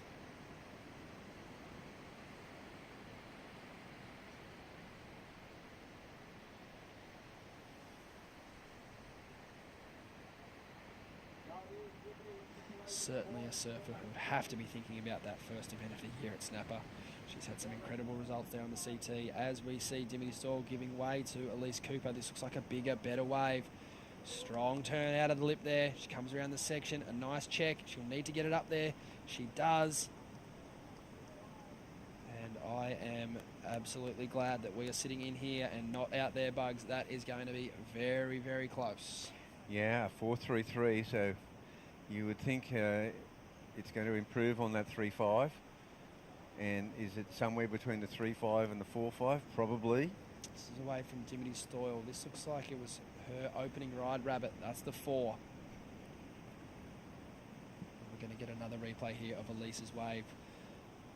Bugs, take it away. This first turn is beautiful. It's really good, and then she sticks with it, gets that board up and over. Very difficult section to manoeuvre, and she was looking again for down the line, but she got 2 solid turns in. This is going to be close. I think the first turn on her wave is one of the stronger waves. One of the stronger turns of this event.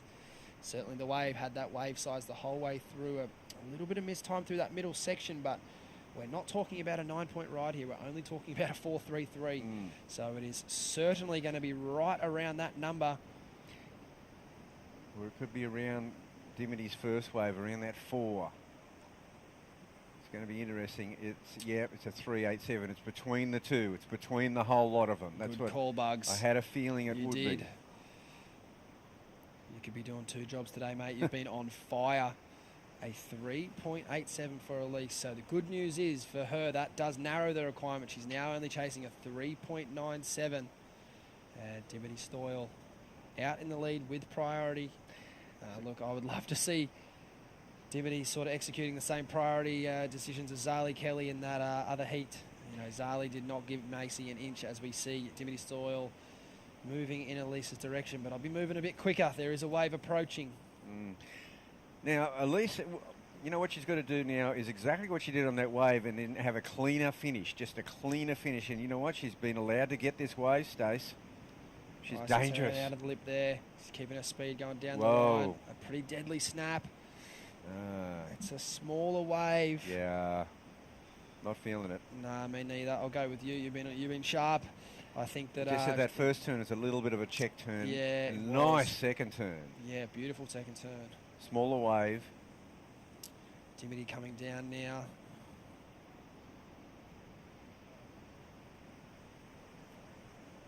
And it won't really matter if she gets somewhere between those 2 scores of hers, because she'll still need a 3.97. She needs a 4. Yeah, exactly. Was that a 4? No, I don't think If so. they didn't give her other one a 4, I can't see them giving that one a 4, but my confidence has been shot to pieces this weekend as a judge.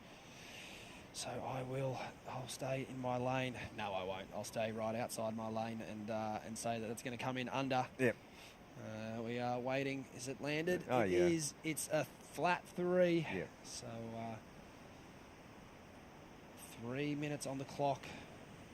And Dimity Stoyle sitting nice and close now to Elise Cooper. No surprise there. Nothing in this heat. 7.83 total to 7.37. Dimity Stoyle out in the lead and with priority. A very commanding position to be in.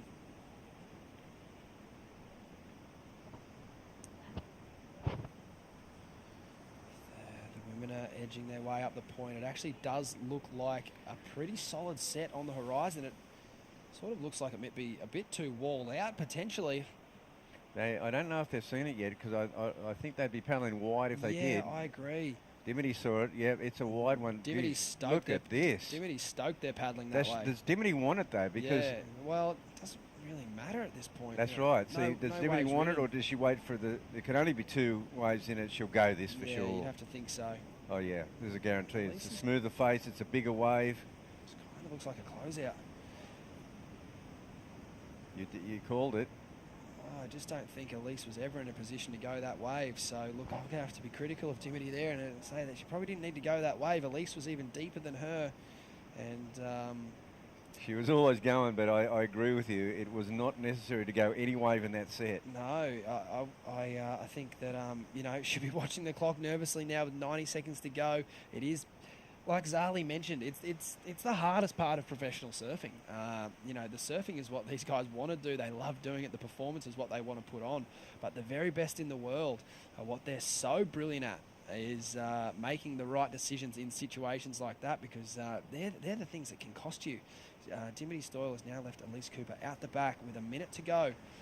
So Elise will need a nice wave, and we haven't seen a lot of them, so time is on Dimity's side. However, it will be a nervous wait as she watches this one count down. She's had a number of quarterfinal finishes in her career over the last 2 seasons. She does not want another one. Now, there's something coming out the back. I'm calling the wave behind. Yes. Is something special. Something is possible here because it's going to have a smoother face. Yeah, looks like. Is it coming to Dimity? Could go to Dimity. Yeah. Well, looks there's like a it section is. here fluffing up. Alicia's going to get it. She's got 30 seconds. She might be too deep. No, it's going to give her enough time because it's taking off further out the back. Nice turn there in the lip. She's going to need to get it up there Oh, again. still missed it. She hasn't quite got the section going yet. Oh no, this one hasn't quite allowed her to. Needs green face. She really hasn't felt her feet in this one, but there's the turn. Nice turn there. Gosh, that was a good turn. If she'd got some earlier ones, that was it. If she had it. That is going to be an excruciating score to wait for both of these surfers. Like, if you're in Dimity's position, all of you've seen is just Red ride the biggest wave of the set, of the heat And, so a, far. and a connector all the way. And she finished on her feet. But if you're Elise, you know deep down that you didn't really connect with it until the end. And then So- really connected with it. Yeah, so Dimity's nervously looking in for a thumbs up or a thumbs down, and I don't reckon anyone's given anything. No, and on the one call I will make, that was the best turn of the heat. I think she sort of had the 2 best individual turns of the heat, but Dimity's just been a lot stronger with the combos. Yeah, the combo there, what didn't happen, like those early, There little it is, sections. Bug. Sorry to interrupt. It's official. Elise Cooper on her last wave, a 3.5. So Shimmy Disco will be stoked to hear. There we go. Elation. First semi-final in a big event in a long time. Congratulations to Dimity Stoyle and commiserations there to Elise Cooper. We're going to have a short break here at the Oakberry Tweed Coast Pro, and we'll be back with more action to round out this day. Don't go anywhere.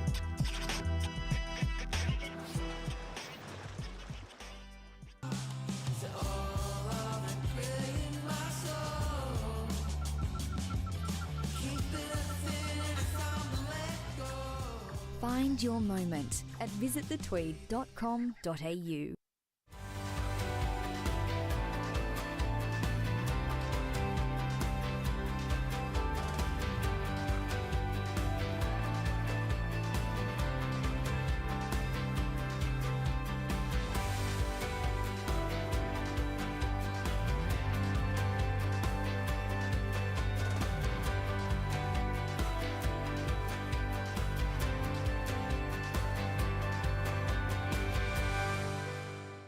starting the day with freshness, giving us the energy to paddle out and live life to the fullest. All natural and organic, a superfood bursting with flavor and taking you to your own piece of paradise. Sharing moments with friends, sharing them with Oakberry.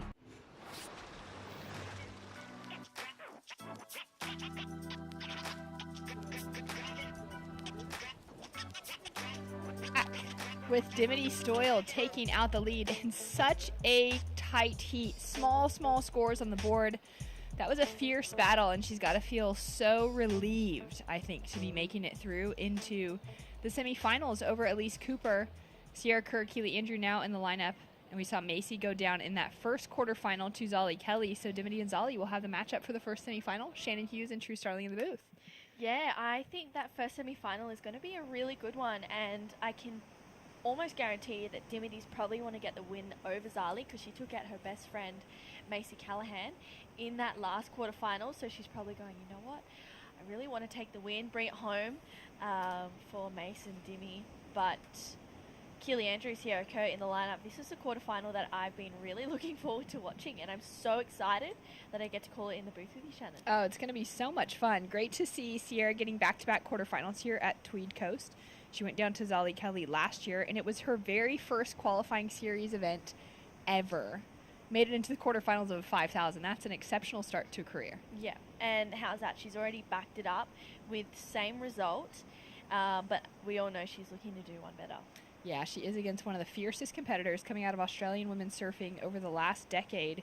Keely Andrew, 4-year championship tour veteran, looking for that requalification and has all of those flares of exceptional surfing. She's had multiple finals in her championship tour career and some great results, just needed to find that consistency, to find that requalification, and had just too many early losses to be able to find it again out of the last couple of seasons. Yeah, and that looks like Willow Hardy and Josh and Sierra's mum are there. Willow Hardy's dad just next to them, and then on the right of them is Chelsea Hedges. I was wondering. Yeah, so formerly known as Chelsea Georgeson, who is a World champion. Yeah, former world champion. I want to say somewhere in the early 2000s. I can't remember the exact year off the top of my head. Maybe 2005. Great to see that Chelsea's down here on the beach supporting the next generation of young women. It's really cool, especially to see like Skaz Kate Scarrett, whose last name has also changed. Wilcombs, I think, is what she goes by now. Yes. Kate Wilcombs, formerly Skaz, representing on the Olympic team, coaching, and just to see those phenomenal women from professional surfing over the generations pouring back into the up-and-comers and the current generation that's ripping on the championship tour. Yeah, and you were 100% right with your dates then. Chelsea won her world title in 2005. Yes. Those are hard ones to get, you know? Sometimes they just get burned into your memory, though. Yeah, and they're kind of in between that reign of Lane Beachley and that reign of Stephanie Gilmore. Exactly. So it's those little years in between where you're like, oh, which one is it again? So, yeah, Chelsea, former world champion turned coach now with Surfing Australia. So it's great, as you said, that she's putting the time in with the younger talent and keeping an eye on Sierra Kerr. So good, and so impressive that she snuck a world title out of there between the domination of Lane and Steph. Yeah, definitely. But I think I've heard a few rumours as well that if Chelsea stayed on tour, she might have taken a couple of world titles from Steph as well. Her backhand attack was, and still is, pretty exceptional. She surfs for Kingscliff Board Riders now, just about 5-10 minutes up the coast. So, yeah, Chelsea, just really enjoying living up here. She used to live in Avalon on the northern beaches of Sydney as well. Amazing. And she also made that appearance in Rivals. I'm not sure if you were able to catch any of those episodes. The great series that ran across different generations of surfers globally, and they got to each pick, like, so Chelsea Hedges was one of the women represented, Lane Beachley was in the mix as well, and then we had like Kiala Kennelly and a few other of the women from their generation globally. And it was this really fun series of each of them getting followed through. Each episode was focused on one of those women, and Chelsea Hedges got to pick out some great conditions at her home break and try and see if she could get the best of results amongst the rest of the women. Yeah, it was such a cool series to watch, and I think they all had a heap of fun filming it as well. So much competitiveness still. And everyone just thought Kiala Kennelly, KK, was just going to go, okay, sure, you can all, Lane can have her beach breaks, everyone can have their little point breaks. Rochelle Ballard was in the mix as well with little reef break and Kauai. and they just all expected KK to go out at Jaws and get something huge, which was a funny conversation. Yeah. So out in the lineup at the moment, Keely Andrews sitting in the lead, opening score a 3.5, waiting for Sierra Kerr to get her account underway. Sierra, currently 15 years old, just had her birthday in February. Keely Andrew, 27 years old, she'll be 28 later this year. And a lot of experience among Keely Andrew from years on the championship tour. But even going back to the qualifying series, I just had a look through before coming in the booth, and as we know, Sierra's first QS ever was just last year in 2021. She had that quarterfinal finish. Keely's first QS ever was back in 2012. Her result out of that event, it was a 6-star ranked event, the Australian Open. She walked away with a 13th place finish, which is the round of 24. She made it through a few rounds for her first one. And then the following year in 2013, Keely had her first big result by getting a 3rd place finish, a semifinal finish, going down to the great Joanne Defay, who's now a massive world title contender on the championship tour. And that was at the Swatch Girls Pro in France, which was a 6-star back in 2013. So Keely Andrew has been just a force to be reckoned with for over a decade now. Yeah, definitely. And it's so great that she's back here on the QS, wanting to re-qualify for that championship tour again. I think that fire, it never really goes away, which is such a beautiful thing as well. And once a competitor, always a competitor. That's a definite thing. So this heat is going to be a really exciting one with the rail game of Keely Andrew and the air game of Sierra Kerr. Can't wait. And here we go. Sierra up and riding. Nice snap to start things off. Goes straight up into the lip to link 2 turns together and put that score on the board. Yeah, great start for Sierra Kerr. So Keely with priority now. Here she is having a paddle. All right, we're looking for that lightning fast speed, and she's going to duck out of it as she's not going to be happy with the way that wave looks. And actually looking like she's just going to position herself into a better spot in the lineup. Yeah, definitely. The beauty of taking off and pulling off nice and quickly is you can have the opportunity to get another one, but that one just not offering too much for Keely. Yeah, similar situation. Pretty early on as far as priority is concerned, not really that big of an issue. Score to come through for first of Sierra Kerr, and a couple small scores to fall through for Keely Andrew. And it's definitely, the conditions have changed. I heard Rabbit saying it a couple times over the last few heats, just that, from even that last men's round of 16 heat that you and I called together, that wind has really significantly picked up and affected the conditions. Yeah, it definitely has, and we're starting to see not as much sunshine as well. It's getting a little bit cloudy, a little bit cooler. You can see a bit of a towel wrapped around some legs there. Maybe that's a nervous thing. She looks like she's holding a stress ball as well for Sierra's mum, just really needing to take that energy out somewhere else. It's a stressful thing for parents to be watching their children compete at such a high level. I absolutely love that insight right there, just knowing the pressure is all around. And scores in opening ride of Sierra Kerr is 3.73. And Keely Andrews still sitting in the lead with a heat total at the moment of a 5.00. And Dimity Stoyle, congratulations, Shannon and True here in the booth. You booked yourself a spot into the semifinals. You must be stoked. Woo! Finals day. I made it to finals day. I'm so happy. Yeah. So good. What were your goals coming into it? Yeah, I think my goals was finals day actually. I'd love to get I'd love to get a win. It'd be sick. It's been a long time since I've had a big win, so that would be nice. But yeah, anything semis is epic. I've been stuck in the quarters a lot the last few events, so it just feels good to break through. It's nice. Oh, just love seeing it. Can you just talk through that heat for us, because it was such a low scoring affair? It would have been pretty stressful. Oh, it was the most stressful heat I've had in so long. I literally don't know how I made it. I didn't really I made so many mistakes, and I was just kicking myself the whole time. I looked at a few waves and I was like, oh, this one's going to be sick. And then just got caught behind. That happened to me twice in really crucial times with priority. And I guess it's obviously really hard to ride out there because Elise got some good waves and didn't manage to get the score. So I was really lucky.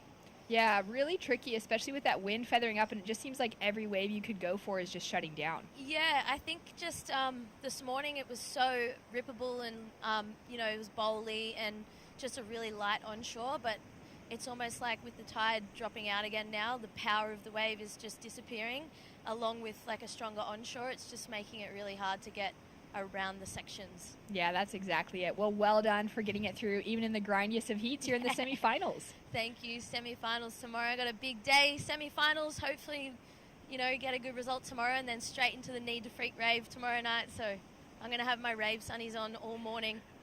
Love it. Getting ready for a shimmy disco. Woo! Yes. Get it, team. Thank you. Stoked. Thanks, Dimity. So excited to see her in on finals day, and I just want to see her in the Challenger Series. I want to see Dimity Stoyle back on the championship tour. That's Me been my too. one that I've been looking for years again. For all of them, of course. As we see, Keely, 2 quick snaps to get it started. Nice little wrap in the pocket, and that wave softens out for her on the inside, but manages to connect a couple better turns. Yeah, that was a really good-looking wave for Keely then.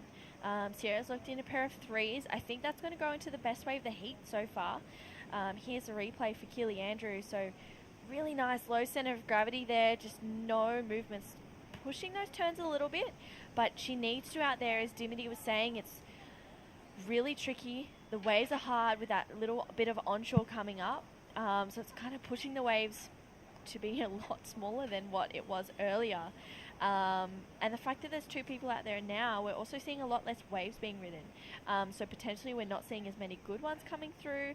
But I think the conditions are deteriorating a little bit.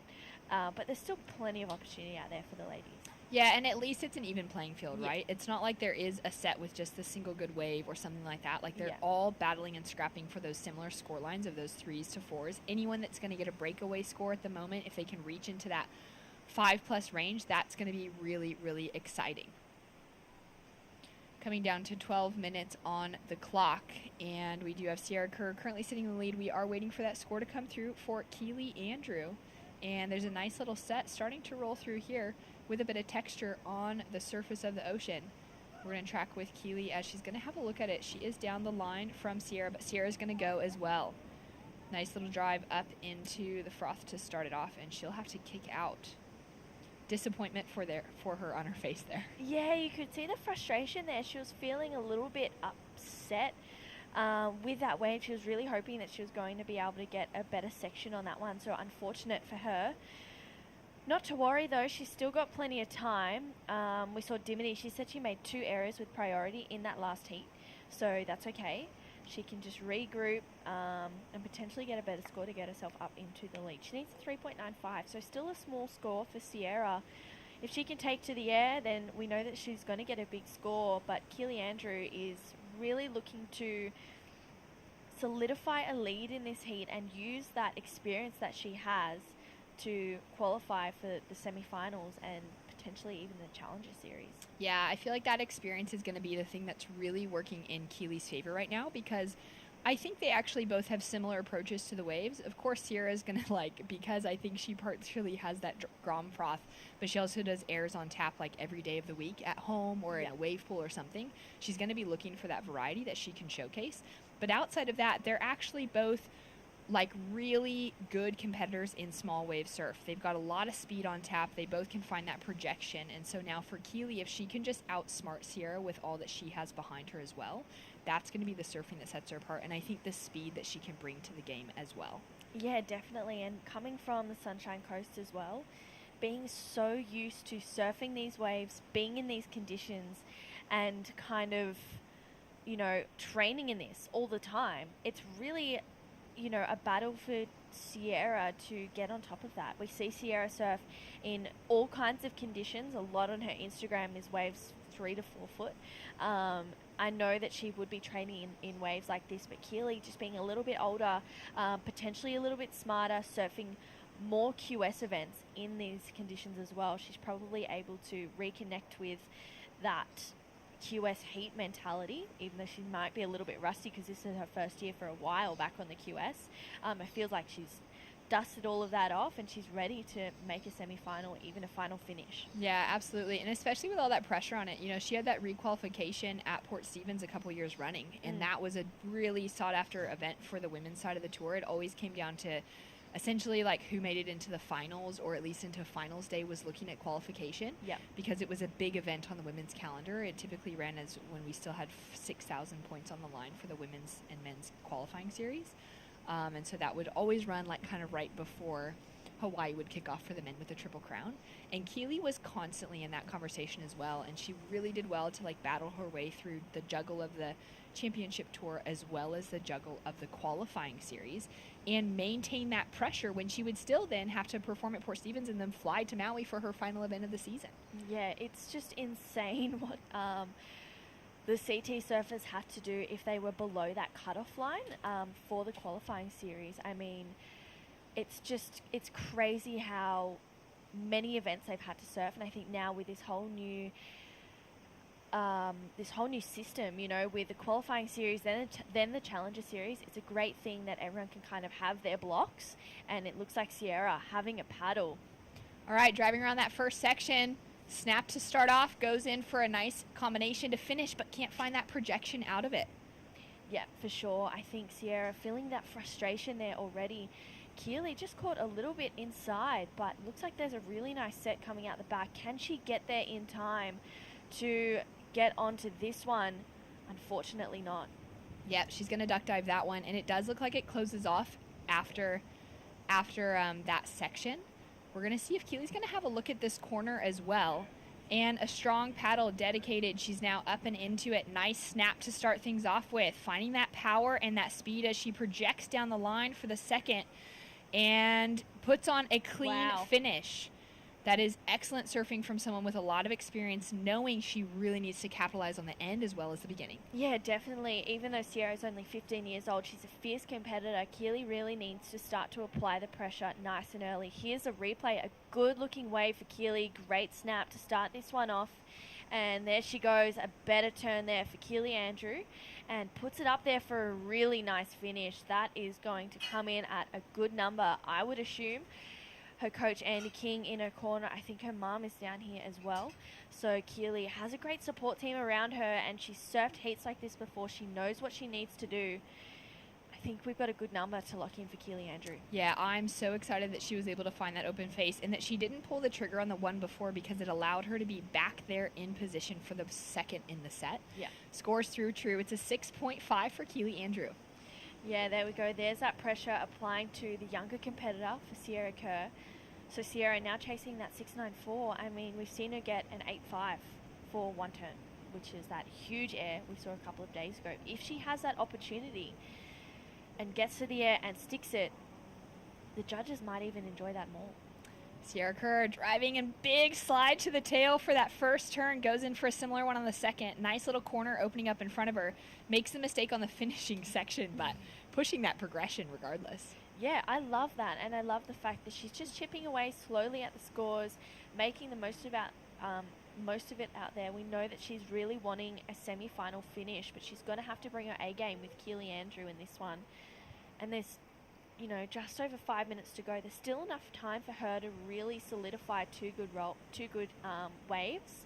It just depends if some come through for her. Yeah, and just looking at the rankings at the moment, this is really crucial for Keely Andrews. She's sitting all the way down at number 40 because she only competed at Avoca and she didn't have a good result there. Yeah. So she knew she was going to have to capitalize and put some big points on the board. I think when it comes to rankings, we're going to see Keely shoot so high.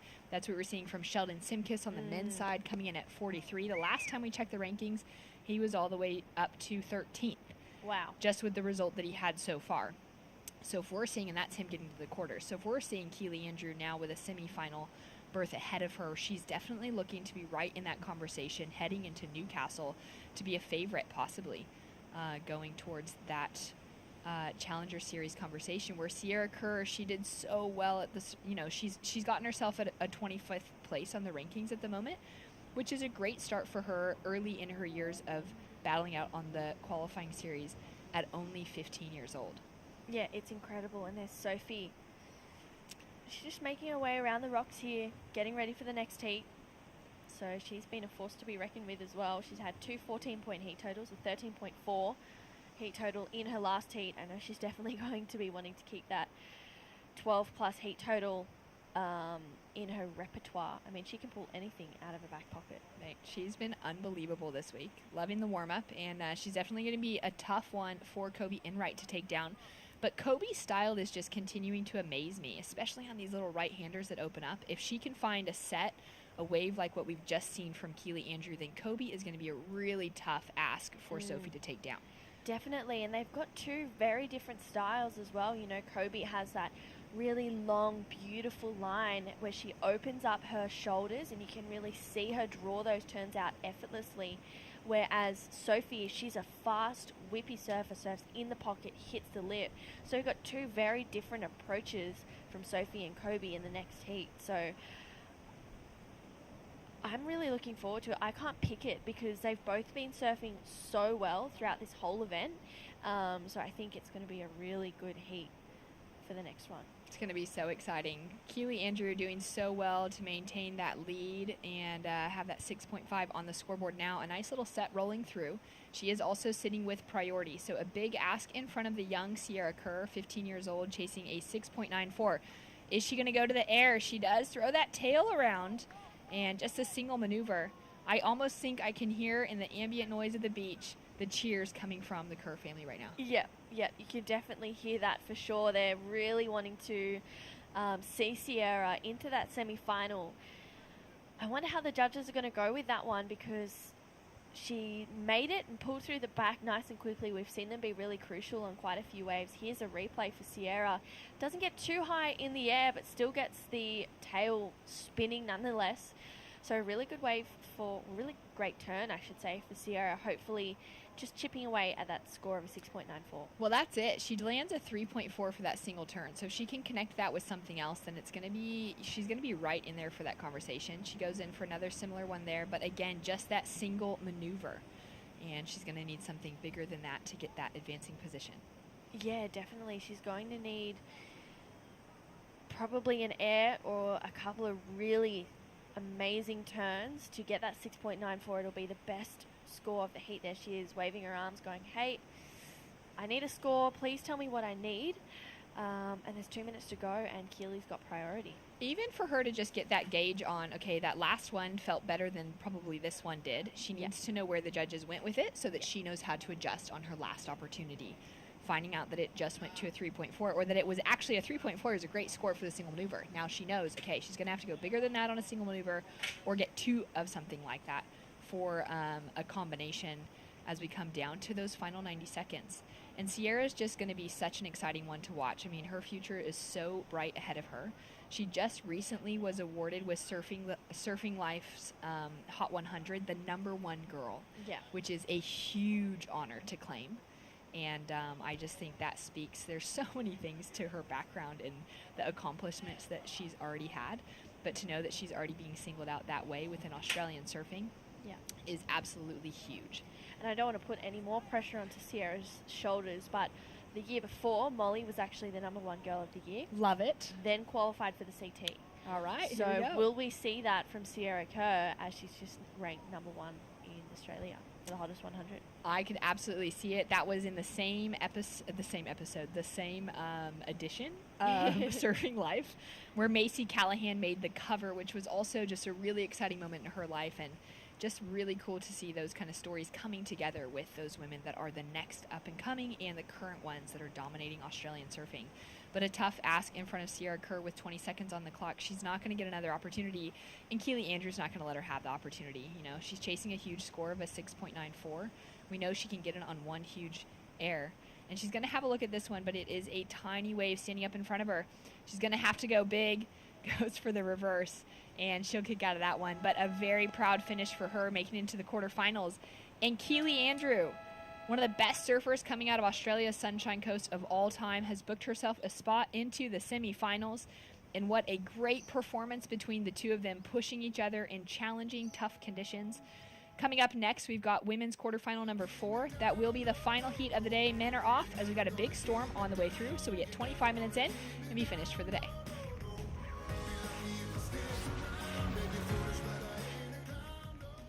I'm Sierra Kerr. Today we went around the Tweed and we got some good food, went surfing, went fishing, played some golf. Yeah, it was a super fun day. Some of my first memories of surfing Tweed are just exploring the beautiful back beaches, having some fun surfing around with my dad. all the beaches all the way down the Tweed coast are just coves with headland after headland, and it's just so beautiful. This whole Tweed coast region is very, very special to me.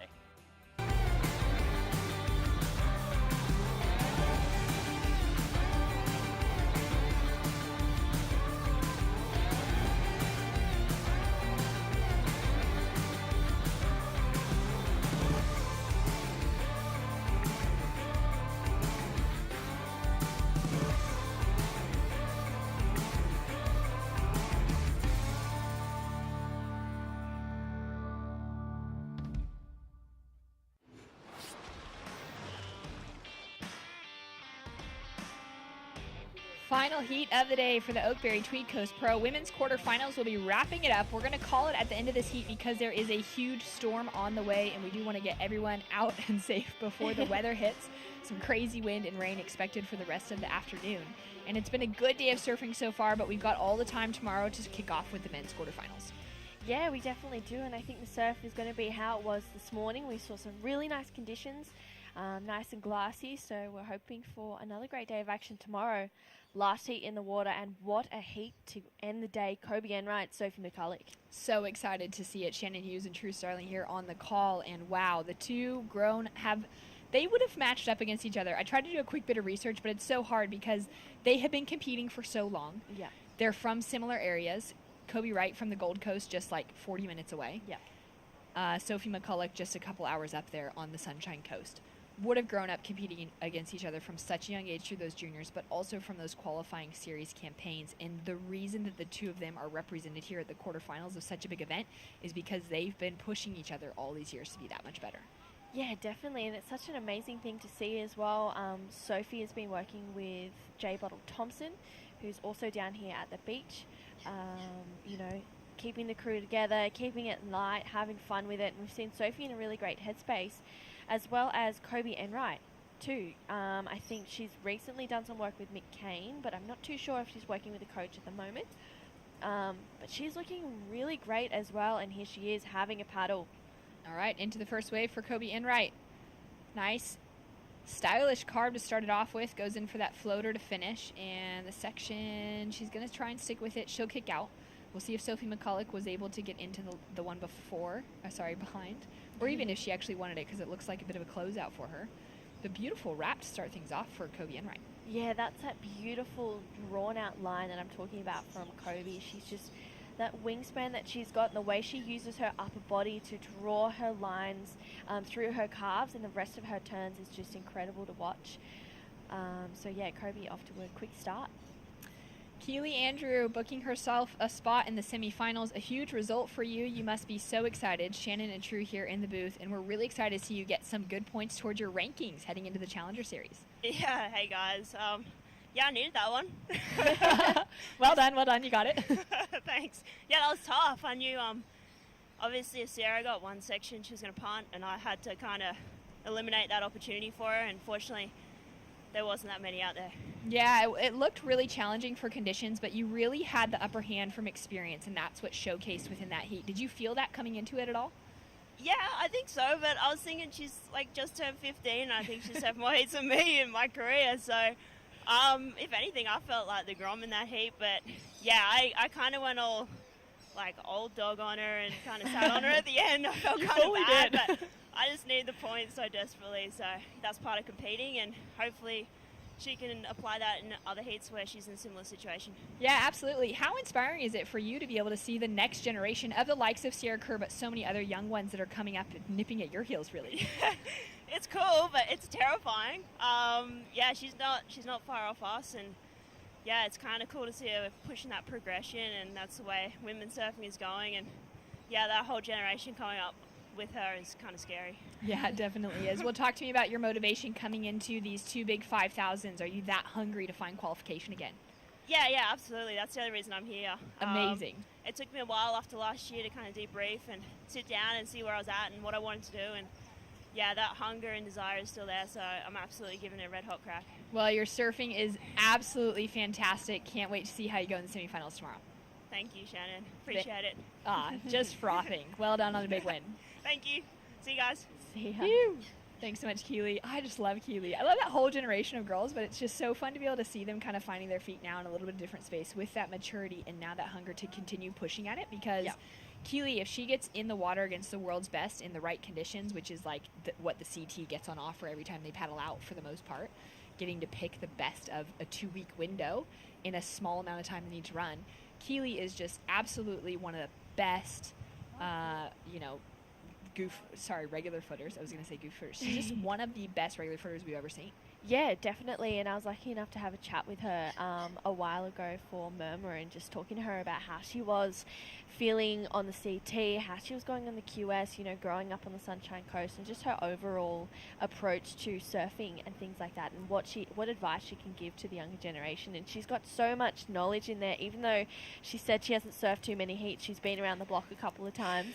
She knows what she's here for, and I love the fact that she was really honest out there as well, She needed the points, and she wasn't afraid to have a scrappy heat or sell the grom on a couple of not so great waves to get through that one. So I love the honesty there from Keely. Oh, that's absolutely it. But I can't believe she says that she thinks Sierra surfed more heats from her. Keely's been competing on the QS since 2012. That's over a decade now. She has surfed so many heats in her life, and just stoked to see her putting that pressure on when she needs to, and absolutely agree. It's going to be the learning curve now for Sierra. Yeah. And that's going to be the journey for a lot of that young crew coming up over the next little while, that they're going to have to just learn from those moments. Yeah, and I think, it's a great learning curve for Sierra. She's been able to have so many heats out here today and do so well. I think this whole event should be taken as a positive for her. First massive air that we've seen in competition that, I think even including last year for the contest that was here, it's still the best air for the last 2 years. We saw Molly pop an air in the last event in the final, and she got a 6 something for it, and it wasn't as high, it wasn't as dynamic as Sierra Kerr. So she's just showing the fact that, she's able to do that on cue, on demand. I think, a big takeaway for her is just this whole event has been a positive for her. There's always lessons, and there's always learning from each heat, but at 15 years old, making it to the quarterfinals at a QS 5-star, it's a pretty impeccable result. Oh, it's absolutely incredible. I mean, there's been a few moments in women's history where we've seen some great airs. Silvana Lima was bringing airs to the championship tour from a long time ago. Same with Sally Fitzgibbons, Lakey Peterson, and then more recently last year at Newcastle, we saw Carissa Moore get into that excellent range off of a big air. And then now to see an 8.5 come through for Sierra, obviously this isn't on the championship tour, but the judging scale has been really tough this week. And so for her to get a score like that just shows it is one of the best airs that's ever been seen in women's competition globally. That is a huge accolade for a 15-year-old to be holding on to. Oh, it's massive. And you can either take it two ways. It can be uplifting for you, or it can add a little bit more stress, because then you're expected to go to the air. You're expected to, show things like that, and like that should be your benchmark.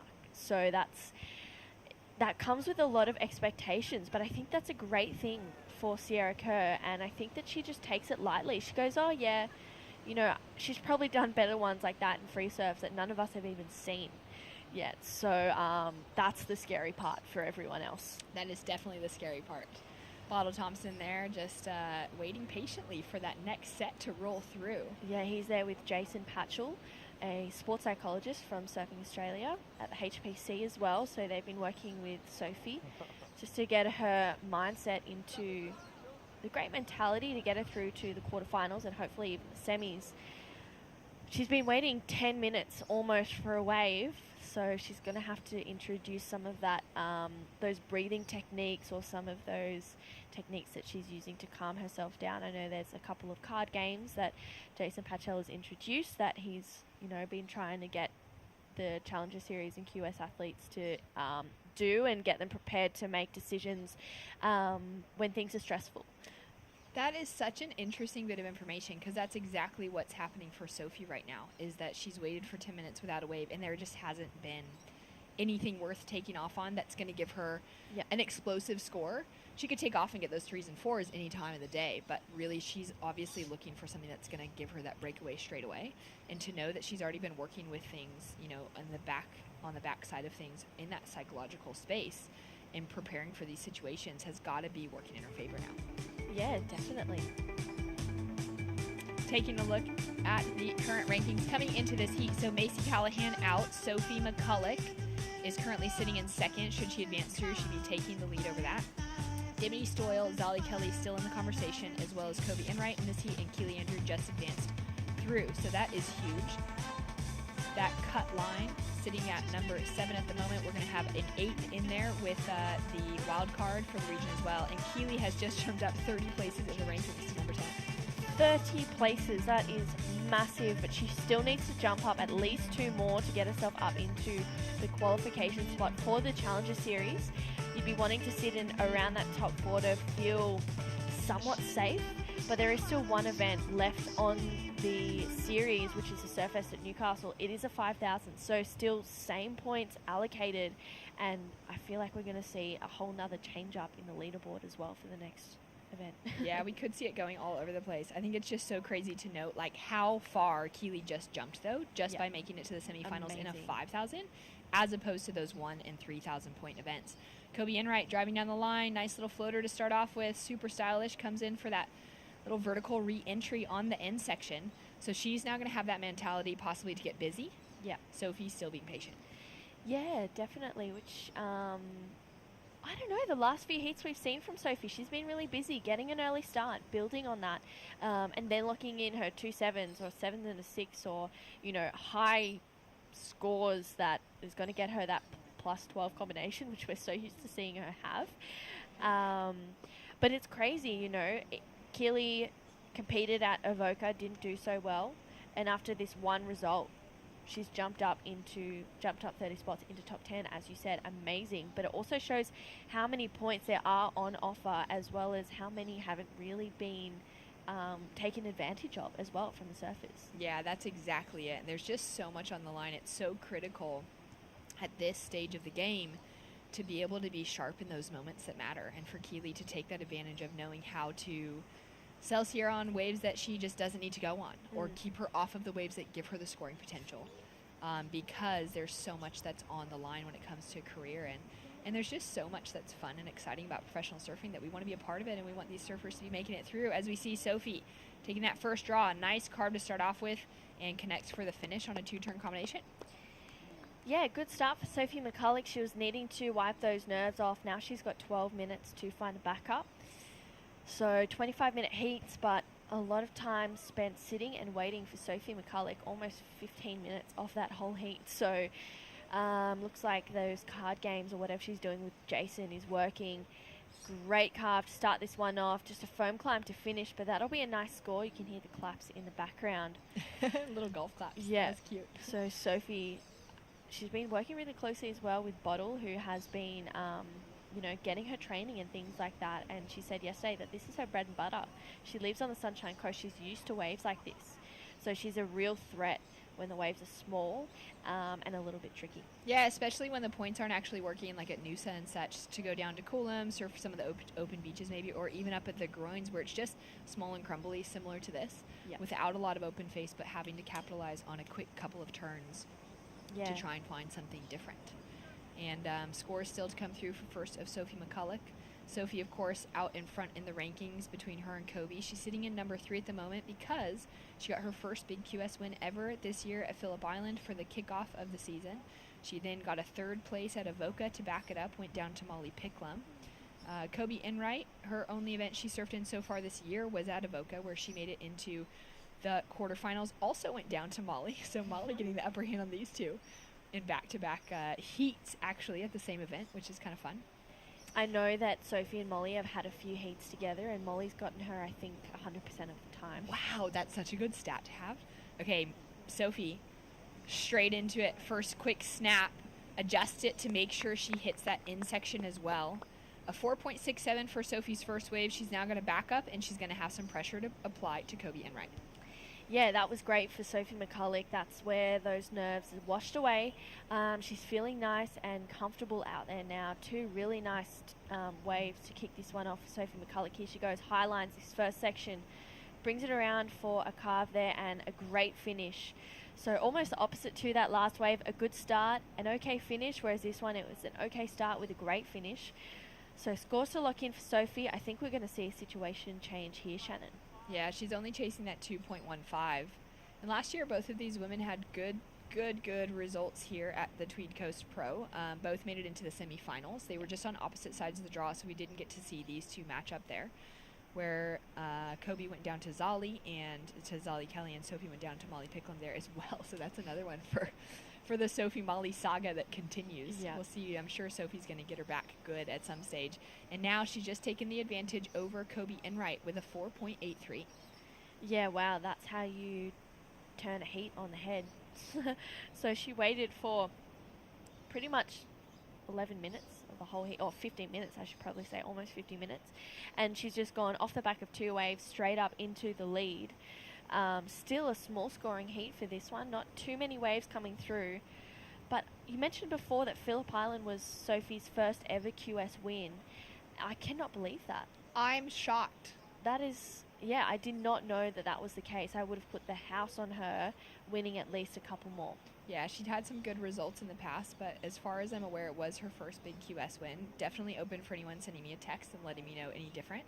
But Sophie McCulloch now racing down the line. Great snap to kick things off. Up into the lip on the second one. And maybe not quite as dynamic as those first couple of exchanges. Yeah, I think that may or may not go into a top 2. It was a smaller wave. She was kind of just having fun with it there. Trying to better that 4.67. I don't think it will, but I've definitely been wrong on other occasions as well. So Sophie just catching a couple more waves out there now, finding a feet in the lineup, and definitely putting the pressure on Kobe. She's got a pair of 3s. She's looking for a score, and it's going to have to be the best wave in the heat if she wants to get it. Yeah, she now has a huge ask in front of Kobe Enright for that 5.67 to get the leading position into the semifinals. And I do wonder how much mindset is coming into this as well. I have to assume that Kobe is so hungry now that she's made it to this level, but she was also kind of open the same way as Macy about just not being sure where her thoughts were in that conversation around wanting to get to the Challenger Series and actually take on such a big ask, because of the mental toll that it takes and the dedication that it takes as a professional surfer to go all the way and to put your life on hold again, either on hold or to pursue the thing that you really want, which is a championship tour experience. Yeah, I definitely think there's two mindsets behind that whole Challenger Series conversation, you know. If you qualify for it and you go, I can't because I don't want to put my life on hold, well, is that really your goal?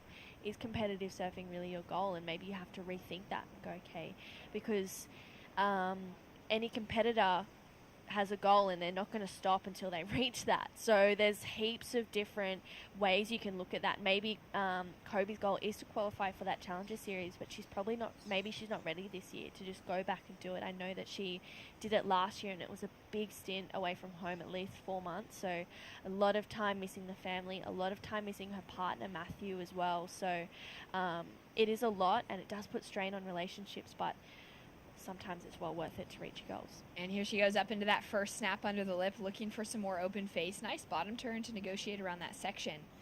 And she'll kick out cleanly, looking for that 5.67. Just such smooth style. Absolutely love seeing her being able to unleash, especially when it is those bigger faces, to be able to just see her wrap those carves around and look so stylish and good.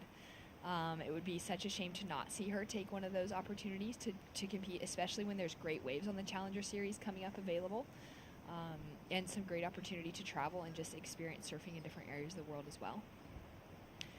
Nearly 5 minutes down, or 5 minutes left on the clock, and Sophie McCulloch is currently sitting with the lead. A couple of 4s on the board, which is so minuscule compared to what we've seen her achieve so far. But let's take a look at the Challenger Series schedule, kicking off here in Australia, then heading to South Africa and Huntington Beach.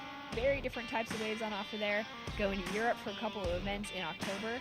Then Rio has just been introduced as of yesterday to the calendar, and finishing off with a very challenging wave at Haleiwa. I love the lineup of the Challenger Series here. I think we're going to see some really great surfing, hopefully some really incredible surfers being introduced to the Championship Tour. We saw the likes of Molly Picklum, India Robertson, and here is one we want to see on the CT, Sophie McCulloch. Great snap up into lip, finds the second one, and such a good wave opening up in front of her. All of that weight completely worth it on this one. Gets that nice little slidey snap, and she'll kick out looking very poised. and relaxed for the first time in this heat. Yeah, I think Sophie is probably one of the most fierce competitors that is on the qualifying series at the moment. She does not ever want to lose, and here she is. Here's a replay. Great wall ahead of her. Puts it up there for a nice first section, and again for another one, just finding the connection out there for Sophie. Almost mishap there, but she again recovers so well and finishes strong. That's going to be the best number of the heat so far. Such beautiful surfing from Sophie, and it's definitely going to set a huge bar for Kobe Enright now, as she's already chasing a 5.67. She is now sitting in priority. She had another little set roll through. She's going to be in prime position to get into the best position on it. And I'm stoked that Sophie was able to lock into that one, and it's just been cool to kind of see her year unfold. I'm really excited to see how the rest of it does come around. You know, sitting in a good place in the rankings already. She's looking very likely to qualify for the Challenger Series again. Hopefully she can find some more momentum in her run as well, because we saw both of them compete there, but just unable to find the results they needed away from home. Another really cool thing that happened for Sophie this year is that she got her first ever magazine cover. Yeah. Also with Surfing Life. Just recently, it was the cover straight after the one from Macy Callahan, so back-to-back covers. I believe that was the first time that Surfing Life had ever had women back-to-back on their covers, which was an exciting thing. And just so stoked to see those women earning that accolade. As we've got a little set rolling through, requirements are now going to be shouted out to Kobe Enright, because Sophie McCulloch has just dropped in an 8.17. Huge score for Sophie McCulloch. Definitely well-deserved. Another excellent ride for Sophie. I think every heat she's dropped 7s and above. So that just shows the consistency. Here is a replay of that 8.17. Great first turn for Sophie. Finds another connection here. Puts it up there for a third. So Sophie just connecting so well on this wave and finishes super strong. Definitely a well-deserved 8.17. That wave just popping up out of nowhere and using her priority as well. Smart, competitive surfing from the Sunny Coaster. Such smart surfing, great just representation there of what working with that Surfing Oz team has meant for Sophie, and for her to be able to hold it together in these situations. It took her like 15 minutes to catch her first wave, and now she's found herself in a situation where she's got an 8.17 on the scoreboard, down to 2 minutes left, and a huge requirement of a 9.17 for the surfers. Taking a look at that for the judges, we've got all of those scores through, and that is just a fantastic moment. And we are going to have to go on hold for a moment. Patrol going there to pick up the surfers. Standard afternoon here at Cabarita. Yep. All of the WSL safety protocols will be put into play, and that is such a shame, as we are so close to finishing things out. But of course, our athletes' safety is the utmost importance, and all of the necessary actions will be taken as the crew is down there on the beach waiting for the girls to come through into the shallows. Yeah, we can see Noah Stocker and Cooper Davies out there just going, hey, come in, there's something out there. So the Water Patrol and Water Safety are well and truly looking after the ladies in the lineup. That's Caius King getting ready to head out for his free surf. I doubt he's going to go and do that now. He's still smiling though, and he's probably not too scared. Surfs this wave a lot, so I can't believe there's 2 minutes and 4 seconds to go. We could have had this done and dusted, but we have to keep the priority of the surfers safe out there. Well, a little moment for them to come and debrief with their coaches or partners down by the beach. And how grateful is Sophie that she's already just locked in that 8.17 on a minute before the buzzer sounded. Yeah, I know, an amazing thing, and that is really going to turn the heat on its head. I mean, going in with an extra 2 minutes to go, once we re-kick the competition off with that 8.17, she's looking really nice. Kobe right now could probably just better that 3.83, have some more fun, lower the requirement of a 9.17. But Sophie's still smiling, and I can guarantee Kobe will be too. That's it entirely. And that's going to be a huge ask for Kobe Enright. Even if she lowers that requirement, I mean, we've seen stranger things. In 2 minutes, definitely surfer can get back-to-back waves and get themselves straight out of that situation. But she's going to need to get into that 13-point heat total to take the lead over Sophie McCulloch. Sophie down there having a chat with Bottle And Stace was mentioning how he wishes now that like every heat got to have a little mid-heat break for the surfers to come in and have a chat with their coaches and dissect it, because in so many other sports, the coaches are able to have that dialogue with their athletes all the time. You know, in football or soccer, the athletes can swap in and out throughout an entire game, and you've got all of that dugout time, essentially. Yeah. And surfing's just such a wild one. I mean, being a competitor and having to sit out there on your own, you're in your own space and your own thoughts. Occasionally you get a little away from a coach, but that's really it. Yeah, that's so true. I never thought about it like that.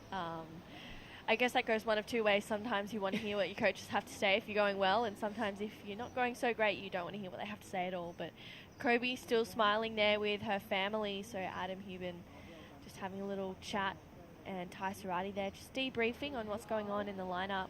Yeah, the WSL team taking all of things into consideration to make sure that the safest decision is made, and we'll wait for the word from them as we decide what to do moving forward. It's been a great day of surfing overall. It's just unbelievable, actually, to know how good the conditions were this morning. Even though it was small, it was really rippable, and it just had that push as it was pushing through high tide till that early afternoon for some really good contestable conditions. Yeah, definitely. And there's still opportunities out there for both Kobe and Sophie to make the most of what's going on. There you can see, I really want one of those umbrella tents. I think they're so cool.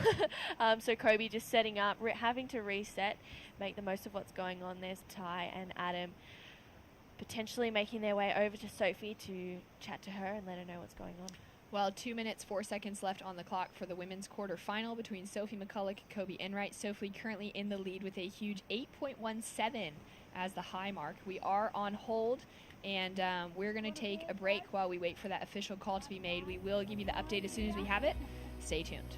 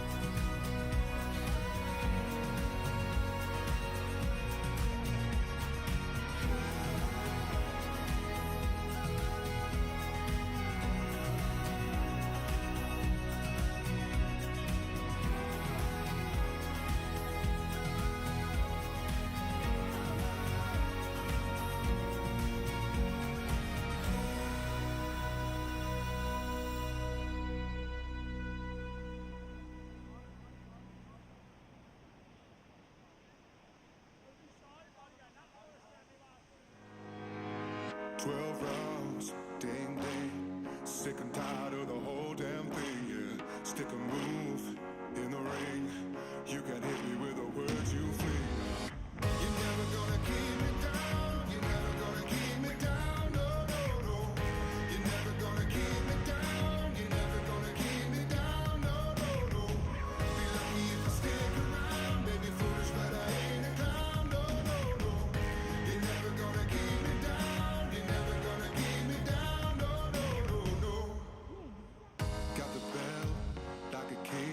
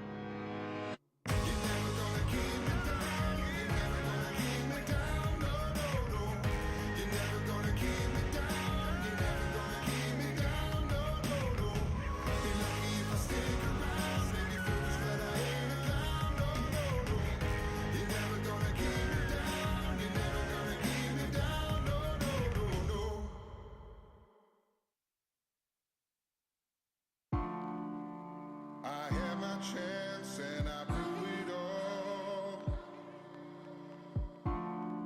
Knew right from the start, written on the wall. If I could press rewind, have it all again, you know I'd be a better man, yeah. And he treats you bad, I'll be a better man, better man, better man. Always makes you mad, I'll be a better man, better man, better man.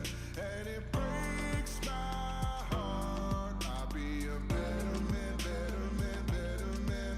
But there's nothing in the world I can do about it now.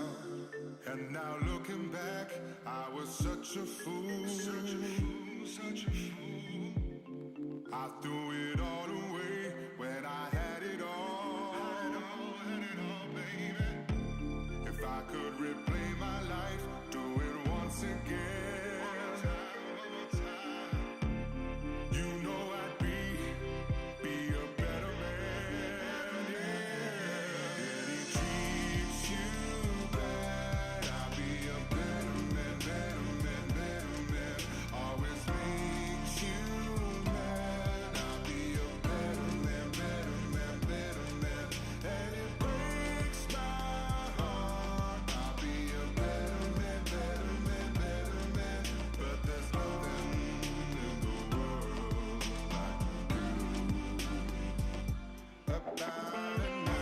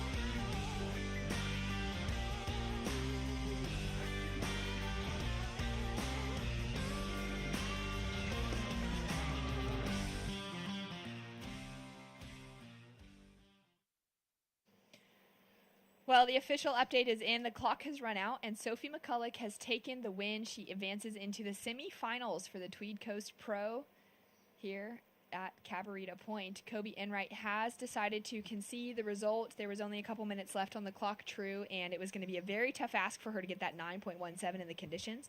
And she's just given it off there to Sophie McCulloch to wrap it up for the day. Yeah, great call from Kobe. With only 2 minutes to go, I think, it was time for her to wrap it up. She only had the option of bettering that 3.83 and just trying to lower that requirement. So I think, good call from Kobe, and congratulations to Sophie. Well, Sophie, you're down there on the headset. Congratulations. Shannon and Drew here in the booth. Talk to us about finding that big 8.17 on the finish. Yeah, I mean, I guess things kind of went my way. Like Kobe took the wave beforehand, and then when sorry, So many people everywhere saying now. hi all the time. as Bottle, he's just stitching me up. Yeah, Oh, no. Bottle. And then when that wave came through, it was a bit of a no-brainer. Yeah, obviously it was going to be a good score no matter who was on the wave. So, yeah, I was lucky to have priority. And, yeah, I'm just happy I was able to capitalize. Yeah, definitely glad you got that solid score in. And for Kobe to concede to you at the finish there, you feeling good about all of that? Yeah, I mean, it's a bit of a weird way to finish a heat, but a bit of excitement. It's a first for sure. And, yeah, just, good job to Kobe. Would have loved to have just, finished the heat with her if the shark didn't come through. But it's been a long day, so I'm happy I'm not having to paddle back out either. Yeah, great. Good way for the both of you to just come in on it and wash it off, get ready for tomorrow as well. And talk to us about that moment. Now, it took a long time for you to catch a wave. True was mentioning to me in the booth here that you've been working with Surfing Australia. You've got Bottle, and you've got the sports psychology behind you as well. It just seemed like you were going to have to tap into a little bit of that, being that you were so patient before catching your first wave and keeping that mental side of things really sharp. Yeah, you're 100% correct on that one. It was, I definitely started getting a bit of head noise, like going, oh crap, like only 15 minutes to go, like, it started to get stomach pains and all of that, all the nerves kicked in, and I guess the support that I've had over the last few years from the HPC has just kind of taught me to be like, it's okay, like that pain's normal, it's adrenaline, it's there to help you, and so all that training definitely paid off, but yeah, it's still, it was still really nerve-wracking. That's such a good breakdown of it, though, and I love that acknowledgement that the pain is an okay thing and you can just work through it. And for you to be able to then come back from that pain on a couple of small scores and then find an excellent score out in a lineup where it was extremely difficult to was pretty incredible. Thank you. Yeah, as I said, anyone would have gotten 8 on that wave, and I was lucky to be the one that was on it. Stoked. Well done. We're stoked to see you into the semifinals, holding on to that high ranking, moving into the rest of the competition, and we'll see you out there tomorrow. Lovely. Thank you, guys. See ya. Big props to Sophie for capitalizing in a moment when she really needed to, getting that huge, excellent score. And it's been a great day of competition. We will be back on with a possible early start tomorrow morning, 7:30 a.m. for the men's quarterfinals and a big finals day tomorrow, Drew. Yeah, a huge finals day tomorrow, but you know what? It's going to be an exciting one. Ethan Ewing, Chris Safis, first up. First quarterfinal in the morning, it's going to be huge. Ethan Ewing is a CT surfer, has been on fire, and so has Chris Safis, been posting some pretty big scores as well, so looking forward to it. So excited. Stay tuned. We'll be back bright and early. Damn thing, yeah. Stick a move in the ring. You can hit me with the words you fling. You're never gonna keep me down. You're never gonna keep me down. No, no, no. You're never gonna keep me down. You're never gonna keep me down. No, no, no. Be lucky if you stick around. Maybe foolish, but I ain't a clown. No, no, no. You're never gonna keep me down. You're never gonna keep me down. No, no, no, no. Got the belt like a king, heavyweight champion of the whole damn thing, yo. Full of gas, full of spin,